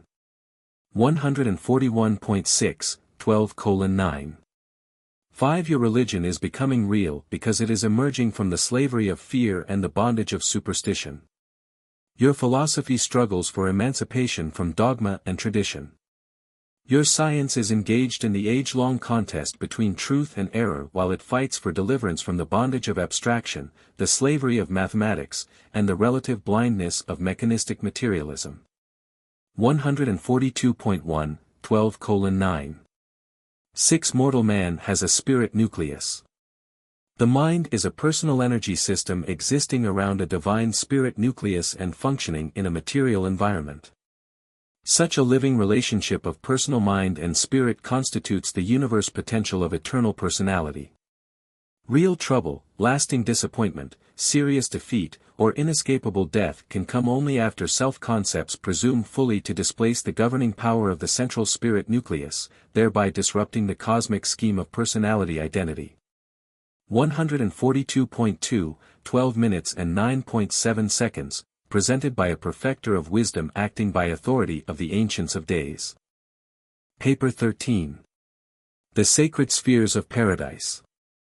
143.1, 13 minutes and 0.1 second between the central Isle of Paradise and the innermost of the Havona planetary circuits there are situated in space 3 lesser circuits of special spheres. The innermost circuit consists of the 7 secret spheres of the Universal Father, the second group is composed of the 7 luminous worlds of the Eternal Sun. In the outermost are the 7 immense spheres of the Infinite Spirit, the executive headquarters worlds of the 7 Master Spirits. 143.2, 13:0. To these 3 7-world circuits of the Father, the Son, and the Spirit are spheres of unexcelled grandeur and unimagined glory. Even their material or physical construction is of an order unrevealed to you. Each circuit is diverse in material, and each world of each circuit is different excepting the 7 worlds of the Sun, which are alike in physical constitution. All 21 are enormous spheres, and each group of 7 is differently eternalized. As far as we know they have always been, like Paradise they are eternal. There exists neither record nor tradition of their origin. 143.3, 13:0. 3. The 7 secret spheres of the Universal Father, circulating about Paradise in close proximity to the Eternal Isle, are highly reflective of the spiritual luminosity of the central shining of the eternal deities. Shedding this light of divine glory throughout Paradise and even upon the 7 circuits of Havona. 143.4, 13 minutes and 0.4 seconds on the 7 sacred worlds of the Eternal Sun there appear to take origin the impersonal energies of spirit luminosity. No personal being may sojourn on any of these 7 shining realms. With spiritual glory they illuminate all Paradise and Havona, and they directionize pure spirit luminosity to the 7 superuniverses. These brilliant spheres of the second circuit likewise emit their light without heat, to Paradise and to the billion worlds of the 7-circuited central universe. 143.5, 13:0. 5. The 7 worlds of the Infinite Spirit are occupied by the 7 Master Spirits, who preside over the destinies of the 7 superuniverses. Sending forth the spiritual illumination of the third person of deity to these creations of time and space. And all Havona, but not the Isle of Paradise, is bathed in these spiritualizing influences. 143.6, 13 minutes and 0.6 seconds. Although the worlds of the Father are ultimate status spheres for all Father-endowed personalities, this is not their exclusive function. Many beings and entities other than personal sojourn on these worlds. Each world in the circuit of the Father and the circuit of the Spirit has a distinct type of permanent citizenship, but we think the Son's worlds are inhabited by uniform types of other than personal beings. Father fragments are among the natives of Divinington, the other orders of permanent citizenship are unrevealed to you. 143.7, 13:0. 7. The 21 Paradise satellites serve many purposes in both central and superuniverses not disclosed in these narratives. You are able to understand so little of the life of these spheres that you cannot hope to gain anything like a consistent view of them, either as to nature or function. Thousands of activities are there going on which are unrevealed to you. These 21 spheres embrace the potentials of the function of the Master Universe. These papers afford only a fleeting glimpse of certain circumscribed activities pertaining to the present universe age of the Grand Universe, rather, one of the 7 sectors of the Grand Universe. 1. The 7 sacred worlds of the Father. 144. 1. 13 minutes and 1.1 second. The Father's circuit of sacred life spheres contains the only inherent personality secrets in the universe of universes. These satellites of Paradise, the innermost of the 3 circuits, are the only forbidden domains concerned with personality in the central universe. Nether Paradise and the worlds of the sun are likewise closed to personalities, but neither of those realms is in any way directly concerned with personality. 144.2, 13:1. 2. The paradise worlds of the Father are directed by the highest order of the stationary sons of the Trinity, the trinitized secrets of supremacy. Of these worlds I can tell little, of their manifold activities I may tell less. Such information concerns only those beings who function thereon and go forth therefrom. And though I am somewhat familiar with 6 of these special worlds, never have I landed on Divinington. That world is wholly forbidden to me. 144.3, 13:1. 3. One of the reasons for the secrecy of these worlds is because each of these sacred spheres enjoys a specialized representation, or manifestation, of the deities composing the Paradise Trinity. Not a personality, but a unique presence of divinity which can only be appreciated and comprehended by those particular groups of intelligences resident on, or admissible to, that particular sphere. The trinitized secrets of supremacy are the personal agents of these specialized and impersonal presences of divinity. And the secrets of supremacy are highly personal beings, superbly endowed and marvelously adapted to their exalted and exacting work. 144.4, 13 minutes and 1.4 seconds. 1. Divinington. This world is, in a unique sense, the bosom of the Father, the personal communion sphere of the Universal Father, and thereon is a special manifestation of his divinity. Divinington is the paradise rendezvous of the thought adjusters, but it is also the home of numerous other entities, personalities, and other beings taking origin in the Universal Father. Many personalities besides the Eternal Son are of direct origin by the solitary acts of the Universal Father. Only the Father fragments and those personalities and other beings of direct and exclusive origin in the Universal Father fraternize and function on this abode. 144.5, 13:1. 5. The secrets of Divinington include the secret of the bestowal and mission of thought adjusters. Their nature, origin, and the technique of their contact with the lowly creatures of the evolutionary worlds is a secret of this paradise sphere. These amazing transactions do not personally concern the rest of us, and therefore do the deities deem it proper to withhold certain features of this great and divine ministry from our full understanding. In so far as we come in contact with this phase of divine activity, we are permitted full knowledge of these transactions, but concerning the intimate details of this great bestowal we are not fully informed. 145.1, 13:1. 6. This sphere also holds the secrets of the nature, purpose, and activities of all other forms of Father fragments, of the gravity messengers, and of hosts of other beings unrevealed to you. It is highly probable that those truths pertaining to Divinington which are withheld from me, if revealed, would merely confuse and handicap me in my present work, and still again. Perhaps they are beyond the conceptual capacity of my order of being.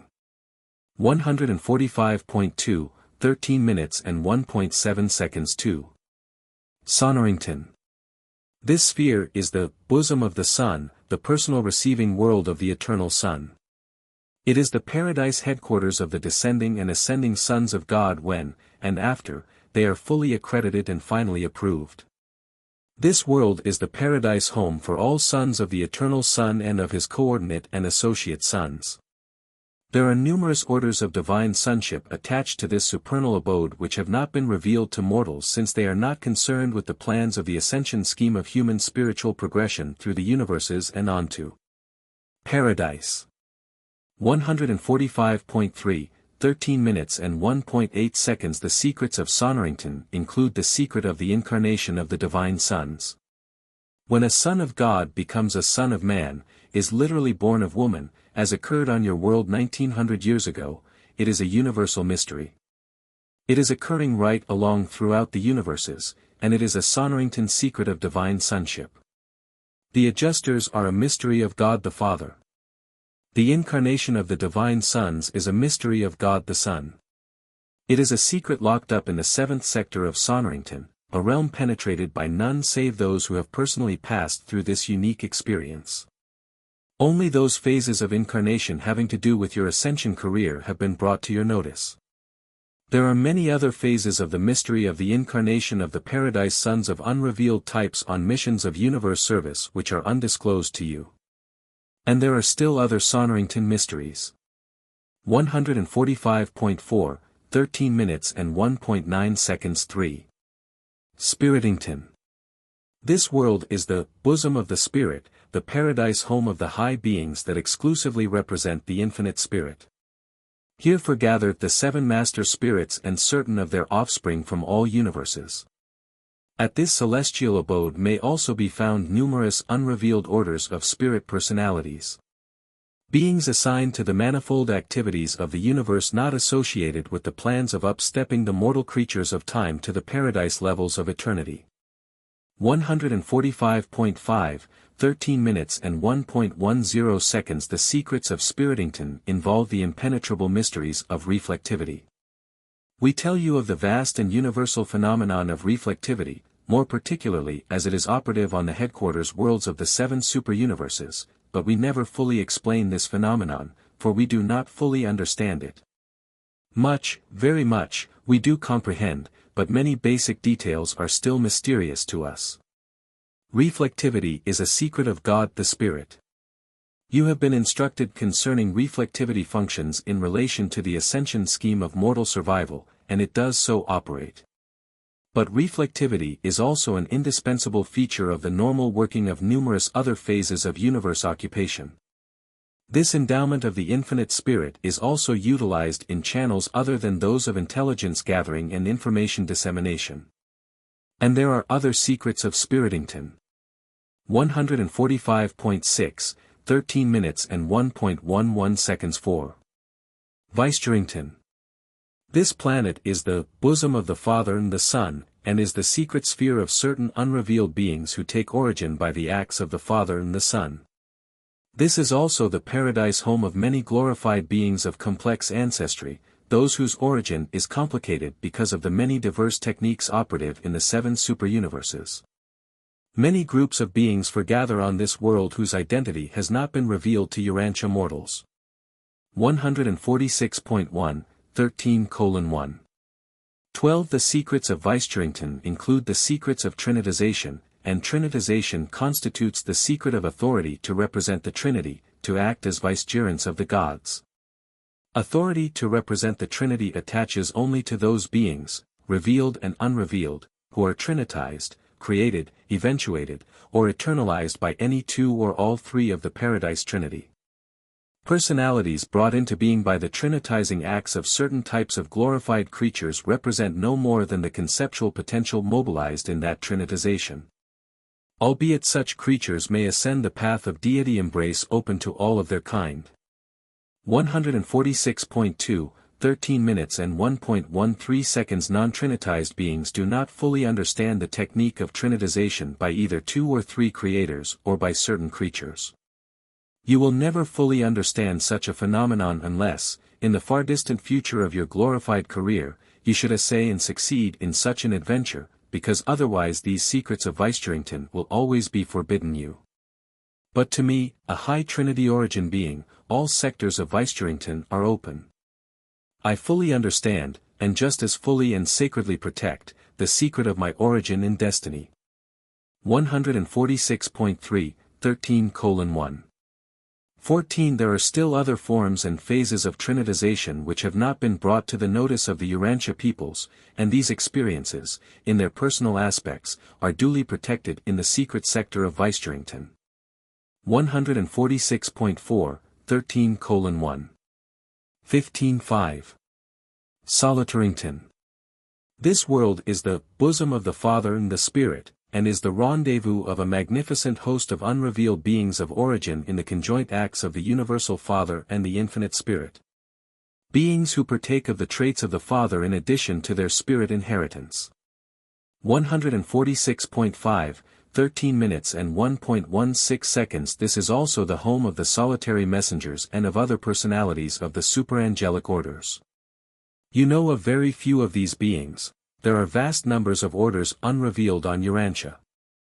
Because they are domiciled on the fifth world, it does not necessarily follow that the Father had aught to do with the creation of solitary messengers or their superangelic associates, but in this universe age he does have to do with their function. During the present universe age this is also the status sphere of the universe power directors. 146.6, 13:1. 17 There are numerous additional orders of spirit personalities, beings unknown to mortal man, who look upon Solitarington as their paradise home sphere. It should be remembered that all divisions and levels of universe activities are just as fully provided with spirit ministers as is the realm concerned with helping mortal man ascend to his divine paradise destiny. 146.7, 13:1. 18 The secrets of Solitarington. Besides certain secrets of trinitization, this world holds the secrets of the personal relation of the infinite spirit with certain of the higher offspring of the third source and center. On Solitarington are held the mysteries of the intimate association of numerous unrevealed orders with the spirits of the Father, of the Son, and of the Spirit, with the threefold Spirit of the Trinity, and with the spirits of the Supreme. The Ultimate, and the Supreme Ultimate. 146.8, 13 minutes and 1.19 seconds 6. Seraphington. This sphere is the bosom of the Son and the Spirit, and is the home world of the vast hosts of unrevealed beings created by the Son and the Spirit. This is also the destiny sphere of all ministering orders of the angelic hosts, including Supernaphim, Sekanaphim, and Seraphim. There also serve in the central and outlying universes many orders of superb spirits who are not ministering spirits to those who shall be heirs of salvation. All these spirit workers in all levels and realms of universe activities look upon Seraphington as their paradise home. 147.1, 13:1. 20 The secrets of Seraphington involve a threefold mystery, only one of which I may mention, the mystery of seraphic transport. The ability of various orders of seraphim and allied spirit beings to envelop within their spirit forms all orders of non-material personalities and to carry them away on lengthy interplanetary journeys, is a secret locked up in the sacred sectors of Seraphington. The transport seraphim comprehend this mystery, but they do not communicate it to the rest of us, or perhaps they cannot. The other mysteries of Seraphington pertain to the personal experiences of types of spirit servers as yet not revealed to mortals. And we refrain from discussing the secrets of such closely related beings because you can almost comprehend such near orders of existence, and it would be akin to betrayal of trust to present even our partial knowledge of such phenomena. 147. 2, 13 minutes and 1.21 seconds 7. Ascendington. This unique world is the bosom of the Father, Son, and Spirit, the rendezvous of the ascendant creatures of space, the receiving sphere of the pilgrims of time who are passing through the Havona universe on their way to paradise. Ascendington is the actual paradise home of the ascendant souls of time and space until they attain paradise status. You mortals will spend most of your Havona vacations on Ascendington. During your Havona life Ascendington will be to you what the reversion directors were during the local and superuniverse ascension. Here you will engage in thousands of activities which are beyond the grasp of mortal imagination. And as on every previous advance in the Godward ascent, your human self will here enter into new relationships with your divine self. 147.3, 13:1. 22 The secrets of Ascendington include the mystery of the gradual and certain building up in the material and mortal mind of a spiritual and potentially immortal counterpart of character and identity. This phenomenon constitutes one of the most perplexing mysteries of the universes, the evolution of an immortal soul within the mind of a mortal and material creature. 147.4, 13:1.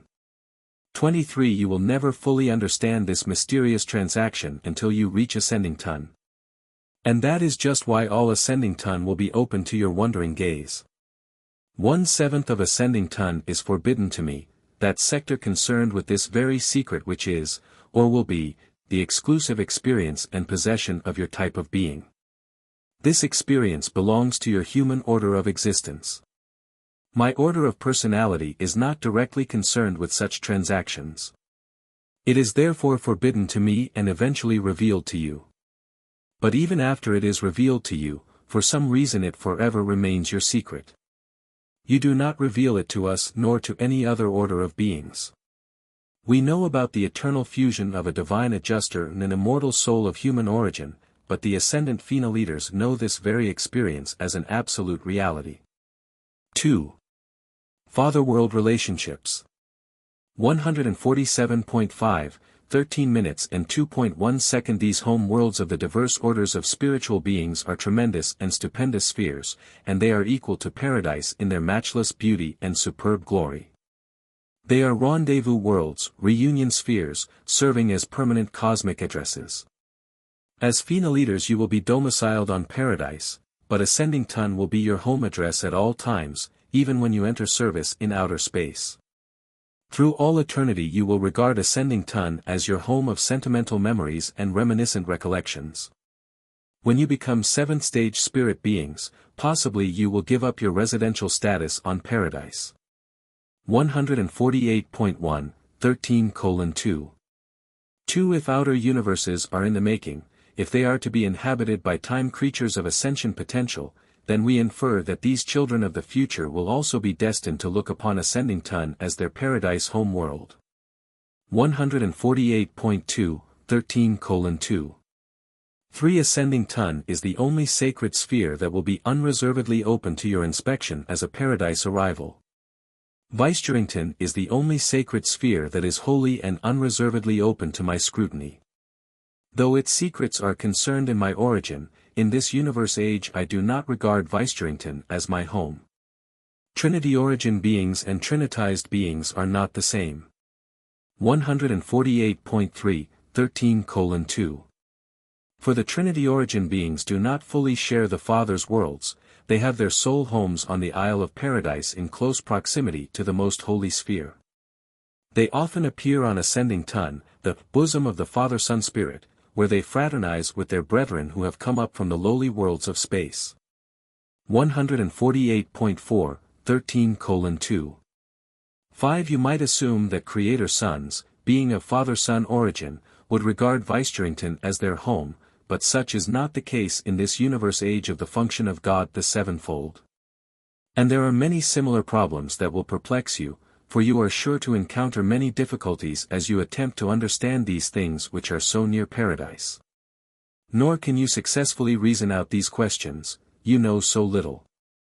And if you knew more about the Father's worlds, you would simply encounter more difficulties until you knew all about them. Status on any of these secret worlds is acquired by service as well as by nature of origin, and the successive universe ages may and do redistribute certain of these personality groupings. 148.5, 13:2.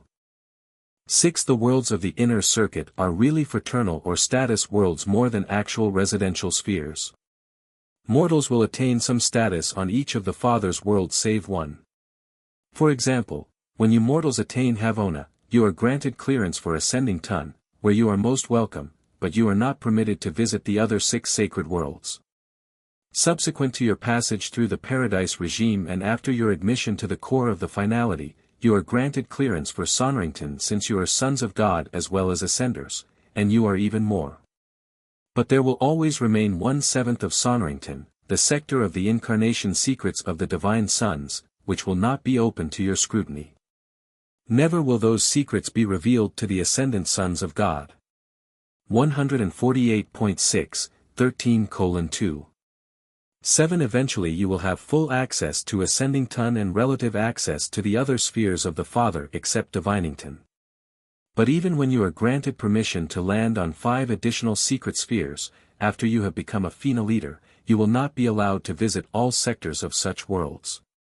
Nor will you be permitted to land on the shores of Divinington, the bosom of the Father, though you shall surely stand repeatedly at the right hand of the Father.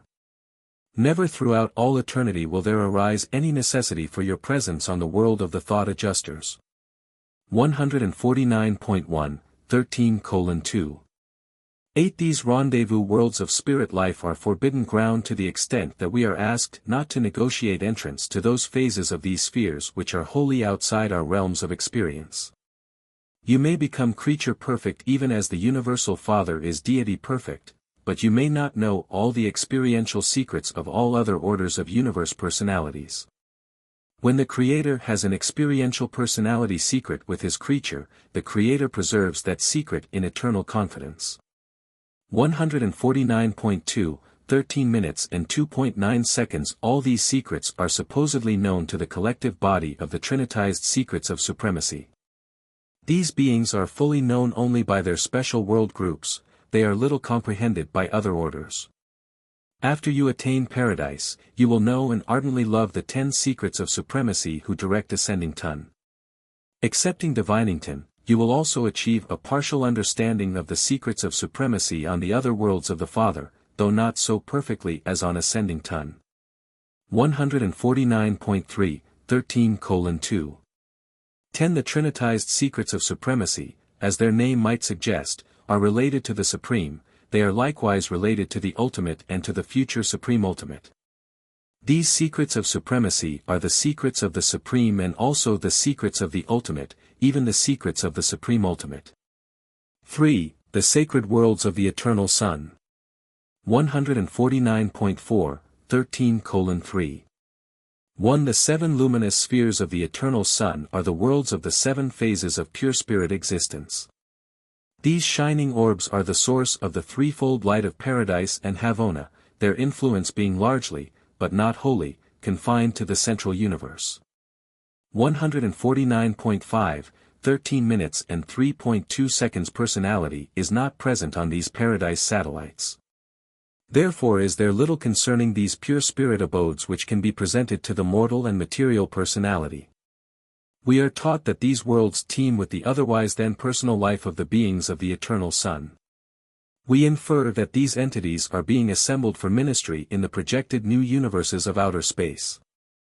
The paradise philosophers maintain that each paradise cycle, about 2 billion years of Urantia time, witnesses the creation of additional reserves of these orders on the secret worlds of the Eternal Son. 149.6, 13:3. 3. As far as I am informed, no personality has ever been on any one of these spheres of the Eternal Sun. I have never been assigned to visit one of these worlds in all my long experience in and out of paradise. Even the personalities co-create by the Eternal Sun do not go to these worlds. We infer that all types of impersonal spirits, regardless of parentage, are admitted to these spirit homes.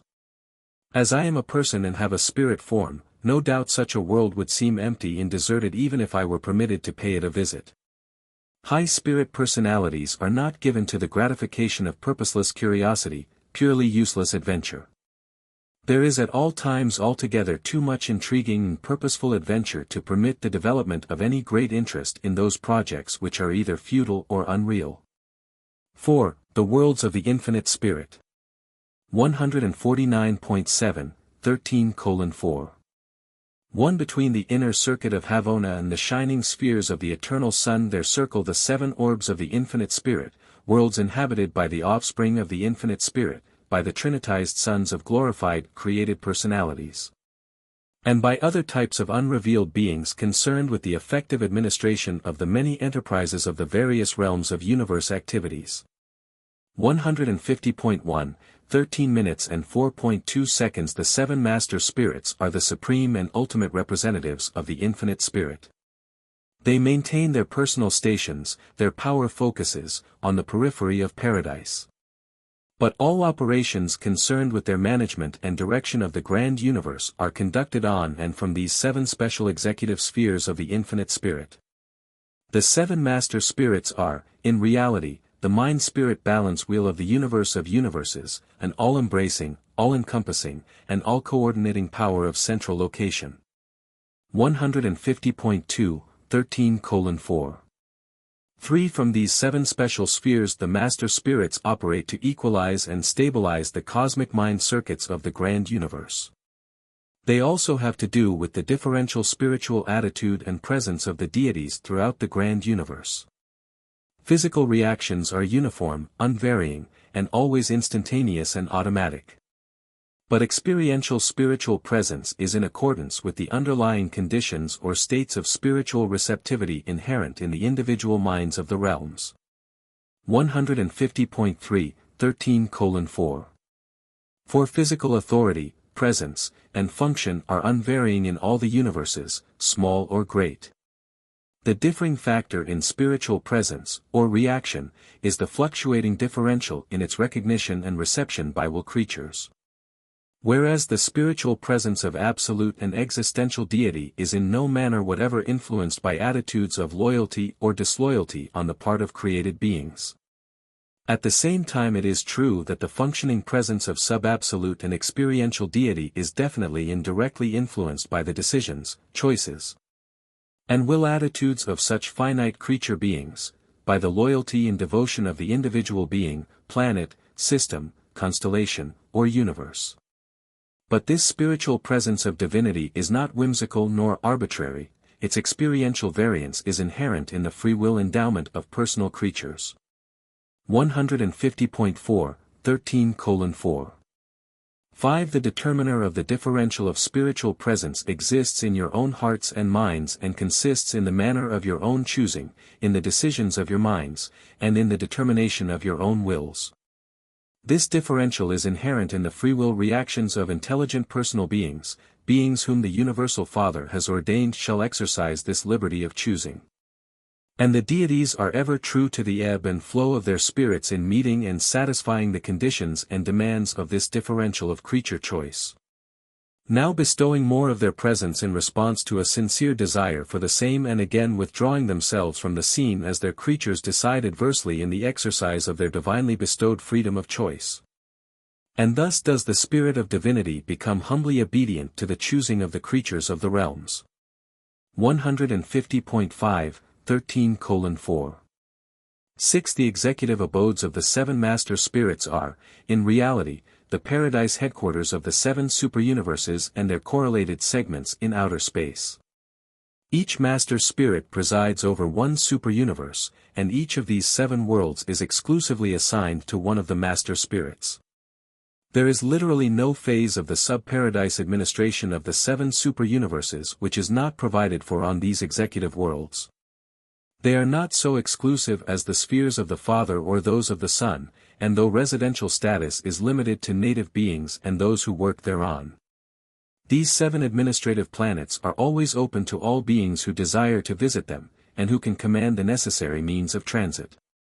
151.1, 13 minutes and 4.7 seconds. To me, these executive worlds are the most interesting and intriguing spots outside of paradise. In no other place in the wide universe can one observe such varied activities, involving so many different orders of living beings, having to do with operations on so many diverse levels, occupations at once material, intellectual, and spiritual.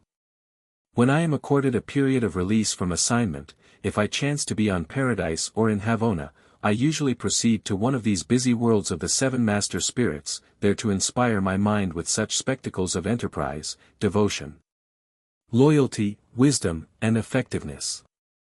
Nowhere else can I observe such an amazing interassociation of personality performances on all seven levels of universe reality.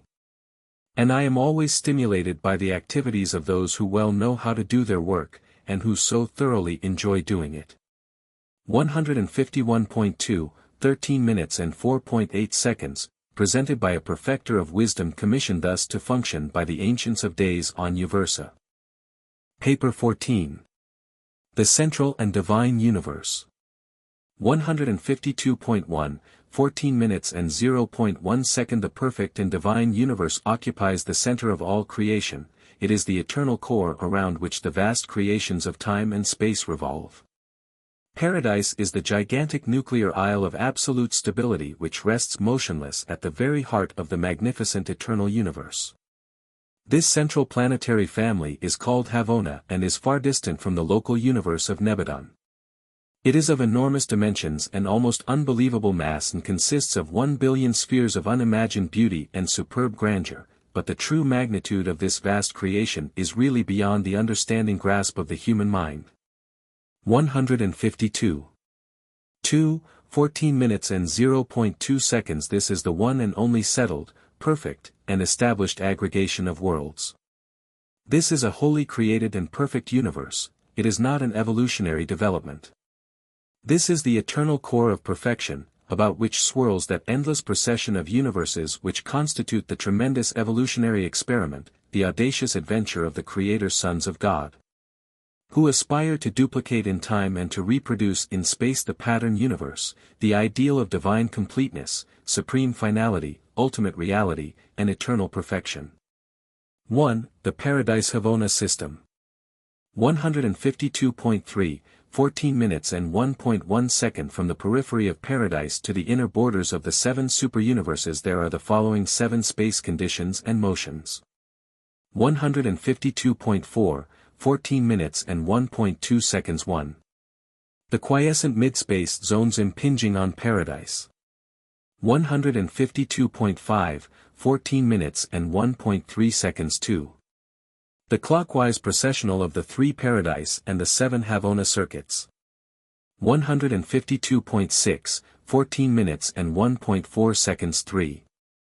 The semi-quiet space zone separating the Havona circuits from the dark gravity bodies of the central universe.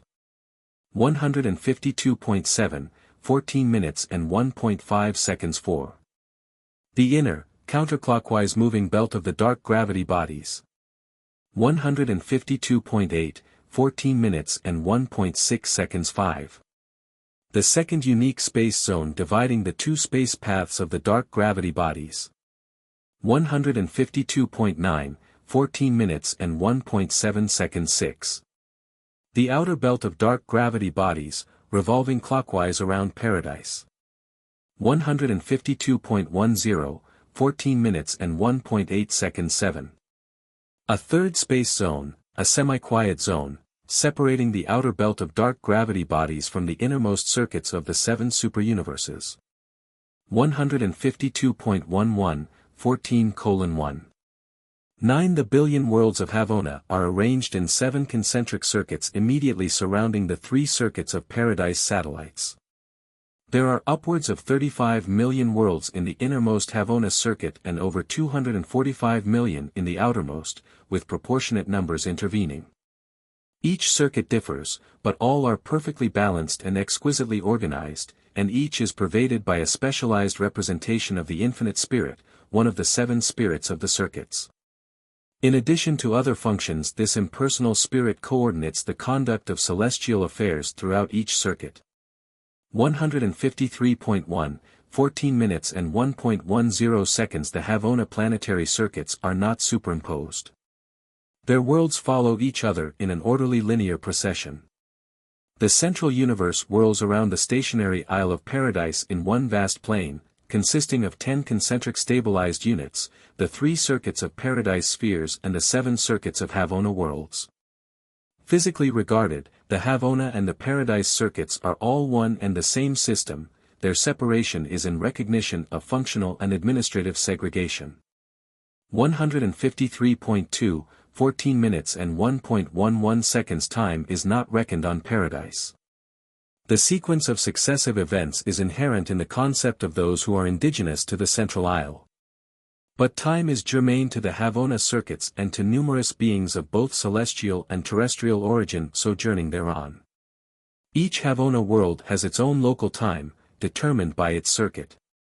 All worlds in a given circuit have the same length of year since they uniformly swing around paradise, and the length of these planetary years decreases from the outermost to the innermost circuit.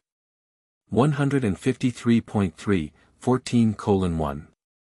12. Besides Havona circuit time, there is the Paradise Havona Standard Day and other time designations which are determined on, and are sent out from, the 7 paradise satellites of the Infinite Spirit.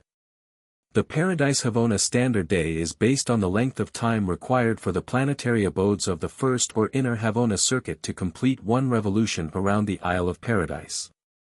And though their velocity is enormous, owing to their situation between the dark gravity bodies and gigantic paradise, it requires almost 1,000 years for these spheres to complete their circuit. You have unwittingly read the truth when your eyes rested on the statement, "A day is as 1,000 years with God, as but a watch in the night." One Paradise Havona day is just 7 minutes, 3 and 1/8 seconds less than 1,000 years of the present Urantia leap year calendar. 153.4, 14:1. 13 This Paradise Havona day is the standard time measurement for the 7 superuniverses, although each maintains its own internal time standards. 153.5, 14:1. 14 On the outskirts of this vast central universe, far out beyond the seventh belt of Havona worlds, there swirl an unbelievable number of enormous dark gravity bodies. These multitudinous dark masses are quite unlike other space bodies in many particulars, even in form they are very different. These dark gravity bodies neither reflect nor absorb light. They are non-reactive to physical energy light, and they so completely encircle and enshroud Havona as to hide it from the view of even nearby inhabited universes of time and space. 153.6, 14:1. 15 The great belt of dark gravity bodies is divided into 2 equal elliptical circuits by a unique space intrusion. The inner belt revolves counterclockwise, the outer revolves clockwise.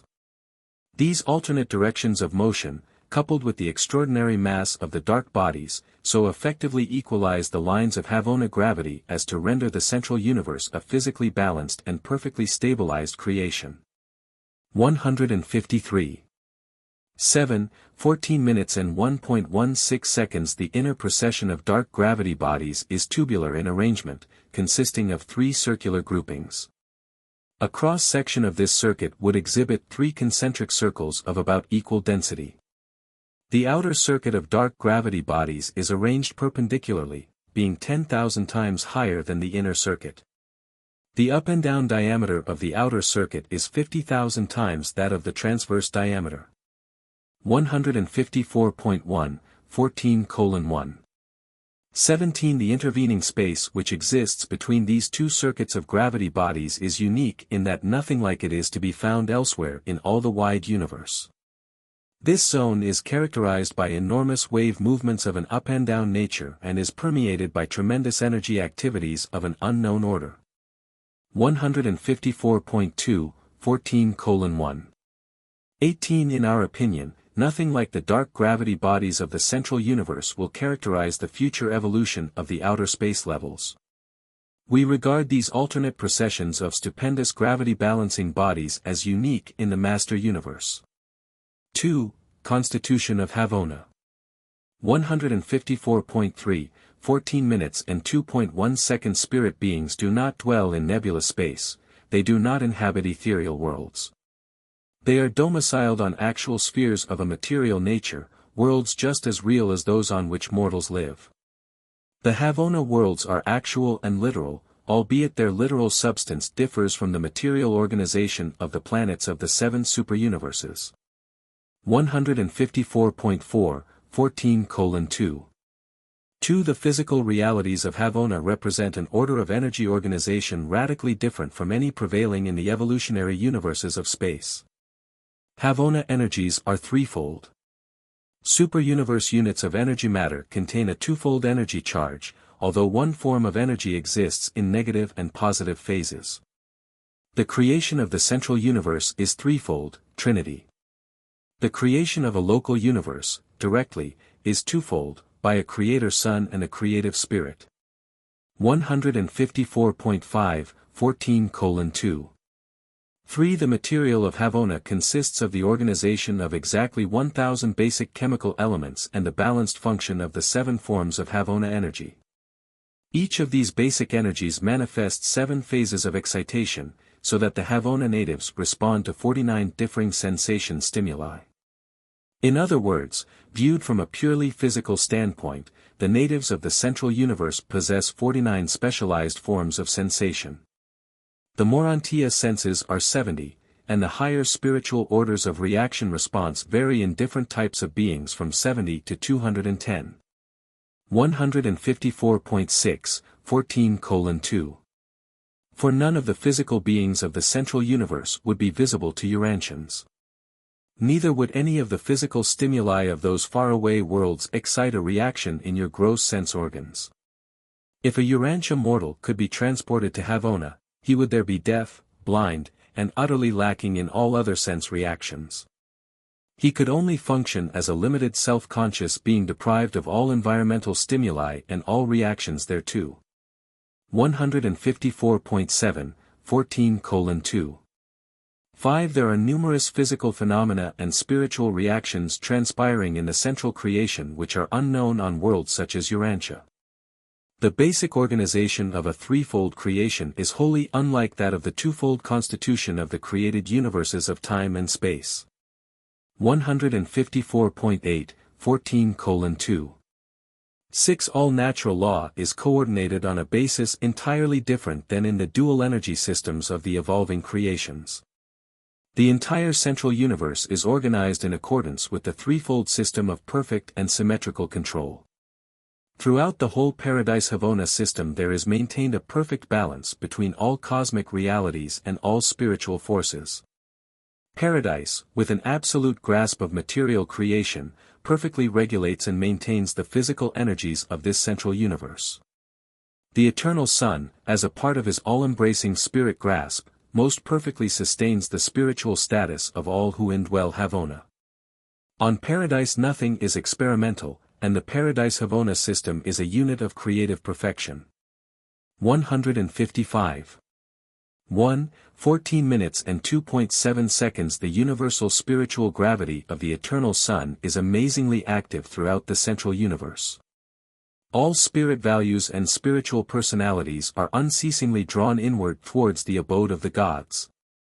This Godward urge is intense and inescapable. The ambition to attain God is stronger in the central universe, not because spirit gravity is stronger than in the outlying universes, but because those beings who have attained Havona are more fully spiritualized and hence more responsive to the ever-present action of the universal spirit gravity pull of the Eternal Sun. 155.2, 14 minutes and 2.8 seconds. Likewise does the infinite spirit draw all intellectual values paradise-ward.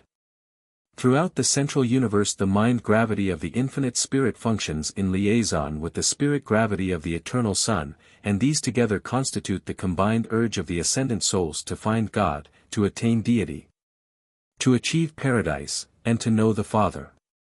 155.3, 14 minutes and 2.9 seconds. Havona is a spiritually perfect and physically stable universe. The control and balance stability of the central universe appear to be perfect.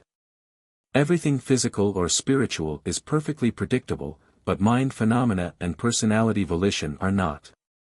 We do infer that sin can be reckoned as impossible of occurrence, but we do this on the ground that the native free will creatures of Havona have never been guilty of transgressing the will of deity. Through all eternity these supernal beings have been consistently loyal to the eternals of days. Neither has sin appeared in any creature who has entered Havona as a pilgrim. There has never been an instance of misconduct by any creature of any group of personalities ever created in, or admitted to, the central Havona universe. So perfect and so divine are the methods and means of selection in the universes of time that never in the records of Havona has an error occurred, no mistakes have ever been made. No ascendant soul has ever been prematurely admitted to the central universe. 3. The Havona Worlds.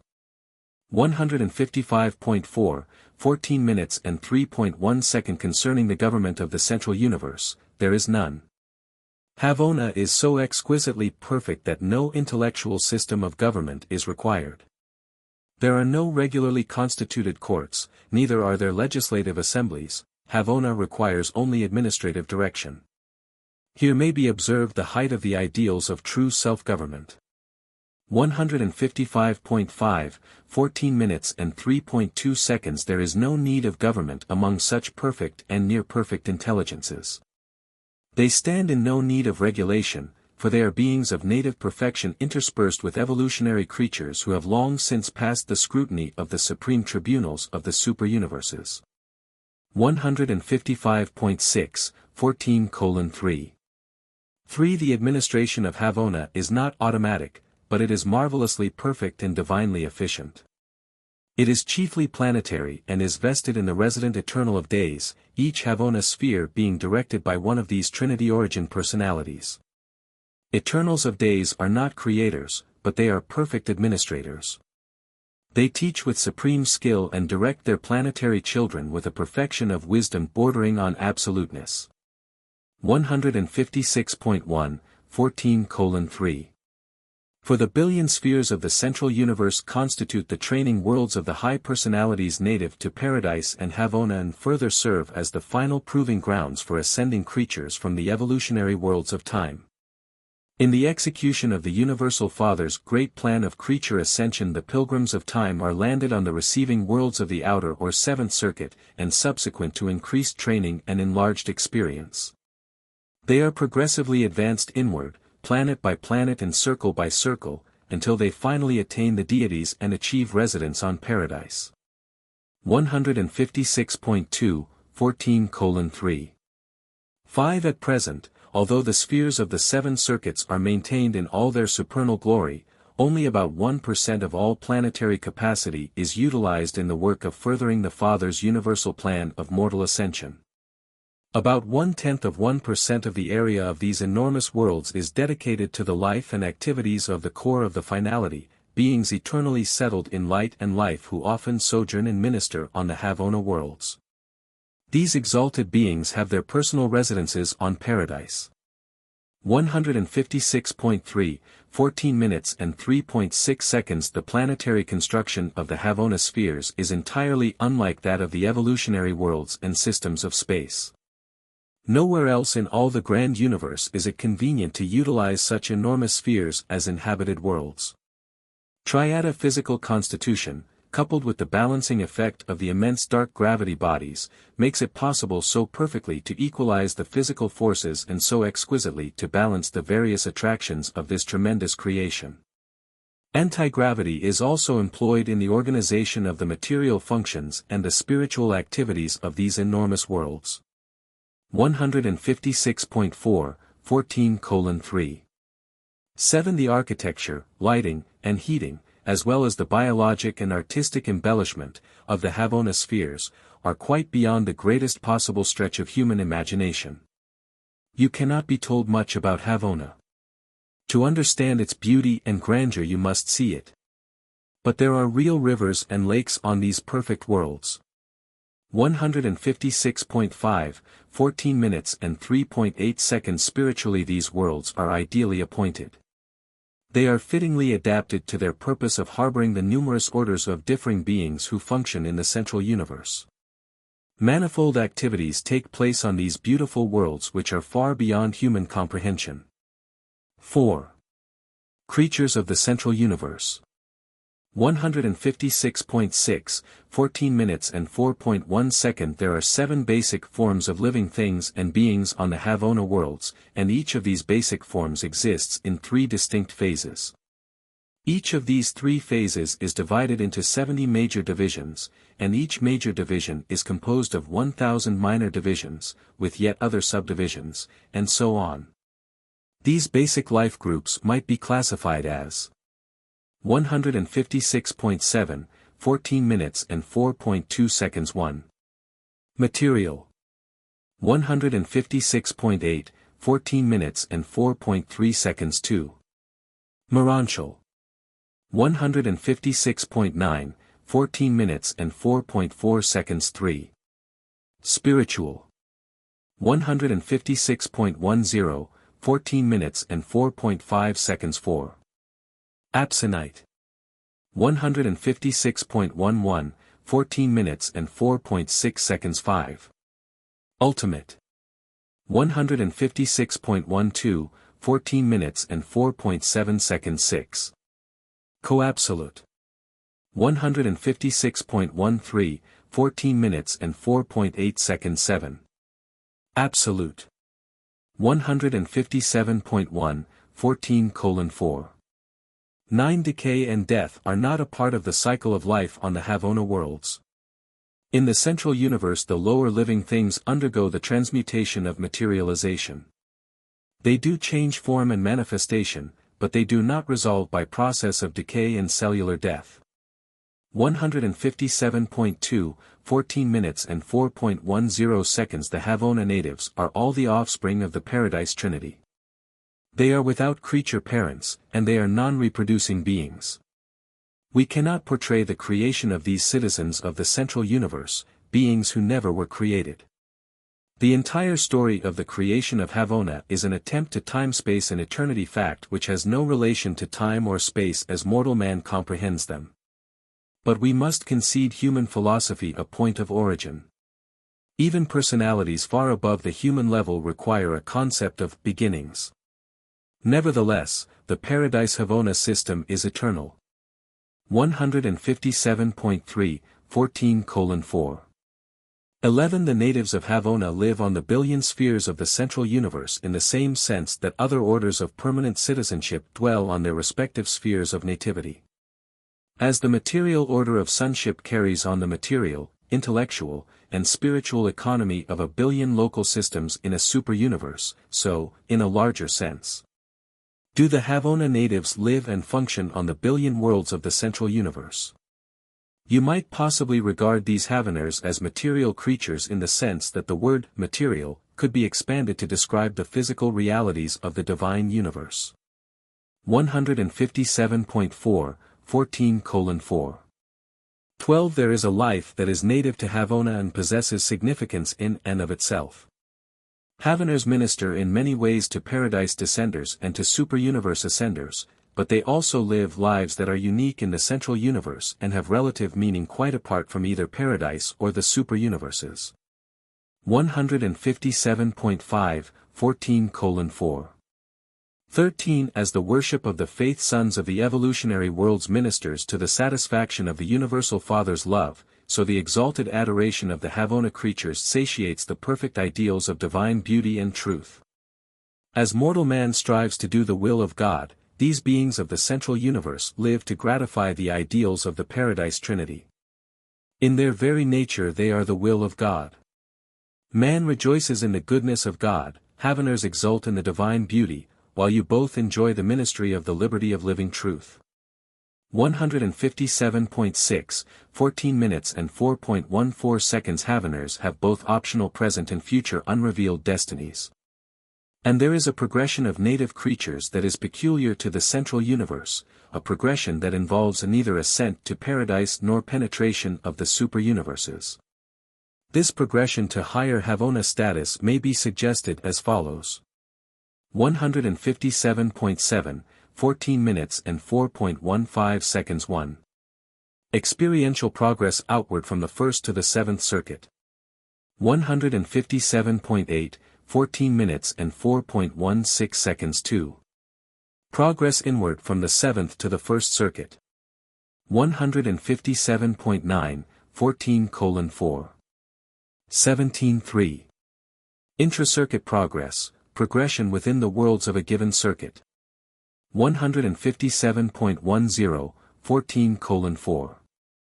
18. In addition to the Havona natives, the inhabitants of the central universe embrace numerous classes of pattern beings for various universe groups, advisors, directors, and teachers of their kind and to their kind throughout creation.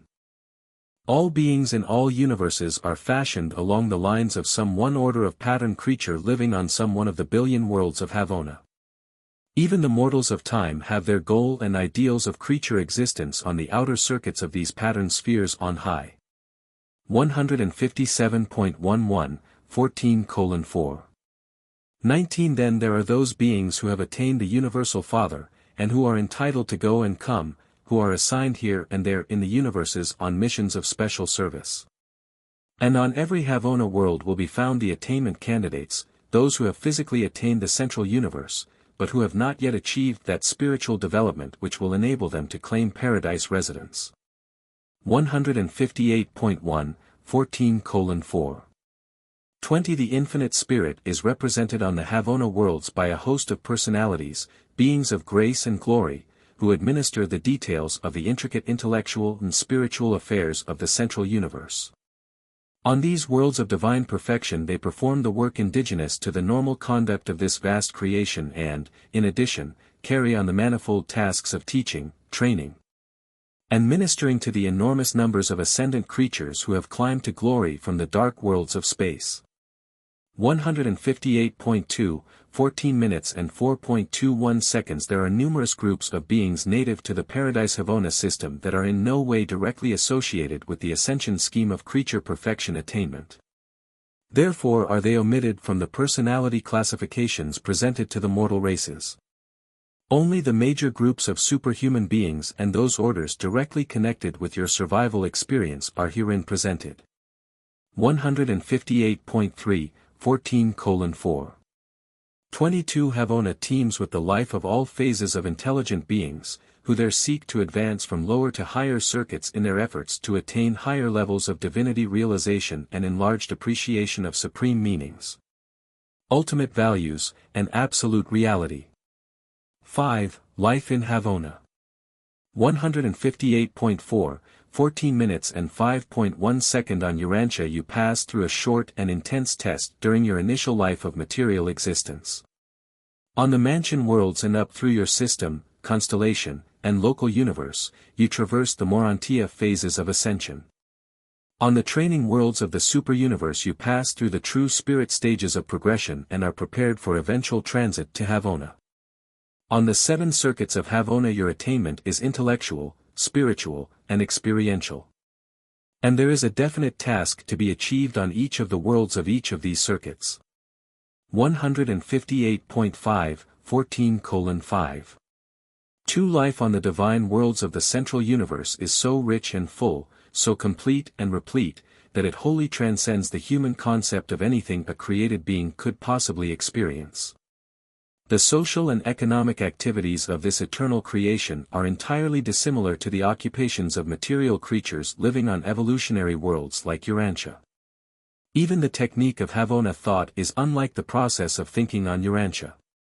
158.6, 14 minutes and 5.3 seconds. The regulations of the central universe are fittingly and inherently natural, the rules of conduct are not arbitrary. In every requirement of Havona there is disclosed the reason of righteousness and the rule of justice. And these 2 factors, combined, equal what on Urantia would be denominated fairness. When you arrive in Havona, you will naturally enjoy doing things the way they should be done. 158.7, 14:5. For when intelligent beings first attain the central universe, they are received and domiciled on the pilot world of the 7th Havona circuit. As the new arrivals progress spiritually, attain identity comprehension of their superuniverse master spirit, they are transferred to the 6th circle. It is from these arrangements in the central universe that the circles of progress in the human mind have been designated. After ascenders have attained a realization of supremacy and are thereby prepared for the deity adventure, they are taken to the 5th circuit, and after attaining the infinite spirit, they are transferred to the 4th. Following the attainment of the Eternal Son, they are removed to the 3rd, and when they have recognized the Universal Father, they go to sojourn on the 2nd circuit of worlds, where they become more familiar with the paradise hosts. Arrival on the 1st circuit of Havona signifies the acceptance of the candidates of time into the service of paradise.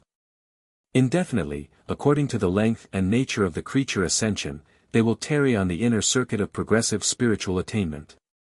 From this inner circuit the ascending pilgrims pass inward to paradise residence and admission to the core of the finality. 159.1, 14:5. 5 During your sojourn in Havona as a pilgrim of ascent, you will be allowed to visit freely among the worlds of the circuit of your assignment. You will also be permitted to go back to the planets of those circuits you have previously traversed. And all this is possible to those who sojourn on the circles of Havona without the necessity of being ensupernified.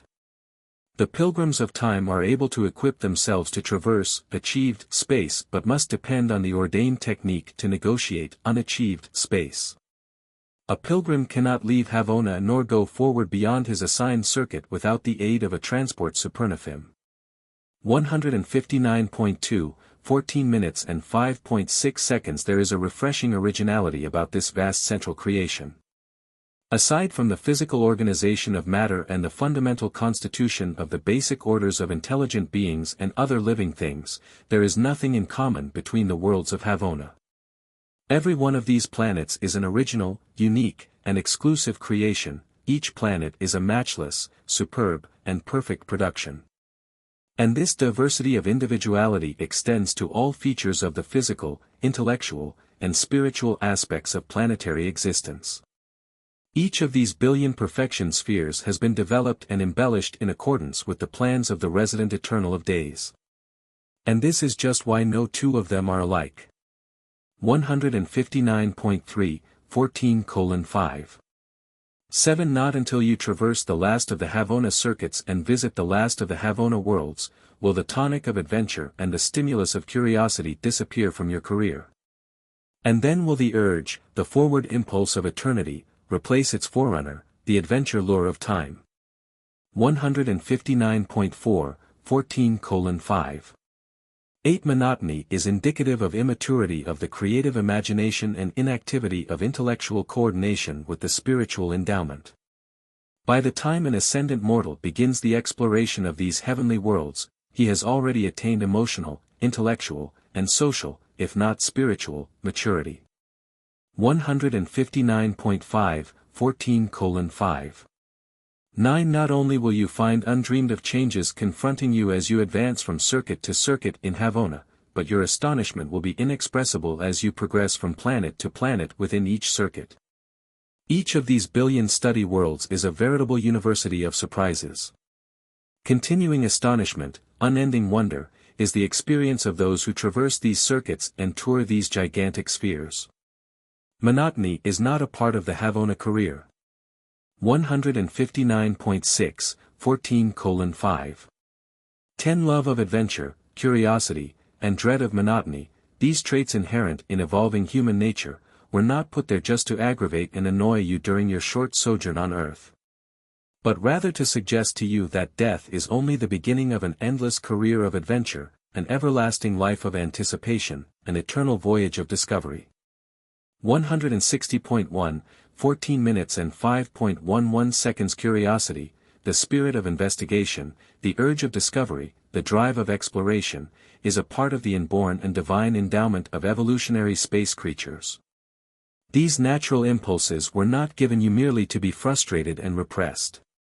True, these ambitious urges must frequently be restrained during your short life on Earth, disappointment must be often experienced, but they are to be fully realized and gloriously gratified during the long ages to come.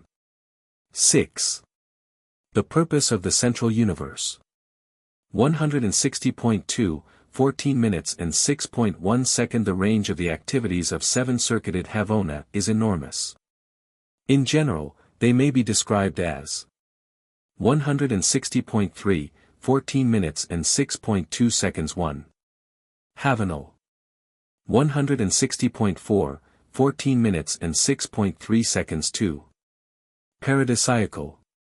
160.5, 14 minutes and 6.4 seconds. 3. Ascendant finite, supreme ultimate evolutional. 160.6, 14 minutes and 6.5 seconds. Many superfinite activities take place in the Havona of the present universe age, involving untold diversities of absonite and other phases of mind and spirit functions. It is possible that the Central Universe serves many purposes which are not revealed to me, as it functions in numerous ways beyond the comprehension of the created mind. Nevertheless, I will endeavor to depict how this perfect creation ministers to the needs and contributes to the satisfactions of seven orders of universe intelligence. 160.7, 14 minutes and 6.6 seconds. 1. The Universal Father, the first source and center. God the Father derives supreme parental satisfaction from the perfection of the central creation. He enjoys the experience of love satiety on near-equality levels. The perfect Creator is divinely pleased with the adoration of the perfect creature. 160.8, 14 minutes and 6.7 seconds. Havona affords the Father supreme achievement gratification. The perfection realization in Havona compensates for the time-space delay of the eternal urge of infinite expansion. 160.9, 14:6. 8. The Father enjoys the Havona reciprocation of the divine beauty. It satisfies the divine mind to afford a perfect pattern of exquisite harmony for all evolving universes. 160.10, 14:6. 9. Our Father beholds the central universe with perfect pleasure because it is a worthy revelation of spirit reality to all personalities of the universe of universes. 160.11, 14:6. 10. The God of universes has favorable regard for Havona and Paradise as the eternal power nucleus for all subsequent universe expansion in time and space. 160.12, 14:6. 11. The Eternal Father views with never-ending satisfaction the Havona creation as the worthy and alluring goal for the ascension candidates of time, his mortal grandchildren of space achieving their Creator Father's eternal home. And God takes pleasure in the Paradise Havona universe as the eternal home of deity and the divine family. 160.13, 14 minutes and 6.12 seconds 2. The Eternal Son, the second source and center. To the Eternal Son the superb central creation affords eternal proof of the partnership effectiveness of the divine family, Father, Son, and Spirit. It is the spiritual and material basis for absolute confidence in the Universal Father. 160. 14 minutes and 6.13 seconds Havona affords the Eternal Son an almost unlimited base for the ever-expanding realization of spirit power.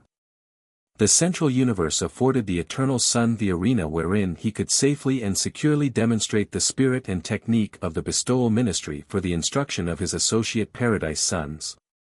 161.1, 14:6. 14. Havona is the reality foundation for the Eternal Son's spirit gravity control of the universe of universes. This universe affords the Son the gratification of parental craving, spiritual reproduction. 161.2, 14:6. 15. The Havona worlds and their perfect inhabitants are the first and the eternally final demonstration that the Son is the Word of the Father. Thereby is the consciousness of the Son as an infinite complement of the Father perfectly gratified. 161. 3, 14 minutes and 6.16 seconds and this universe affords the opportunity for the realization of reciprocation of equality fraternity between the Universal Father and the Eternal Son, and this constitutes the everlasting proof of the infinite personality of each. 161. 4, 14 minutes and 6.17 seconds 3. The Infinite Spirit, the third source and center. The Havona universe affords the infinite spirit proof of being the conjoint actor, the infinite representative of the unified Father-Son. In Havona the infinite spirit derives the combined satisfaction of functioning as a creative activity while enjoying the satisfaction of absolute coexistence with this divine achievement. 161.5, 14:6. 18. In Havona the infinite spirit found an arena wherein he could demonstrate the ability and willingness to serve as a potential mercy minister. In this perfect creation the spirit rehearsed for the adventure of ministry in the evolutionary universes. 161.6, 14:6. 19. This perfect creation afforded the infinite spirit opportunity to participate in universe administration with both divine parents, to administer a universe as associate creator offspring, thereby preparing for the joint administration of the local universes as the creative spirit associates of the Creator sons. 161.7, 14 minutes and 6.20 seconds. The Havona worlds are the mind laboratory of the creators of the cosmic mind and the ministers to every creature mind in existence. Mind is different on each Havona world and serves as the pattern for all spiritual and material creature intellects. 161.8, 14 minutes and 6.21 seconds. These perfect worlds are the mind graduate schools for all beings destined for Paradise Society.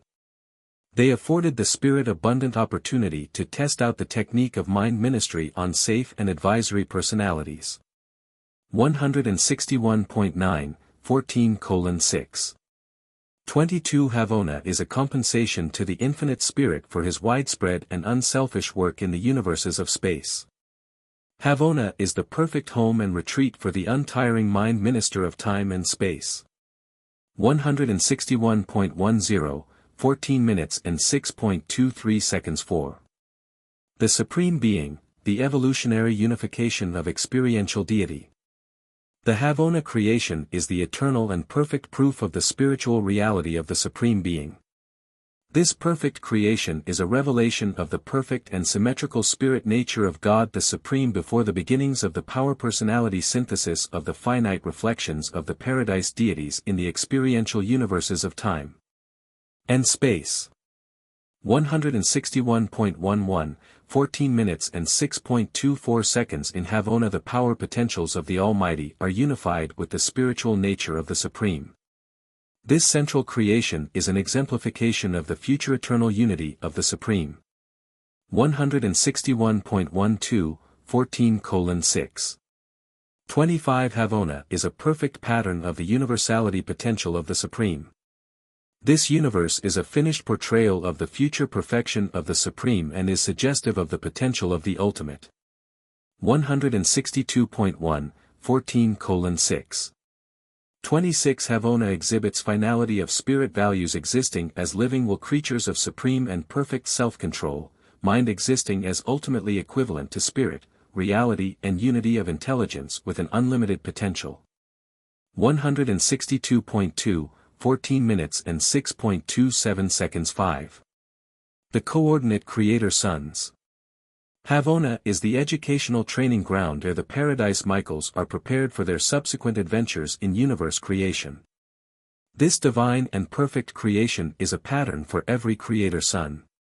He strives to make his own universe eventually attain to these Paradise Havona levels of perfection.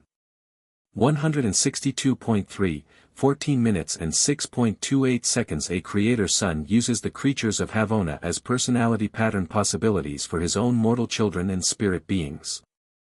The Michael and other Paradise sons view Paradise and Havona as the divine destiny of the children of time. 162.4, 14:6.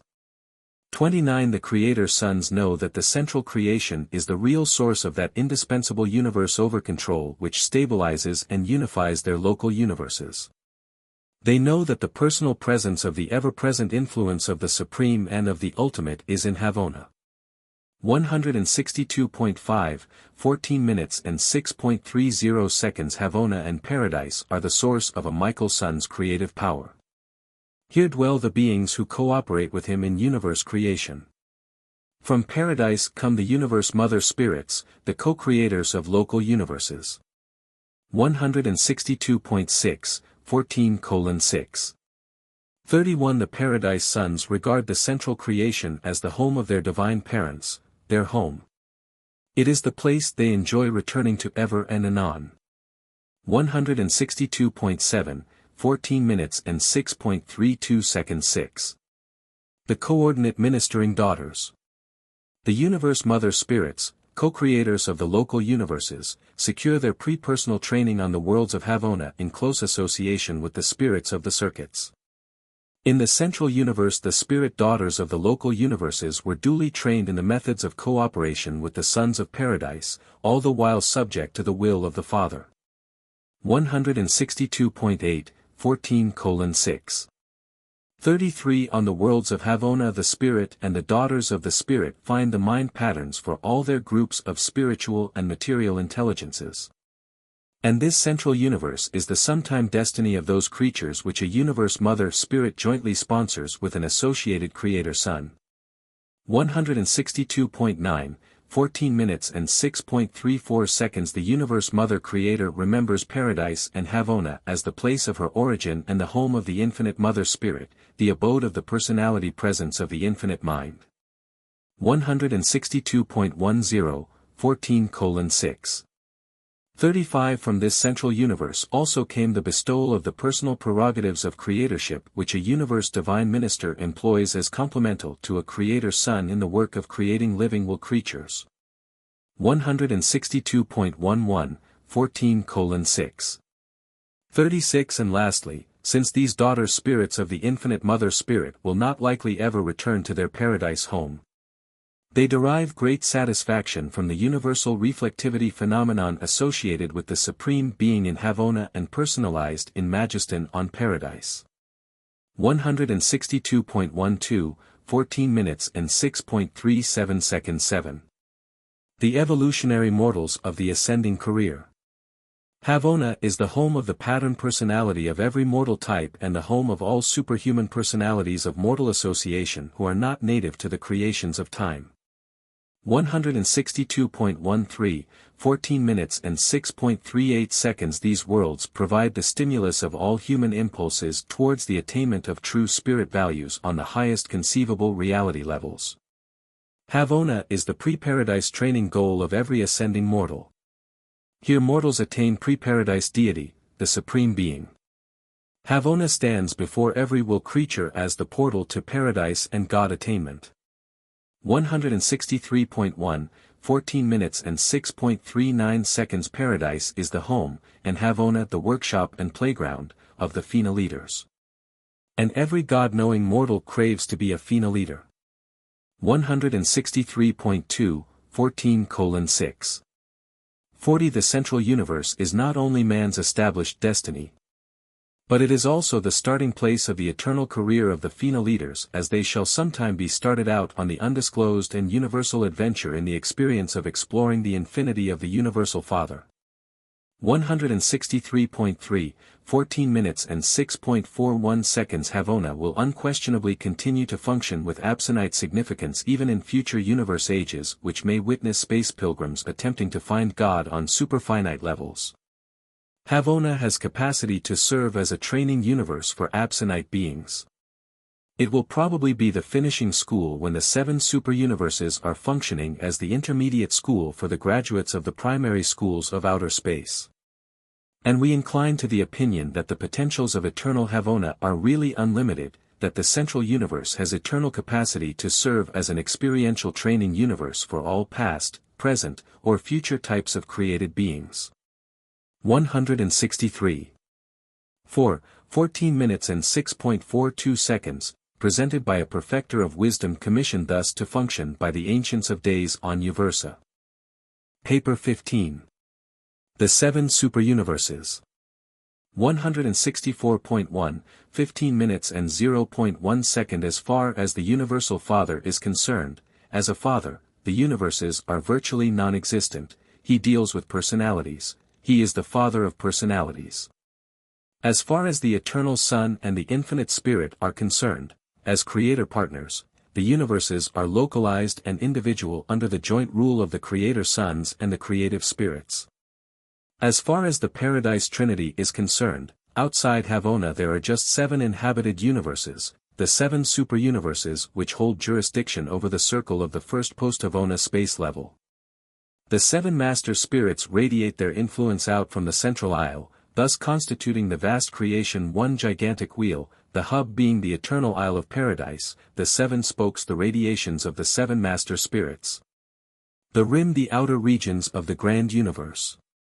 164.2, 15 minutes and 0.2 seconds. Early in the materialization of the universal creation, the sevenfold scheme of the superuniverse organization and government was formulated.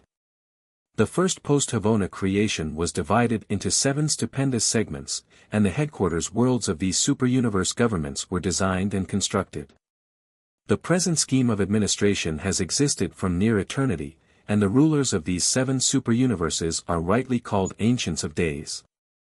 164.3, 15:0. 3 of the vast body of knowledge concerning the superuniverses, I can hope to tell you little, but there is operative throughout these realms a technique of intelligent control for both physical and spiritual forces. And the universal gravity presences their function in majestic power and perfect harmony. It is important first to gain an adequate idea of the physical constitution and material organization of the superuniverse domains. For then you will be the better prepared to grasp the significance of the marvelous organization provided for their spiritual government and for the intellectual advancement of the will creatures who dwell on the myriads of inhabited planets scattered hither and yon throughout these 7 superuniverses. 1. The superuniverse space level. 164.4, 15:1. 1. Within the limited range of the records, observations, and memories of the generations of 1,000,000 or 1,000,000,000 of your short years, to all practical intents and purposes. Urantia and the universe to which it belongs are experiencing the adventure of one long and uncharted plunge into new space. But according to the records of Uversa, in accordance with older observations, in harmony with the more extensive experience and calculations of our order, and as a result of conclusions based on these and other findings, we know that the universes are engaged in an orderly, well understood, and perfectly controlled processional, swinging in majestic grandeur around the first great source and center in his residential universe. 165.1, 15 minutes and 1.2 seconds. We have long since discovered that the 7 superuniverses traverse a great ellipse, a gigantic and elongated circle. Your solar system and other worlds of time are not plunging headlong, without chart and compass, into unmapped space. The local universe to which your system belongs is pursuing a definite and well-understood counterclockwise course around the vast swing that encircles the central universe.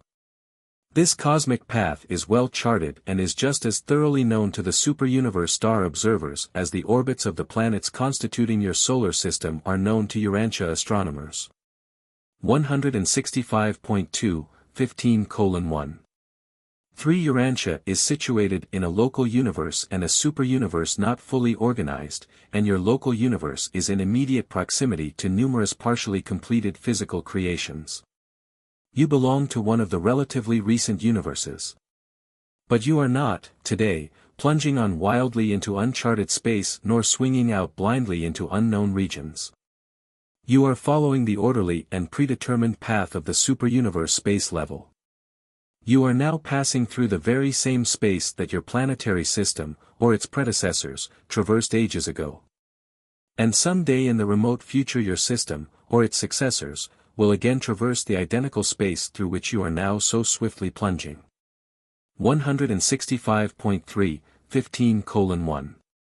For in this age and as direction is regarded on Urantia, superuniverse number 1 swings almost due north, approximately opposite, in an easterly direction, to the paradise residence of the great sources and centers and the central universe of Havona. This position, with the corresponding one to the west, represents the nearest physical approach of the spheres of time to the eternal isle.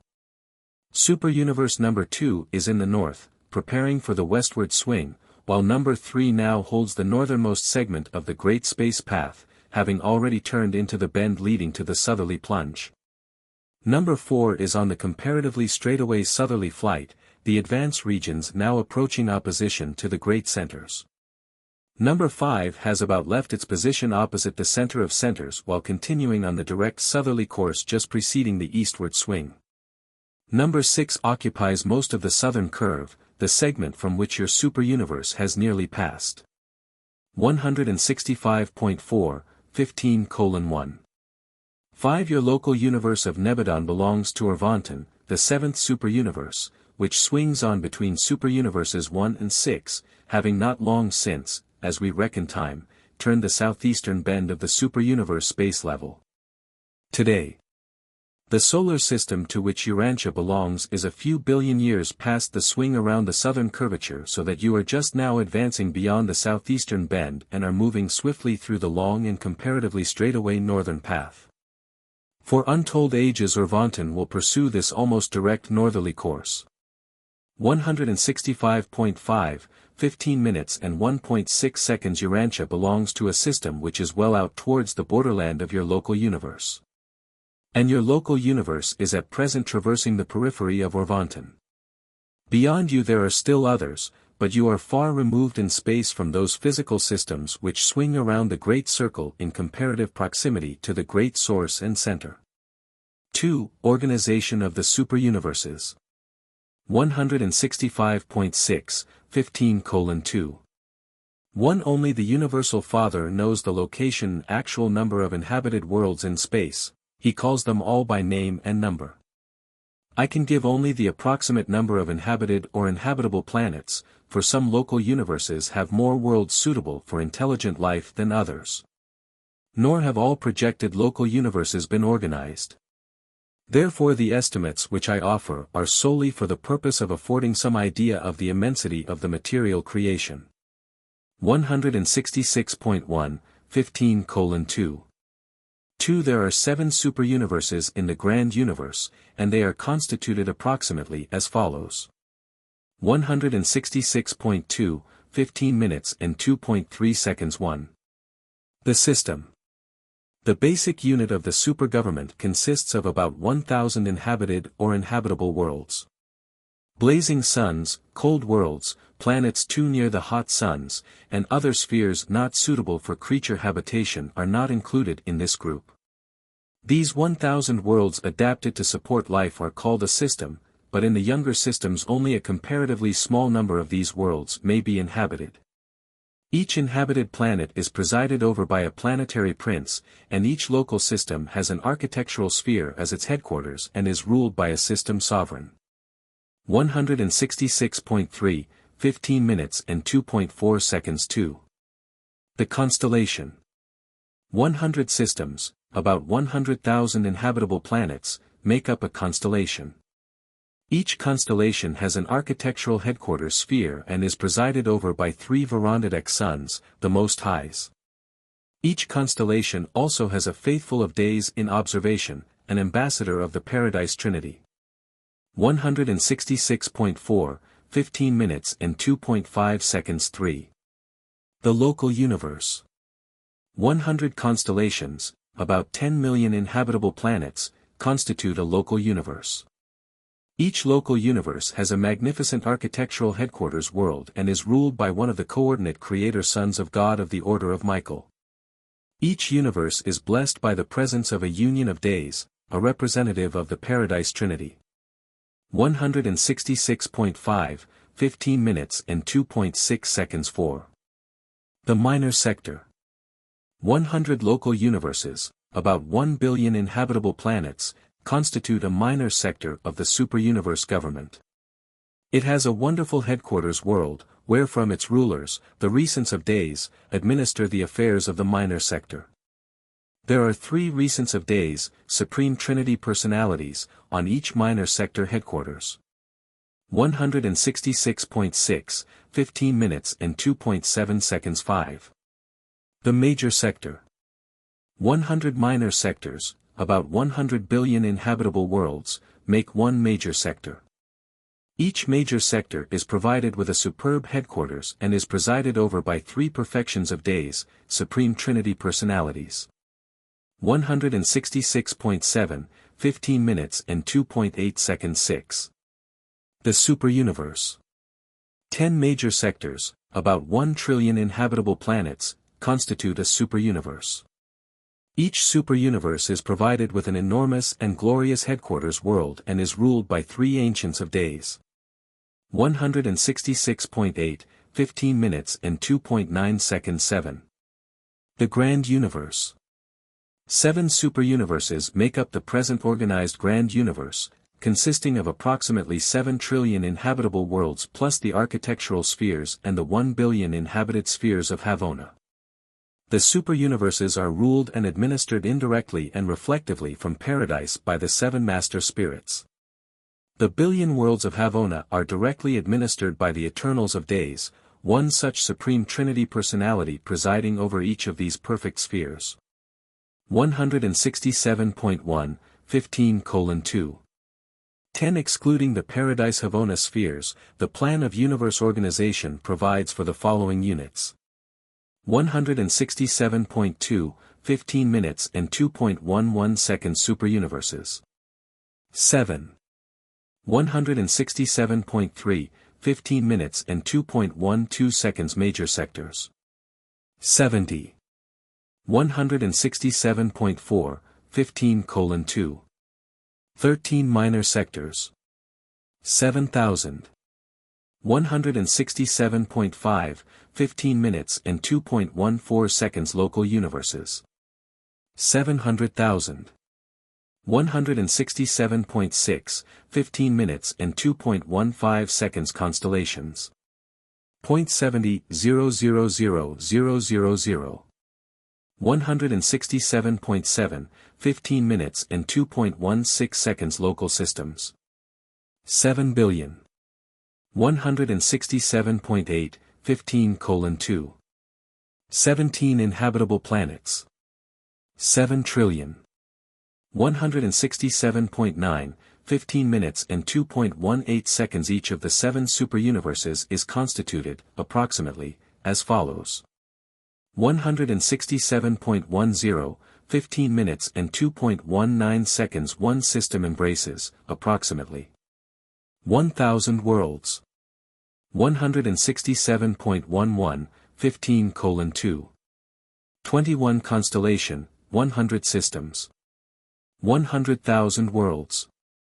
167.12, 15 minutes and 2.21 seconds one universe, 100 constellations. 10 million worlds. 167.13, 15 minutes and 2.22 seconds one minor sector, 100 universes. 1 billion worlds. 167.14, 15 minutes and 2.23 seconds one major sector, 100 minor sectors. 100 billion worlds. 167.15, 15 minutes and 2.24 seconds one superuniverse, 10 major sectors, 0.1000000000000 worlds. 167.16, 15:2.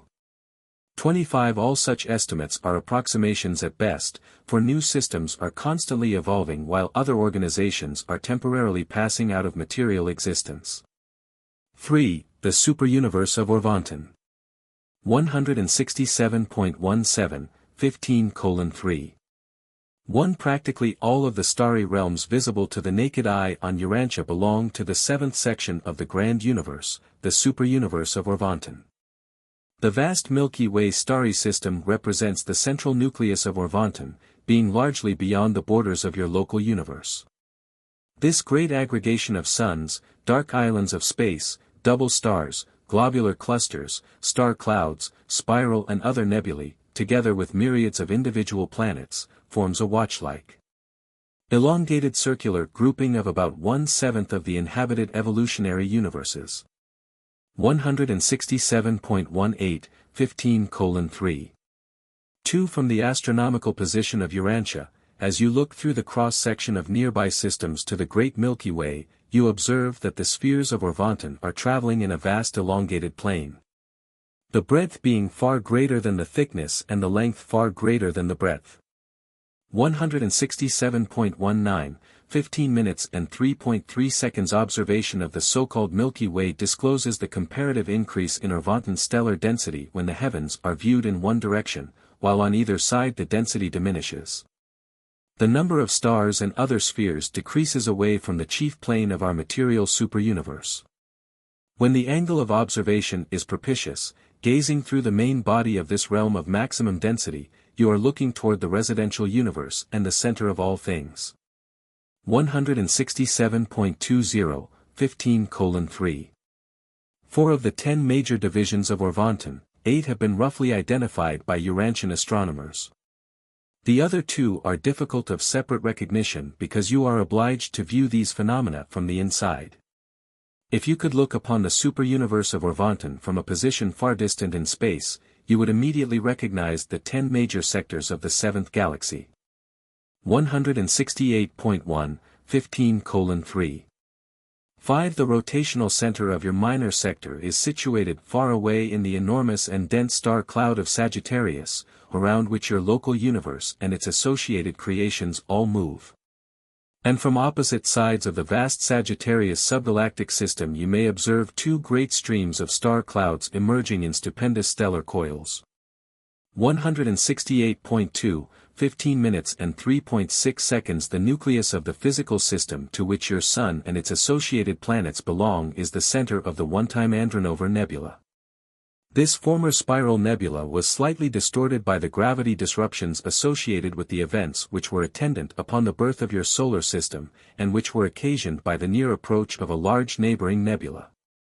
This near collision changed Andronover into a somewhat globular aggregation but did not wholly destroy the two-way procession of the suns and their associated physical groups. Your solar system now occupies a fairly central position in one of the arms of this distorted spiral, situated about halfway from the center out towards the edge of the star stream. 168.3, 15:3. 7. The Sagittarius sector and all other sectors and divisions of Orvanton are in rotation around Uversa. And some of the confusion of Urantian star observers arises out of the illusions and relative distortions produced by the following multiple revolutionary movements. 168. 4, 15 minutes and 3.8 seconds 1. The revolution of Urantia around its sun. 168.5, 15 minutes and 3.9 seconds 2. The circuit of your solar system about the nucleus of the former Andronover Nebula. 168.6, 15 minutes and 3.10 seconds 3. The rotation of the Andronover stellar family and the associated clusters about the composite rotation gravity center of the star cloud of Nebadon. 168.7, 15 minutes and 3.11 seconds 4. The swing of the local star cloud of Nebadon and its associated creations around the Sagittarius center of their minor sector. 168.8, 15 minutes and 3.12 seconds 5. The rotation of the 100 minor sectors, including Sagittarius, about their major sector. 168. 9, 15 minutes and 3.13 seconds 6. The whirl of the 10 major sectors, the so-called star drifts, about the Uversa headquarters of Orvanton. 168.10, 15 minutes and 3.14 seconds 7. The movement of Orvanton and 6 associated superuniverses around Paradise and Havona, the counterclockwise processional of the superuniverse space level. 168.11, 15:3. 15. These multiple motions are of several orders. The space paths of your planet and your solar system are genetic, inherent in origin. The absolute counterclockwise motion of Orvanton is also genetic, inherent in the architectural plans of the master universe. But the intervening motions are of composite origin, being derived in part from the constitutive segmentation of matter energy into the superuniverses and in part produced by the intelligent and purposeful action of the Paradise Force organizers. 168.12, 15 minutes and 3.16 seconds. The local universes are in closer proximity as they approach Havona, the circuits are greater in number, and there is increased superimposition, layer upon layer.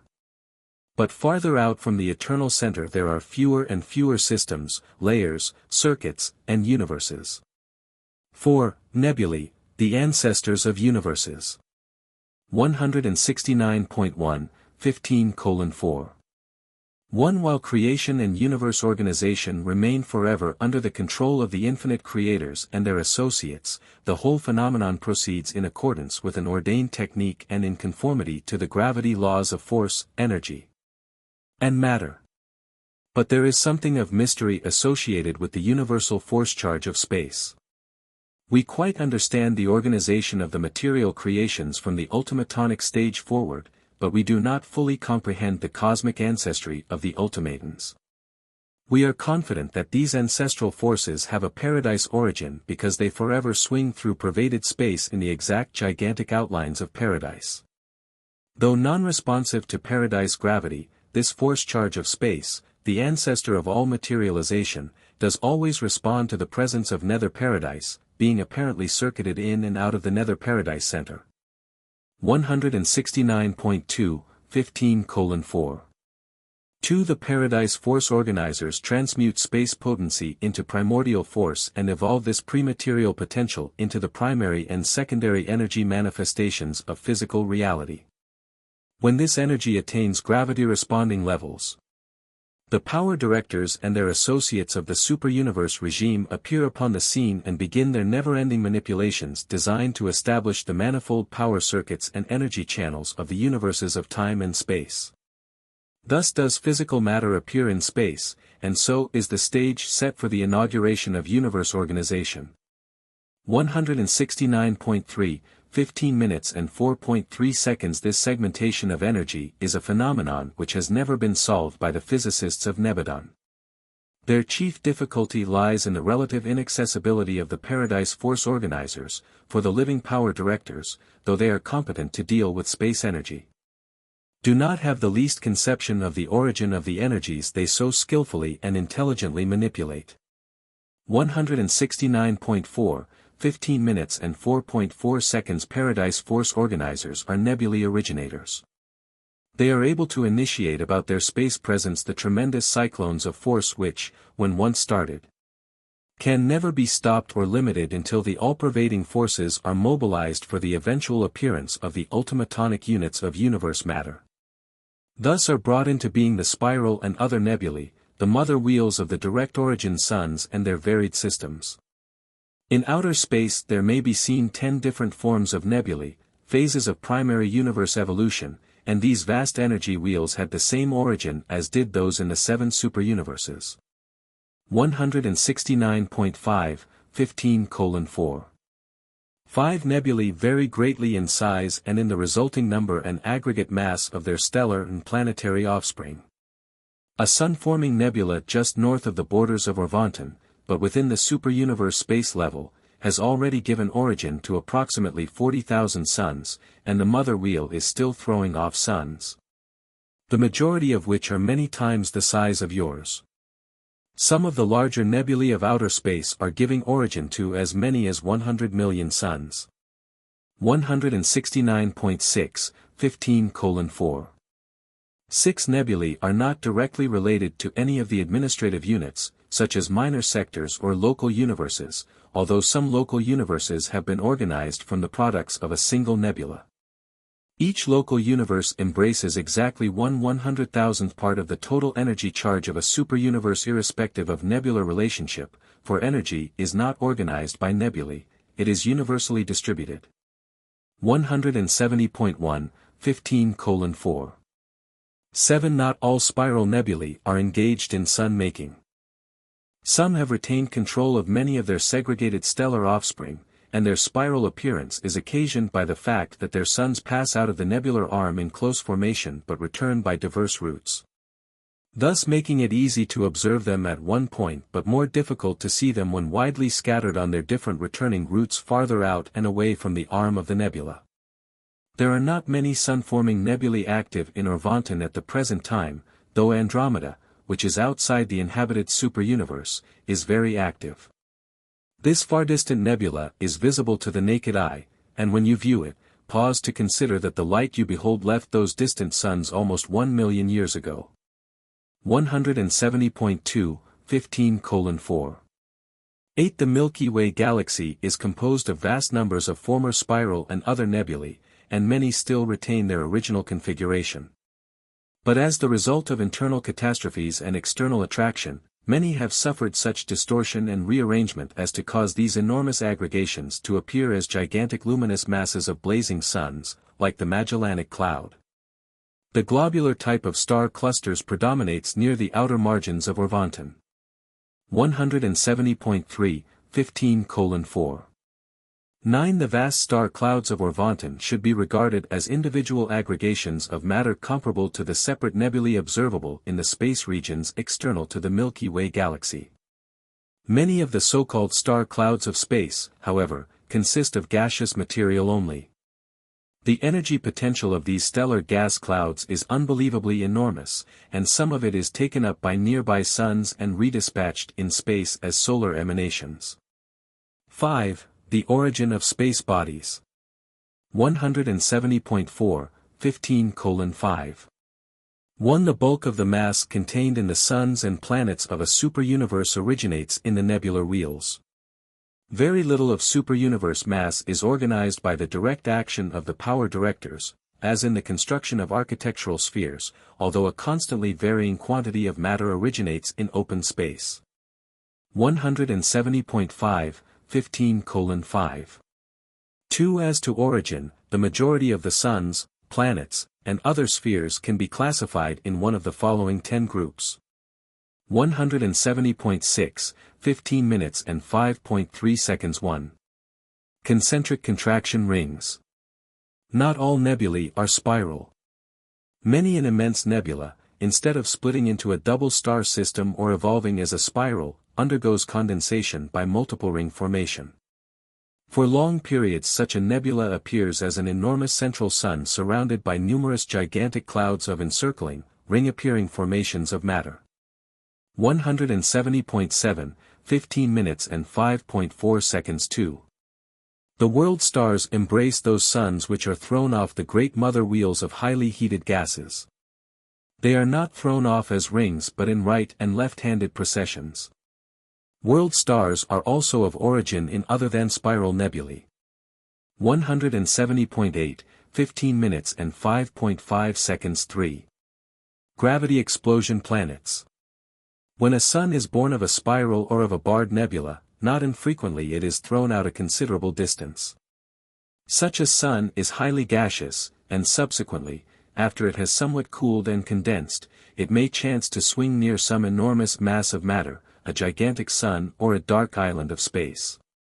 Such an approach may not be near enough to result in collision but still near enough to allow the gravity pull of the greater body to start tidal convulsions in the lesser, thus initiating a series of tidal upheavals which occur simultaneously on opposite sides of the convulsed sun.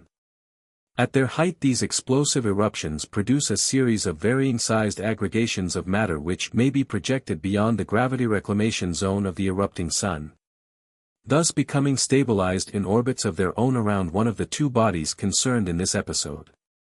Later on the larger collections of matter unite and gradually draw the smaller bodies to themselves. In this way many of the solid planets of the lesser systems are brought into existence. Your own solar system had just such an origin. 171. 1, 15 minutes and 5.6 seconds 4. Centrifugal planetary daughters. Enormous suns, when in certain stages of development, and if their revolutionary rate greatly accelerates, begin to throw off large quantities of matter which may subsequently be assembled to form small worlds that continue to encircle the parent sun. 171.2, 15 minutes and 5.7 seconds 5. Gravity deficiency spheres. There is a critical limit to the size of individual stars. When a sun reaches this limit, unless it slows down in revolutionary rate, it is doomed to split. Sun fission occurs, and a new double star of this variety is born.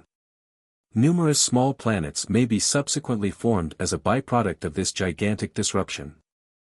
171.3, 15 minutes and 5.8 seconds 6. Contractural stars. In the smaller systems the largest outer planet sometimes draws to itself its neighboring worlds, while those planets near the sun begin their terminal plunge. With your solar system, such an end would mean that the four inner planets would be claimed by the sun, while the major planet, Jupiter, would be greatly enlarged by capturing the remaining worlds. Such an end of a solar system would result in the production of two adjacent but unequal suns, one type of double star formation. Such catastrophes are infrequent except out on the fringe of the superuniverse starry aggregations. 171.4, 15 minutes and 5.9 seconds 7. Cumulative spheres. From the vast quantity of matter circulating in space, small planets may slowly accumulate. They grow by meteoric accretion and by minor collisions. In certain sectors of space, conditions favor such forms of planetary birth. Many an inhabited world has had such an origin. 171.5, 15 minutes and 5.10 seconds. Some of the dense dark islands are the direct result of the accretions of transmuting energy in space. Another group of these dark islands have come into being by the accumulation of enormous quantities of cold matter, mere fragments and meteors, circulating through space. Such aggregations of matter have never been hot and, except for density, are in composition very similar to Urantia. 171.6, 15 minutes and 5.11 seconds 8. Burned out suns. Some of the dark islands of space are burned out isolated suns, all available space energy having been emitted. The organized units of matter approximate full condensation, virtual complete consolidation. And it requires ages upon ages for such enormous masses of highly condensed matter to be recharged in the circuits of space and thus to be prepared for new cycles of universe function following a collision or some equally revivifying cosmic happening.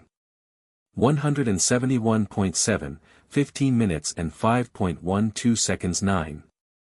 Collisional spheres.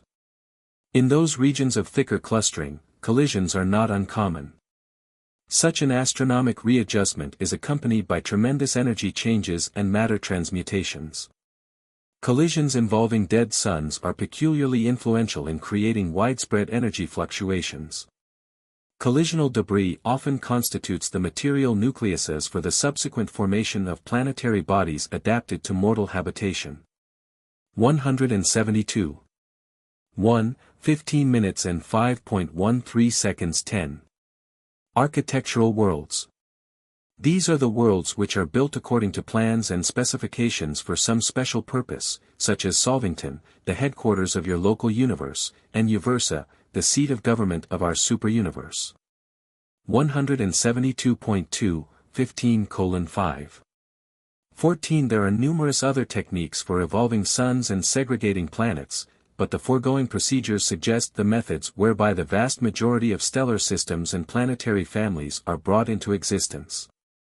To undertake to describe all the various techniques involved in stellar metamorphosis and planetary evolution would require the narration of almost 100 different modes of sun formation and planetary origin.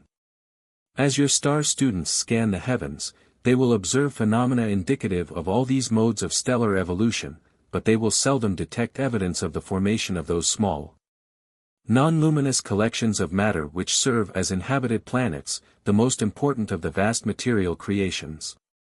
6. The spheres of space. 172.3, 15 minutes and 6.1 seconds. Irrespective of origin, the various spheres of space are classifiable into the following major divisions. 172.4, 15 minutes and 6.2 seconds 1. The suns, the stars of space. 172.5, 15 minutes and 6.3 seconds 2. The dark islands of space. 172. 6, 15 minutes and 6.4 seconds 3. Minor space bodies, comets, meteors, and planetesimals. 172.7, 15 minutes and 6.5 seconds 4. The planets, including the inhabited worlds.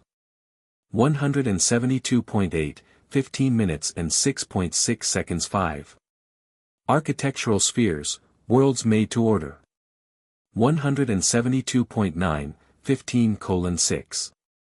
7. With the exception of the architectural spheres, all space bodies have had an evolutionary origin, evolutionary in the sense that they have not been brought into being by fiat of deity. Evolutionary in the sense that the creative acts of God have unfolded by a time-space technique through the operation of many of the created and eventuated intelligences of deity. 172.10, 15 minutes and 6.8 seconds. The suns.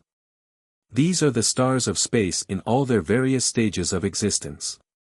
Some are solitary evolving space systems, others are double stars, contracting or disappearing planetary systems. The stars of space exist in no less than 1,000 different states and stages. You are familiar with suns that emit light accompanied by heat, but there are also suns which shine without heat. 172.11, 15:6. 9. The trillions upon trillions of years that an ordinary sun will continue to give out heat and light well illustrates the vast store of energy which each unit of matter contains. The actual energy stored in these invisible particles of physical matter is well nigh unimaginable. And this energy becomes almost wholly available as light when subjected to the tremendous heat pressure and the associated energy activities which prevail in the interior of the blazing suns. Still other conditions enable these suns to transform and send forth much of the energy of space which comes their way in the established space circuits. Many phases of physical energy and all forms of matter are attracted to, and subsequently distributed by, the solar dynamos. In this way the suns serve as local accelerators of energy circulation, acting as automatic power control stations. 172. 12, 15 minutes and 6.10 seconds. The superuniverse of Urantia is illuminated and warmed by more than 10 trillion blazing suns. These suns are the stars of your observable astronomic system. More than 2 trillion are too distant and too small ever to be seen from Urantia. But in the master universe there are as many suns as there are glasses of water in the oceans of your world. 173.1, 15 minutes and 6.11 seconds. The dark islands of space. These are the dead suns and other large aggregations of matter devoid of light and heat. The dark islands are sometimes enormous in mass and exert a powerful influence in universe equilibrium and energy manipulation. The density of some of these large masses is well-nigh unbelievable. And this great concentration of mass enables these dark islands to function as powerful balance wheels, holding large neighboring systems in effective leash. They hold the gravity balance of power in many constellations. Many physical systems which would otherwise speedily dive to destruction in nearby suns are held securely in the gravity grasp of these guardian dark islands. It is because of this function that we can locate them accurately. We have measured the gravity pull of the luminous bodies, and we can therefore calculate the exact size and location of the dark islands of space which so effectively function to hold a given system steady in its course. 173.2, 15:6. 12 minor space bodies. The meteors and other small particles of matter circulating and evolving in space constitute an enormous aggregate of energy and material substance. 173.3, 15:6. 13 Many comets are unestablished wild offspring of the solar mother wheels, which are being gradually brought under control of the central governing sun. Comets also have numerous other origins. A comet's tail points away from the attracting body or sun because of the electrical reaction of its highly expanded gases and because of the actual pressure of light and other energies emanating from the sun. This phenomenon constitutes one of the positive proofs of the reality of light and its associated energies. It demonstrates that light has weight. Light is a real substance, not simply waves of hypothetical ether. 173.4, 15 minutes and 6.14 seconds. The planets. These are the larger aggregations of matter which follow an orbit around a sun or some other space body. They range in size from planetesimals to enormous gaseous, liquid, or solid spheres. The cold worlds which have been built up by the assemblage of floating space material, when they happen to be in proper relation to a nearby sun, are the more ideal planets to harbor intelligent inhabitants. The dead suns are not, as a rule, suited to life. They are usually too far away from a living, blazing sun, and further, they are altogether too massive. Gravity is tremendous at the surface. 173.5, 15:6. 15 In your superuniverse not one cool planet in 40 is habitable by beings of your order. And, of course, the superheated suns and the frigid outlying worlds are unfit to harbor higher life. In your solar system only 3 planets are at present suited to harbor life. Urantia, in size, density, and location, is in many respects ideal for human habitation. 173.6, 15:6. 16 The laws of physical energy behavior are basically universal, but local influences have much to do with the physical conditions which prevail on individual planets and in local systems. An almost endless variety of creature life and other living manifestations characterizes the countless worlds of space. There are, however, certain points of similarity in a group of worlds associated in a given system, while there also is a universe pattern of intelligent life. There are physical relationships among those planetary systems which belong to the same physical circuit, and which closely follow each other in the endless swing around the circle of universes. 7. The architectural spheres. 174.1, 15:7. 1 While each superuniverse government presides near the center of the evolutionary universes of its space segment, it occupies a world made to order and is peopled by accredited personalities. These headquarters worlds are architectural spheres, space bodies specifically constructed for their special purpose. While sharing the light of nearby suns, these spheres are independently lighted and heated. Each has a sun which gives forth light without heat, like the satellites of paradise, while each is supplied with heat by the circulation of certain energy currents near the surface of the sphere. These headquarters worlds belong to one of the greater systems situated near the astronomical center of their respective superuniverses. 174.2, 15 minutes and 7.2 seconds time is standardized on the headquarters of the superuniverses. The standard day of the superuniverse of Urantia is equal to almost 30 days of Urantia time, and the Urantia year equals 100 standard days. This Uversa year is standard in the 7th superuniverse, and it is 22 minutes short of 3,000 days of Urantia time, about 8 1/5 of your years. 174.3, 15:7. 3. The headquarters worlds of the 7 superuniverses partake of the nature and grandeur of paradise, their central pattern of perfection. In reality, all headquarters worlds are paradisiacal. They are indeed heavenly abodes, and they increase in material size, Urantia beauty, and spirit glory from Jerusalem to the Central Isle. And all the satellites of these headquarters worlds are also architectural spheres. 174.4, 15:7. For the various headquarters worlds are provided with every phase of material and spiritual creation. All kinds of material, morontial, and spiritual beings are at home on these rendezvous worlds of the universes. As mortal creatures ascend the universe, passing from the material to the spiritual realms, they never lose their appreciation for, and enjoyment of, their former levels of existence. 174.5, 15:7. 5. Jerusalem, the headquarters of your local system of Satania, has its 7 worlds of transition culture, each of which is encircled by 7 satellites, among which are the 7 mansion worlds of Urantia detention, man's first post-mortal residence. As the term heaven has been used on Urantia, it has sometimes meant these 7 mansion worlds, the first mansion world being denominated the first heaven, and so on to the 7th. 174.6, 15:7. 6. Urantia, the headquarters of your constellation of Norlatiadec, has its 70 satellites of socializing culture and training, on which ascenders sojourn upon the completion of the Jerusalem regime of personality mobilization, unification, and realization. 174.7, 15 minutes and 7.7 seconds. Solvington, the capital of Nebadon, your local universe, is surrounded by 10 university clusters of 49 spheres each. Hiran is man spiritualized following his constellation socialization. 174.8, 15:7. 8. Umanur III, the headquarters of your minor sector, Ensa, is surrounded by the 7 spheres of the higher physical studies of the ascendant life. 174.9, 15:7. 9. Umajor V, the headquarters of your major sector, Splandon, is surrounded by the 70 spheres of the advancing intellectual training of the superuniverse. 175.1, 15:7.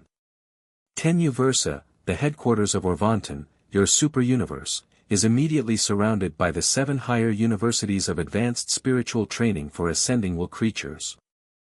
Each of these 7 clusters of wonder spheres consists of 70 specialized worlds containing thousands upon thousands of replete institutions and organizations devoted to universe training and spirit culture, wherein the pilgrims of time are re-educated and re-examined preparatory to their long flight to Havona. The arriving pilgrims of time are always received on these associated worlds, but the departing graduates are always dispatched for Havona direct from the shores of Uversa. 175.2, 15:7.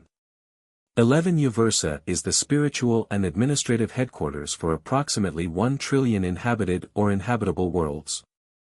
The glory, grandeur, and perfection of the Urantian capital surpass any of the wonders of the time-space creations.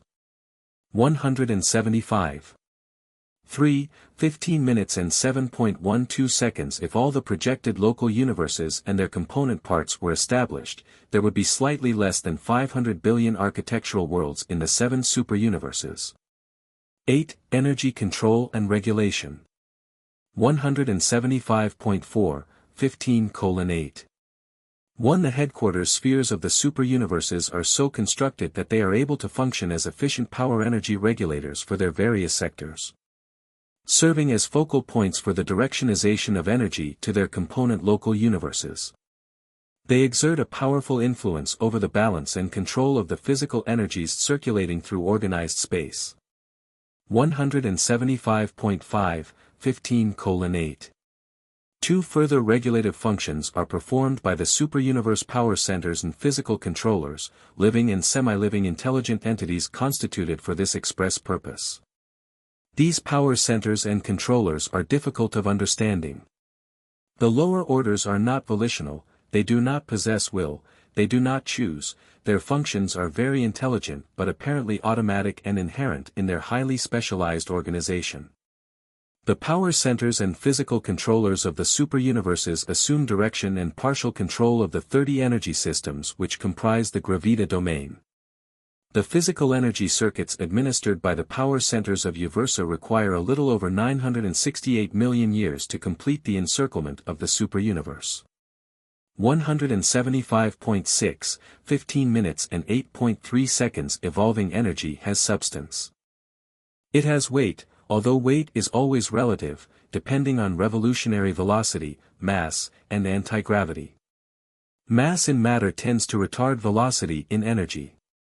And the anywhere present velocity of energy represents the initial endowment of velocity, minus retardation by mass encountered in transit, plus the regulatory function of the living energy controllers of the superuniverse and the physical influence of nearby highly heated or heavily charged bodies.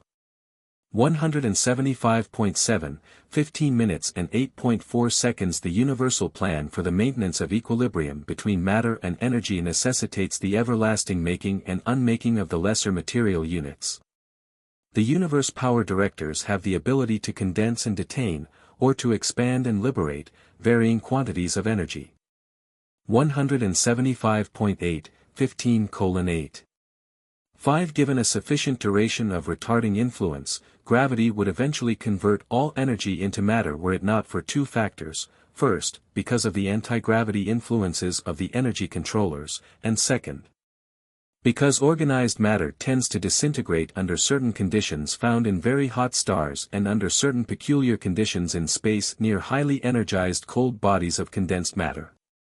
176.1, 15:8.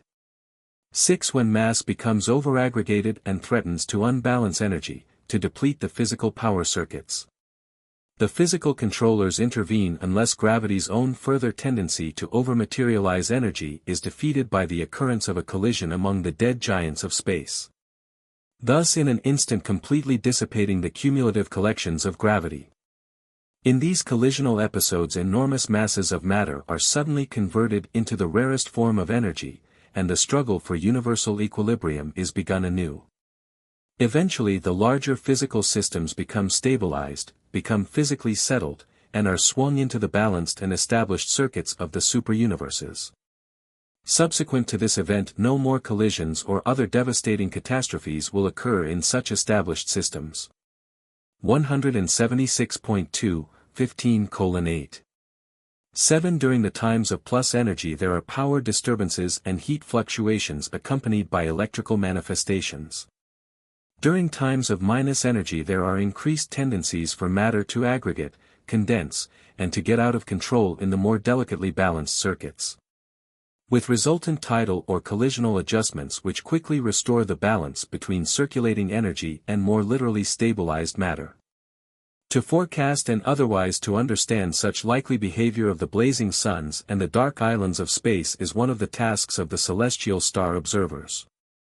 176.3, 15:8. 8. We are able to recognize most of the laws governing universe equilibrium and to predict much pertaining to universe stability.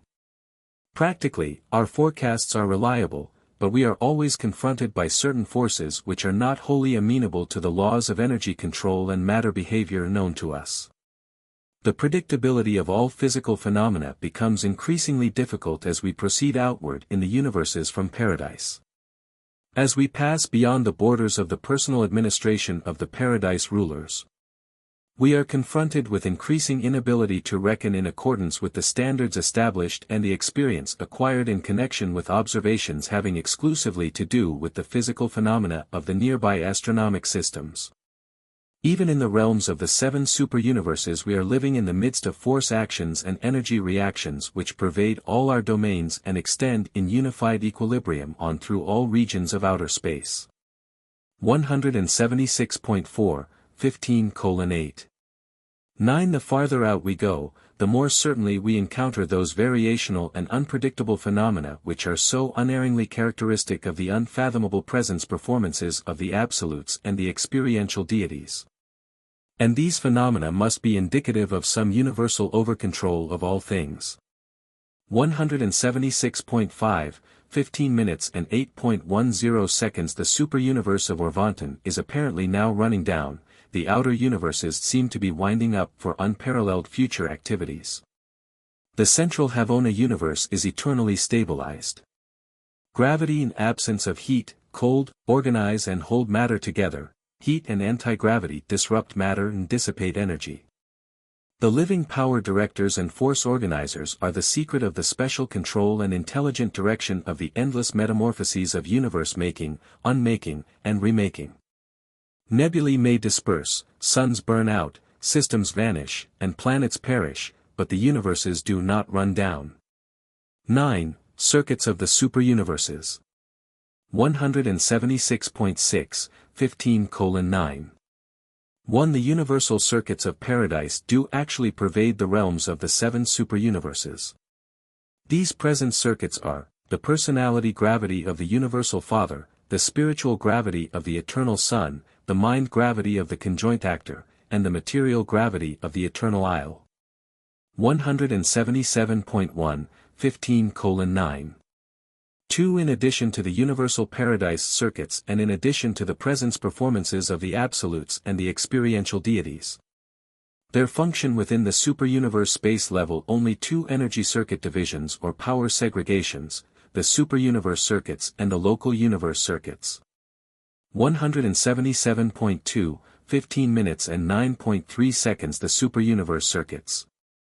177.3, 15 minutes and 9.4 seconds. 1. The unifying intelligence circuit of one of the seven master spirits of paradise. Such a cosmic mind circuit is limited to a single superuniverse. 177.4, 15 minutes and 9.5 seconds. 2. The reflective service circuit of the seven reflective spirits in each superuniverse. 177.5, 15 minutes and 9.6 seconds. 3. The secret circuits of the mystery monitors, in some manner interassociated and routed by Divinington to the Universal Father on Paradise. 177.6, 15 minutes and 9.7 seconds. 4. The circuit of the intercommunion of the Eternal Son with his Paradise Sons. 177.7, 15 minutes and 9.8 seconds. 5. The flash presence of the Infinite Spirit.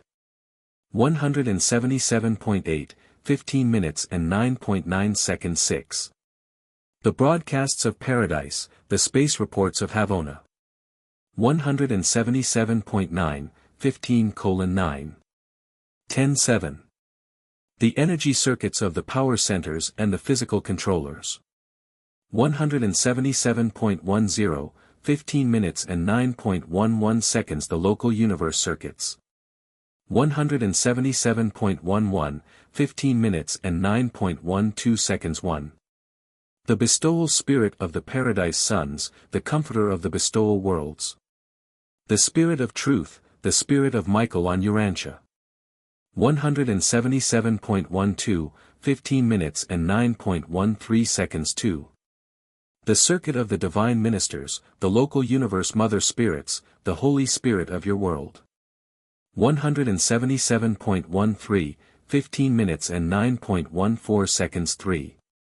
The intelligence ministry circuit of a local universe, including the diversely functioning presence of the adjutant mind spirits. 177.14, 15:9. 15 When there develops such a spiritual harmony in a local universe that its individual and combined circuits become indistinguishable from those of the superuniverse, when such identity of function and oneness of ministry actually prevail. Then does the local universe immediately swing into the settled circuits of light and life, becoming at once eligible for admission into the spiritual confederation of the perfected union of the supercreation. The requisites for admission to the councils of the Ancients of Days, membership in the Superuniverse Confederation, are 177.15, 15 minutes and 9.16 seconds. 1. Physical stability. The stars and planets of a local universe must be in equilibrium. The periods of immediate stellar metamorphosis must be over. The universe must be proceeding on a clear track, its orbit must be safely and finally settled. 177.16, 15 minutes and 9.17 seconds. 2. Spiritual loyalty. There must exist a state of universal recognition of, and loyalty to, the sovereign Son of God who presides over the affairs of such a local universe. There must have come into being a state of harmonious cooperation between the individual planets, systems, and constellations of the entire local universe. 177.17, 15:9. 18 Your local universe is not even reckoned as belonging to the settled physical order of the superuniverse, much less as holding membership in the recognized spiritual family of the supergovernment. Although Nebadon does not yet have representation on Uversa, we of the superuniverse government are dispatched to its worlds on special missions from time to time, even as I have come to Urantia directly from Uversa. We lend every possible assistance to your directors and rulers in the solution of their difficult problems. We are desirous of seeing your universe qualified for full admission into the associated creations of the superuniverse family. 10. Rulers of the superuniverses. 178.1, 15 minutes and 10.1 seconds. The headquarters of the superuniverses are the seats of the high spiritual government of the time-space domains. The executive branch of the supergovernment, taking origin in the councils of the Trinity, is immediately directed by one of the 7 master spirits of supreme supervision. Beings who sit upon seats of paradise authority and administer the superuniverses through the 7 supreme executives stationed on the 7 special worlds of the infinite spirit, the outermost satellites of paradise. 178.2, 15 minutes and 10.2 seconds. The superuniverse headquarters are the abiding places of the reflective spirits and the reflective image aids. From this midway position these marvelous beings conduct their tremendous reflectivity operations, thus ministering to the central universe above and to the local universes below. 178.3, 1510. 3. Each superuniverse is presided over by 3 Ancients of Days, the joint chief executives of the supergovernment. In its executive branch the personnel of the superuniverse government consists of 7 different groups. 178.4, 15 minutes and 10.4 seconds. 1. Ancients of Days. 178.5, 15 minutes and 10.5 seconds. 2. Perfectars of Wisdom. 178.6, 15 minutes and 10.6 seconds. 3. Divine Counselors. 178.7, 15 minutes and 10.7 seconds. 4. Universal Censors. 178.8, 15 minutes and 10.8 seconds. 5. Mighty Messengers. 178.9, 15 minutes and 10.9 seconds. 6. Those High in Authority. 178.10, 15 minutes and 10.10 seconds. 7. Those Without Name and Number. 178.11, 15 minutes and 10.11 seconds. The 3 Ancients of Days are immediately assisted by a corps of 1 billion Perfectars of Wisdom, with whom are associated 3 billion Divine Counselors. 1 billion Universal Censors are attached to each superuniverse administration. These three groups are coordinate Trinity personalities, taking origin directly and divinely in the Paradise Trinity. 178.12, 1510. 12 The remaining three orders, mighty messengers, those high in authority, and those without name and number, are glorified ascendant mortals. The first of these orders came up through the ascendant regime and passed through Havona in the days of Grand Fanda. Having attained paradise, they were mustered into the core of the finality, embraced by the Paradise Trinity, and subsequently assigned to the supernal service of the Ancients of Days. As a class, these three orders are known as Trinitized Sons of Attainment, being of dual origin but now of Trinity service. Thus was the executive branch of the superuniverse government enlarged to include the glorified and perfected children of the evolutionary worlds. 178.13, 1510. 13 The coordinate council of the superuniverse is composed of the 7 executive groups previously named and the following sector rulers and other regional overseers. 179.1, 15 minutes and 10.14 seconds 1. Perfections of days, the rulers of the superuniverse major sectors. 179.2, 15 minutes and 10.15 seconds 2. Recents of days, the directors of the superuniverse minor sectors.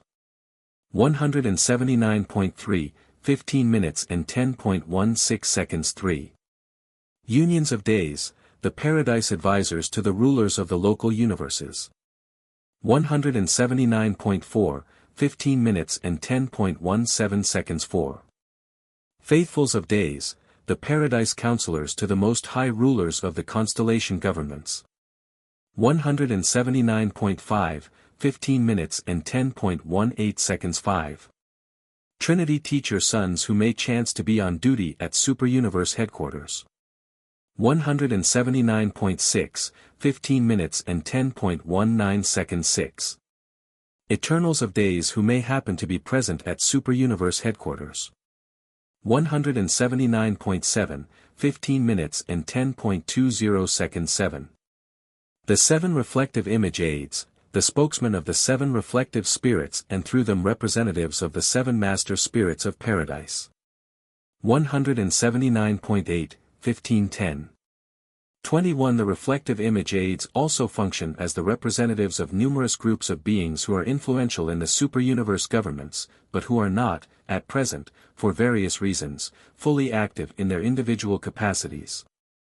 Embraced within this group are, the evolving superuniverse personality manifestation of the Supreme Being, the unqualified supervisors of the Supreme, the qualified vicegerents of the Ultimate, the unnamed liaison reflectivators of Majestan, and the superpersonal spirit representatives of the Eternal Sun. 179.9, 15 minutes and 10.22 seconds At almost all times it is possible to find representatives of all groups of created beings on the headquarters worlds of the superuniverses. The routine ministering work of the superuniverses is performed by the mighty Sekanaphim and by other members of the vast family of the Infinite Spirit. In the work of these marvelous centers of superuniverse administration, control, ministry, and executive judgment, the intelligences of every sphere of universal life are mingled in effective service, wise administration, loving ministry, and just judgment. 179.10, 15 minutes and 10.23 seconds The superuniverses do not maintain any sort of ambassadorial representation, they are completely isolated from each other. They know of mutual affairs only through the Paradise Clearinghouse maintained by the 7 Master Spirits. Their rulers work in the councils of divine wisdom for the welfare of their own superuniverses regardless of what may be transpiring in other sections of the universal creation. This isolation of the superuniverses will persist until such time as their coordination is achieved by the more complete factualization of the personality sovereignty of the evolving experiential Supreme Being. 11. The Deliberative Assembly. 179.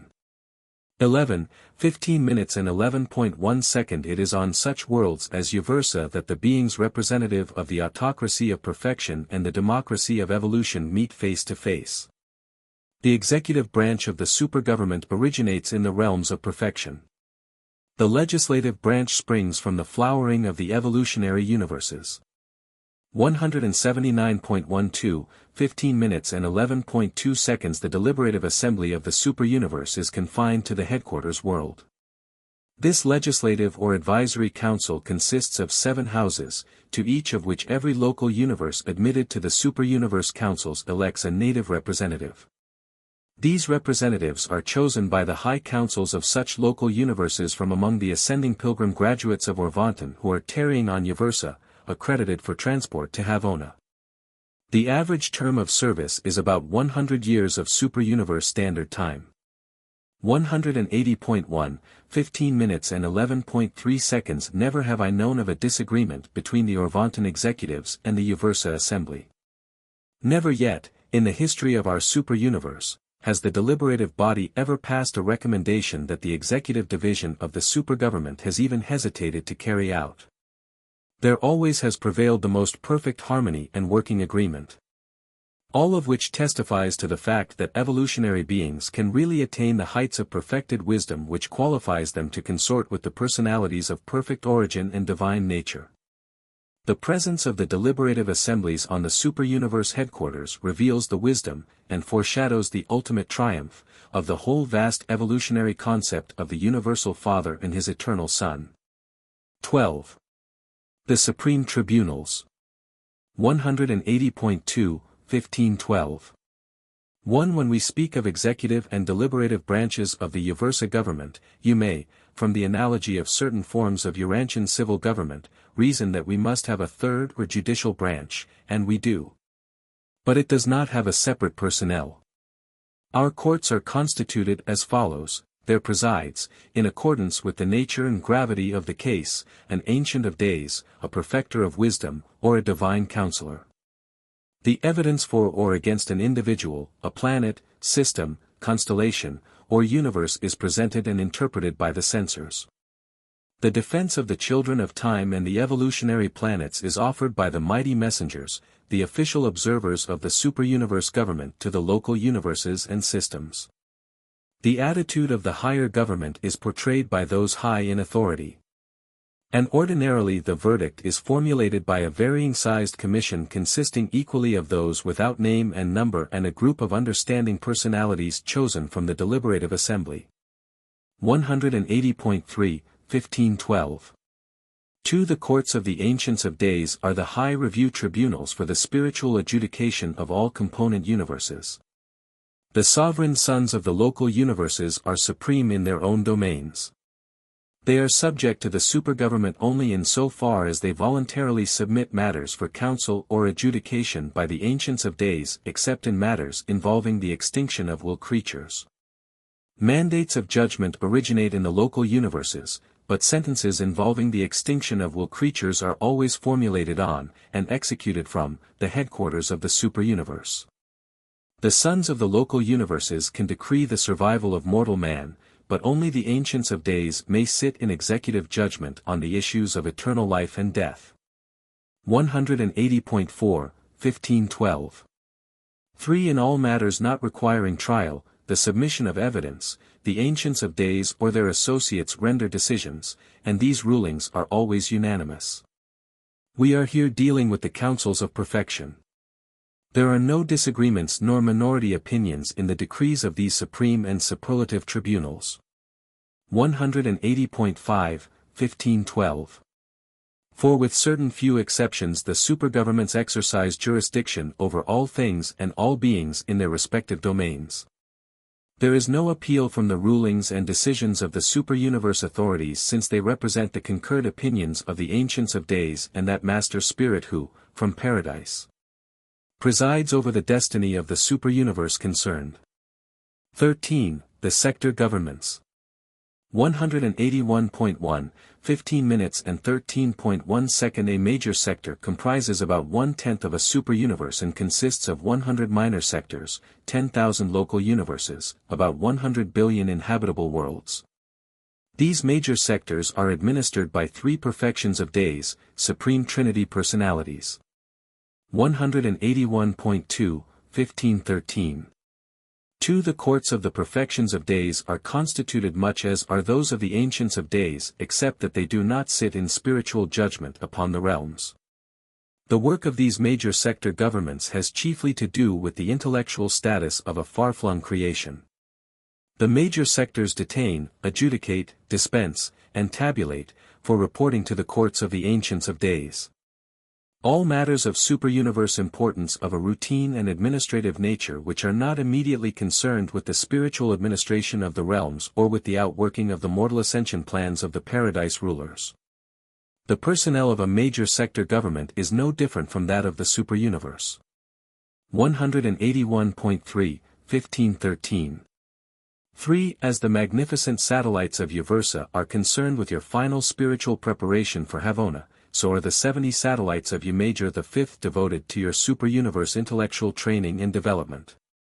From all Orvanton, here are gathered together the wise beings who labor untiringly to prepare the mortals of time for their further progress towards the career of eternity. Most of this training of ascending mortals is conducted on the 70 study worlds. 181.4, 15 minutes and 13.4 seconds. The minor sector governments are presided over by 3 recents of days. Their administration is concerned mainly with the physical control, unification, stabilization, and routine coordination of the administration of the component local universes. Each minor sector embraces as many as 100 local universes, 10,000 constellations, 1 million systems, or about 1 billion inhabitable worlds. 181.5, 1513. 5 minor sector headquarters worlds are the grand rendezvous of the master physical controllers. These headquarters worlds are surrounded by the 7 instruction spheres which constitute the entrance schools of the superuniverse and are the centers of training for physical and administrative knowledge concerning the universe of universes. 181.6, 15 minutes and 13.6 seconds. The administrators of the minor sector governments are under the immediate jurisdiction of the major sector rulers. The recents of days receive all reports of observations and coordinate all recommendations which come up to a superuniverse from the unions of days who are stationed as Trinity observers and advisors on the headquarters spheres of the local universes and from the faithfuls of days who are similarly attached to the councils of the Most Highs at the headquarters of the constellations. All such reports are transmitted to the perfections of days on the major sectors, subsequently to be passed on to the courts of the Ancients of Days. Thus the Trinity regime extends from the constellations of the local universes up to the headquarters of the superuniverse. The local system headquarters do not have Trinity representatives. 14. Purposes of the 7 superuniverses. 181.7, 1514. 1. There are 7 major purposes which are being unfolded in the evolution of the 7 superuniverses. Each major purpose in superuniverse evolution will find fullest expression in only one of the 7 superuniverses, and therefore does each superuniverse have a special function and a unique nature. 182.1, 1514. 2. Orvanton, the 7th superuniverse, the one to which your local universe belongs, is known chiefly because of its tremendous and lavish bestowal of merciful ministry to the mortals of the realms. It is renowned for the manner in which justice prevails as tempered by mercy and power rules as conditioned by patience, while the sacrifices of time are freely made to secure the stabilization of eternity. Orvanton is a universe demonstration of love and mercy. 182.2, 1514. 3. It is, however, very difficult to describe our conception of the true nature of the evolutionary purpose which is unfolding in Orvanton.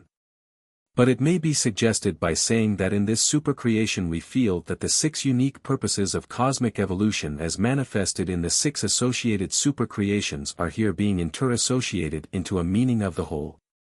And it is for this reason that we have sometimes conjectured at the evolved and finished personalization of God the Supreme will in the remote future and from Uversa rule the perfected 7 superuniverses in all the experiential majesty of His then attained almighty sovereign power.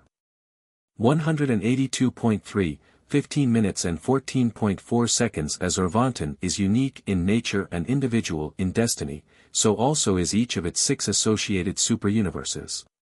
A great deal that is going on in Orvanton is not, however, revealed to you, and of these unrevealed features of Orvanton life, many are to find most complete expression in some other superuniverse. The 7 purposes of superuniverse evolution are operative throughout all 7 superuniverses, but each supercreation will give fullest expression to only one of these purposes. To understand more about these superuniverse purposes, much that you do not understand would have to be revealed, and even then you would comprehend but little. This entire narrative presents only a fleeting glimpse of the immense creation of which your world and local system are a part. 182.4, 15 minutes and 14.5 seconds. Your world is called Urantia, and it is number 606 in the planetary group, or system, of Satania. This system has at present 619 inhabited worlds, and more than 200 additional planets are evolving favorably toward becoming inhabited worlds at some future time. 182.5, 1514. 6. Satania has a headquarters world called Jerusalem, and it is system number 24 in the constellation of Norlatiadec. Your constellation, Norlatiadec, consists of 100 local systems and has a headquarters world called Urantia. Norlatiadec is number 70 in the universe of Nebadon. The local universe of Nebadon consists of 100 constellations and has a capital known as Solvington. The universe of Nebadon is number 84 in the minor sector of Ensa. 182. 6, 15 minutes and 14.7 seconds. The minor sector of Ensa consists of 100 local universes and has a capital called Eumenor III. This minor sector is number 3 in the major sector of Splandon. Splandon consists of 100 minor sectors and has a headquarters world called Umajor V. It is the 5th major sector of the superuniverse of Orvanton, the 7th segment of the grand universe. Thus you can locate your planet in the scheme of the organization and administration of the universe of universes. 182.7, 15 minutes and 14.8 seconds. The grand universe number of your world, Urantia, is 5,342,482,337,666. That is the registry number on Uversa and on Paradise, your number in the catalogue of the inhabited worlds. I know the physical sphere registry number, but it is of such an extraordinary size that it is of little practical significance to the mortal mind. 183.1, 15 minutes and 14.9 seconds. Your planet is a member of an enormous cosmos. You belong to a well-nigh infinite family of worlds, but your sphere is just as precisely administered and just as lovingly fostered as if it were the only inhabited world in all existence. 183.2, 1514. 10, presented by a universal censor hailing from Uversa.